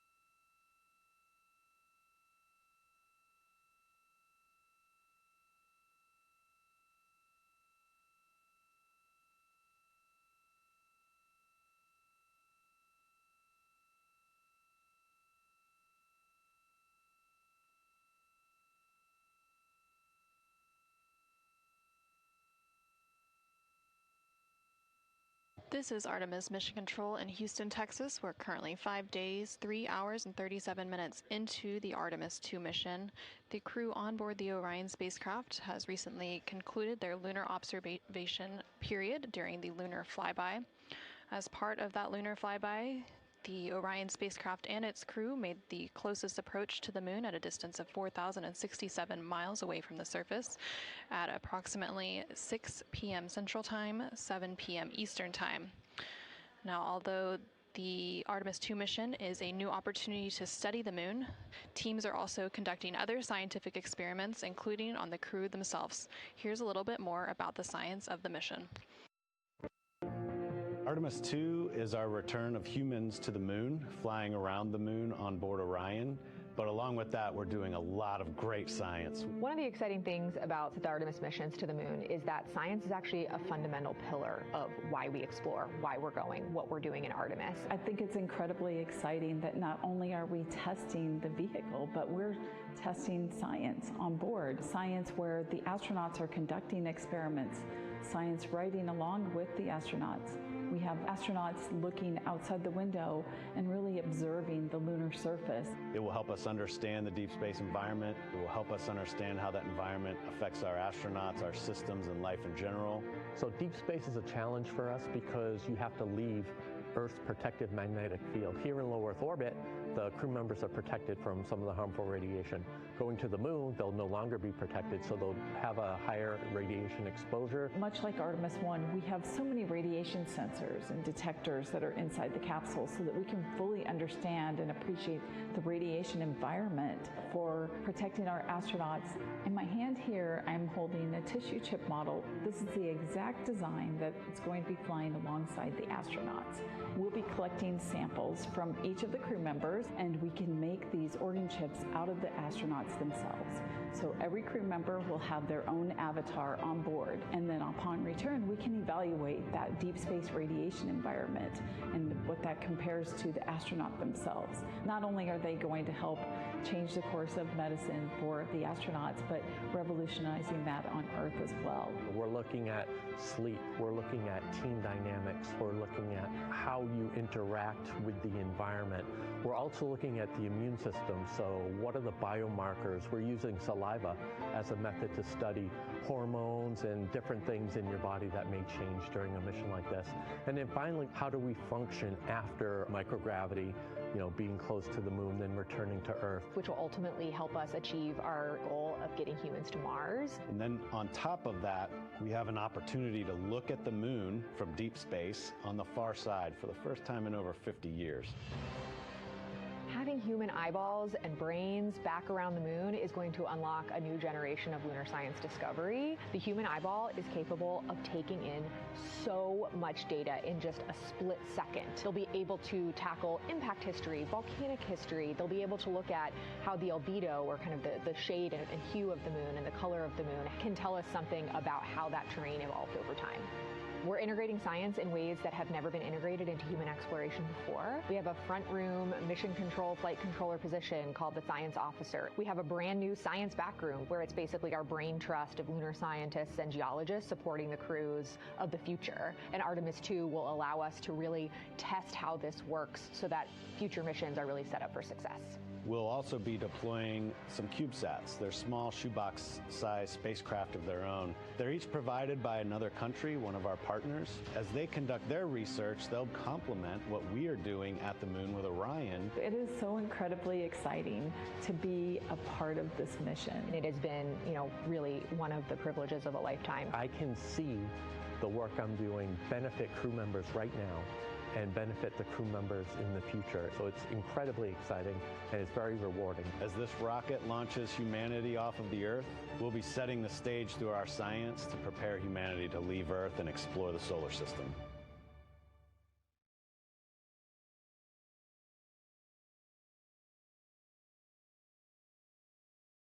And as part of that, we are going to inhibit cabin leak detection. The edge key manual response is still available. Copy, thumbs up.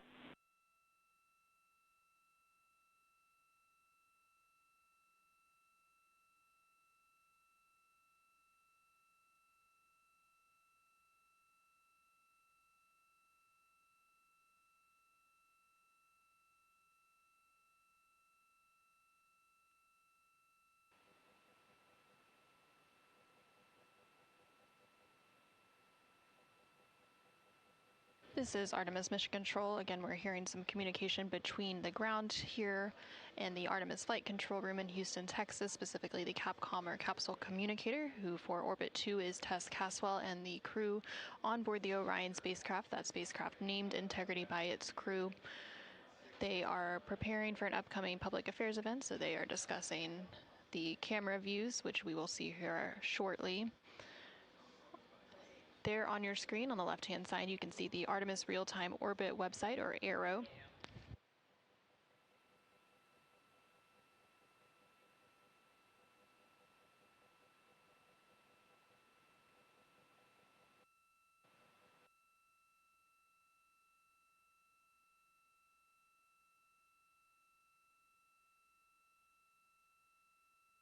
The Artemis Real-Time Orbit website there on the left-hand side of your screen provides updates on the velocity of the Orion spacecraft during its journey around the moon.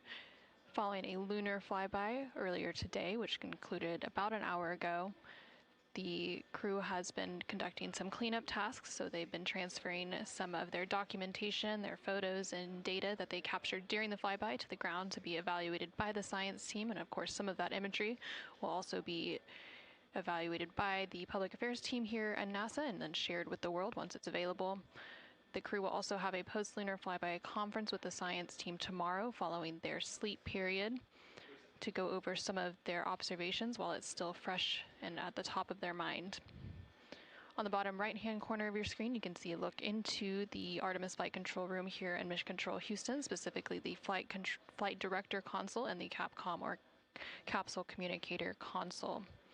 The flight director currently on console for Orbit 2 is Diane Daly, and throughout the Artemis II mission, there are 3 shifts or orbits of flight controllers who provide 24/7 coverage and support to the Artemis II crew and the Orion spacecraft and its systems during its journey around the moon. We are expecting a splashdown on Friday, April 10th. That splashdown will take place in about 3 days, 21 hours, and 33 minutes.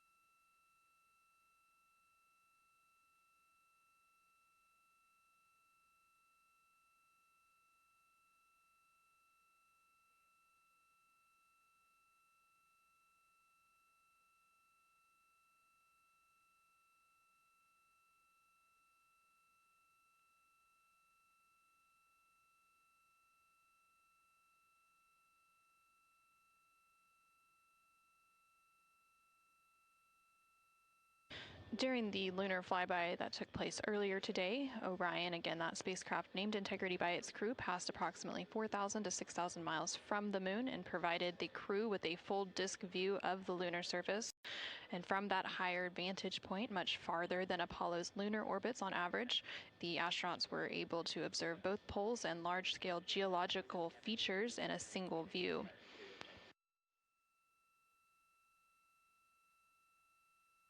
And there on your screen, you're currently seeing a live look inside the cabin of the Orion spacecraft.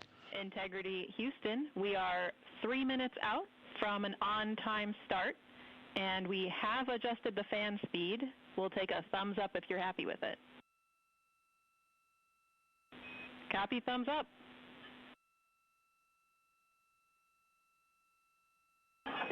Superlative thumbs up.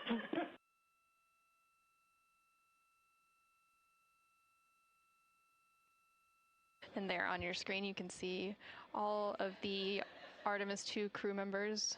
CSA astronaut Jeremy Hansen just floated out of view behind the camera, but you can still see NASA astronaut Reed Wiseman, NASA astronaut Christina Cook, and NASA astronaut Victor Glover as they prepare for an upcoming public affairs downlink event, which is scheduled to take place in just a couple minutes from now. And there, floating back onto the screen, is CSA or Canadian Space Agency astronaut Jeremy Hansen. He is making himself comfy on some of the OX or Orion Crew Survival System suits that have been stowed for the outbound and now return journey.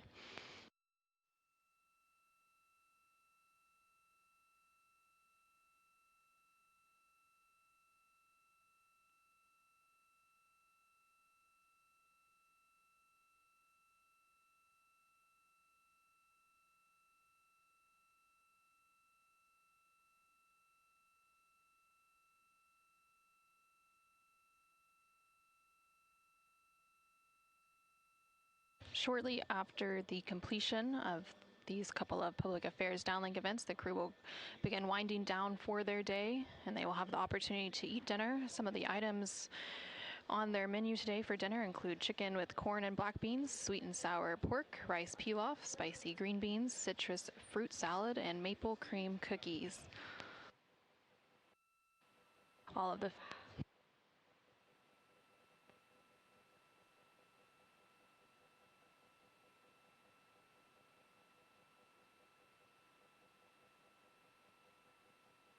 And now we will go ahead and stand by for that public affairs event beginning in just about a minute.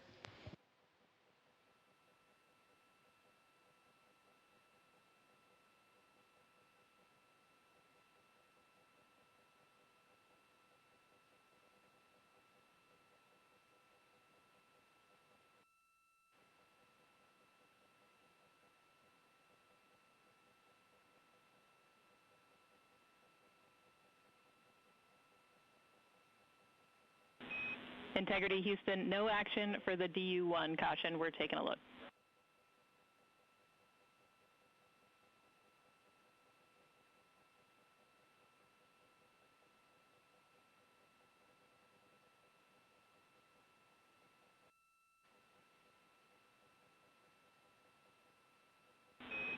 Integrity, this is Houston. Are you ready for the event?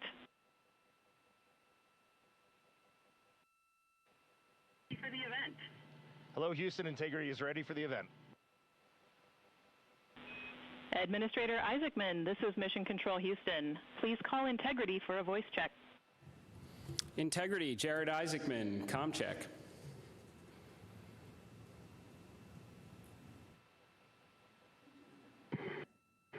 Administrator Isaacman, we've got you loud and clear, sir. How us? I've got you loud and clear. Artemis II crew, we have a very special guest who wanted to be the first person to greet you after your return from the far side of the moon. Reed, Victor, Christina, and Jeremy, it's my honor to introduce the President of the United States of America, President Donald J. Trump. Over to you, sir.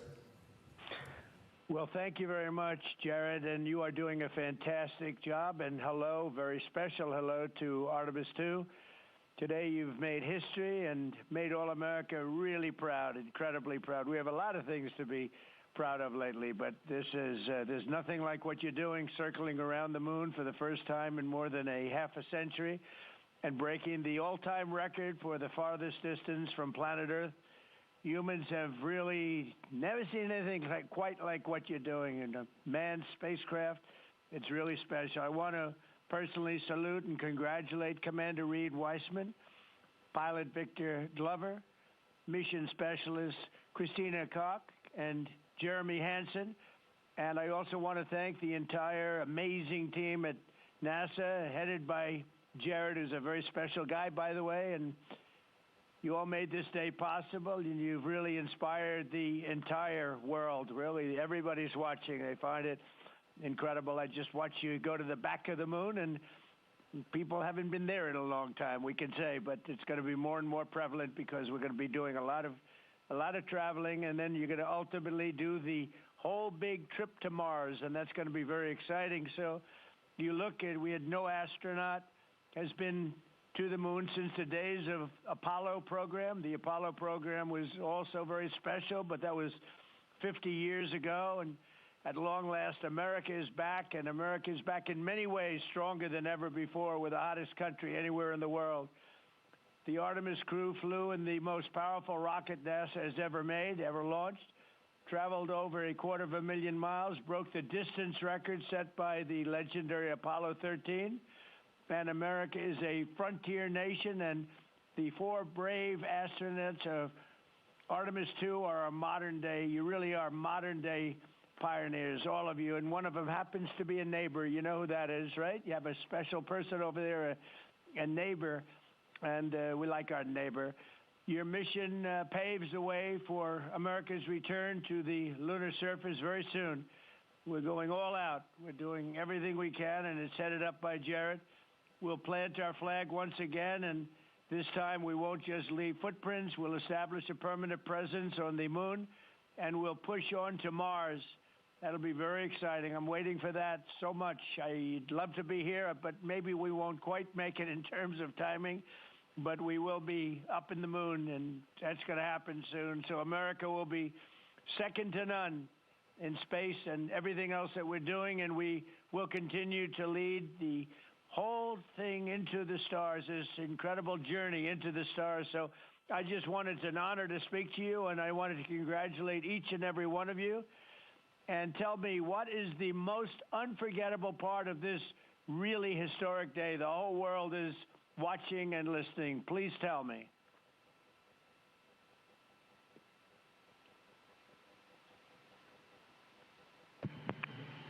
President, this call is certainly special to all of us, and we really have a lot of faith in our administrator, Jared Isaacman, who is with you. We appreciate his leadership in NASA and in the international community. We are doing great things, and we are proud to be a part of it.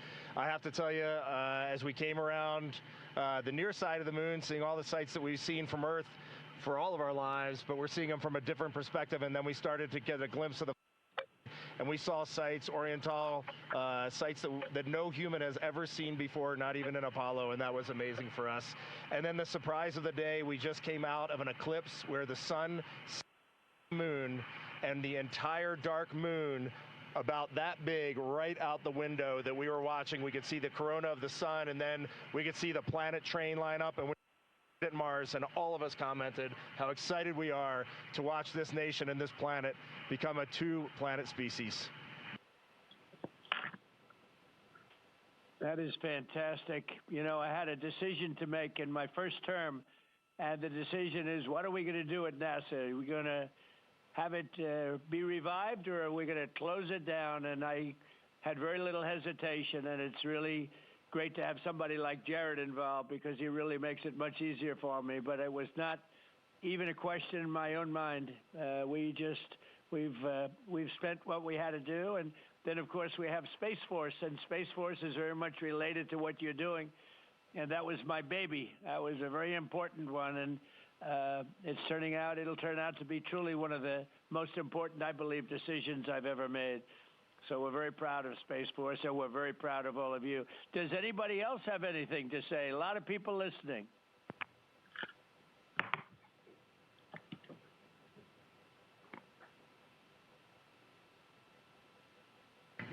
Mr. President, to be here with you speaking about our incredible day today. I think one of the biggest highlights was coming back from the far side of the moon and having the first glimpses of planet Earth again after being out of communication for about 45 minutes. It really just reminds you what a special place we have and how important it is for our nation to lead and not follow in exploring deep space. I'd like to ask, what was your feeling when you had no communication, zero communication? All of a sudden it was cut off by, obviously, your very special location.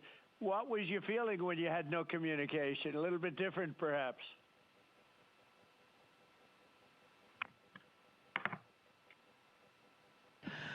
Yes, Mr. President, it was I said a little prayer, but then I had to keep rolling. I was actually recording scientific observations of the far side of the moon. You know, that is actually the time when we were the farthest and the closest to the moon. And so we were really able to make some of our most detailed observations of the far side of the moon up close. And so we were busy up here working really hard. And I must say, it was actually quite nice. Did you see a difference, a big difference, between the far side of the moon and the near side of the moon? Was there a difference in feel or difference in look? What did you see?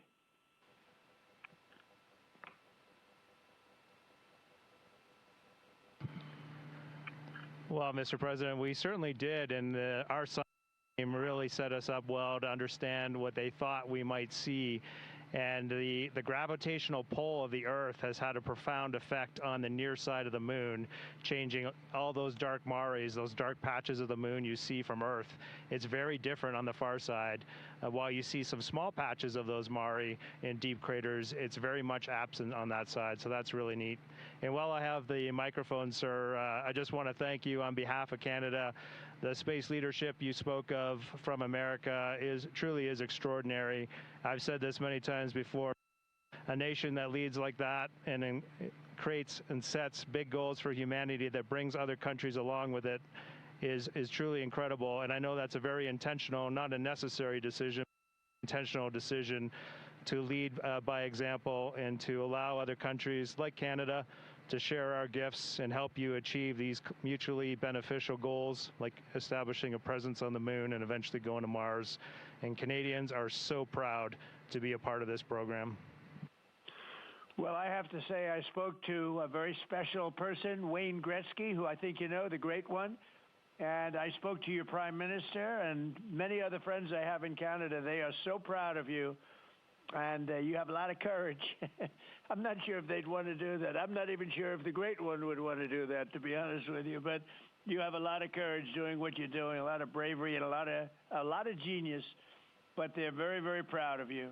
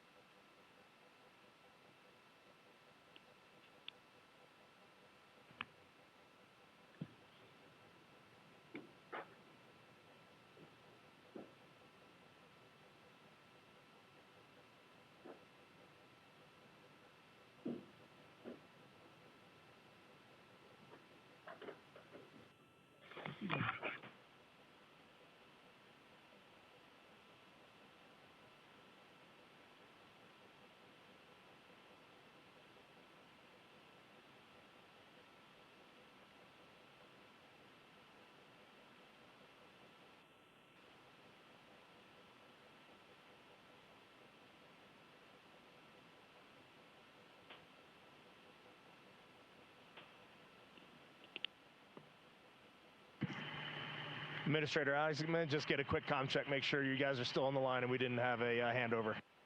I am. Yes, I am. And integrity, and back over to you, Mr. President. Yeah, I think we might have gotten cut off. It is a long distance. It's a long ways. The reception's been great.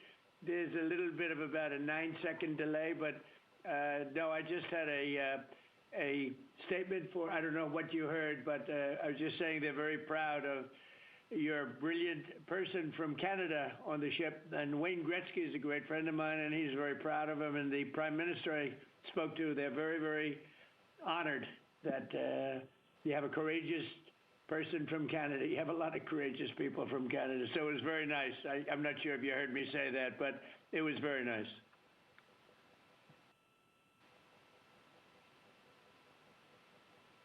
Yes, Mr. President, we heard that, and we do love our Jeremy Hansen. We love all our Canadian astronauts, Jenny Gibbons, Josh Kutrick. They're just great people, and they're such a welcome addition to our Corps. Great. Well, I really look forward to, when we can, I look forward to seeing you in the Oval Office. I'll ask Jared to bring you over, and I'll ask for your autograph, because I don't really ask for autographs much, but you deserve that. You really are something. Everybody's talking about this. And I look forward to having you in the Oval Office at the White House, and we will celebrate your incredible achievements and triumphs. This is big. This is really big stuff. The whole world is talking about it. And if you have the time, I will certainly find the time. I've been pretty busy also, as you know, but I will absolutely find the time, and we'll get together, and I'm going to be giving you a big salute on behalf of the American people and beyond that.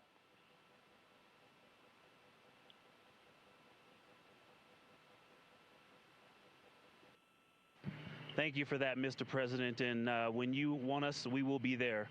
And thank you for your leadership. Thank you to Jared for his leadership.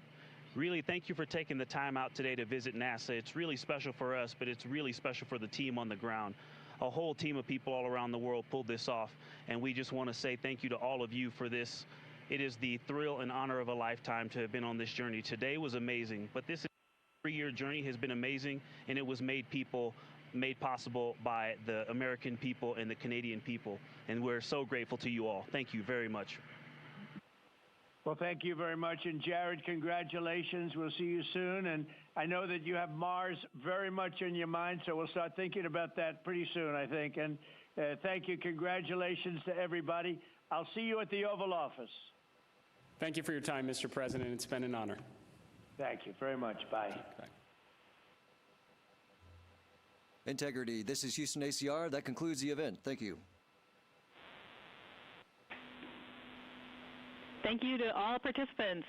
Integrity, we are now resuming operational audio communications.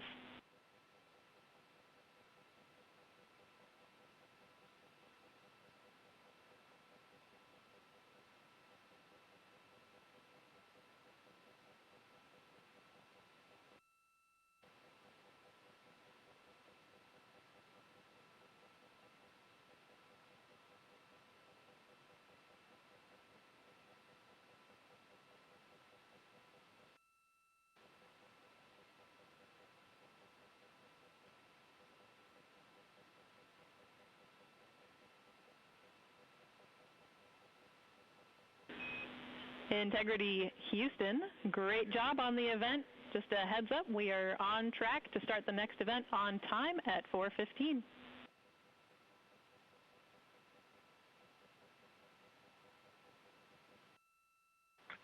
Okay, sounds great. We'll be ready.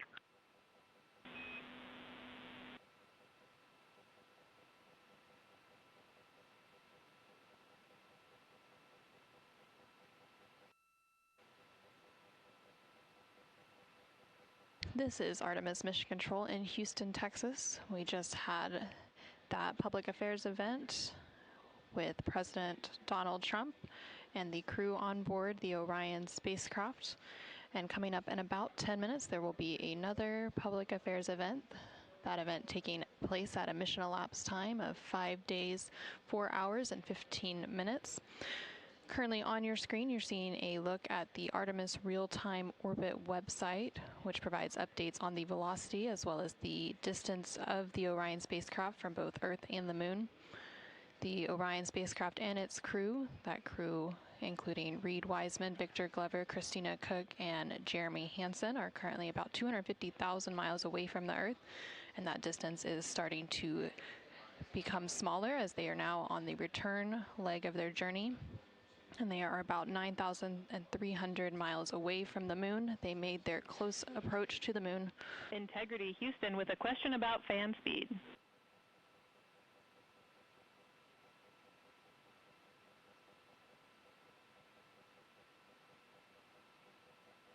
Go ahead. Hey, Reed, we were wondering if this adjusted fan speed is something that you would like to keep going forward, or if it was just a specific change request for the events this evening.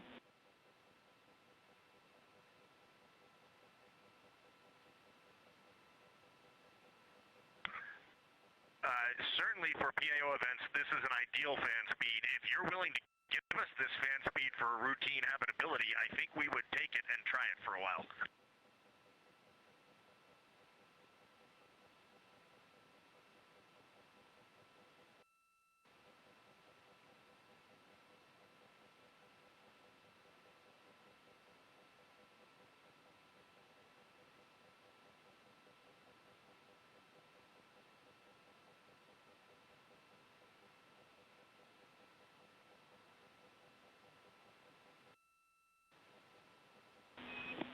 And Reed, we are able to support keeping the fan speed in this config. Happy to keep it here to collect data.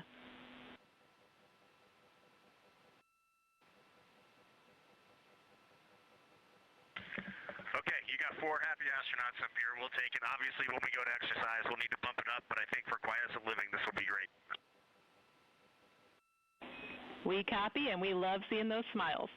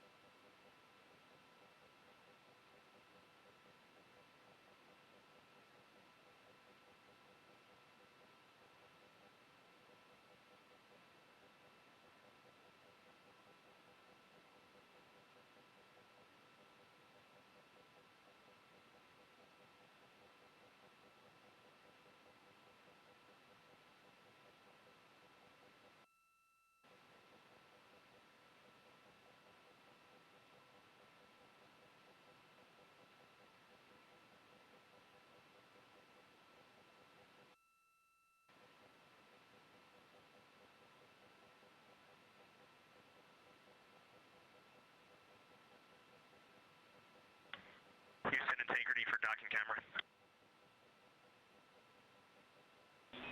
Go ahead.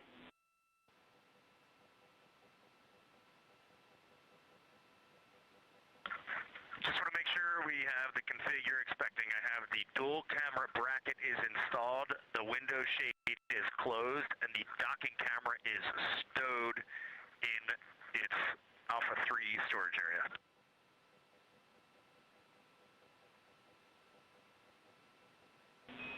That's a good config.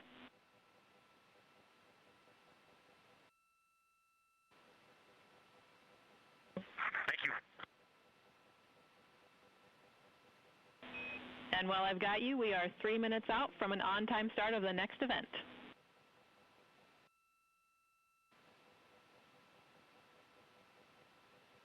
This is Artemis Mission Control in Houston, Texas. You can see a live look of the Artemis II crew inside the Orion spacecraft cabin as they prepare for another public affairs downlink event.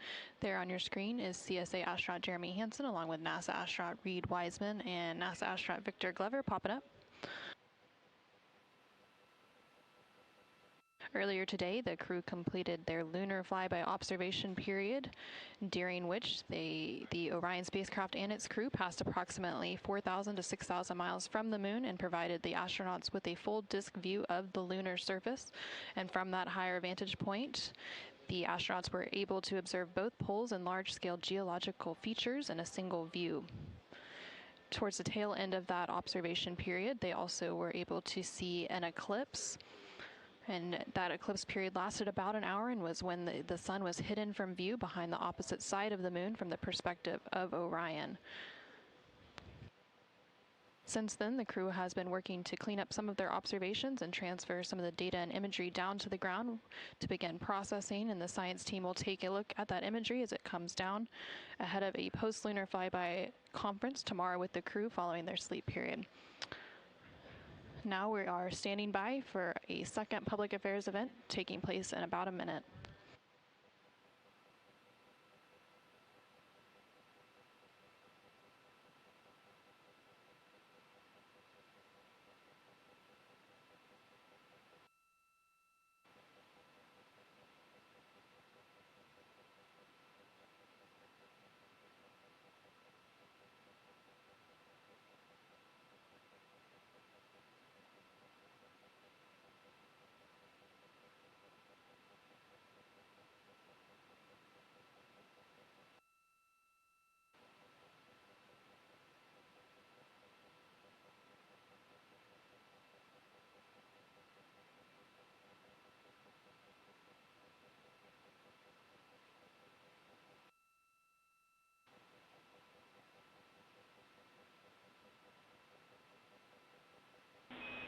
Integrity, this is Houston. Are you ready for the event?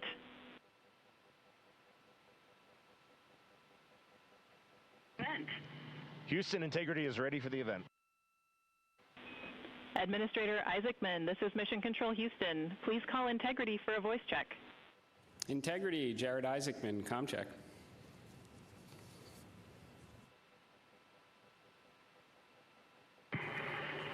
Administrator Isaacman, we've got you loud and clear up here.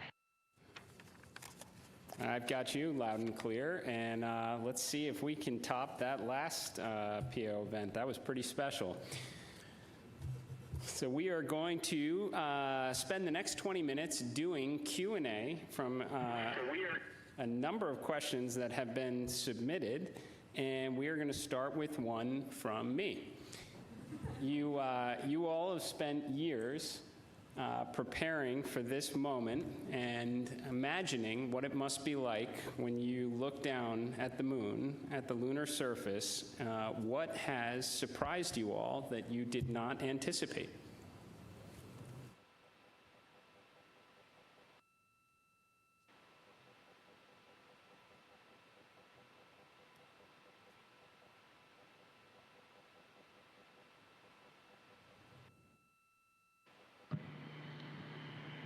Go ahead. Oh, it's on. Administrator, great to chat with you. Just something that just shocked me because really using imagery and just the three-dimensionality of it. You know from your experience of seeing the Earth from space how it just seems different, and you look out in depth of things, and when we were on the far side of the moon looking back at Earth, it was just so obvious. You had this sphere out in front of you of the moon and this three-dimensional. You really felt like you weren't in a capsule. You'd been transported to the far side of the moon, and it really just bent your mind. It was an extraordinary human experience. I'm so grateful for it.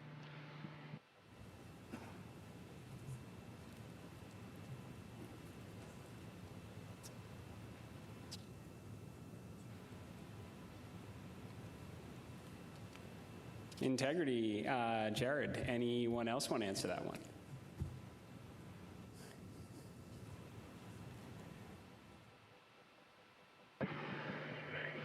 You know, we had an amazing launch. The SLS is quite a powerful rocket, and got us into a 1,200 by, eventually a 100-mile orbit, and clearly power and speed, and then we did our translunar injection, and we were going quite fast. And so with all of that speed, though, it still took us days to get here. And so the scope of all of the things to a 321-foot tall rocket was amazing. It just puts the power required to do this in perspective.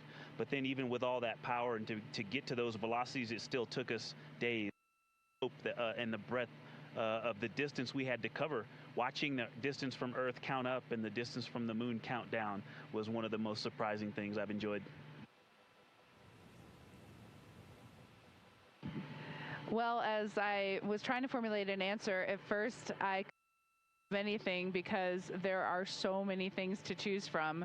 I'll try to just narrow it down, but I'm going to go with something we did yesterday, a manual power flight test objective, where we just basically got to sit at the vehicle. It was Jeremy and I this time, and just drive around using the rotational hand controller, basically just drive it with the stick, and how well it handled, how tight the control algorithms were, and watching it respond when we actually degraded it on purpose by going into 3 degrees of freedom control, by actually inhibiting some of the jets, which even though we have jet redundancy, of course, for each other in these complicated algorithms. So it was just amazing to be in a deep spacecraft and just be flying it around by hand. The one other thing I'll say, how fast it has gone by. I'm not ready to go home. I can't believe that something this cramped of quarters can fly by and still be fun every single minute. And I'll just close out with, I think just scale, Jared, is the thing that is just blowing my mind.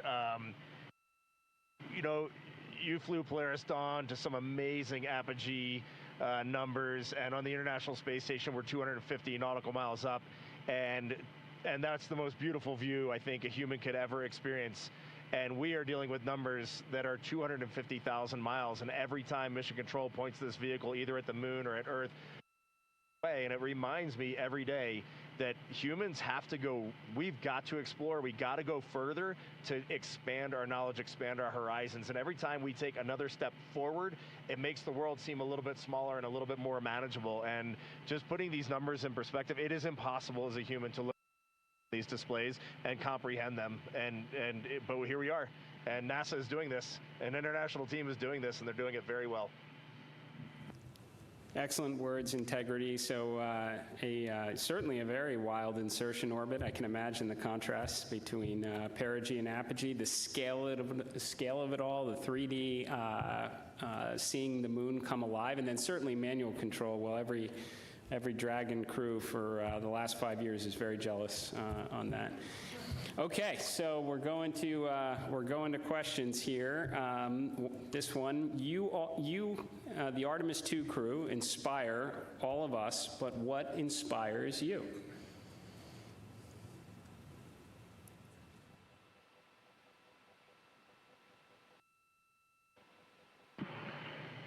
I think as you get older, your answer to that question changes a lot. Certainly when I was a young boy and a young man, just seeing an airplane flying overhead, to me, that really lit a fire in me.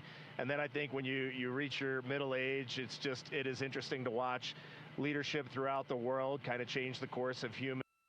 You can watch that unfold. And now now that I'm just a little bit over 50, you'll be there soon. Now that I'm just a little bit over 50, I mean, it all ties back to just family, and you understand just how much the people that you surround yourself with, and that is really every night when you go to bed, that's really what you end up thinking. At least that's what I end up thinking.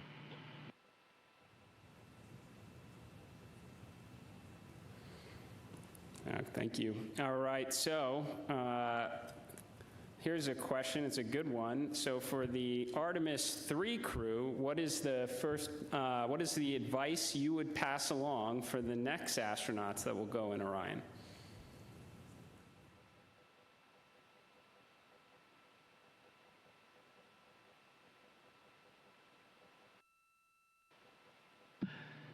That's a great question, Jared. We've actually been thinking about the Artemis III crew since we were assigned as the Artemis II crew. It was the beginning of how we came up with how we wanted to fly this mission, how we wanted to buy down risk for the program, and values as a crew. And so, you know, over the course of these 3 years, we've taken a lot of notes. So we've almost got a book to hand them. But I think a few practical things, just sitting here that we've been living for the past 6 days, how you pack is a huge impact to how you will live on the journey. And so things like food and your hygiene products, and then, you know, you know what's going on with our waste management system, the technology that we have, practicing that and being familiar with that and being prepared mentally. I used it on the space station, I used it at home in training, but I'll be honest, I wasn't really prepared to have to use it for over half the mission, and but you know, we adapt and overcome, and so I can't wait to talk to that crew. I'm glad you said it, or else I was. We definitely have to fix some of the plumbing. Okay, this question is from Merriam-Webster. So wordy one here. So you are going to be, well, you've already surpassed more than 250,000 miles from Earth, farther than any human has gone before. So what are some words that come to mind when you try to wrap your mind around this very unique experience?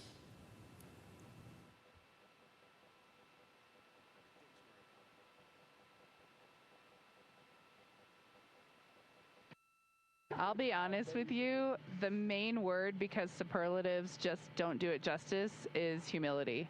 We would never be here if it weren't for so many people that came before us, starting with Neil Armstrong, Katherine Johnson, Dorothy Vaughan, civil rights movement leaders, everyone who worked on this spacecraft. Before we got here in our 3 years of training, we went all over the country and even to our European and Canadian partners to see the people who have put their hands on this hardware, the millions of parts from every valve, to this entire thing, the people that put on harnesses every day to rig it up in the VAB. They all passed the record. We definitely didn't pass the record up here alone. So this is actually very similar to the question the President of the United States asked just a brief bit ago. But during the quiet moments on your journey, when you were out of contact with everyone here on Earth, what were some of the thoughts that tended to occupy your mind most?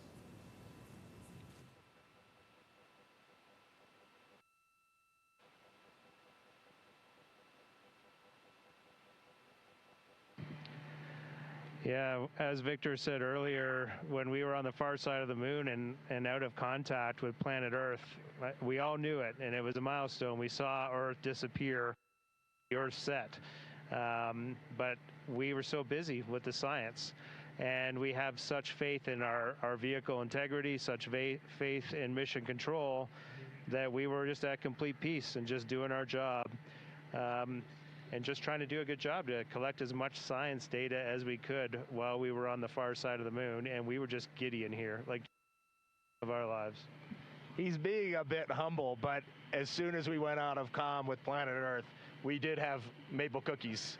As we just gathered together for about 30 seconds, each one of us had a maple cream cookie, and then right back into the science. But we had to take a moment to honor that time going behind Earth, and it was going behind the moon and out of touch with Earth, and that was a very surreal moment for this crew.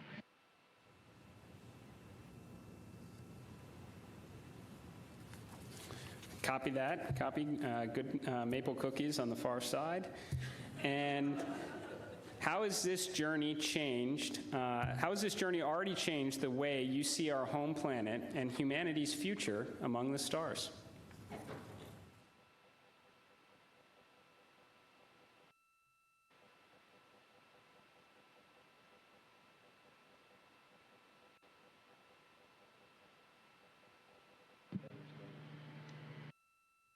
There's so many directions I think we could go with that, and I just, I think that there's, global, but I think real impact is local, and is to see the Earth as an entire thing and look at it, this system, and to see it all in once. But my daughters, and just the things that we can impact directly, the people that I can touch, that I can speak to, hug, and show love and gratitude toward, is the thing that I think is going to change and last. And but you also talked about the future that we're going to have in the stars, and this mission, I think we swung for the fence and launched on our first try after learning a lot earlier this year. But I think it set the stage for us to go out and continue to swing for the fence hard in our Orion SLS and ground systems programs to go and get the next one teed up so that crew can knock it off out of the park. And so I have huge expectations for what's coming next. Good words. Are you feeling homesick for Earth?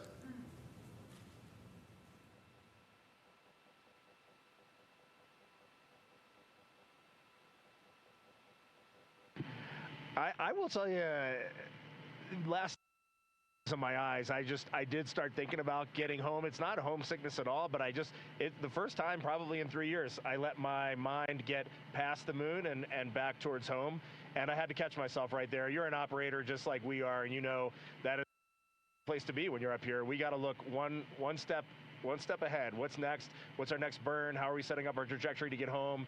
And we are going to do that. We are locked in, and we are definitely excited for the second half of this mission. And we are on guard. We are first crew to fly this vehicle. We are ready for any contingency in any scenario, and we are going to stay locked in every second until we are back on that Navy ship and then home reunited with our families. And copy that. Astronauts like being in space. That checks out. Okay, there's a lot of questions from the space photography community. How are the pictures going so far?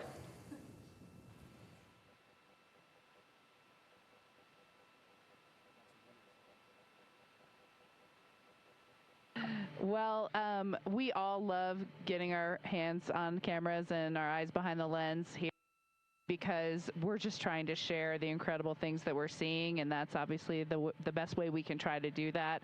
I've been into night sky photography for a long time, and so this is really a dream come true for me. I have thought specifically to that community, the time lapses I've been trying to get, those are a little tougher because we have a very dynamic vehicle. It's not like being on ISS where you can get the city lights below and the auroras and the spinning stars around the North Star. There's a lot going on. So, but what we got to matter is out of this world.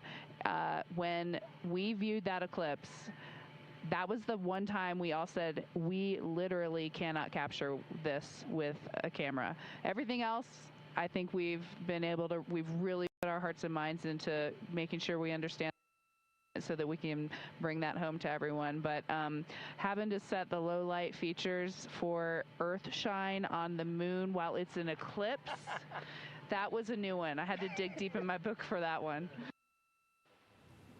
And thanks for the iPhones. They've been working great. Very glad to hear that, and there are a couple billion people back here on Earth that are extremely excited to look at the imagery you've captured up there. So. Okay, well, I want to thank you all. Integrity.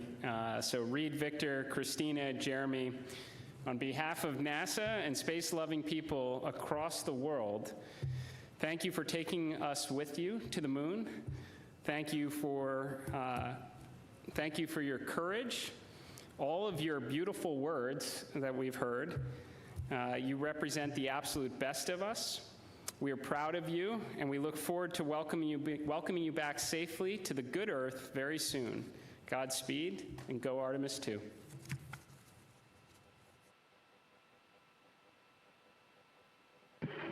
Thank you so much, Administrator. We are just proud to be a part of this team, doing our work every day, and we are supported by a huge world of humans, and we are just honored to be a part of that. Thank you.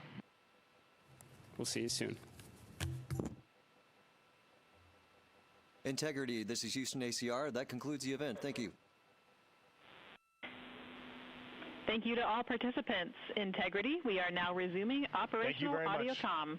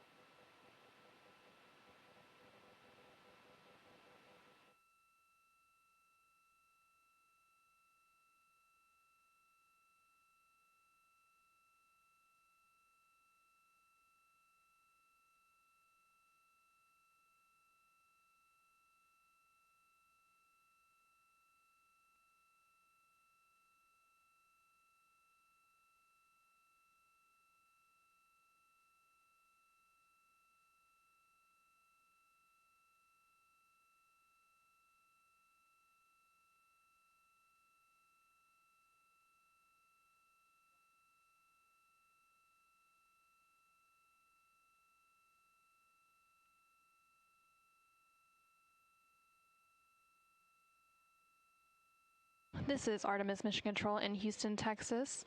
That second public affairs event with NASA Administrator Isaacman and the crew on board the Orion spacecraft named Integrity now complete, and there on your screen you're seeing a live view from the Orion spacecraft, specifically from the camera on its solar array wings, and you can see a crescent Earth there. The crew is now officially on the return leg of their journey, and Earth is now their target, with that splashdown targeted for April 10th.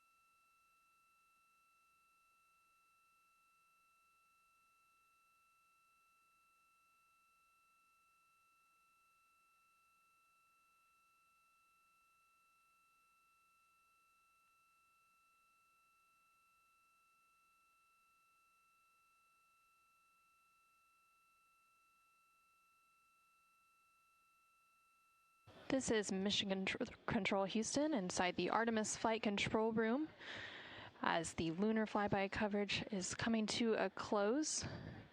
You can see a final look there of the Orion spacecraft and that crescent moon in the distance. The Artemis II crew inside the Orion spacecraft named Integrity lifted off atop the Space Launch System rocket on Wednesday, April 1st from NASA's Kennedy Space Center in Florida. This crew is the first to live and work inside the Orion spacecraft.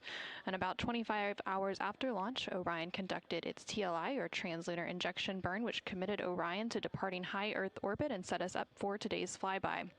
TLI also served as the spacecraft's deorbit burn as it slingshot Orion around the moon and set the crew on its free return trajectory, with that splashdown slated for Friday, April 10th.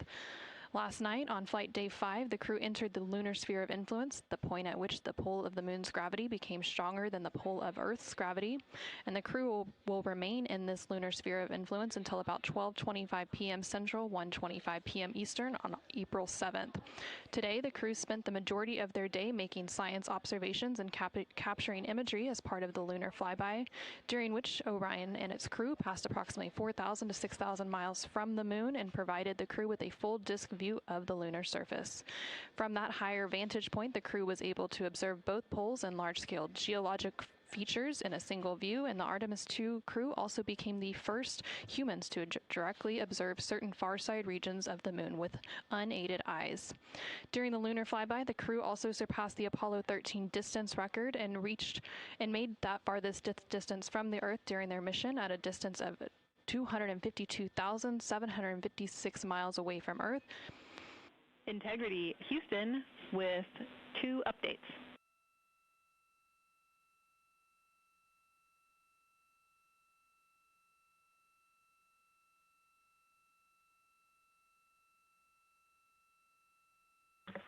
Houston, go ahead with the updates. Hey, Victor, again, awesome job on both of those events. The team down here really enjoyed following along. I've got 2 sync items for you. The first is that based on ground schedules, we'd like to pull your flight director conference up before your PMC, so we'll start the flight director conference at the time the PMC is currently scheduled.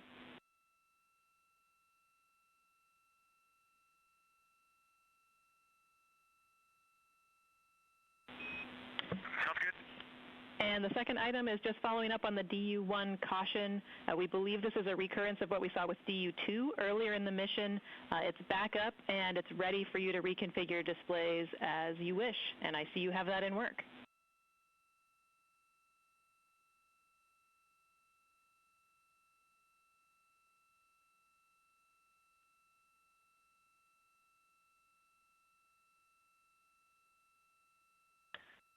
Okay, great. We would love a main and secondary dump line status, or really the main line.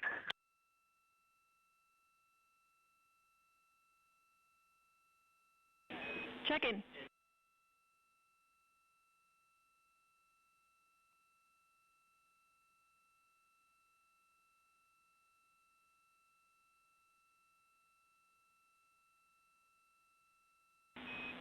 And Reed, back with you on the dump lines. The main dump is open and it's proceeding very slowly, but the secondary is still configured and go for use.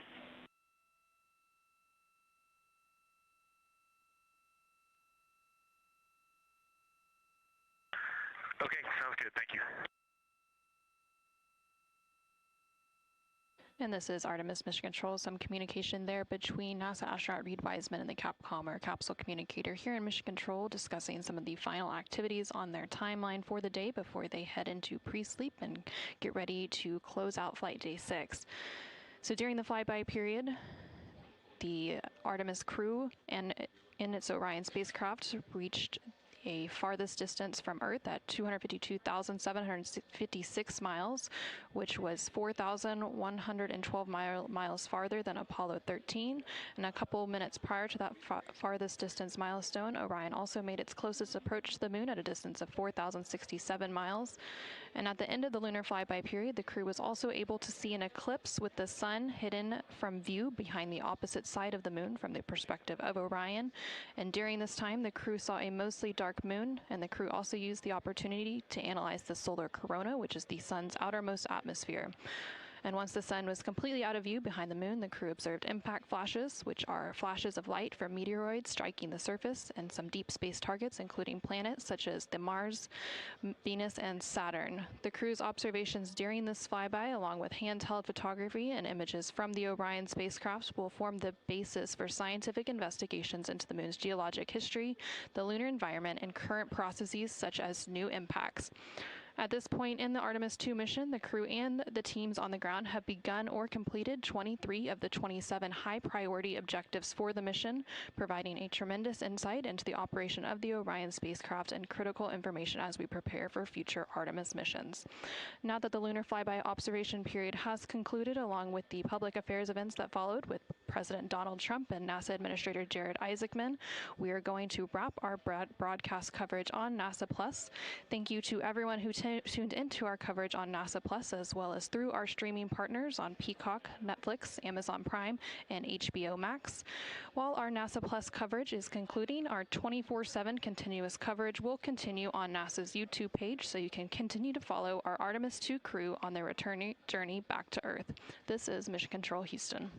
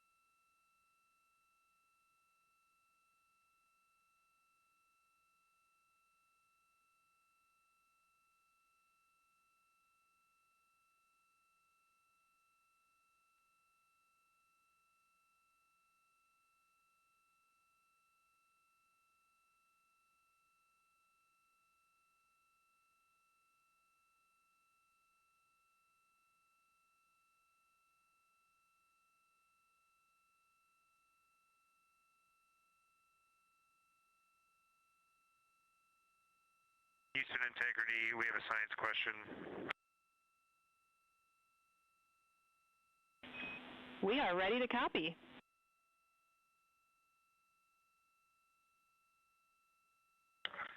We just want to check our understanding before we go to bed, because we think we made some changes, but the procedures, were not updated as expected.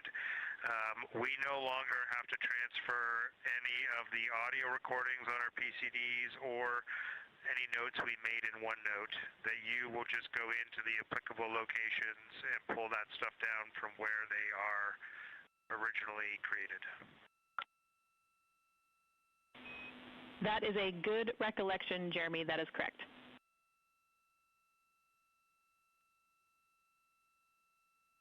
Okay, so we are transferring photos into 4 science folders on all 3 PCDs. And if you go into those 4 science folders, you'll get all of the imagery that we took today. And just a heads up, just so much excitement up here. Sometimes we switch cards and sometimes we didn't. And so the different shifts are on various cards in various places, but all the photos are there. Copy all. Thanks for the report.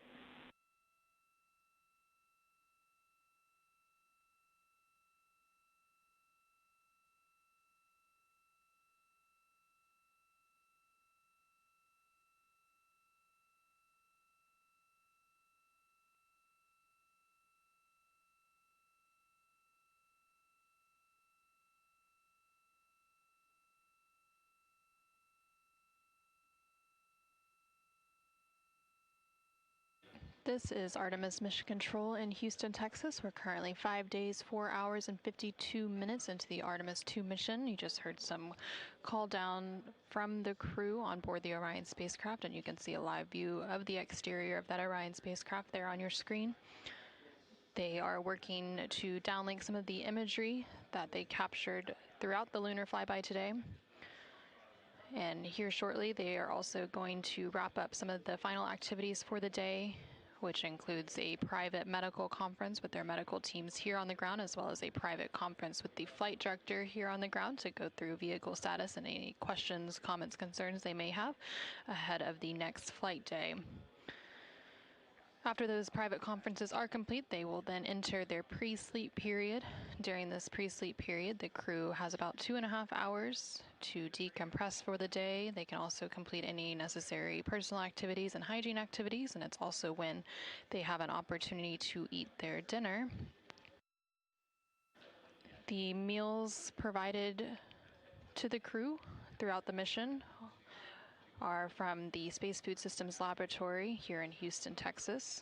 That team works closely with every human spaceflight crew, both on the Artemis missions as well as missions to the International Space Station ahead of launch, to taste their food and go through their standard menus and what they will expect, as well as some training on how to use the food warmers, as well as how to rehydrate some of that food.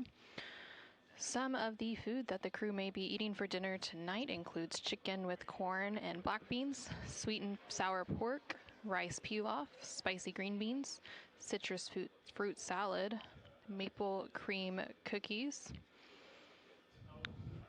as well as shrimp cocktail, Turkish fish stew, Caribbean chicken, mashed potatoes, cauliflower with cheese and butter cookies.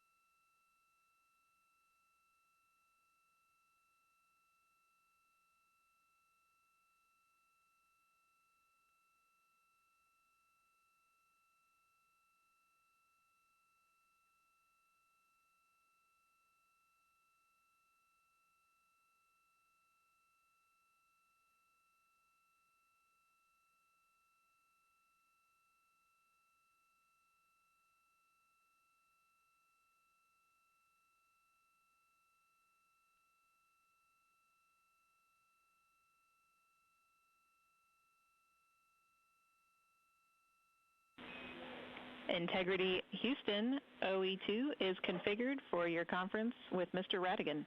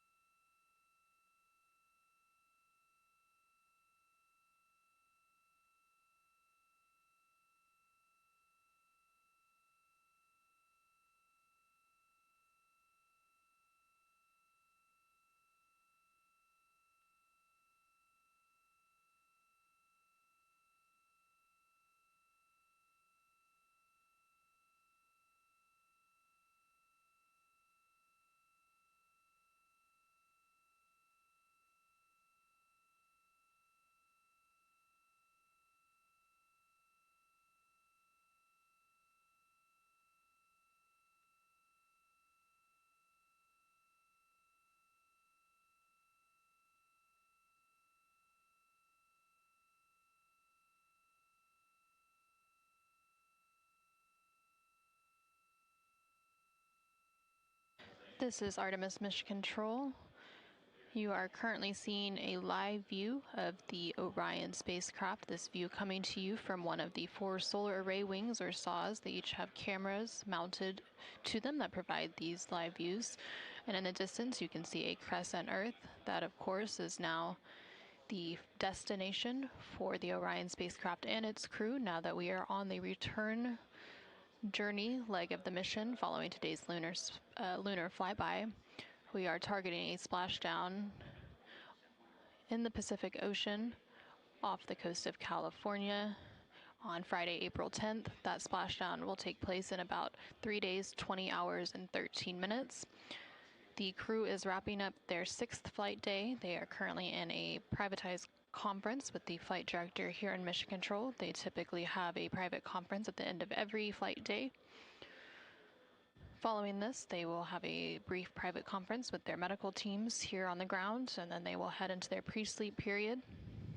And that will wrap up their 6th flight day as part of the Artemis II mission. Going into the 7th flight day, they will have quite a bit of time off duty, but they will complete a post-lunar flyby conference. During this time, they will have the opportunity to discuss their lunar flyby observations with the science team on the ground, while some of that is still fresh and top of mind.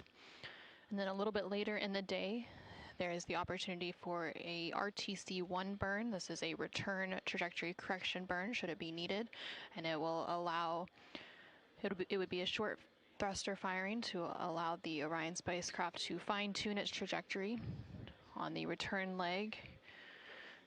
And then in the second half of the day, they will work on a radiation sheltering demonstration.